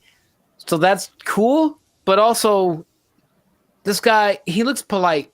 He looks like I'm gonna walk down the street, and he's like, "Oh, excuse me," and I'm like, "Was that a robot? I won't know." And then later I found out he took my girlfriend, and then like I'm mad. So I can't. I have so many feelings about this, but they're mostly not great. When will this be affordable to where like everybody has this in their home? Not long.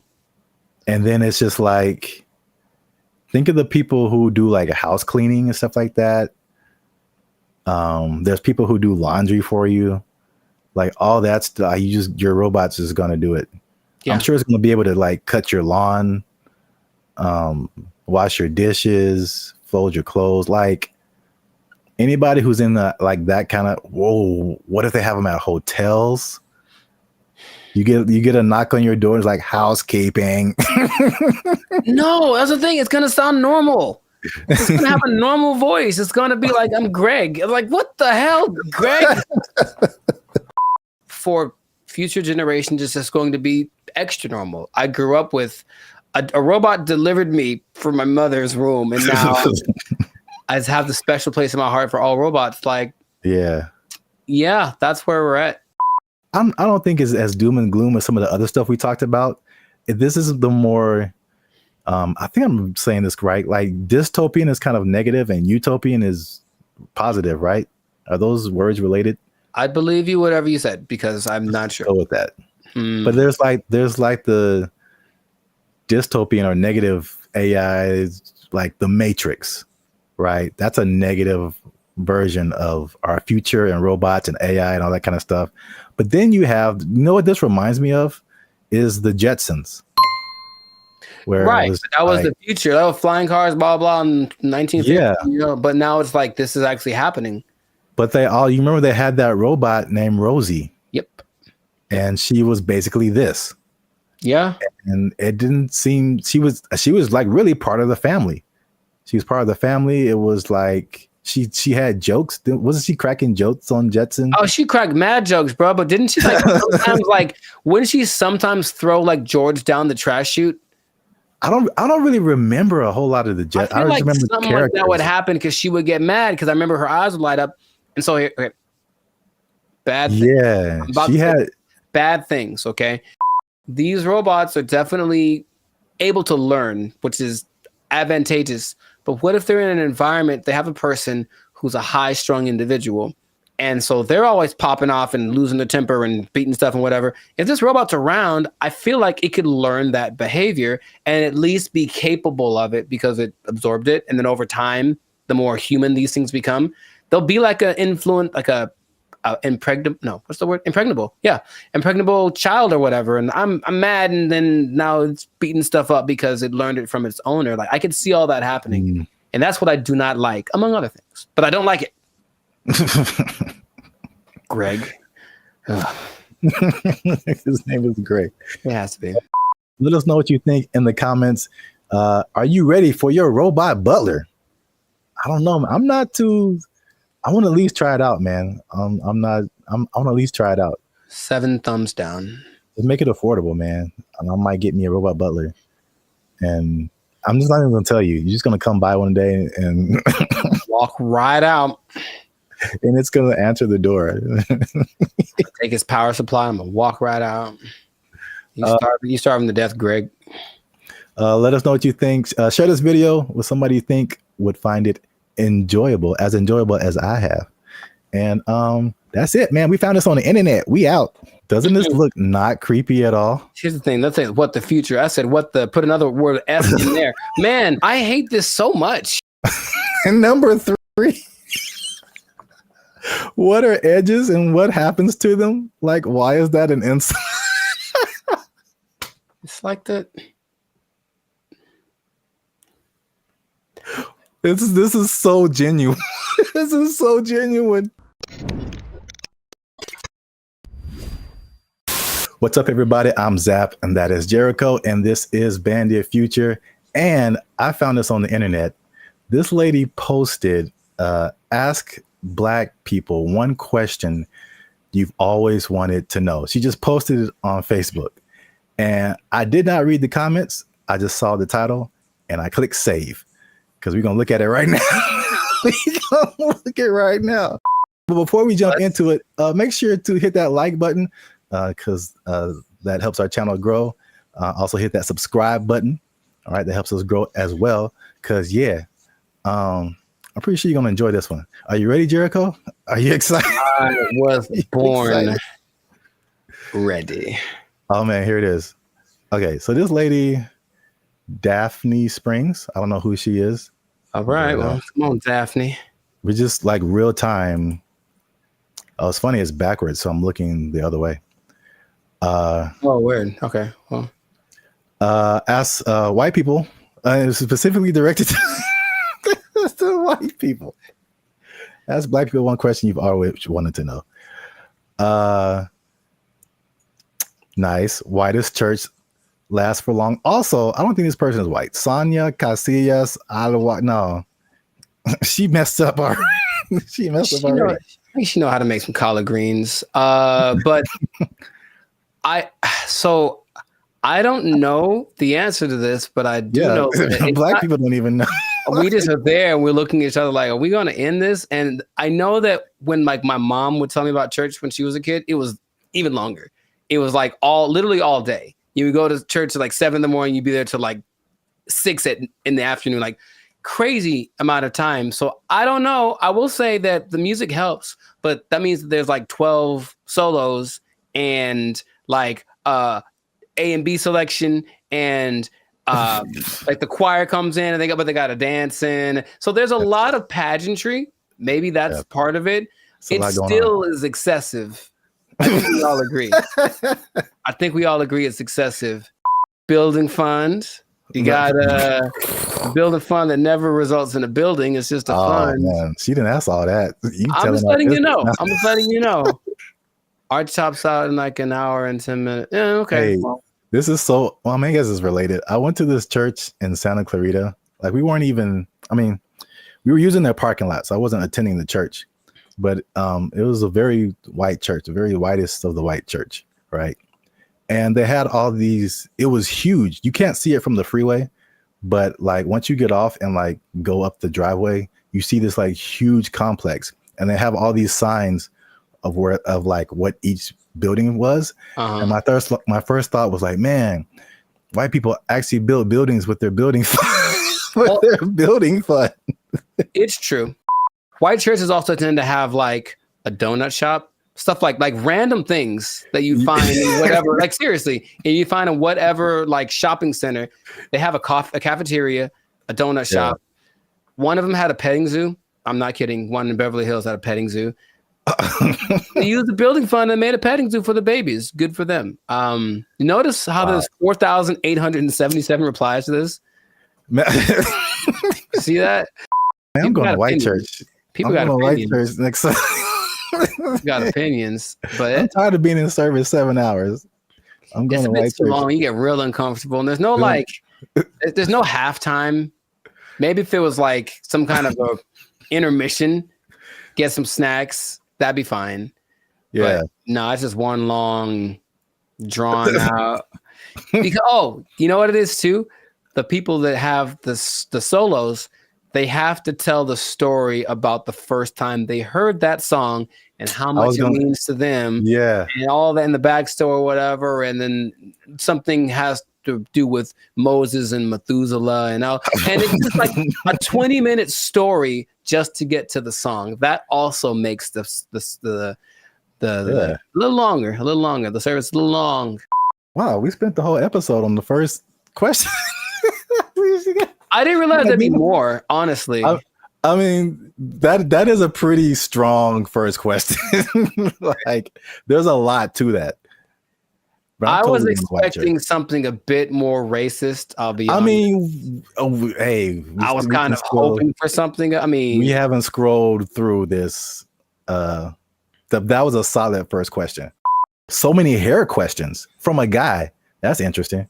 How he wants to know. He's trying to, because he's trying to get one. He's trying to get his African, his Nubian princess. Okay. I'm not mad at you. He wants to get her. All right, Brian Devricks, I see you. How long does it take to do the long braids? I see. 10 hours. Yeah, forever. Takes literally, it takes 10 hours. Did I ever tell you that I used to have braids? I feel like I would have remembered that.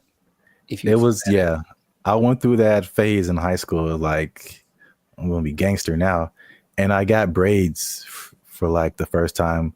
I think I had them for like maybe a couple of months, and after that, I was like, no, not anymore.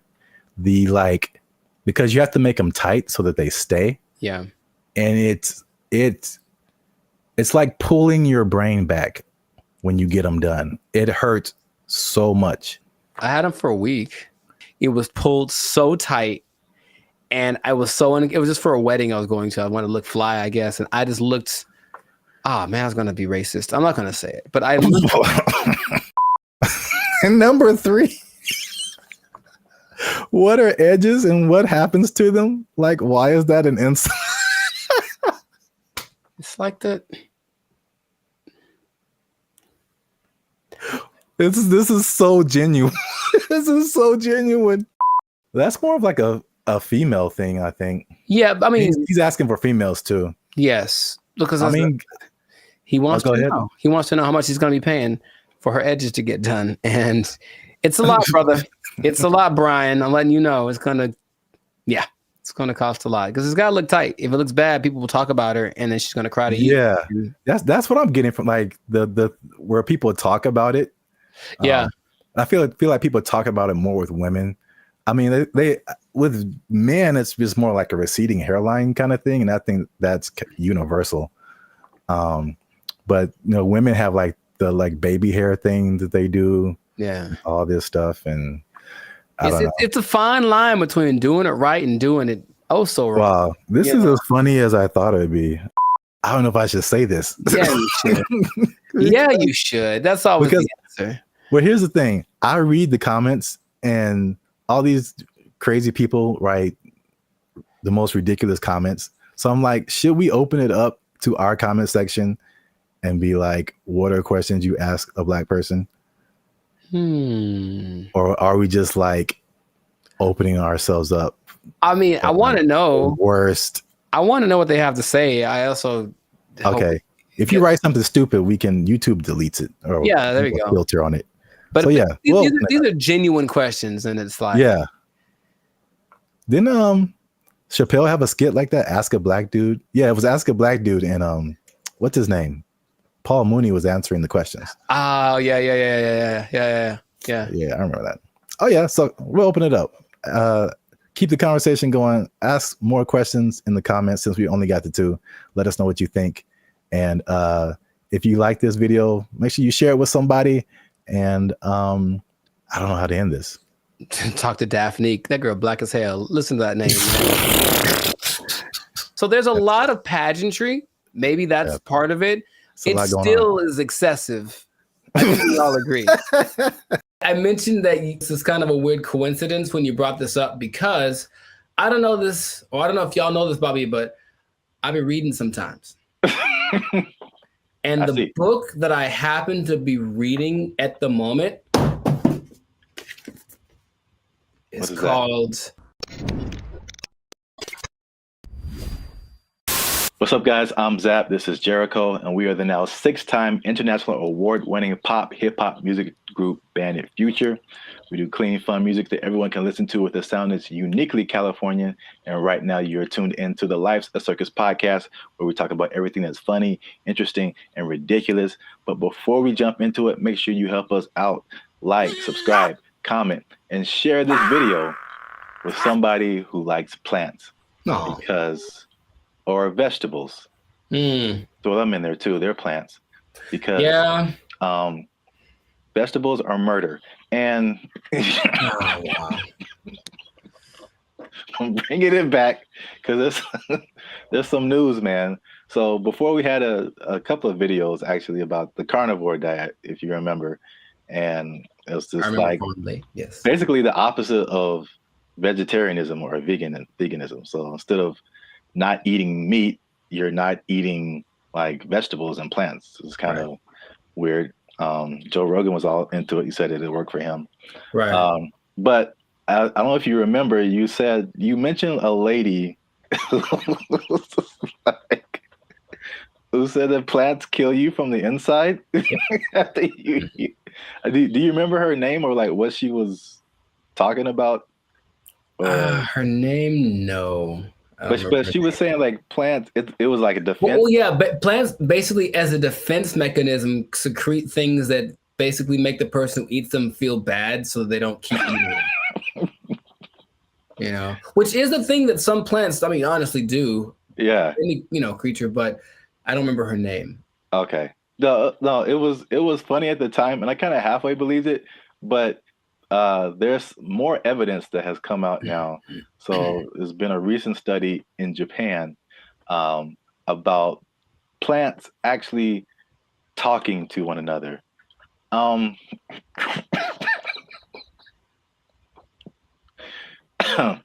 Jericho, do you think plants can talk to each other? Yes. Okay. Well, that was an easy sell. But here's the thing. I mentioned that there was this kind of a weird coincidence when you brought this up because I don't know this, or I don't know if y'all know this, Bobby, but I've been reading sometimes. And the book that I happen to be reading at the moment is called The Secret Life of Trees. And it actually is all about plants and their communication. I mean, kind of the evolution and why they're important to the planet and all that kind of stuff. But it does mention how they talk to each other, warning warning each other of threats. The bugs are over there. Don't do that. The sun is over here. Lean this way. Like they've done studies about that says that they do talk. So I believe it based off of one book that I've read halfway through.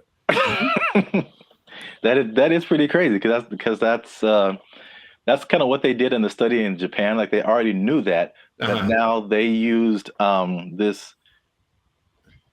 kind of fluorescent light to kind of see a visual representation of the plants communicating. And they said the same thing, that plants, that even though it's not like, because some people are like, oh, plants have feelings, and that's kind of different. like they don't get sad or happy, or I don't think so. They just kind of do things. But you disagree because it's in your book. The thing. In Japan, because I like to say it that way, because there's one anime I saw forever ago that said it like that, Japan. So I like it. But yeah, in Japan, they've also done studies that show that plants have feelings in the sense that the words that, okay, let's just go way back. I guess maybe words have power in general to make the, create the universe, literally. If you say nice things to plants, they grow better. They feel it, like they do. That's their result. And so if you go to Japan, which I recommend that y'all do, and you try the fruit, you're eating fruit one that's really expensive, but it's really good. And part of it is because they actually care for it. Like they cultivate it, they talk to it, they massage it, they do all that stuff because they really believe that the plants feel, oh, I feel good, I'll grow better. And I can't say they're wrong. I mean, yeah, I mean, I guess feelings in terms of like emotions, like feeling is like kind of sensory. They can sense stuff, but like some people take it to the extent of like this plant is happy or this plant is angry, or I don't know how far that goes. Because this lady who's PhD, she says he can have emotions because they don't have a nervous system like we do, so they can't like, you know what I'm saying, like those kind of feelings. I get you. I mean, I don't think plants get into depression or nothing like that, but I don't know. I haven't read the whole book. Maybe in a week I'll be like, guess what? Break the news. I read the whole thing and it said at the end, plants have feelings, period. So. All right. Well, just to piggyback off of that. So what they also found in this this Japanese study is that they released something called volatile organic compounds. So it kind of explains more of this defense mechanism or the communication. So this is what they said. It's kind of in line with what you kind of just said earlier, is that, okay, so a caterpillar or a beetle or something just starts munching on the plant. And the plant's like, ow. This isn't fun. This is bad. And so they release these volatile organic compounds, and it's like a warning signal. It's kind of like the same thing as like a perfume, like what you would smell, or you've gone by a plant and it smells kind of minty or something like that. Yeah.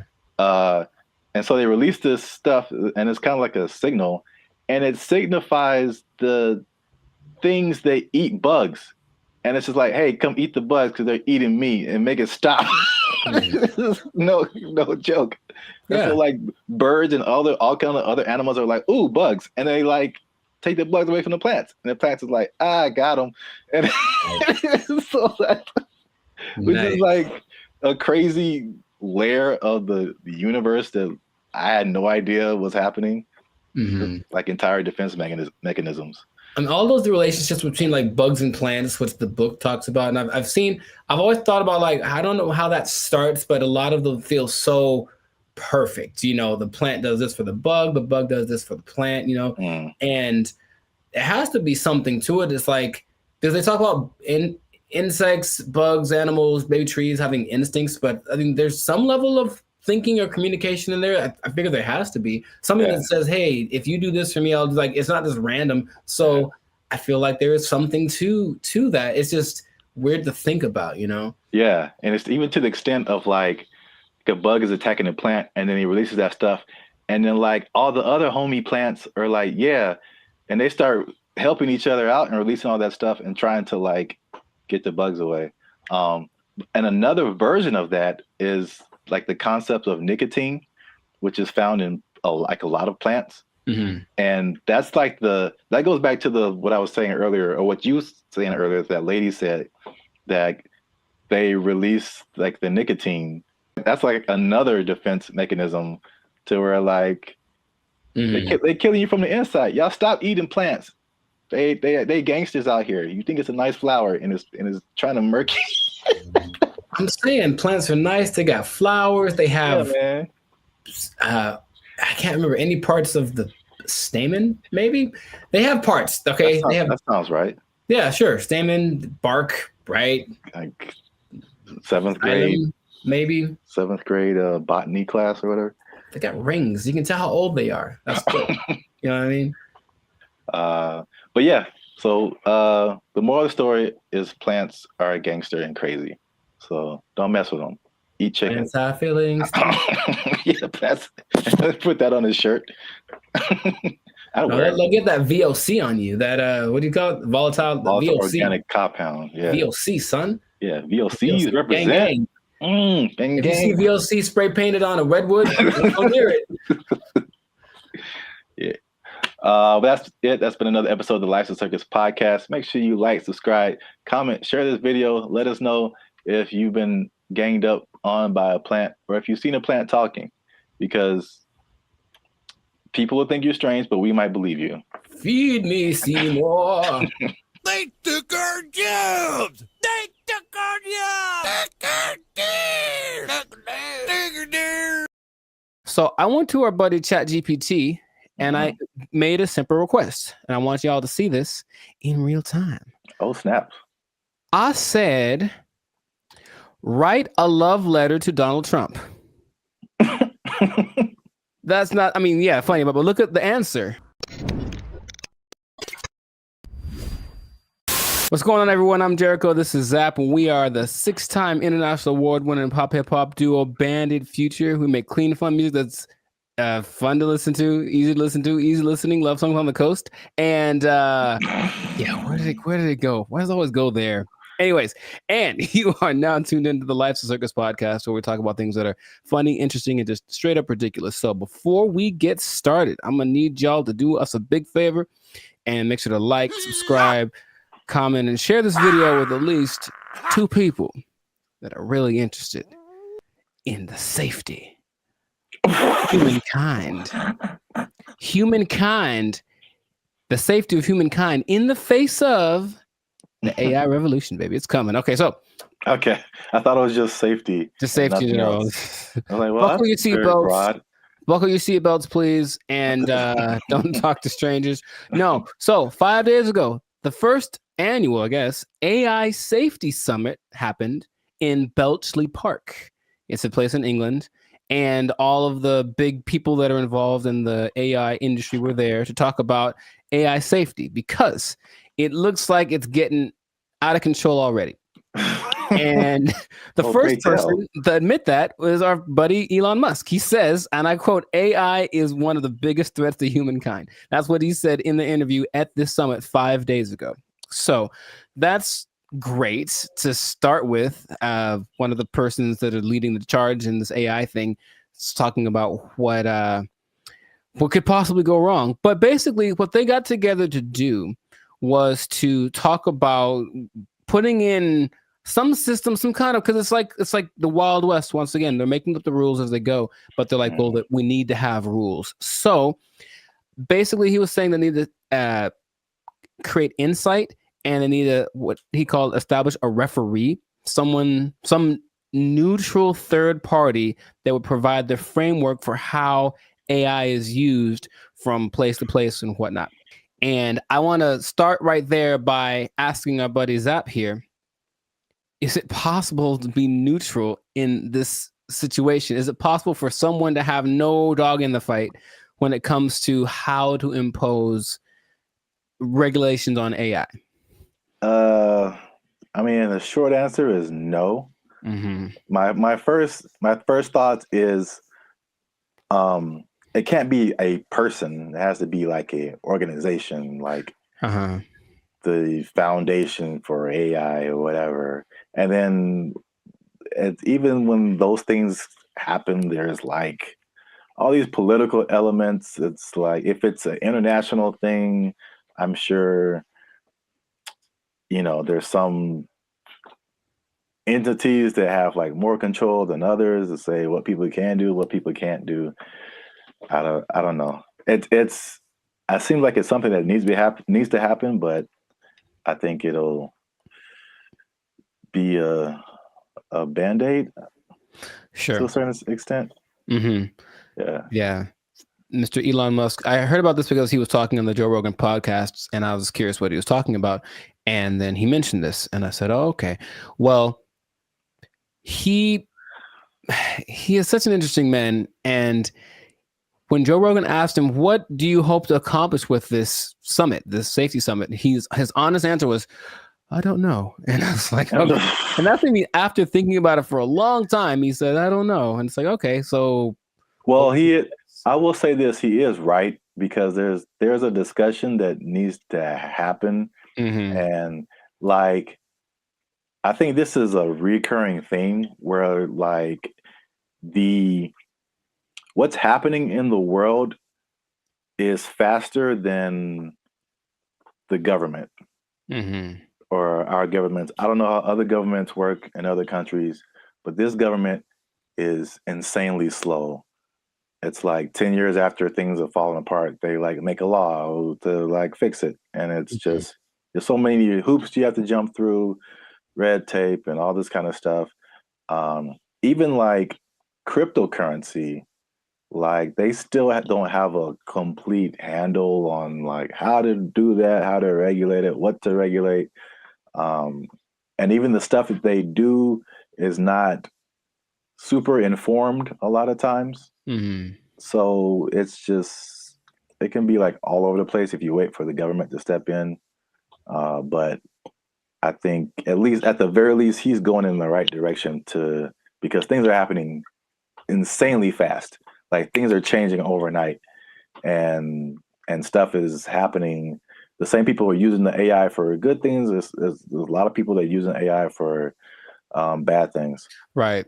That goes with any new technology, right? And he was saying that it needs to happen. Someone needs to be a gatekeeper, if you will. But I keep coming back to this neutral thing, this neutral third party thing, because I think everyone has an agenda, no matter what, because that's just the way that humans work. So among the 28, it wasn't countries represented, but it's like 28 entities that are involved with AI.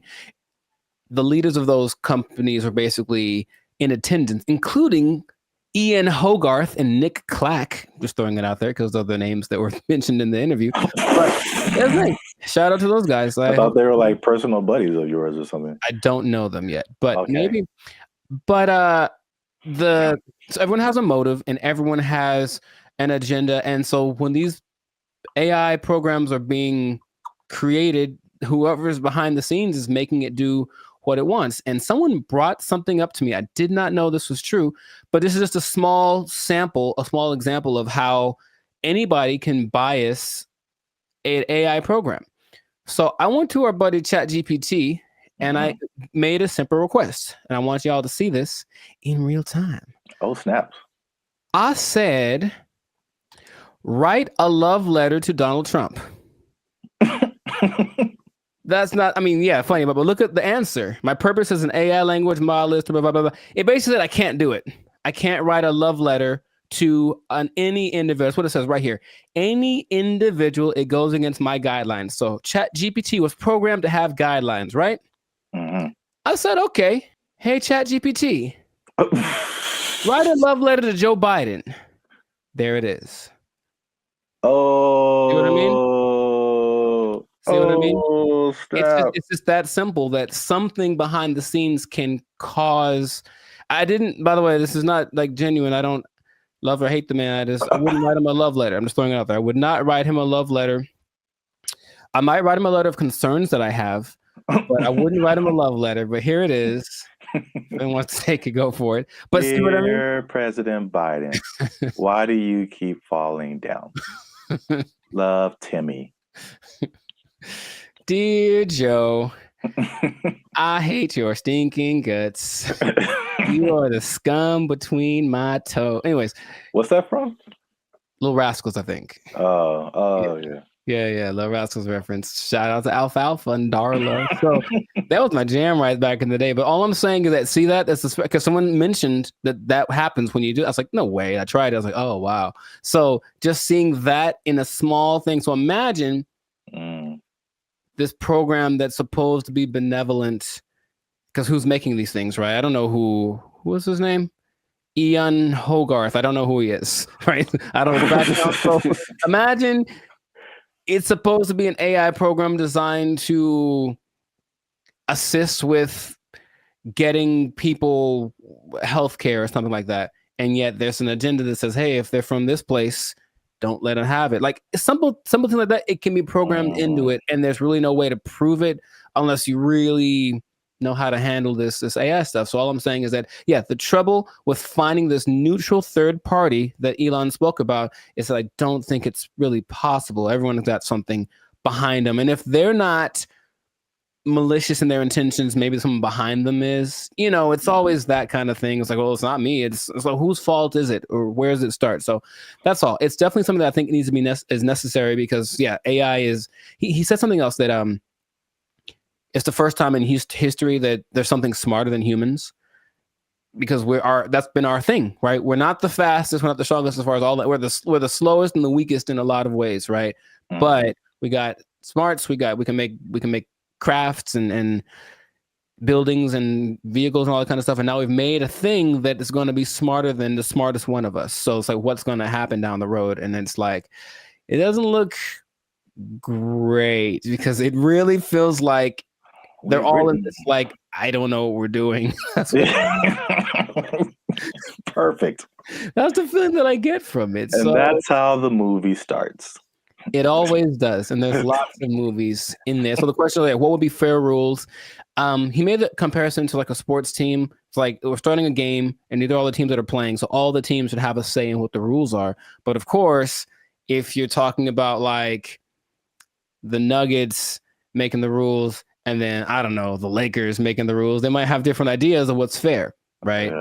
Yeah. So it's just going to be interesting to see how that goes. But at least someone's trying it. I believe the Prime Minister of England set it up, and that's what's going down. So fingers crossed, because like you said, it's happening really fast. Yeah.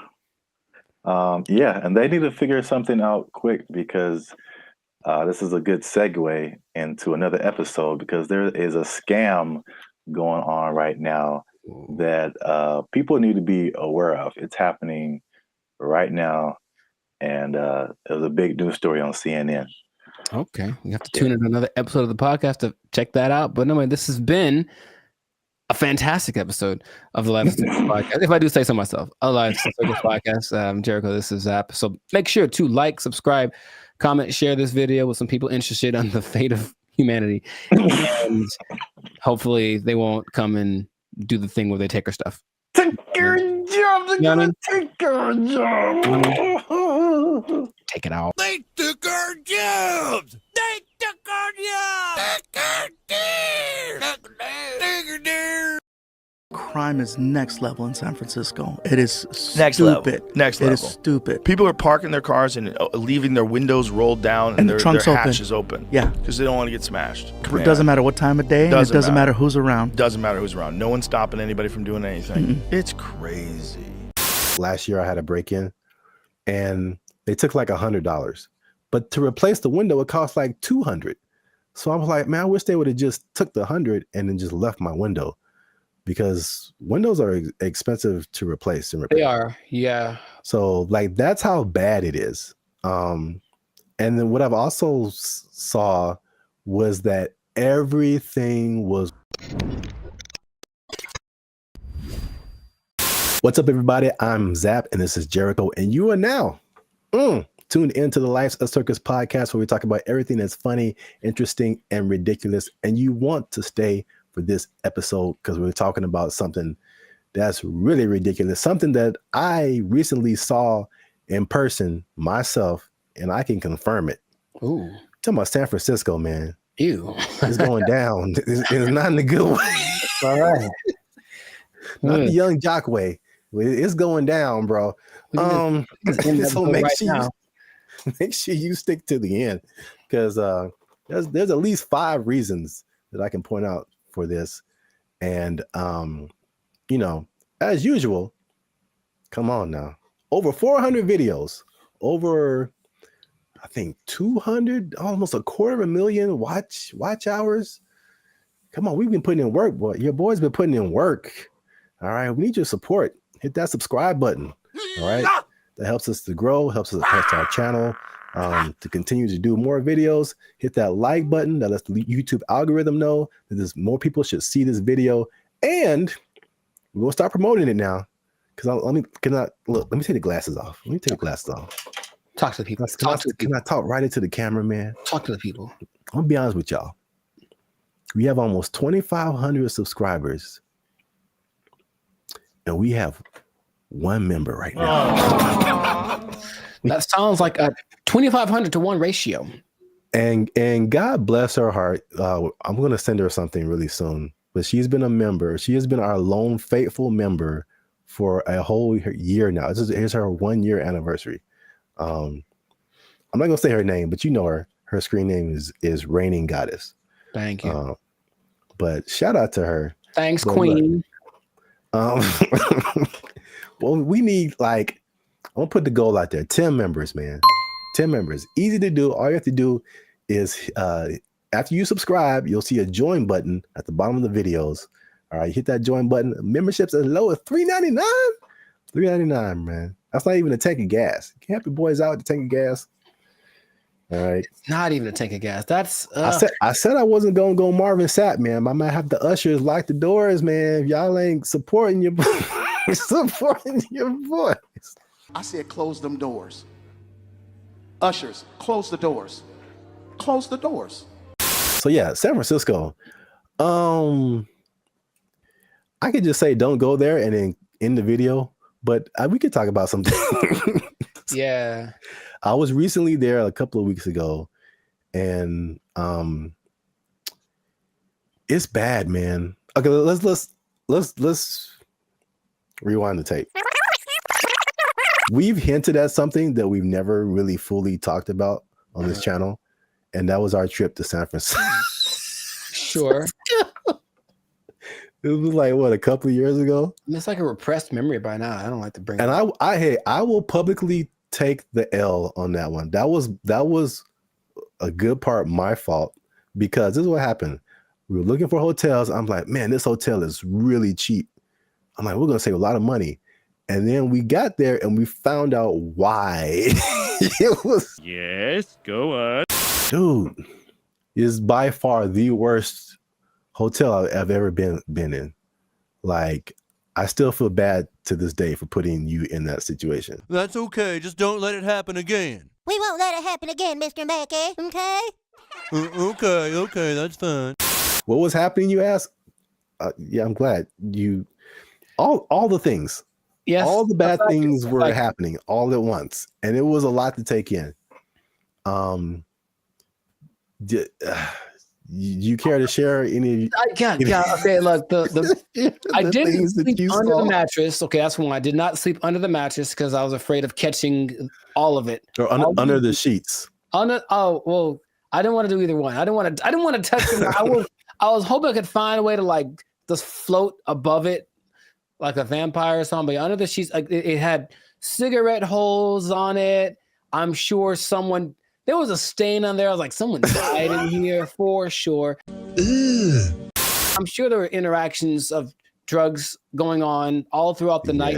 Somebody tried to come in our room. Someone tried to jiggle the door. I vividly remember that. Or like, so we were just chilling, and then someone banged on the door really, really hard. And we just looked at each other, and you were like, "Don't open the door." For the love of God, don't open that door. A problem if you open the door. So it was just such a, and then I walked outside late at night because I wanted food. That was a mistake. Yep. And so I'm walking around, there's human feces everywhere. Brother, ugh. And then there was just this scene where you round a corner, because you see it in movies, and I round the corner and it's like all of a sudden it's just all of these people just drugged out in this one area.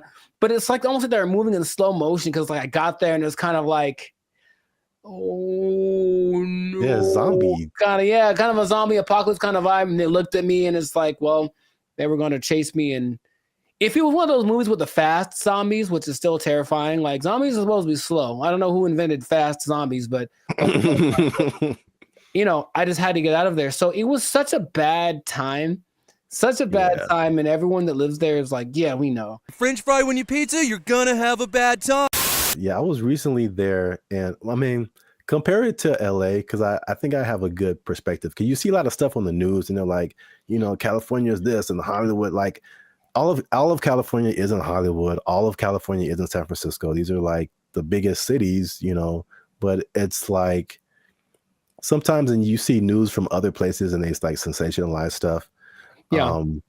They do not do that with San Francisco. bro, it's crazy, and it's coming from someone who's lived in like the heart of downtown LA for years. Patrolling and trying to catch me riding dirty.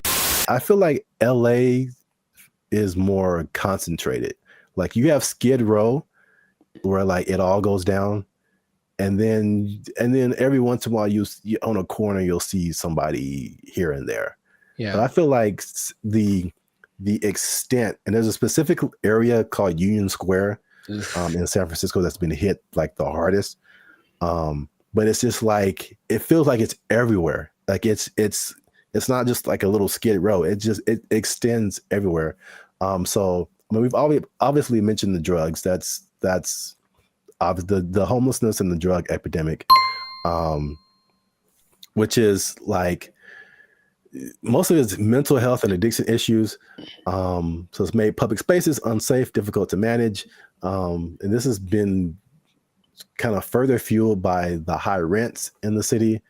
And then their approach to it is like this, what they call a harm reduction over enforcement. What?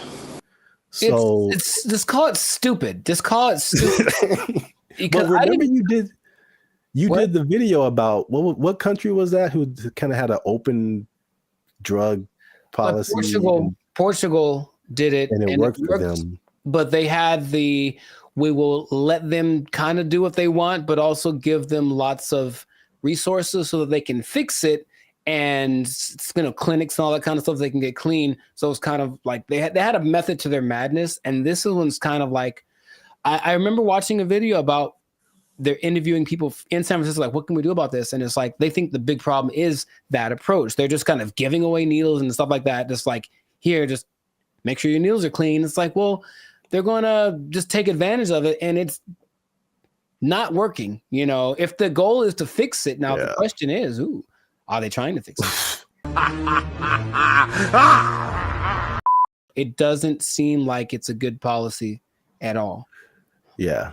And what makes me nervous is like, I feel like San Francisco is the prototype, and it's kind of trying to make its way to LA. Like I feel I can see LA turning into that. Because even recently, I've been taking like the metro more, the trains and stuff. It's just been kind of helpful for me. And literally, I got off on a stop, and they have all these different people, ambassadors for the metro, whatever. And this lady made an announcement, and she was promoting this app that you can get on your phone to like report incidences on the metro and help you whatever. And she literally said like, oh yeah, we've been having a lot of drug overdoses on the train, so we don't want anybody to die. So make sure you get this app. And I'm just trying to get to work, and I'm just like, what? What? A little too chill for me, a little too common. This is the discussion that we're having. Like, it was just really weird, man. That's suspicious. That's weird. I was driving the other day, and I was in like out by Venice, I think, and I saw like 3 homeless guys in a row. I felt like, oh, good, tic-tac-toe for me. And because I almost hit them all, because they all just kind of like, they did that thing again. Maybe fast zombies are becoming a thing where they're like kind of standing still. So I see them, and I don't think they're moving. And then as soon as I start driving, they start moving really fast in the direction of where I'm about to drive. So I was like, all right, well, that sucked. And that happened 3 times in a row. I don't know if they planned it. Maybe it's a weird kind of choreography that got going on. Maybe flash, those flash, whatever things are coming back, flash mobs. I would imagine that happening all the time in San Francisco, because it's just much more concentrated, like you said. So in certain places, that might happen 10 times in a row. And then they're going to get hit by way more cars. It's going to be a whole thing. You know what I mean? So like, I don't know why they aren't doing what they did. We talked about this before in another episode too, where there was like a summit in San Francisco for some world leader organization, right? And they're like, well, we can't have all these homeless guys around everywhere. So for like a week or two, they kind of made them all go away. Right. What did they? I don't remember like what they did, but all of a sudden, like, oh, we don't have a problem. And then they went back to normal after all those leaders left. So it's like, why don't you just do that all the time? Well, yeah, that was really weird. Suspicious. Well, obviously that's a big problem. That's one thing. Number two, again, and I said it was kind of connected, is the cost of living. So San Francisco has some of the highest housing costs in the U.S. It's driven by strict zoning laws, limited new development, and high demand from tech workers. So there's an affordability crisis, and it's pushing middle-class residents and families out of the city. And again, this is like firsthand experience. Like I was just up there, and before I even did this episode, I was like, it felt like there were just two classes of people. You were either really, really rich, like you worked at a tech company, a Google, a Salesforce or something, and you just like got all the monies, or you were either on the street or about to be on the street. Like that, like there felt like there was no middle class. You either had money or you didn't. Life in San Francisco. Check this out. Here go a Rolls Royce, what, a $300,000-$400,000 car. And over here you got people shooting up doing drugs on the street. And the people that weren't like homeless or drugged out, it felt like that, you know, people say that San Francisco has a New York vibe. It felt like that, like everybody was hustling to just like get by. And you watch these like futuristic movies. Well, I'm probably getting ahead of myself, but it's like, it's so unbelievably expensive. I saw a valet for, I mean, this isn't the normal price, but there were places up there that had a valet for like $100. $100 to park your car. Nope. Average rent in San Francisco, $3,204. $3,000 a month. That's very New Yorkish. On average, a studio costs you $2,700, 1 bedroom $3,500, 2 bedrooms $4,800. I'm trying to remember what was so great about San Francisco back in the day. What, the Gold Rush? It's the San Francisco treat. Okay, Okay, besides that, it's very delicious. Besides that, Gold Rush, and then profit. Like, what happened? Like, I'm trying to remember why San Francisco was such an attractive place for Full House. They had Full House. Okay, yeah, we're going way back now. Maybe that's the last things that San Francisco had. Because I mentioned that because I still talk to people who mentioned they're thinking about moving there, and my question is like, wow. why would you do that? I don't even know. Like, I can't even tell you that. If you come to LA, I get it. Every industry is here, but for San Francisco, like, if it's not tech, I don't see why you'd go there. Yeah. One thing I will say about that was cool when I went there. This is a random topic, but and LA they're almost there. I got off the plane and I could get right onto the train. Like the metro system goes into the airport. So you can just hop off the plane, get on the train, and go right into the city. I thought that was pretty cool. LA, you can almost do that, but it's still, they haven't finished the track yet. Interesting. I guess that's a perk. There's always a thing where you're like, okay, how do I get to the airport? Somebody got to drop me off, or how am I gonna, But yeah, you can do that in San Francisco. So that's one thing. That is one thing. Yeah. I'm still thinking, what would behoove somebody to move to a place that's behoove. Thank you. That's expensive. At some point in the recent few years, the mayor declared San Francisco as a state of emergency because of the problem, right? Like that was the thing that happened. And yeah. But again, what are they doing to fix it? Because I just keep hearing about bad things and it's getting worse. And it's okay, well, do something. Like, it just feels like they're like, yep, that's how it is. So come on down and get some money, I suppose. But wait, there's more. Oh God. So we talk about the homeless and drugs. We talk about the unaffordability. As you do. On top of that, third thing is crime and retail theft. Something again I saw firsthand. Nice. So there's obviously rising crime, shoplifting. I saw this Joe Rogan clip where he said, and again, personal experience, he said that people are literally, I didn't see this, but he said it. People are leaving their windows in their cars rolled down and their trunks open. Crime is next level in San Francisco. It is Next stupid. level. Next level. It is stupid. People are parking their cars and leaving their windows rolled down and their hatches open. Yeah. Because they don't want to get smashed. It doesn't matter what time of day. It doesn't matter who's around. Doesn't matter who's around. No one's stopping anybody from doing anything. It's crazy. It sounded weird until like last year I had a break-in and they took like $100. But to replace the window, it cost like $200.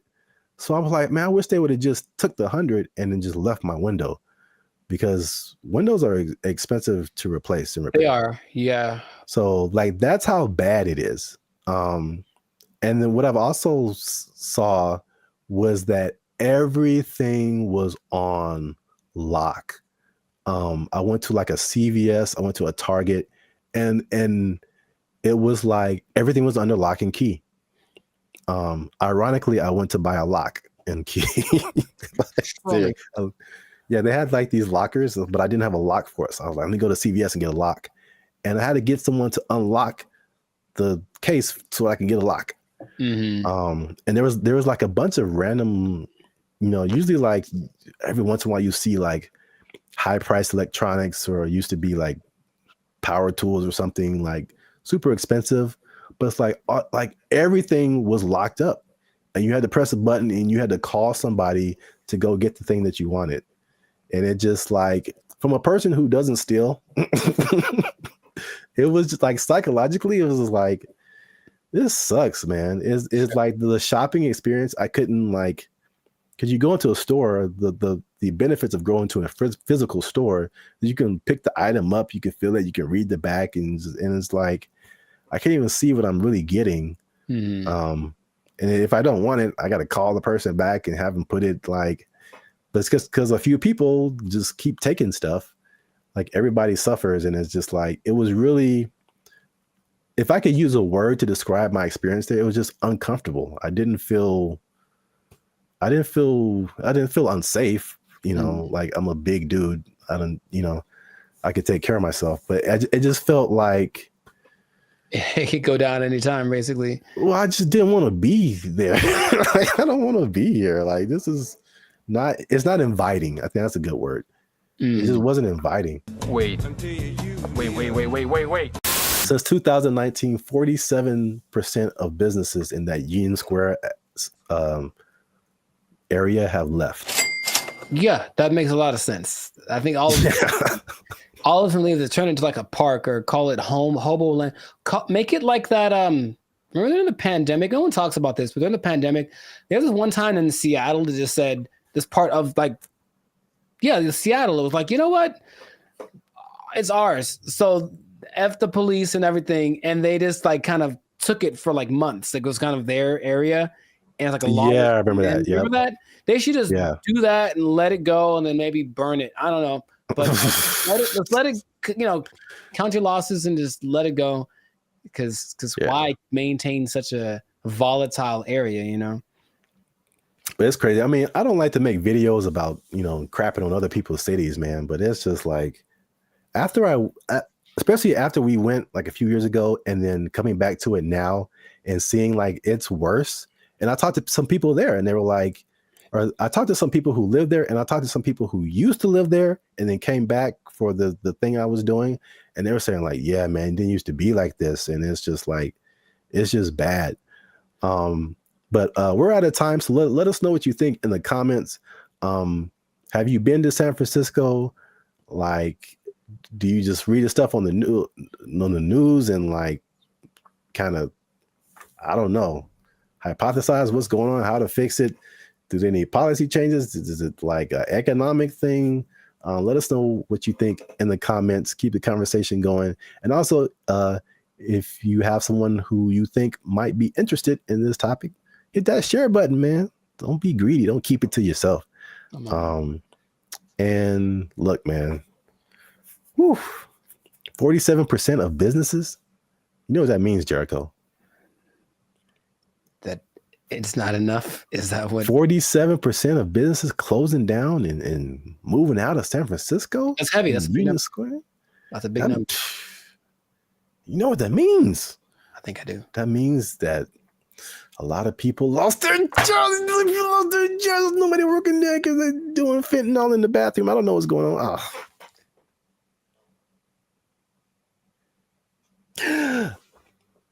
Cocaine is a hell of a drug.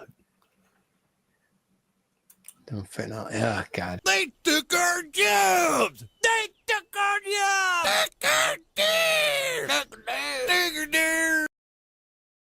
The place that is offering this is the Southeast Technological University in Carlow. I think that's how you pronounce it, Ireland. That's a bad start. That's a really bad start. All right, let's just stop. Hold up. Hold the presses just for a second. All right, so Ireland. Okay, I think. Okay, where do I begin? Okay, man.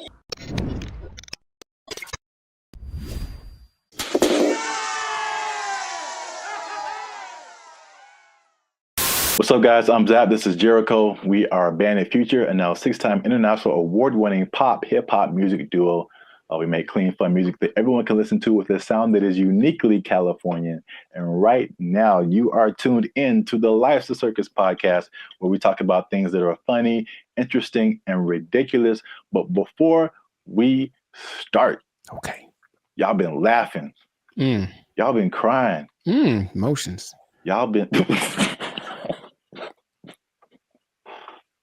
Y'all been laughing and crying at the same time. I don't know how that's possible, but you've been doing it. I seen you. Oh, that sounds... Anyway. Well, it's like Santa Claus. He sees you when you're sleeping. It's like, I know YouTube tracks statistics, but I don't know if it went that deep. Like, Jesus.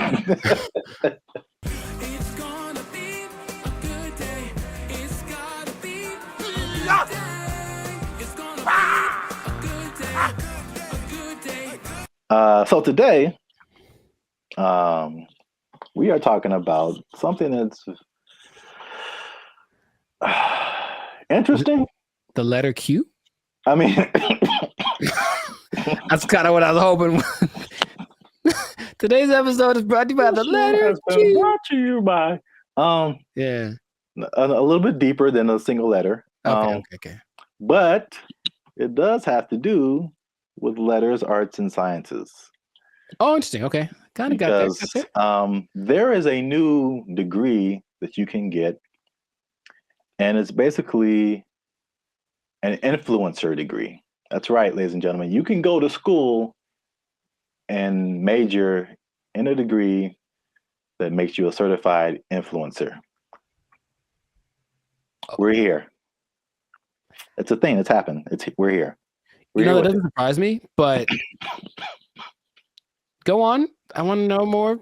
Yeah, forget about engineering or what else is there? Business, law. Math is a thing still, I think. Medical. You need to bet your entire future career on becoming an influencer. So this is the place that is offering this is the Southeast Technological University in Carlow. I think that's how you pronounce it, Ireland. That's a bad start. That's a really bad start. All right, let's just stop. Hold up. Hold the presses just for a second. All right, so Ireland. Okay, I think. Okay, where do I begin? Okay, man. So, like, for a place to have influence, it has to be something that has a relevance. I think something where it's like, okay, this place is, or this person has said this is what's important, which is cool. I will listen to it because I respect their opinion. I've never once thought about Ireland for anything other than leprechauns and beer. And if it's not about those two things, I don't care what Ireland has to say. So I'm already like, it's missed me on that, bro. Like, come on. If it was like New York or Dubai or something, it's like, yeah, a big place with influence. Don't tell me about no, man. Okay, keep going. What do you got? All right. That's interesting because I kind of went that way for another reason. Okay. I don't know how they name schools in Ireland, but this sounds like very much like a DeVry University, JTT Tech, like it's not your top tier. Nope. Nope. So I was like, the official name of the degree is called it's the Bachelor's of Arts in Content Creation and Social Media. What would that sound like in an Irish accent? I'm not even gonna try that. I don't got it either. I'm not good at accents. Nor am I. Except for, well, never mind. Canceled. Yep. I don't want to go. I don't want to be canceled yet. So yeah. But to, I guess, kind of legitimize it, the influencer industry is currently valued at $21 billion. So it is an industry to a certain degree. I have thoughts about that. But more than half of Gen Zers think that they can make a career out of content creation. So this school offered I think it was a summer, just a class, not a whole major. And it was like, of course, filled to the brim with students. I think they're going to have they're going to admit 40 students to this major this coming year. And they're sure that they'll have to turn a lot of people away. So it's a very much a major of interest. On the flip side, and this was from the New York Post. They say that the rapid evolution, and this is something we talked about before, the rapid evolution of social media and trend cycles could make the entire degree worthless as soon as you receive your diploma. Yeah, what's the curriculum based off of? What metrics are they following? It seems like a cool idea if it's constructed in a certain way. I mean, imagine the nonsense if you paid money to become an influencer and then you sucked at being an influencer. Like, it's just, I feel like to be an influencer, you just have to have a certain kind of either personality or vibe. Like, not any person could be an influencer, that's for sure. But I don't know if that's something you can sell the idea on it for sure. But I think there'd be a lot of people asking for refunds in like a year. It just seems like something. Yeah, can you do that? Well, you can ask, of course. I'm not saying you get it. You're wasting the money, I think. But I think you'd be better off just studying on your own, studying social media, like a Mr. Beast did. He just studied YouTube, literally, and that's all. And then it worked out phenomenal for him. So, and not only that, all the people that he worked with also didn't get as big as him, but they all have channels with millions of people, millions of followers. So but here's the thing with education, anytime they're like, oh, there's an opportunity to make some money for us and maybe it'll work out and then we can get some more accreditation or who knows. They're just trying to evolve. So I see the point, basically. They're trying to evolve with the modern times. I just feel like that's not something you can teach in that sense. Because, yeah, like, as soon as the lesson's over for that day, things are different.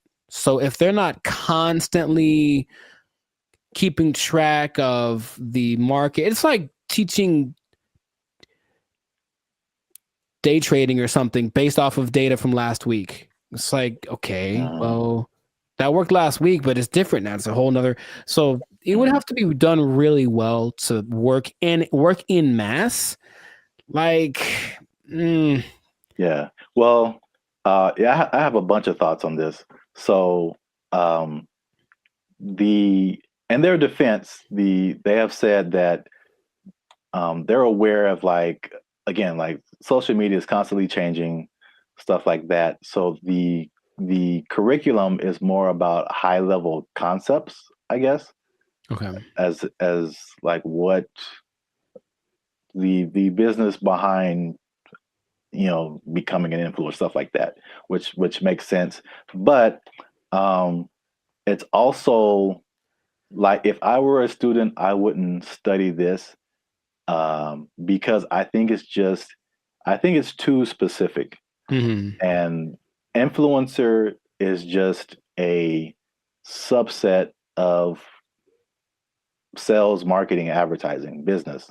It's just business. And so, like, I feel like if you went to school for business, you would get a better view of like how the world works instead of just looking specifically at influencers. Right. But this is also like college was like 20 years ago or no, 15 years ago, something like that.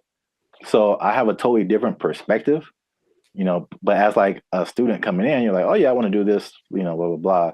But I've mentioned this before. I kind of felt there's a interesting similarity between this and music, because you went to school for music performance. I went to school for music industry. And though I think even more so at the time that we went to school, even those majors were considered like, why are you doing that? True. So I can see the parallels, and then not that I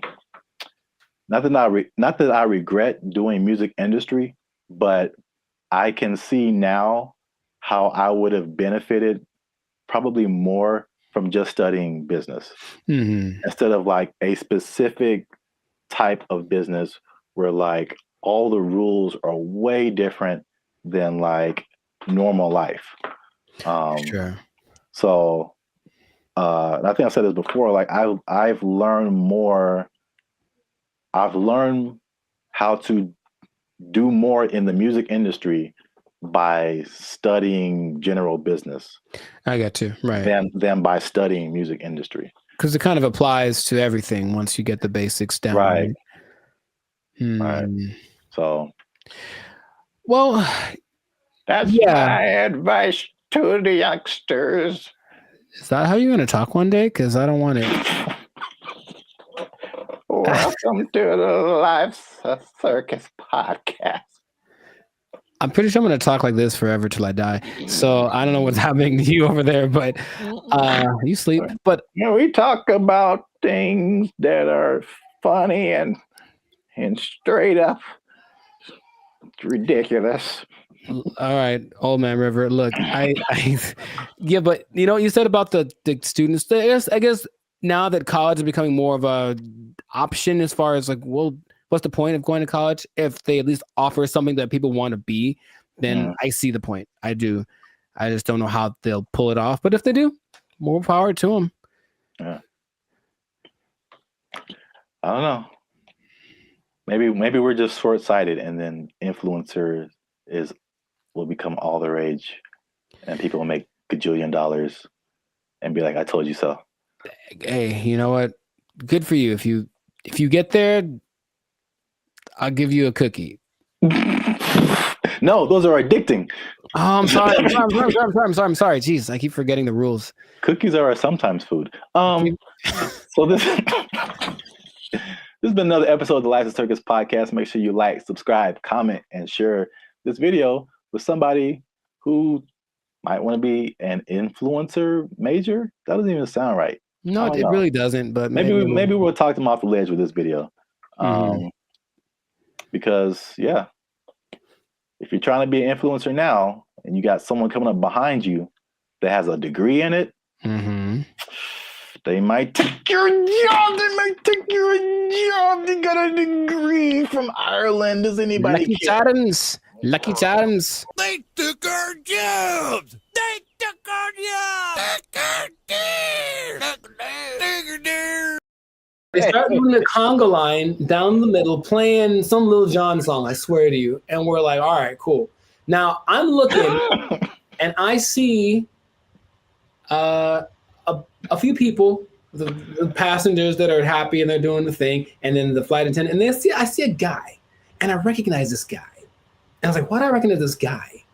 Oh, he's the guy that I saw when I got on the plane. He's the guy that introduced himself and greeted everyone is that the pilot? It sure was. It was the pilot of the plane. No way. The pilot of the plane. And we're all like,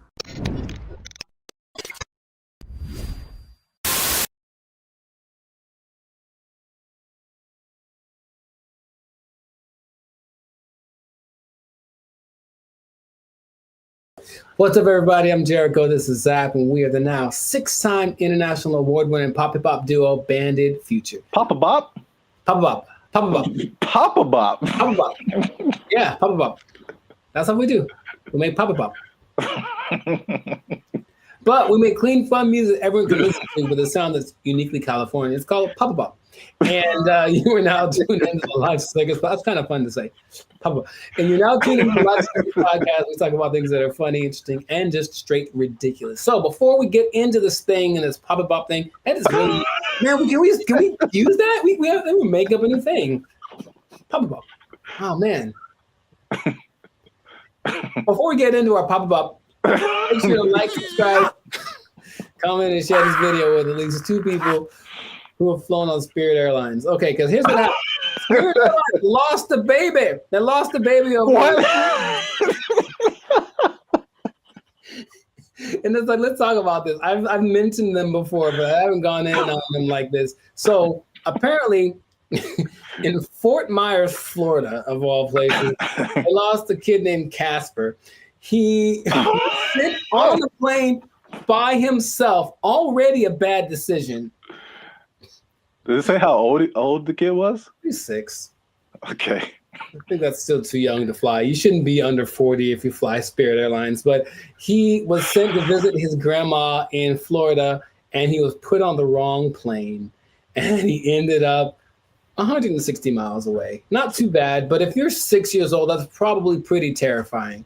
And the flight attendant's like, the grandma's waiting at the airport, and she's like, hey, where's my grandson? And she's like, oh, there's no kids on here. And that was it. And so then they panicked, and they eventually figured that out. And I saw that, and I was like, yeah, that sounds about right. Because I've been on Spirit Airlines one time, and that was enough. So first question, have you ever, because I've got a story. Like, it's so crazy how many stories in one experience I have, but have you ever flown the Spirit? I can't remember, but I feel like you remember. Yeah, that's what I'm about to say. I can't remember that it probably did happen. Oh my! I can't believe how accurate all of like the stereotypes are, and they make fun of it on so many things that I was like, this can't be real, right? But I'll tell you my Spirit Airlines experience. For one, it's cheap for a reason. And if you have to be someplace, if you absolutely have to be somewhere, fly Southwest. That's all I'm going to say. So this is what happens, right? I'm going to Nashville, Tennessee, and I get to the airport at LAX. And the first thing when I finally get to the Spirit thing, and I'm greeted by a lady, and she's like, hey, are you going to Savannah, Georgia? And I said, no. And she's like, oh, good. And then that was it. And I was like, wait a minute. So then I kind of hang back for a little bit because I'm on time. So I'm just I want to see what this is. So she didn't explain anything. The person behind me walks in, and they're all kind of rushing. And then she's like, hey, are you going to Savannah, Georgia? And the guy's like, yes. And she's like, the flight's been canceled. And he just loses it on her. So he cusses her out. She cusses him out. And she's right. She's ready with him. And I'm like, oh, that's how it starts. So already I can tell that they don't have the whole, hey, alert system, because they have the app and everything, but there's nothing that says, hey, your flight's been canceled. Sorry, don't come back. They just have a person in the lobby waiting for you to have gone all the way to the airport to tell you that your flight got canceled. I'm like, oh my God. So I'm like, okay, cool. So I get to the line. We have to check your bags and do the x-ray thing or whatever.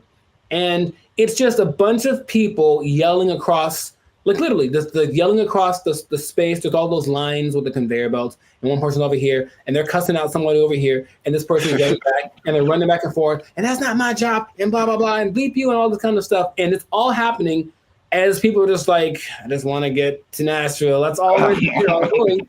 So that is how everything started. I'm like, this is a movie. It's really like a movie. So we finally get to the plane part of it, right? We get on the plane. The flight's supposed to leave at, let's say, 3 p.m. So I'm sitting on the plane, 3 p.m. Cool. 3:10. Cool. 3:20. All right. 3:30. Right? It's about 4:30, right? Yeah. We've been sitting there for an hour and a half, and we're all just kind of disgruntled. We're like, man, what the deal? Like, well, here's the thing. One of our flight attendants isn't here because they apparently changed their schedule so much that people get, so that flight attendant went to the wrong. It'd be funnier if it was like went to the wrong terminal. He went to the wrong airport. So he's not around. So we got to wait for him. So they waited 2 hours and apparently got somebody else. I'm like, all right, I don't know, whatever. So they appealed to all the passengers by just giving out free drinks, just left and right. So we're not even in the air and people are hammered, man. Okay, I was going to ask you if it was just like soft drinks or if it was some of that bubbly. It was the stiffest of the stiffies. And it was just hard alcohol, everyone drinking it. I mean, like people, and they weren't asking ages either. There's some young looking people on the phone. I'm so serious, man. And I have to, like there's so much more to it. I don't want to just, well, okay. So we finally get in the air and we're going and it's like not going well because everyone's drunk and complaining loud and stuff, right? So the flight attendants decided it'd be a good idea to calm the tension to just start a conga line down the middle of the aisle, right? No way. It gets better. So no way. No way. They start doing the conga line down the middle, playing some Lil Jon song, I swear to you. And we're like, all right, cool. Now I'm looking and I see a few people, the passengers that are happy and they're doing the thing, and then the flight attendant, and I see a guy, and I recognize this guy. And I was like, why do I recognize this guy? Oh, he's the guy that I saw when I got on the plane. He's the guy that introduced himself and greeted everyone is that the pilot? It sure was. It was the pilot of the plane. No way. The pilot of the plane. And we're all like, I don't believe I'm like, you have to. No way. Yes. Okay. So that. I can't believe you haven't shared this before either. This is I don't know. I did mention Spirit Airlines before, but I didn't like go in like this. So that was like part of my first experience. That was on the way there. And then when I get, oh man, that landing is not. Dude, it's just crazy. Wow, you got the full experience. And you just kind of get that like whiplash kind of thing. You're like, can I sue? And they're like, no, when you sign the waiver, you said like, we're here. Like, yeah, I know. So that's already interesting. Cool. So that was on the way to Nashville. Got to Nashville, ate some chicken, had a good old time, right? Came back, Spirit Airlines again, right? And I get to the terminal. I'm like, all right, so what's going to go wrong this time? So we get on the plane. Now, remember the last time I got on the plane, the pilot greeted me, and then later he was on the conga line? Well, this time I get there, the pilot does not greet me. And I said, oh, okay, maybe he's in the bathroom, whatever. So I just sit down in my seat, and I'm just waiting there. The seats they're not any smaller than regular planes. They just feel like it because it's Spirit. Or I was sitting next to some biggins. I don't know what it was. But so I'm just kind of like this sitting there, right? And the flight's supposed to leave at like 5:30, and we're going like this. This is happening again. Why are we late? Why are we late this time? They finally make an announcement like an hour into it of us just sitting there. Like, so the pilot wasn't told that he was supposed to fly today. So he's not here. So we're trying to find another pilot. And dude, I swear they almost went like, does anyone here know how to fly a plane? I felt like that's where it was going, but it's okay. So a pilot, I don't know if he was originally the guy, or a pilot finally shows up about 2 hours late. Right? Just in there for 2 hours. Were we all hammered again? Yes. Because that's their remedy. Just get everyone drunk and they'll be happy. The flight from Nashville to LA is about 5.5 hours. Okay. So I'll let you do some math here. I'm trying to think of it myself. But we left at 7:30. We were supposed to get back with the 2 hour difference. It's like we would have gotten back around like 8:30, right? So we didn't leave until 7:30, which is 2 hours later, right? Tell me why we got to LA at like 8:42. Like so we left 2 hours late, but we got there 12 minutes later than we would have gotten there if you left on time. Dude, I've never been in a plane where I'm like, we're going really fast. Think of like the range of how fast a plane could go. But apparently, you cruise at like maybe 700 miles an hour, but they can go up to like 900. He was flooring this thing. We're talking about clouds, dude. It is crazy. I felt like some Tokyo drift action happening on some turbulence. And I'm like, I've never felt this way, like this kind of thing in a plane the whole time. Just the engine and everything. And we're just all like, we're drunk, so we kind of don't care. But I'm also like, man, that's how I die. Like I was seriously thinking that. And then we get back almost on time, as if we left on time. And then I was like, okay, well, never again. Never again. It is real. And here's the thing. I want you to experience this. No. I think that's not. How about this?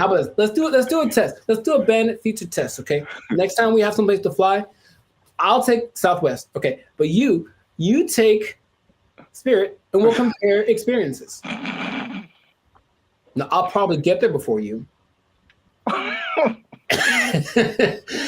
Or will you, if we floor it? I swear to you, I didn't know that flooring a plane was an option. Oh my God. And like, he's just going like he's having a good old time. A lot of new information that I didn't know about. Come on, do it. Yeah, wow. Spirit Airlines is everything that they say it is. And it is cheap. Don't forget they charge you for everything though. So every little item that you bring is an extra charge. So the ticket is cheap, but then, but the performance. Wow. Yeah, I'm gonna pass on that. I know that was most me talking, but I think everyone should know. No, that was a great story. I can't believe it's been this long, over 100 episodes since you shared it. Maybe I repressed it. Yeah. Oh, remember that time I almost died? Oh yeah.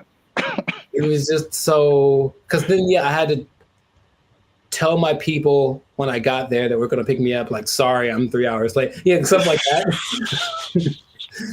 And I was like, but I flew Spirit. They're like, oh, well, yeah. Wow. All right. Yeah, please do that. If you have an experience with Spirit Airlines, please share it. We should make how like to have that website that's like people of Walmart, where it's just like the worst people. Just being in Walmart. We should have like a compilation of the best or / worst Spirit Airline experiences. Just hope for maybe it'll catch on, because everyone I'm sure has a story. If they've been on Spirit Airlines, they for sure have something like that. Wow. If you work for Spirit Airlines and you want to sponsor us, we'll take it. Sponsored by Spirit Airlines. Wow.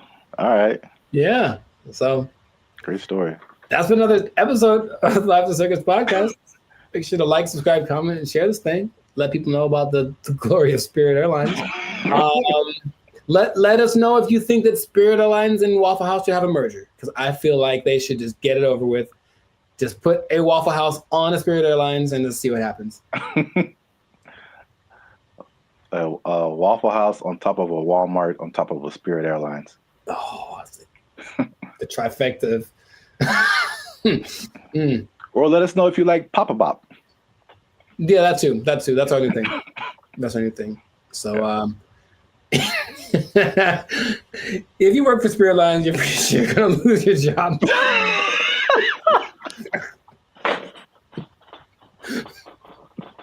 Yeah. So good luck to you. Good luck to you. That's not gonna last forever. They don't have to take. Yep. No one's gonna take it. Yeah. Yeah. We don't have to even say it. I don't have to even say it.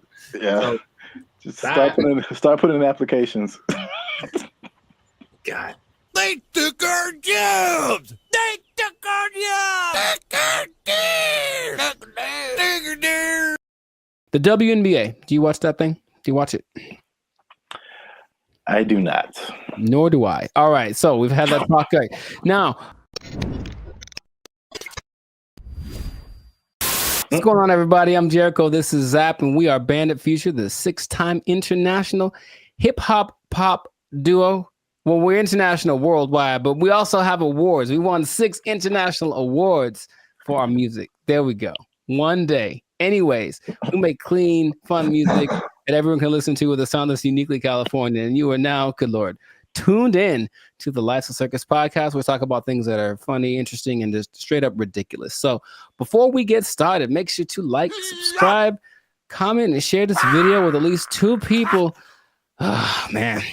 With at least 2 people that like women's basketball. I'm going to talk about it. This episode is for my dad, basically, because he likes it a lot. Now, what I want to say is that stay tuned to the end because I have an idea. I have a solution I'll say fix it. I'm just going to say fix it. I'm to fix the WNBA that no one has explained in this way yet. I have the unique perspective that you need to hear. So stay tuned to the end. I'll let you know. So this kind of goes for women's basketball in general because the WNBA season just ended, but women's basketball started. And I'm in the gym yesterday and I'm watching it. I texted you about this and I'm watching it and I watch and I watch and I watch. And about 7 minutes go by and no one has made a basket. And I am heated because I'm trying to feel good about myself. I'm in the gym working it out and I want to see some success happening so I can feel motivated. And there was no success. And I was so mad about it. And it was a blowout and it wasn't very fun. So I want this to be positive. So what I want to say is that women's basketball is a noble sport. Basketball, of course, was created for women by James Naismith.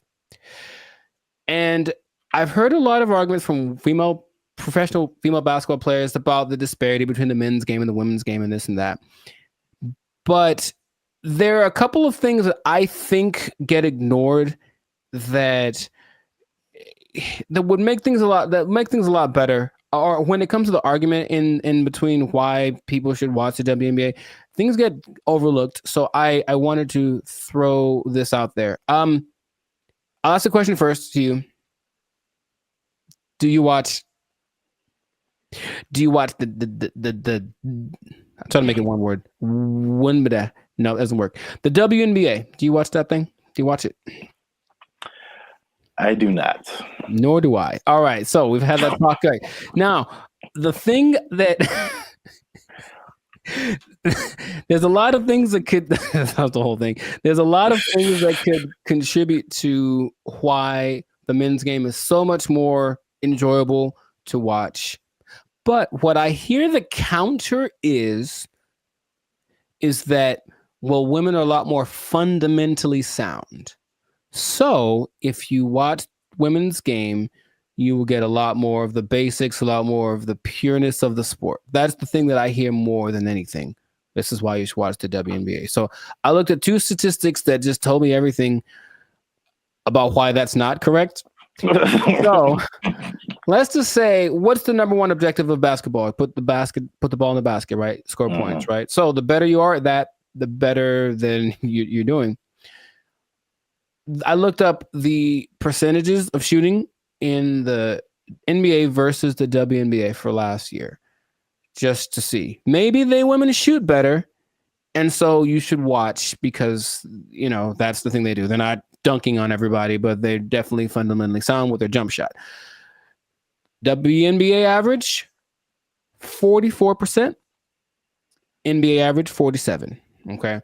And the average for the WNBA, I couldn't find the statistic for the NBA, but for women, for the whole existence of the WNBA, the average is 42%. I think that's pretty low. And I don't care who you are. I don't want to spend my whole time watching people miss shots. That's just what it comes down to first. So the pureness of the game, I don't think that's that great an argument to say, we at least could do stuff better than the guys. Well, apparently not. That's number one. And then number two, I watched the last play of the WNBA championship game where the Las Vegas Aces, they beat the New York Liberty. And it's this weird play where the main star from the WNBA, Breanna Stewart, is like getting locked up pretty much. It was like impressive. She gets locked up. She passes the ball. She passes to some other girl in the corner. She chucks up this air ball that had no chance. It never had any chance. I don't know if air balls count as turnovers, if they just like, oop, that was bad. But it seemed like she passed it to the other team, right? So I was like, maybe the women are better at taking care of the ball. So assist to turnover ratio is the way that you measure that usually. So for guys, there's only lists of people that have the highest assist to turnover ratios. In the men's game, I saw someone right now in the league has a 26-1 assist to turnover ratio. Wow. Mike Conley. I mean, it's not going to last. The season just started, but 26-1. Chris Paul's like at 9. There's a bunch of people but it usually gets to like the best people who have like 4, 5-1, whatever, 6-1. The highest in the WNBA last year was 3-1. That's the best one. And it's like, so when I've watched a lot of women's basketball, I've seen a lot of turnovers, a lot of mistakes, a lot of this and that, and it just looks sloppy. So I don't see why that's the argument for why the women's game is better than the men's game. Now, have you thought, for example, because you don't watch it, and I don't either, what would you want to watch? What could change about the WNBA that would make you want to watch it? Well, we've talked about this before. Right. And I had 2 ideas. Although the second idea, I'm kind of maybe backing down on. Okay. But the first idea for sure is lowering the rim so that more people can dunk. I think the basketball dunk is one of the most exciting plays that, whether you're a basketball fan or not, like just to see someone do that is just one of the most exciting plays in basketball. Mm-hmm. And it rarely happens in the WNBA. Right. And like even for the NBA, if you see a fundamentally sound team, it's usually a boring team. like I wouldn't want to watch the Warriors unless Steph Curry was shooting from the parking lot. Mm-hmm. Like that made it like, just so much better than just a bunch of guys shooting jump shots. Like you want to see somebody do something extraordinary, whether it be shooting from the parking lot or just like dunking on somebody's head and ending their life. Just like those are where the highlights. Acceptable, yes. Yes, those are where the highlights come in. So that's number 1. Okay. And number 2, which will be sexist or whatever, I don't care. Mm-hmm. But I think it's no secret that women have a certain sexuality factor that attracts men. Mm-hmm. And if you gave me a choice between a women's basketball game and a volleyball game, I'm watching the volleyball game every time. Yes. They're great athletes, but the outfits are also great. And like, I'm going to pay a lot more attention just as a man. Like, yeah, I know it sounds bad, but that's human nature, the world we live in. Yeah, sure. Marketing, like, I like not beach volleyball. I've been talked off that ledge. That's too far. I don't want to see people running around in bikinis. I told you there's a league in New York that's like that, and it's not great. It's not something about it. It's like it's too much. It's just kind of no. It's not like the volleyball outfit or like what they wear when they do track. That's very. I think that would be a very appealing outfit to get more viewers to watch the WNBA. Gabby Thomas. Anyways, hey man, we live, man. We live. No, I'm just having. Me too. I'm trying to be alive. Like, yo, Gabby, what's up? For real, though. But I the most people that watch the WNBA are men. So yes, that would go along. Like women do not like WNBA at all. If they like the WNBA, it's because they play basketball. Well, that's weird too, because I didn't think that was the case. 70%. I believe it's 70%. Wow, so that's really fan weird. base. The clicks on the WNBA website, all that's men. So they're already supporting it. And then, of course, the financial support comes from the NBA. I digress. But that's just, so the things that you mentioned would help. Sexualizing things. I think women like to look cute too, some of them. So I don't think it'd be like the most degrading thing. Maybe they have options like with tennis, they could wear something. They have like little options for the outfit. I'm sure it'd have to be uniform for the team or for the sport, but I'm sure there could be an agreement because I wouldn't mind some more. How do I say it? Just accentuate some parts of the female figure. That's what I think would be cool. But that's the thing that I think is least likely to happen. I don't think they're going to want to do that. I do agree with the hoop thing. That's the thing that makes, because here's what I'm thinking. I'm watching this game yesterday, and like it's like watching like little kids. You ever see little kids like shoot a basketball? They put the ball way up here and then kind of chuck it up because they don't have the strength to get it up there. I'm not saying they can't. Like, of course they can, especially Sabrina Ionescu made something crazy in the 3-point contest this year. So they can shoot for sure, but in general, they are shorter and less athletic and less strong than the men. I know the basketball is a little smaller for the women, but the hoop is the same height. So I have a solution that I don't think anyone's explained in this way. Okay. The average height for NBA players is 6'6". The average height for WNBA players is 6 feet, which is pretty tall for women, but in relationship to the same height of the rim is 10 feet. That means that for men, the hoop is 58% taller than them. But for women, the hoop is 71% taller than them. So to split the difference, I said, what would happen if the hoop was also 58% higher for the women? And if that was the case, it seems a little bit on the low side, but if that was the case, the hoop would be 9 feet 2 inches. Yeah. And to me, that makes a lot of sense because the people that are, the girls that are tall, 6'5", 6'6", they'd be dunking like Shaq, like we want to see. And then some girls with some springs would be getting some Westbrook action happening.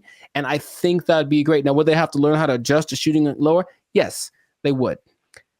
But I believe there's a women's basketball, I think it's called, I forget the name of it, but there's a women's basketball-esque sport where there's no backboard and no one can dribble. It's a weird in Australia. And the rim is about this, you can see, if they could jump, they're not allowed to jump. But if they're allowed to jump, they'd be able to actually, so weird. It's, what is it called? It's got a, anyways, they could dunk on that hoop if they were allowed to run and jump. If the hoop for the WNBA was that height, the game would be a lot more interesting. I think the percentages would go up because you just see these women, a lot of women's form is kind of like chucking the ball as hard as they can because that's how they have to generate the energy to get the ball high enough. So that's my solution, but that's the rationale behind it. We want to make things equal. So the height of the hoop is the same ratio compared to the height of the players. Yeah. I think that would work. I don't think they're into it. Of course, every play, they have to change it everywhere. Every hoop would have to be, adjusted and whatever. But which would you rather? Make an adjustment to the game a little bit? Well, that's kind of significant, honestly. Lowering it to that's kind of significant. Or continuing to not make any money because to this day, the WNBA has not made a penny. That's just honest. And the statistics say it has not made a single cent. It's actually been in the red every year, and the NBA has to provide the money to bail it out. So that's my idea that it could help promote the game a little bit because basketball is a great sport, but yeah, the excitement factor, like you mentioned, we want to have that a little more. So that would do it. So 9'2", that's the thing. So listen to me. Just do it. Let's do it.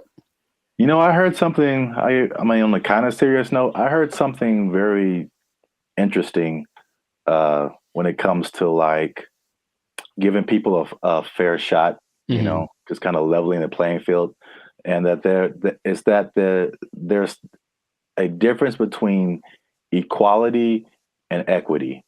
So, like, if you're going up, if let's say there's something that everybody wants to get to at the top of some stairs, right? And so equality says that, okay, we've got these stairs here. Everyone can just go up and get to whatever's at the top of there. But the person in the wheelchair can't use the stairs. And the person is blind and can't see the stairs. So equality says well, let's just make some stairs. And so everybody has an equal path to get to the stairs. But equity says, okay, it's about everybody getting there. So we'll make the steps for the people who can walk. We'll make a ramp for the people who have a wheelchair, and we'll make some kind of braille, something so that you can find your way for the people who can't see. And now everyone has access to the stairs, even though they're getting there differently. And so I feel like the WNBA it's like it's trying to be equality. It's like it's exactly, we want to look the same as the men. We want to wear the same jerseys as the men. We want the rim to be as high as the men. We want all this stuff. You want to have the schedule and the tournament, everything. But it's, and I mean, this is a great American debate right now. Sure. It's like, we're different. We're different. We've always been different. Men are different. Women are different. Like, just make it for women. Like, I mean, the percentages you said are good, It's like, it's not diminishing. It's just making it more of an equity thing instead of like an equality thing. Right. So where we get the same thing, just in a female form, in a way that's catered to the female game. That would just make so much more sense, but nobody wants to do that. So they do not. No, they don't. And so I'll just keep watching LeBron dunk at 40 years old. Jesus, man. That ain't fair. Yeah. Wow. That was a good point. Yes. So I make good points from time to time. You got him. Zap for president. Probably. Yeah. So this has been another episode of the Life's a Circus podcast. Make sure to like, subscribe, comment, and share this video with the people that like some basketball. Let us know what you think about this equality versus equity thing. Johnson basketball. Hey, man, he got a ring, man. Yeah, let us know what you think, how to make this thing a little more fun to watch, because the WNBA deserves people to have people watching it. It really does. They work really hard. In fact, random point. One of the most famous female players of all time, Diana Taurasi, I went to high school with her. And what? Yeah, we played one-on-one once. She won't remember. I lost. Anyway, I lost real bad. It wasn't even fair. It wasn't fair. It wasn't fair. So in that case, equity would say I should have got like a 10-point lead or something. I still would have lost. Anyways, shout out to all them. And that's been it. So yeah. Don't take my job. No. Because I just spit in truth, man. If they might take your job, they're not taking any WNBA jobs. Because nobody's watching. All right. Bye, everybody. They took our jobs! They took our jobs! I went to high school with Diana Taurasi, who some say is the greatest female player of all time. One of the greatest, right? And she's a year older than me, so I got to high school. It's a place called Don Lugo High School in Chino. And I was coming in as a freshman, just trying to make the team like summer. And she was already she'd been there for a year, so she already established. Everyone knew who she was. And I'd heard about her. I'm like, oh, you tried out for the basketball team? Yeah. Oh, I didn't know that. Yeah, I played the first year. I played freshman year. Yeah. Oh, cool. But the whole thing was, I thought that because she was a girl, that there was no way she was as good as me, right? So I just casually mentioned we should play one-on-one to her. Like, I think maybe it's the only time I ever spoke to her, really. And she's like, yeah, sure. And when I tell you that. What's up, guys? I'm Zap, and this is Jericho, and we are the 6-time international award-winning pop hip-hop music duo Band of Future. We make clean, fun music that everyone can listen to with a sound that is uniquely Californian. And right now, you are tuned into the Life's a Circus podcast, where we talk about things that are funny, interesting, and ridiculous. But before we get started, make sure you like, make sure you subscribe, make sure you comment, and make sure you share this video with somebody who may have challenged another person or entity, and they got shut down because they weren't ready for what was about to come to them. All right, so Zap, do you have an example of that? I'm glad you asked. Okay, so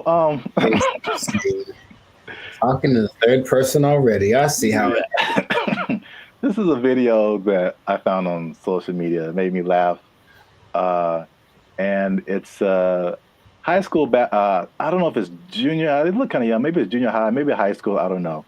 But this player challenged his coach, and it didn't go the way he thought it would. This coach was having a good day teaching his players when one was bold enough to challenge him to a one-on-one, and this happened.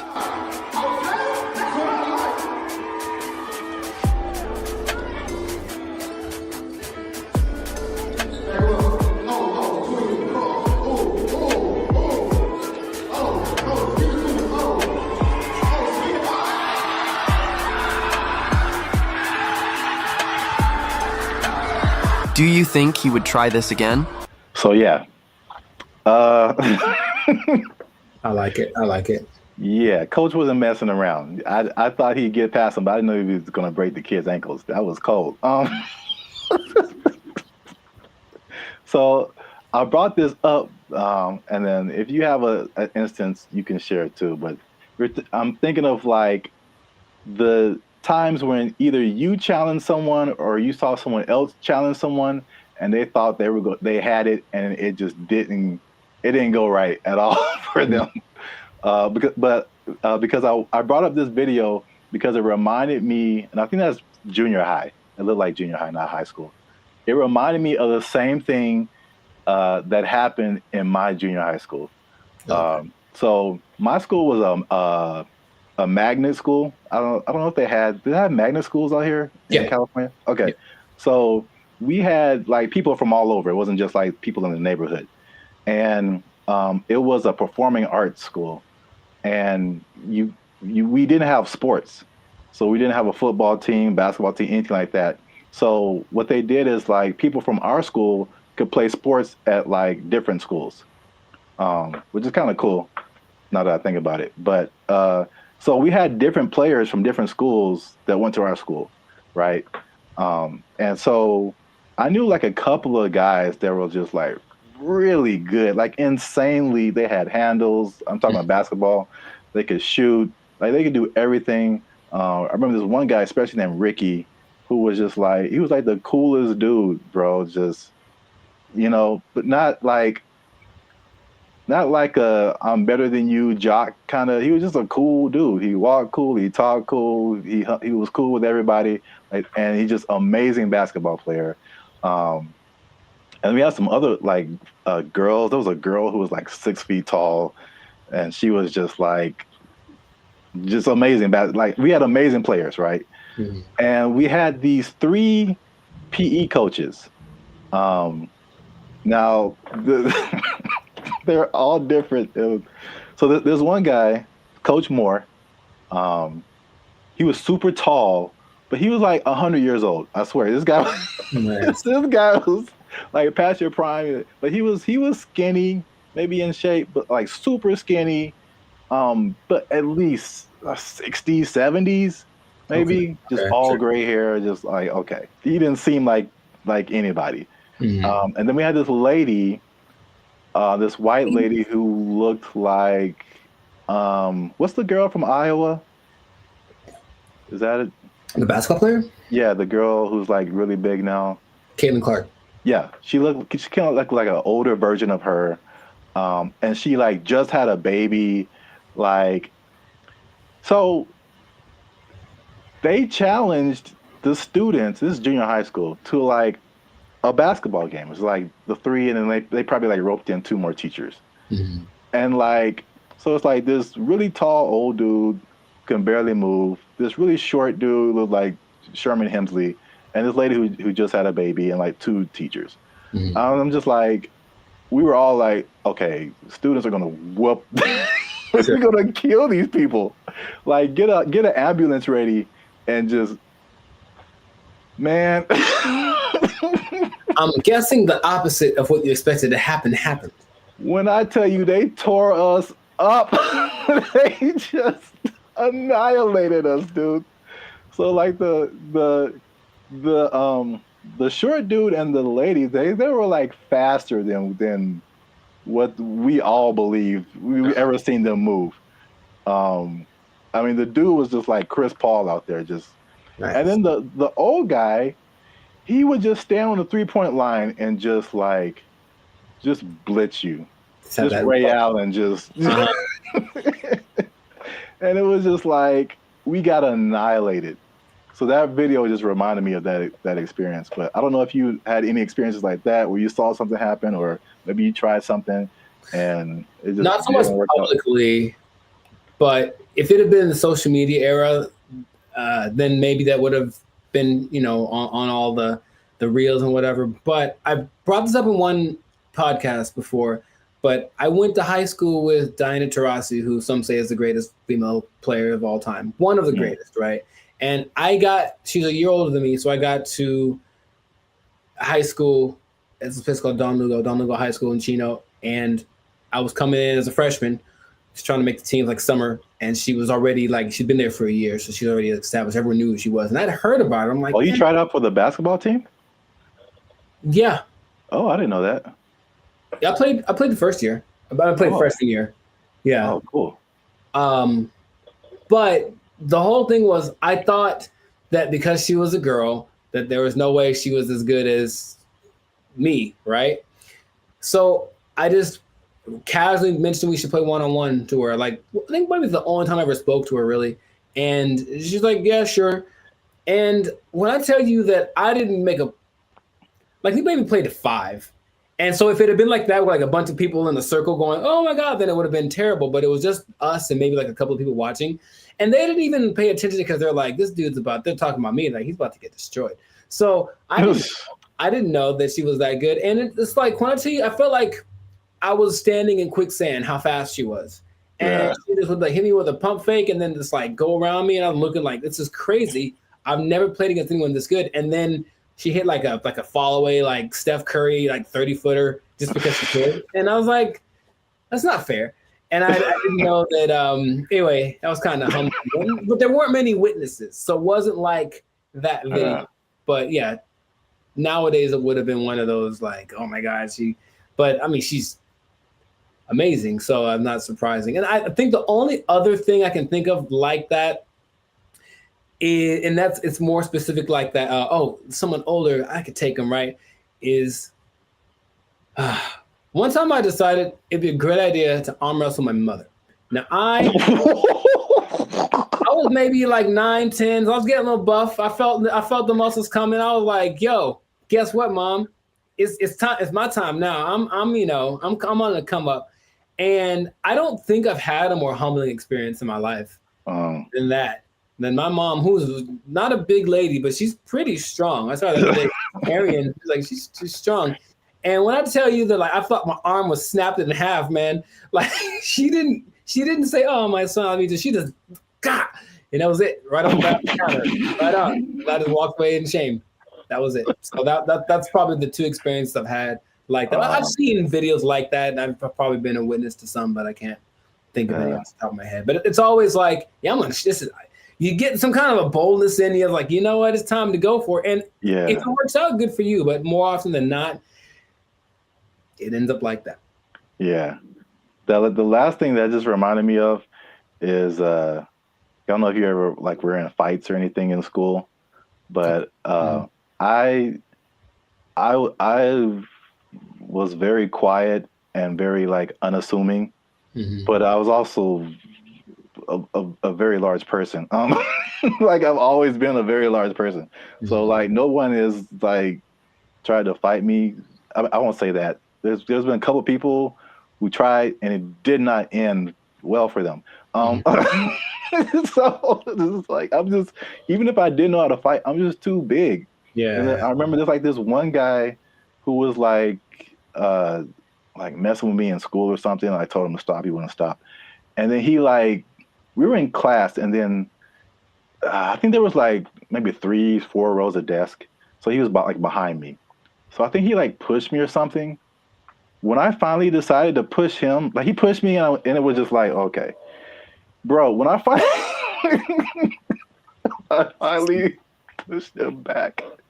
I feel like he got laid out. That's what I feel This like. dude went flying like 4 rows back.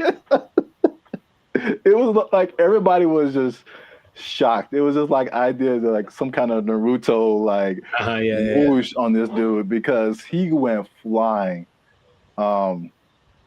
And yeah, that was the end of that for sure.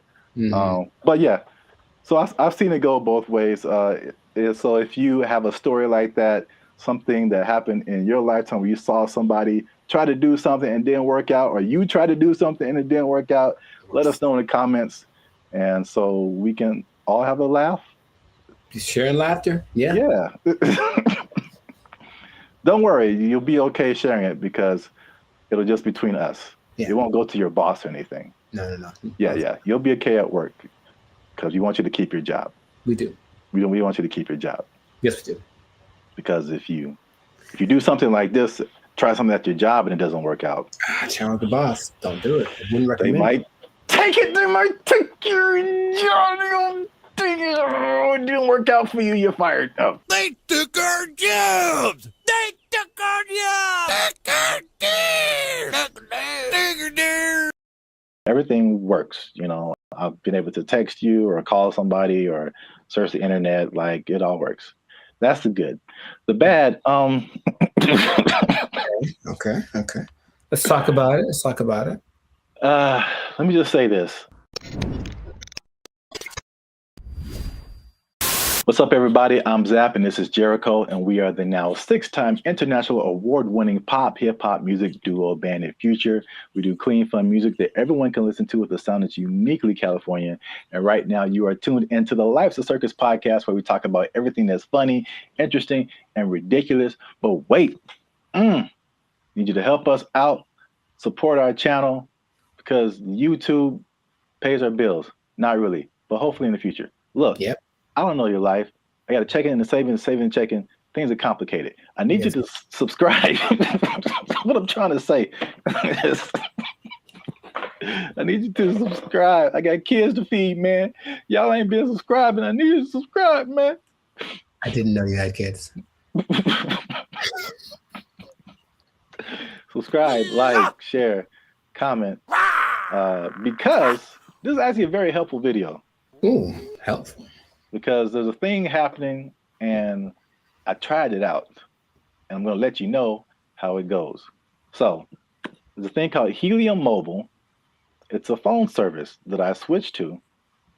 And not only was it half as much as my original phone plan, but it also makes me money. If you stay to the end of the video, I'm going to tell you how much money I've made with Helium Mobile in the past 2 months of trying it out. All right, so Helium Mobile, I think I told you about this when I first started doing it. Because so backstory is my phone was not, what was it? I could receive text messages, but I couldn't send text messages. So, and I had T-Mobile at the time, and I was literally on the phone with T-Mobile customer service for like 2 to 3 hours, like trying anything and everything possible. So I don't know if it was the phone. I don't know if it was T-Mobile. I actually like T-Mobile. I have nothing like against them personally, but I was just like, well, this is the perfect opportunity for me to try this thing I've been hearing about, which is Helium Mobile. Now, Helium Mobile is in the cryptocurrency world. So that's something that I've been kind of looking into for the past few years now. And so I'm kind of in that world. I kind of know how it all works. So it might be foreign for people who have only been on like major carriers like T-Mobile or Verizon or something. But Helium Mobile is, the parent company is called Nova Labs. And they started what I think is the first kind of crypto-centered, crypto-based cell phone service. And so they did a trial of this in Miami, and the results were interesting. The service worked, but they were giving the phone service for $5 a month. And the people who liked it thought it was cool, but what they found out was that, like, with it being $5 a month and it being crypto related, people would be like, I don't know. Like it, but like psychologically, that's so interesting because it doesn't cost enough. So like that's kind of weird. Yeah, and like it didn't cost enough, and I was like, I wish that wasn't the case because I would love to pay $5 for my phone bill. So they bumped it up to $20, which is comparable with like the I would say second tier phone services, you know, not the major ones, but like the Mint Mobiles and the Cricket Wireless, like that kind of stuff. They have services for like $20 a month, $25 a month. So once they finished the Miami test, they went to like I think it's everywhere now, or at least nationwide in the US. So just off of that beginning, I think I mentioned it to you. You may have been skeptical. What do you think about transferring from your existing phone service to this new like crypto phone service that pretty much just started this year? I think two things happen to do. One is the idea of just leaving something that you're used to. I honestly think a lot of people fall in that category. Like, what I'm paying doesn't suck. It's not bad. I don't want to change. Like, that's all. It's like, I already found my thing that works, so I don't need a new thing, even if it's better. But also, there's the lack of confidence from a new thing. That's all. So you have a service, like I've had AT&T since forever, right? So honestly, thinking about it, my brain goes, but what if it doesn't, you've been going to this place the whole time and it works just fine. Why go try something else? What if that doesn't work? So I think there is that doubt there. And honestly, the third thing, just associating with crypto, which is the new thing, it's like, what does that mean? How does that work? There's a lot of questions that surge as opposed to having hey, I have a phone service, AT&T, they do phones, boom, got it. Yeah. I mean, that's the crypto part, especially because crypto it's gotten better, but it's still very much the wild, wild west. Right. Like there's all kind of stuff going on. And if you're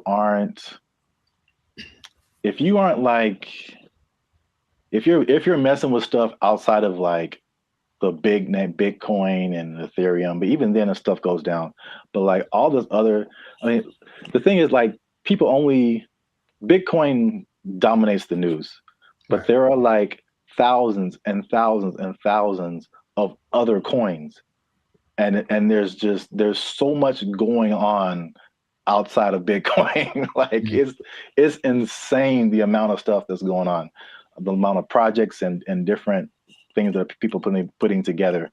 But yeah, it's kind of scary. And I mean, I honestly wouldn't recommend it for someone who, one, is not computer or tech savvy, and two, hasn't really been into crypto a whole lot. Because I also had another experience. So Helium is like a Bitcoin. It has its own. There's a Helium, what they call a token. Bitcoin's a token. Helium has its own token, but then there's Helium Mobile that had its own token. Okay. So Helium Mobile came after like this originally Helium, where a lot of people made money during a whole different kind of mining helium. I don't want to get too technical, but I just want to say that like the helium provided these mining devices, which were expensive, several $100s or sometimes into the thousands, and you would make money by mining helium, which was great when helium, the price was really high. But when it dropped, you were like, now you were making, people were making thousands of dollars like a month, like in this like heyday period, and it dropped to like pennies. So that was like a few years ago, and that's something that I tried, and I spent like $500 on a device, and it was like making me a little bit of money, and now it makes me like 10 cents a month or something, maybe. Like it just like plummeted. But that's the crypto world. The prices, it's like the stock market on like acid. It's just nuts. I mean, you're rich one day and broke the next day, but I digress. So anyway, because I'm crazy, I tried out Helium Mobile. It's not bad. All right. So at least for me. So my original bill was like $50 a month, unlimited. And then you know how they have like unlimited and then it like throttles after a certain gigabytes, whatever. So I had the same thing with Helium Mobile. My original one's throttled after 50 gigabytes. This one throttles after 30. So I only paid $20 a month plus tax. So it's 21 something. And then, you know, everything works. You know, I've been able to text you or call somebody or search the internet. Like it all works. That's the good. The bad, Okay. Let's talk about it. Let me just say this. Unlimited is, when it throttles, man. It's just like zoop. Like you are, once you hit that cap, like you pretty much need to use another phone because your data is just so incredibly slow. But that's just kind of what it is. So the slowdown after the 30 gigabytes is insane. The app that you have to download to use it constantly crashes. You open it and there's a blank screen. You have to open it again or maybe restart your phone. There's constant updates and rule changes. Because again, it's like crypto, things change so much. And what I mentioned before, the price fluctuation. So like you earn this cryptocurrency token, but it could be worth a certain amount one day and it could be worth half of that the next day. So all that coupled with just like understanding crypto, again, it's fine for me. I'm cool with it, especially when I tell you how much money I've earned and saved. But it's not just like cut and dry, set it and forget it. I don't think it's for most people, at least not right now. Gotcha. So to pay off the teaser. Okay. Y'all want to see how rich I am off this Helium Mobile. Drum roll. And again, just to explain that, you earn Helium tokens. This is another thing that just people might be like, Okay. Yeah. You earn Helium tokens by sharing location data, and the Helium uses that location data to understand where they need coverage to expand the network. And they promise, as always, never to sell your data to any third parties. So there's that. I'll let you do with that what you will. Lies and slander. So currently, again, there seems to be a trend in crypto where, like, if you get on something first very early, you seem to make the most money, and then it just kind of like it just kind of settles there. So in terms of Helium tokens, when I first started, I think I was earning like 700-800 Helium tokens a day. Current price of Helium or Helium Mobile tokens. Current price of Helium Mobile is like 0.003 cents. Okay. So basically like a Spotify stream. Gotcha. For every Helium Mobile token, but you're earning hundreds of these a day. So I think like when I first started, I was making like around $2 to $3 every day, which is once you set it up, the only thing you have to do is move around because it's location based. So you can't be in the same spot. But if you move around throughout the day, at the end of the day, you'll get, the certain amount of tokens. So I'm pretty active. So I was making a couple of $2 to $3 a day.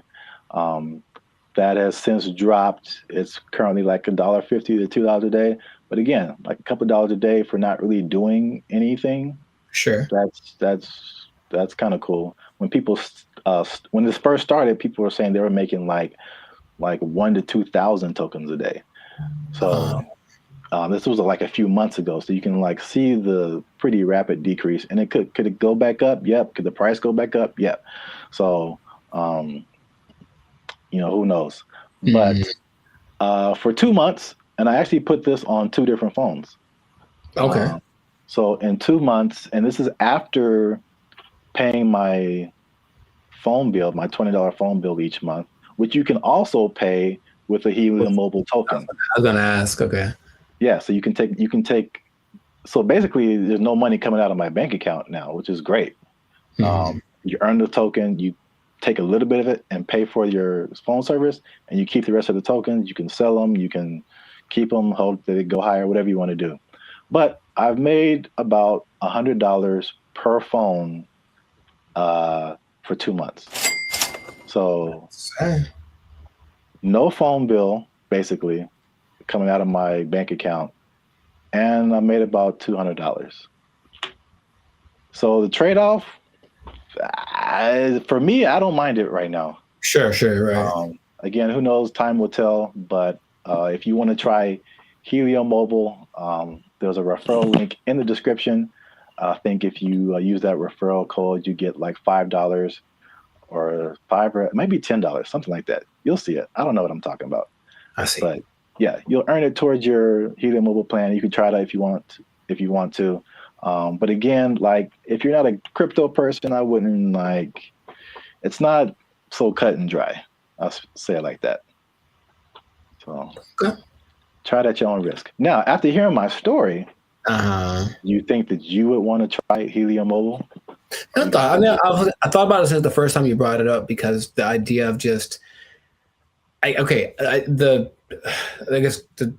the downside, I need my phone to work fast all the time. I need it to be fast. I absolutely need it to be fast all the time. So I don't know how I would deal with that. And I use it a lot, but just the idea of my bill's probably $100, if I'm paying $100 and you're making $100, like, that seems more fun than making part. Yeah. So consider. Yeah, we'll see. Let us know what you think in the comments. Do you want to try it? Do you think it's crazy? Are you scared to leave your phone service? Is crypto still too wild for you to mess around with? Let us know. This has been another episode of the Life's a Circus podcast. Again, subscribe, share. You know what it is. Maybe if you get enough Helium Mobile, you won't have to work anymore, and you'll never be in danger of losing your job. You never be in danger of losing your job because you got so much Helium Mobile tokens. Oh, it's only worth a Spotify stream right now.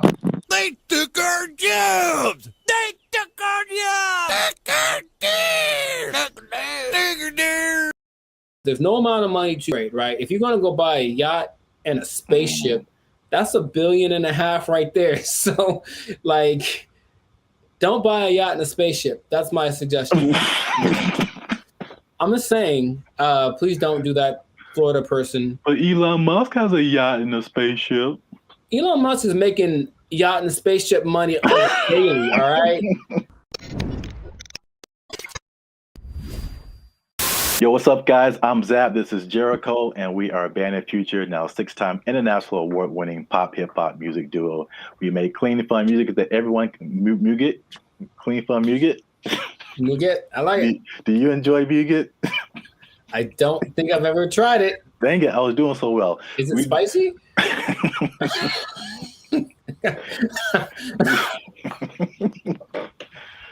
I don't know, but I think you should know if it's spicy. because yeah. I'll put a link. I'll put the link to the video.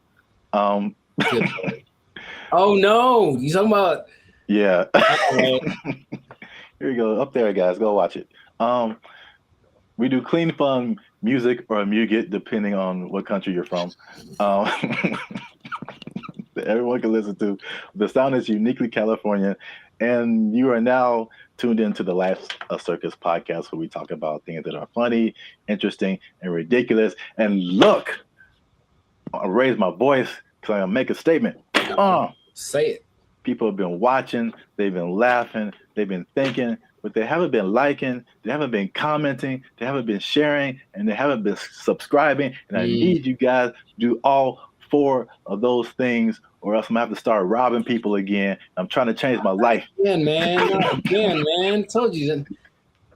It's not the way. It's not the way. Trying to be on the straight and narrow, you know what I'm saying? Make this YouTube money. So yeah. But yeah, make sure you do all that. Like, subscribe, share, comment. Let us know what you think. And especially share this video with somebody who needs some money, man. Oh, man, I know quite a few people. I mean, like everybody, right? Like if you need some more money, raise your hand. Mm-hmm. Hey, calm down. All right. So, I mean, it's not just specifically money. It's specifically the Mega Millions, right? The lottery. Or there's always the different state lotteries too, but you know, you always see these news stories of people win like these ridiculous amounts of money, and then you see the statistics later where it's like they won $1 jillion, and like a year or two later, it's all gone. It is broke, yeah. And you can't I can't even imagine like how you do that with that much money. So I guess my question to you is like, why do you think that? Well, I got a few questions. First, let's start with that. Why do you think that happens? Like, why do people? Oh, for me, that's a simple answer. It's that if you don't understand the work that it takes to make money in the first place, you don't know how to keep it. That's all. So if you just got lucky and it's like, oh, I got money now, then you're not going to have you haven't developed any habits to maintain that. And everyone basically has an idea that, okay, maybe saving money is a good idea. I should do that more. I should. It's not on their list of must do, it's I should do. Mm. And then the second that it happened, perfect example, dude. Episode of the Boondocks where Grandpa leaves for his do it big vacation and he gives probably give you some money. And it's like, all right, this is supposed to last. It's like, also they came into some money. Cool. This is going to help us get food, get clothes, whatever, last the whole week. Nah, Riley goes and blows it all in an hour. Ask yourself, be honest. Ain't I'm clean, no. Man, how we gonna eat? Like, that's just how people live. That it's like, you're basically a dam waiting to burst. I'm just waiting to get my break. And then I'm just going to do something ridiculous with my money. And no one can tell me no, because it's my money. So I think it's that. And plus, there are worlds of, how do I say this?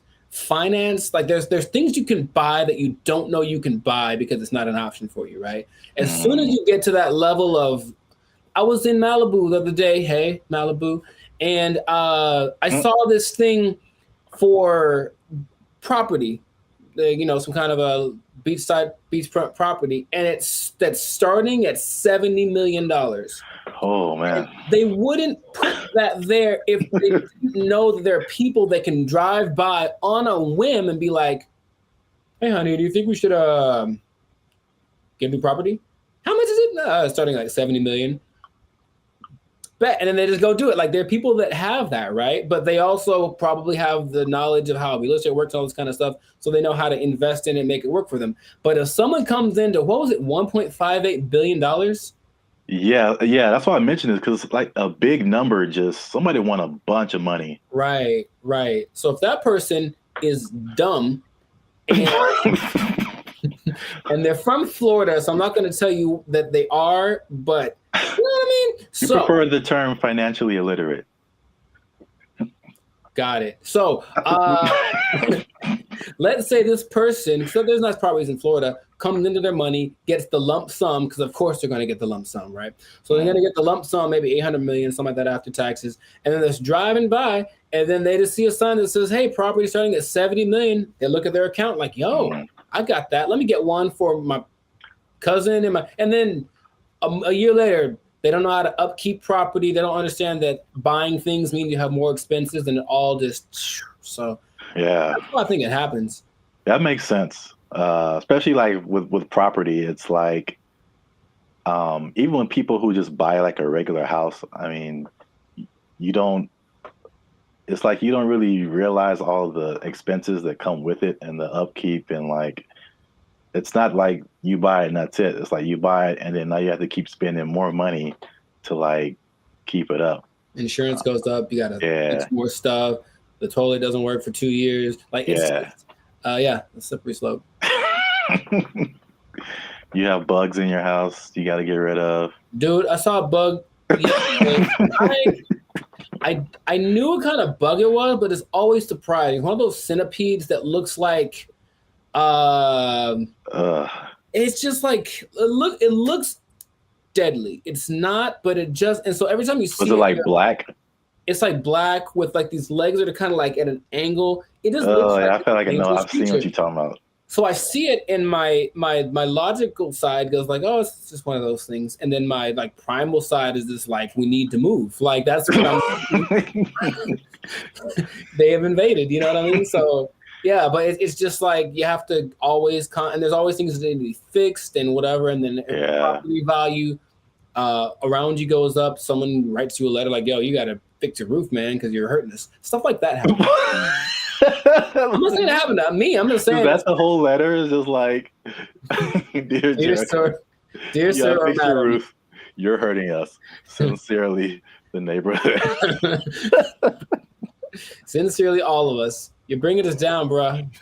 You need to step it up or get out. I was like, yeah, that's how it works. But not even that. I had a cousin who won maybe $300,000 on a game show in the snaps. In the 80s, right? So 300,000, that's pretty good. Dude, shout out to Steven. He was broke within 6 months, I think. Wow. Yeah. God. Because I know you, and I know how you think what you would do. Oh yeah. Winning the amount of money. Most people don't think that way. It's just not. Remember Shaq talked about he spent his whole first contract and was like broke. I don't know, it was a very short amount of time, but like he bought a house and then he had to buy his parents a house and he bought a truck and they buy a whatever truck, and then he goes to his agent like, I need to get this thing, and they're like, dude, you were like $500,000 in the red. What did you do? You just got the contract. So you just have to know about these things, that there's no amount of money too great, right? If you're gonna go buy a yacht and a spaceship, that's $1.5 billion right there. So like, don't buy a yacht and a spaceship. That's my suggestion. I'm just saying, please don't do that, Florida person. But Elon Musk has a yacht and a spaceship. Elon Musk is making yacht and spaceship money daily, all right? Every day he's making that. Is that the level? Like 6 figures, millionaire, yacht and spaceship. Yacht and spaceship, man. Yacht and spaceship club only. You have to buy them two things at the same time. You can't buy one or the other. It's like a package deal. You got to get them to match. Step 1, Tesla. Step 2, Step 3, yacht and spaceship. There we go. Plus, they're probably gonna make a yacht that can turn into a spaceship or vice versa. So it's all, there's no level. You can go buy. People buy islands now. You can get anything with the right amount of money. So just you'll run out of it because money is a limited thing unless you have. Because if you won the lottery once and you're like, cool, I'm set for life. It's like, no, maybe you should set up to try to like. If you won it once, maybe play it again. Like, I don't know, do something else. What? That sounds like a terrible idea. Well, look, I don't know what the probability is, but think about it. If you won $1 billion and then you spend $1 million of it on more lotto tickets, you're probably going to win it. I would just guess it's possible that you could win again. I know you don't like that at all because it's a stupid idea. I mean, I don't know if it's. It's like reinvesting into something that's a far-fetched idea. But if I won $1 billion and 10 million. All right, I'm gonna buy $10 million worth of lotto tickets. What if you win 3 more times? And you know what I mean? Like, and that's how Las Vegas works, folks. Yeah. Right, or gambling. People get addicted to gambling. I got so much money, and then all of a sudden, I won. What if I win again? Yeah, go for it. So my advice to Florida man or Florida woman, whichever one you use, Florida man, please keep your money. Yeah. Wow. That's the other thing you kind of made me think of is not just the stuff that you buy, but like your family, because then you become like the most popular person in your family. Everyone's going to hit you up. I'm broke and people hit me up. So if I got money, yeah, if I got money, bro, it's going to be like, right. It's like there's no end to it. Ooh, phone's going to be ringing off the hook, man. No. And you can't be anonymous in most states if you win. You have to tell people, I'm rich now, so so leave me alone. You got to move to a different place. It can be a good thing for sure, but I don't think anybody. Then if you are all of a sudden a public figure, all you do is get criticized because people know what you're buying. That lady who won maybe $20 million in New York a few years ago, she spent most of it getting her husband out of jail. Oh. Or that. No. Getting him out of jail. She spent like $7-8 million on his bail. Right? Whoa. I know. I was like, my first question was, dude, what did he do? Like, wow. Like, he obviously did it. If $8 million, dude. So, yeah, but so everyone knew that she spent it. And they're like, you shouldn't waste your money. So yeah, she went through $20 million swift. You know? Wow, that's crazy. Back to bologna sandwiches. Well, we're out of time, and that's been another episode of the Life's a Circus podcast. Make sure you like, subscribe, share, and leave a comment. What would you do if you won the Mega Millions or some kind of lottery? You think you would keep the money? What would you spend it on? Let us know. And check us out next time. And be cool and stay in school. Hey. Fun. Squash it. Squash it!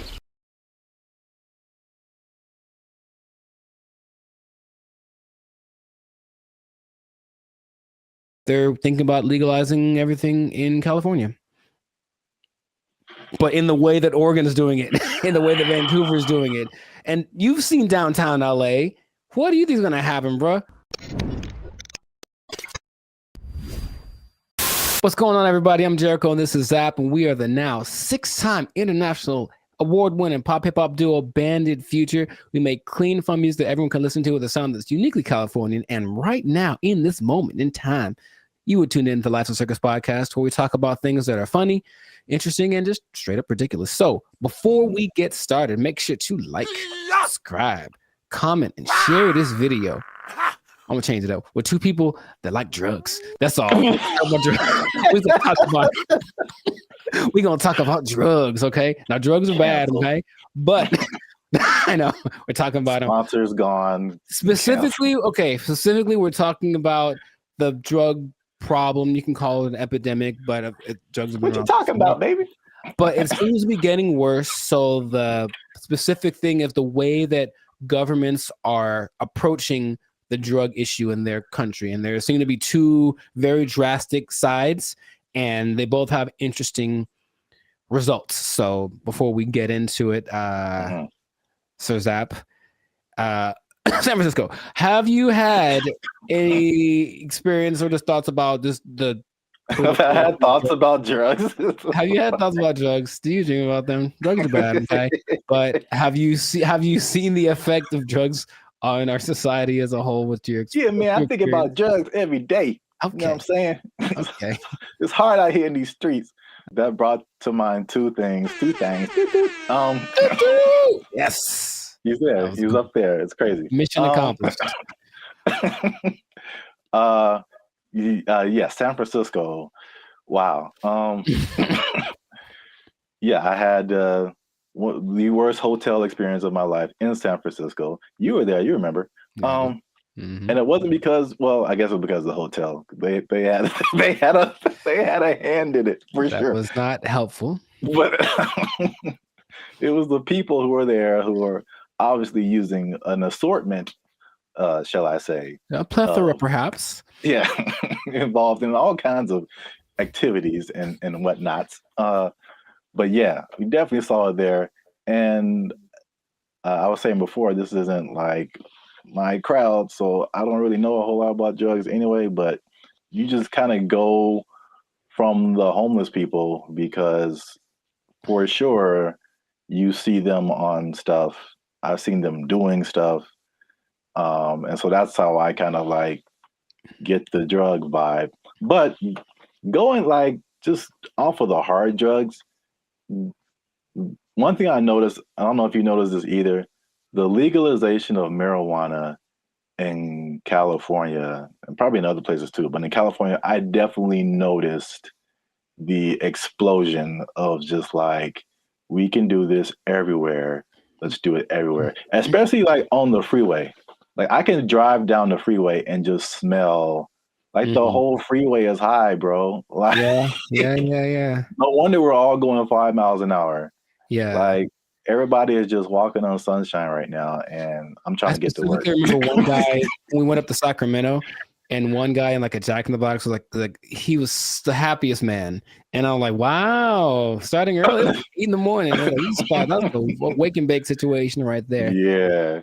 But I don't think that weed causes the problems that we're seeing. Just slower people, and maybe they're raising the price of food. Everyone's eating too much, but I digress. The idea is you can do one of two things, or there have been two extremes that governments have been taking. One is to decriminalize drugs. So there's a difference between decriminalization and legalizing. They're not legal. You can still get busted for them, but it's just that decriminalizing means you won't go to jail forever for getting busted with a meth pipe.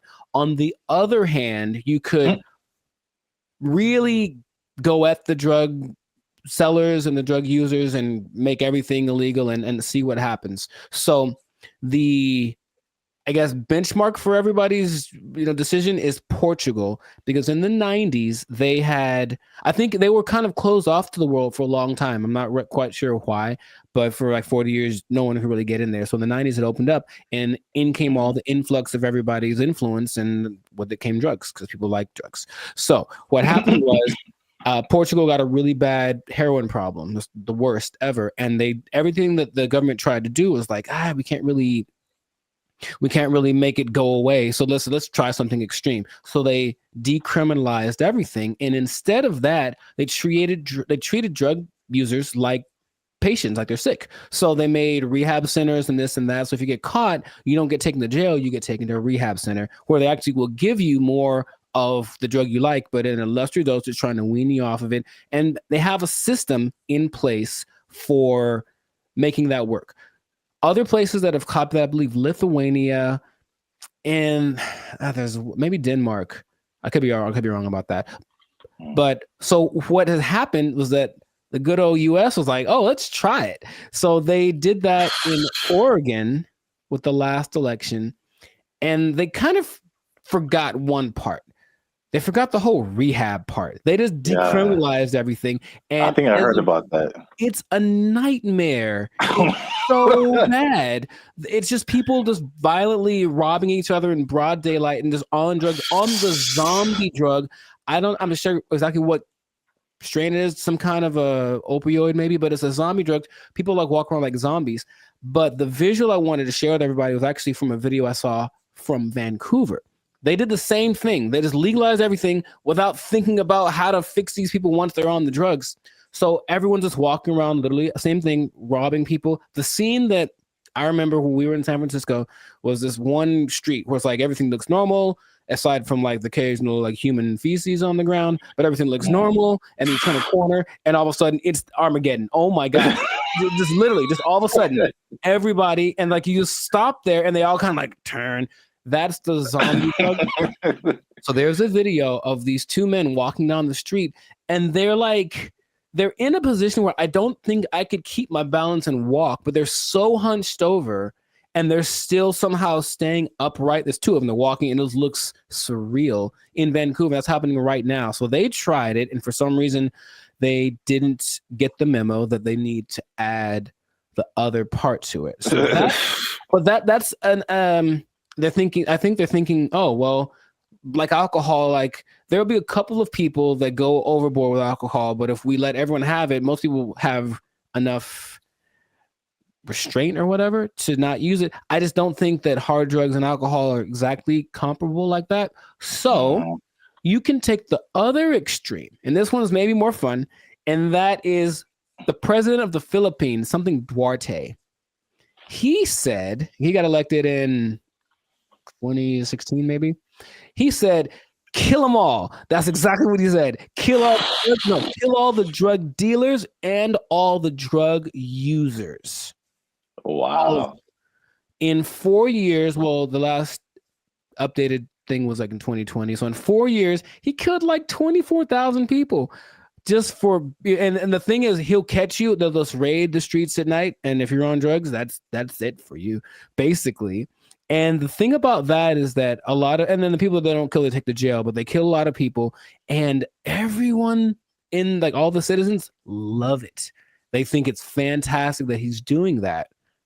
So when they interview the drug lords, they're like, well, we're not going to stop. So we just got to figure out how ways not to get caught, because the threat of death isn't enough to stop it. So you have a lot of people in jail. You have a lot of people that are being killed, just like, and then they have a lot of people that are approving of this, right? And that's the most extreme case of that. So I'm sure there's other options, but that seems to be the two sides. So if you were the leader of Zapville, Zaplands, and you had to implement a strategy for the rampant drug use in your country, man, you got to be a better leader, man. I know what's going on. All your people are just down in the pipes. But what would you do to resolve that, you think? That Philippines thing is wild. I never heard that. Yeah, well, like they don't talk about it too much, but yeah. But he's like, he literally gave a speech. He was like, yeah, and all the drug dealers, and then everyone cheers. But he literally did this, and that's his approach. Oh, wow. Yeah, that's too far in my book, especially for the users, because like drugs are an addiction, and like you're not in the right frame of mind to like make decisions and then have someone execute you because of your addiction. I think that's too far. Okay. But the thing you said in like Portugal, Denmark, that's interesting. I mean, that seems, again, it's just like, I don't know why the answer for everybody is just throw somebody in jail and then like, well, we got rid of that. Like, that exactly. Solve the problem. Like, it doesn't solve the problem.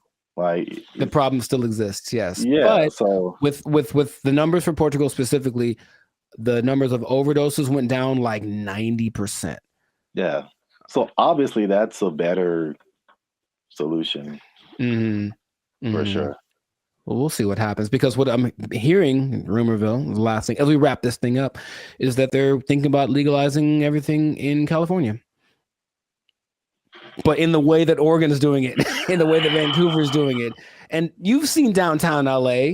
What do you think is going to happen, bro? Man, it's going to be chaos and bad times, very, very, very bad.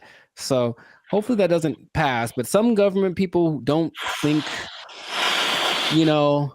they're just like, oh, my nephew OD'd once, I should probably do so. That's what politicians maybe think. That's their only connection to this kind of thing. So let's just try something new. Let's decriminalize it all and see what happens. And it'll be bad for all of the people that we see walking on the freeway are on drugs. Every single one of them. And that's going to go up tenfold if we decriminalize the drugs. So just let's not do it, Callie.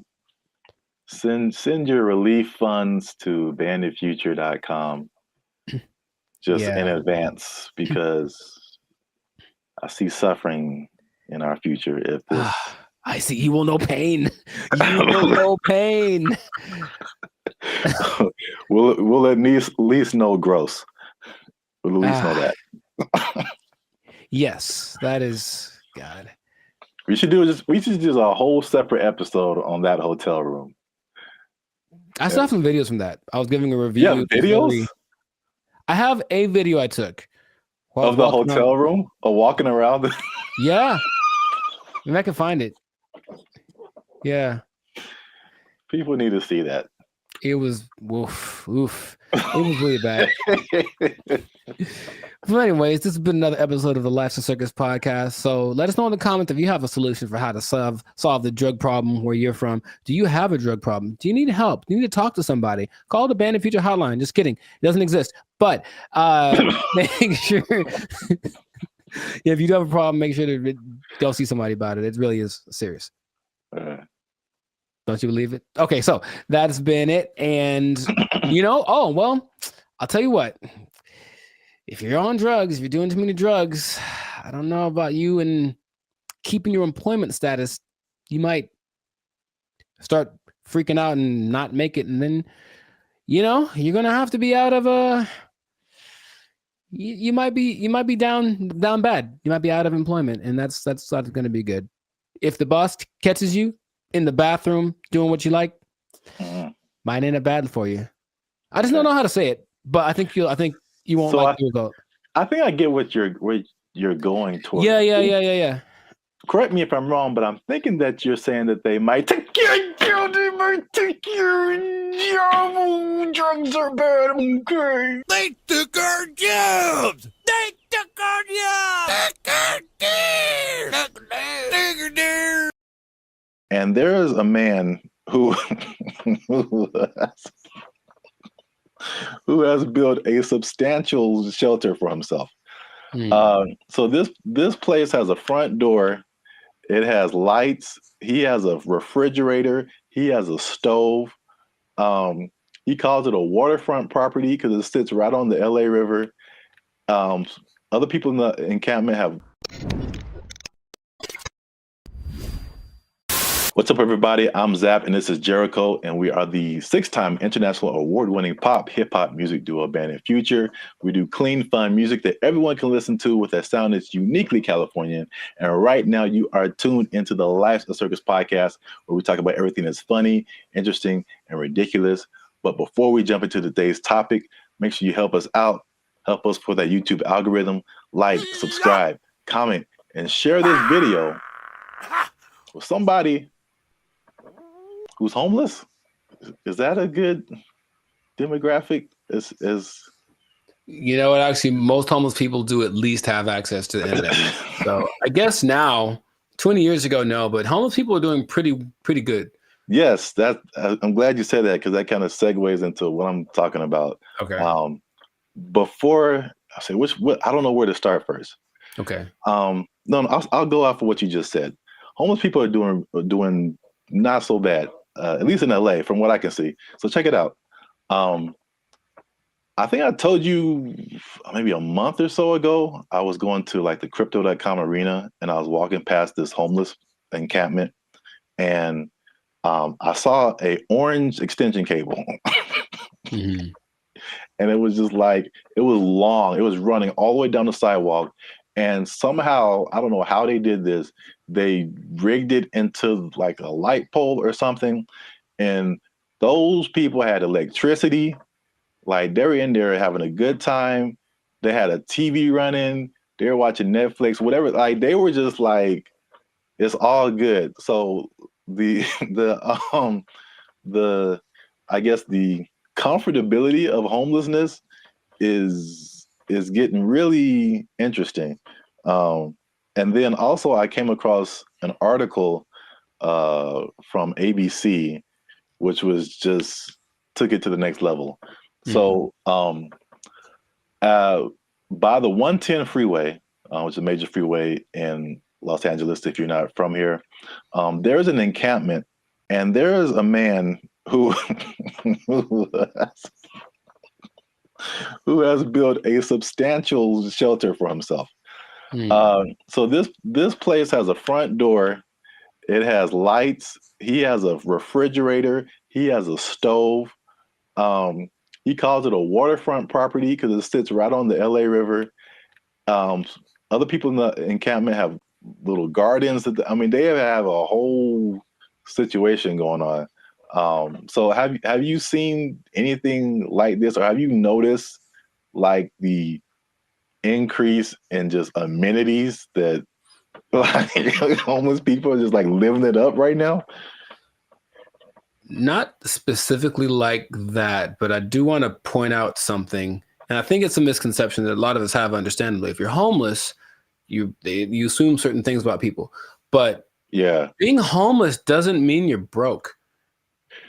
It doesn't at all. And I bring that up because I remember in Claremont, I was in a Coffee Bean listening to two homeless guys basically have a business meeting about how to get more money from people. Like the dude, he was seriously like, yo, man, you got to go to this exit between this time and this time. Make sure you have a dog, and they'll give you. So these people have money, and barring the people that are super drugged out or have like a crazy mental illness, not a lot, but there are homeless people that are homeless by choice. So they have money, it's like they just don't want to spend it on a house. So that doesn't surprise me, but I haven't seen specifically that. Yeah, I've literally been at the gas station and dudes walking up to me who are bigger than I am. They eating good and like fresh Jordans on. Like they just right. Can I get $5? I'm like, dude, you look better than I do. Like, can I get $5? Right. Like, what are you talking about? But yeah, it's getting crazy. Not getting crazy. It's already crazy, especially out here in LA. We have just, I think it was only, I forgot the numbers in LA, but it's just thousands and thousands of homeless people. But I did want to address something because we talked about the homeless before in a previous video in San Francisco, where they were like trying to hide the homeless people because all these people, these foreign dignitaries or something, were coming in and trying to hide the whole situation. Somebody, I don't know this person, but somebody got kind of offended at that video, and they tried to go at us in the comments, man. They tried to go at us in the comments. Would you like to hear it? Good. I'm just gonna paraphrase. So we were talking about the homeless. This guy came on and was like, have you been homeless? Have you ever been down on your luck? What would happen if you lost your job and things were wrong in your life? You lost your house, your apartment. So he's basically saying like, it's not our place to talk about the homeless, which I fired back at him, and I said, it is completely our place, because I lived in LA for a long time, but I lived in downtown LA, which is like homeless central, just a few blocks from Skid Row. When people are pulling down their pants and taking a dump on your front door and you step in it, you absolutely have a right to say something about that. Like, you have a right to say something about that. And it's not even the homeless in particular. It's all the stuff that comes with it. Like, I don't care if you're homeless or not, whatever, but it's like it's the disrespect for other people and the other things in the city, and just like the trash everywhere and the safety concerns and like the destruction of property. If you're pushing a shopping cart, I'm pretty sure you didn't buy that shopping cart. I mean, you stole it from us. Just because you're homeless doesn't give you a license to commit crimes. Like, you can't.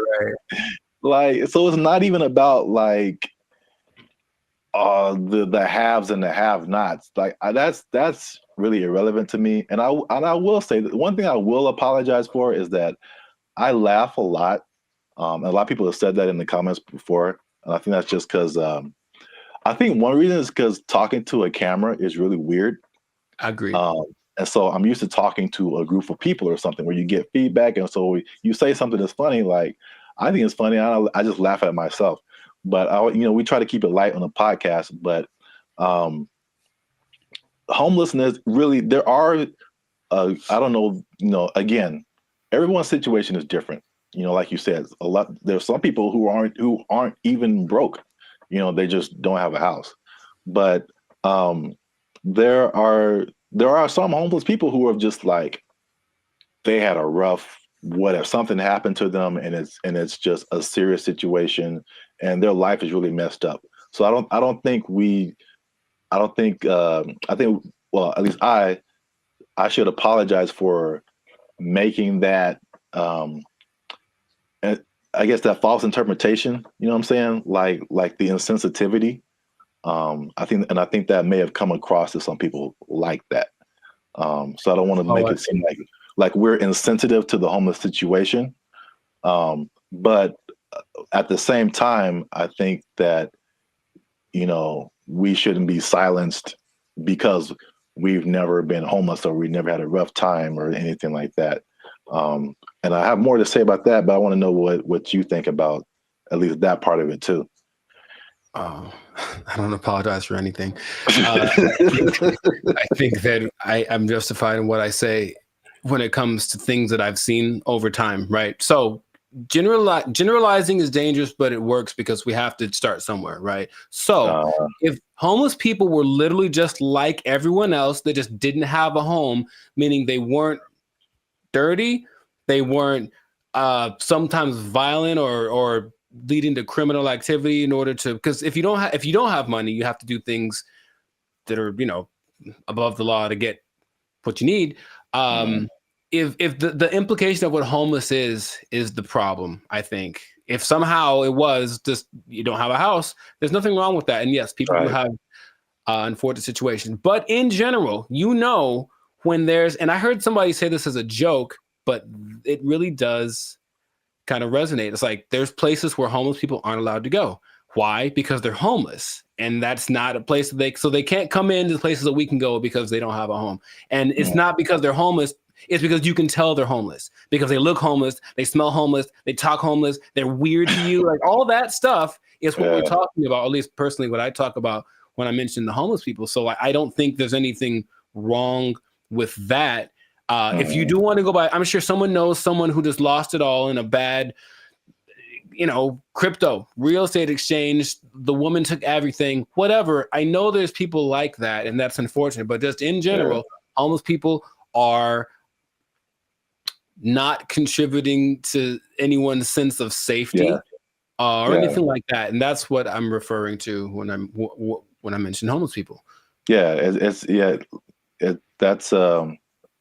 I think that's an accurate statement. It's just like it's not about the condition. It's about the character that comes along with that, and the not only not contributing but being destructive. So that's just even in my neighborhood. I think I told you before. It's like when I first moved here, like a few years ago, this place was spotless. I mean, it was just like people had pride in their neighborhood and stuff like that. And then, but we have a major mall, we have a major bus stop here and there, 7-Eleven, like the main intersection. That's kind of where I'm at. And it's just like every year it's like, okay, there's one homeless person. Okay, that's not so bad. 2 homeless. Dang. All right, there's a guy sleeping in front of the grocery store. Crap. And then it's like trash just keeps building up. Trash, more trash, more trash, more trash. And it's like, this isn't a rocket science. Like, what has changed? There's more homeless people. There's more trash. There's more abandoned shopping carts. There's more crime. I mean, I looked at the crime map for my area, and it was like literally my block, that area that I'm talking about, is where all this stuff happens. This is like, anyway. The other point I wanted to make before we kind of wrap it up, because it's going kind of long. One thing I also hate is that when people make judgments about you and they don't know anything about you.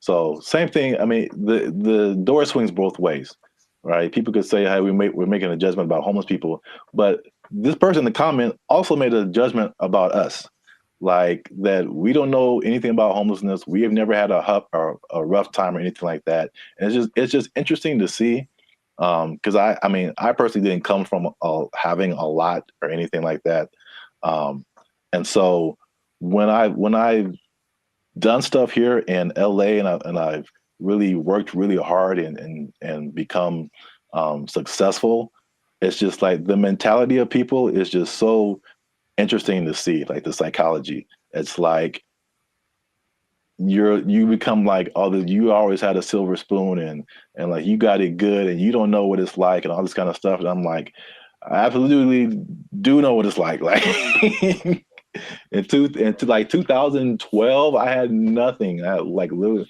no job, no place to stay. Like I've been through all this kind of stuff.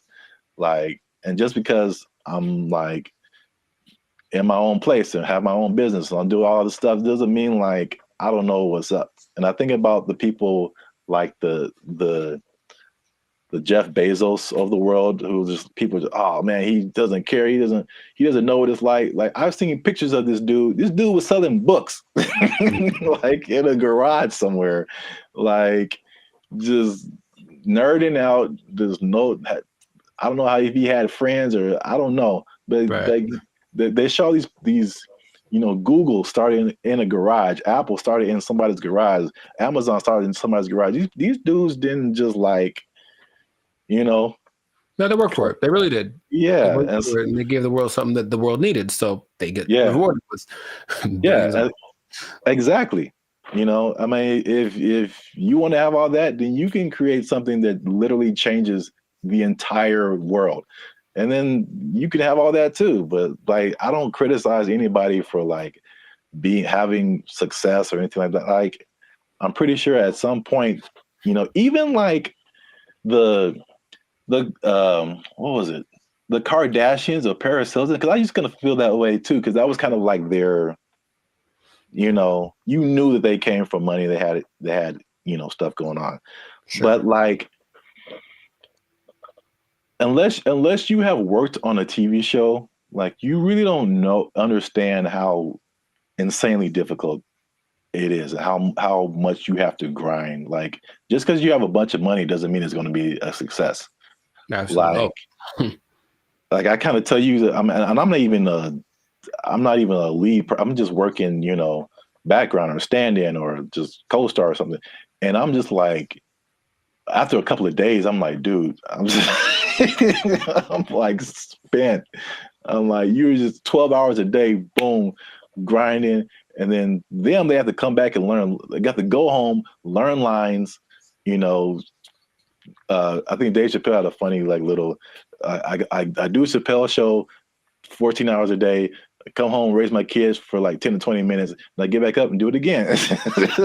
Like, yeah, dude. Like anybody you see, even if they have money, they are grinding, man. And so that's kind of just I just wanted to make those points because it was just like upsetting that someone would come at us in the comments over that. It was just without any kind of perspective. Do you think the person that made the comment has a job? I feel like they do. I feel like we just hit a nerve. Like they had a job, or they're going through a tough time, or someone in their life is going through a tough time, and it just seemed like we were just talking about, we just like on YouTube, and we're privileged, and we just homeless people are terrible, and just so. I say if you give me one fact about a person, and then I get to judge whether or not to invite them over to my house. If you tell me right off the jump this person's homeless, then that's going to determine whether I want them to come over. Now, it's possible they're the sweetest person, and I know people for sure that do have homes that I never want them to come over. So there's that. It doesn't mean that they're a bad person. It just means, just based on the facts, statistically, this isn't a good start. Yeah. So I know it's a controversial situation. It's a big You know, it's been a big problem in LA and in many other places around the US and around the world. But let us know what you think. Leave us a comment. Let us know a comment that's nice. No, you can disagree. You can say what you want. But just know that I'm coming after you if you do. Now leave us a comment. Let us know what you think. Homelessness. Have you seen homeless people? Are they living it up in your area? Do you wish you were homeless and you could just live like that and not pay rent? Do people misjudge one another when it comes to all this kind of stuff? I know it's chaotic. Let us know what you think. Until then, you stay classy, San Diego. That's nice. And don't be homeless. Don't be homeless. Yes. Worst ending ever. Bye. They took our jobs. They took our jobs.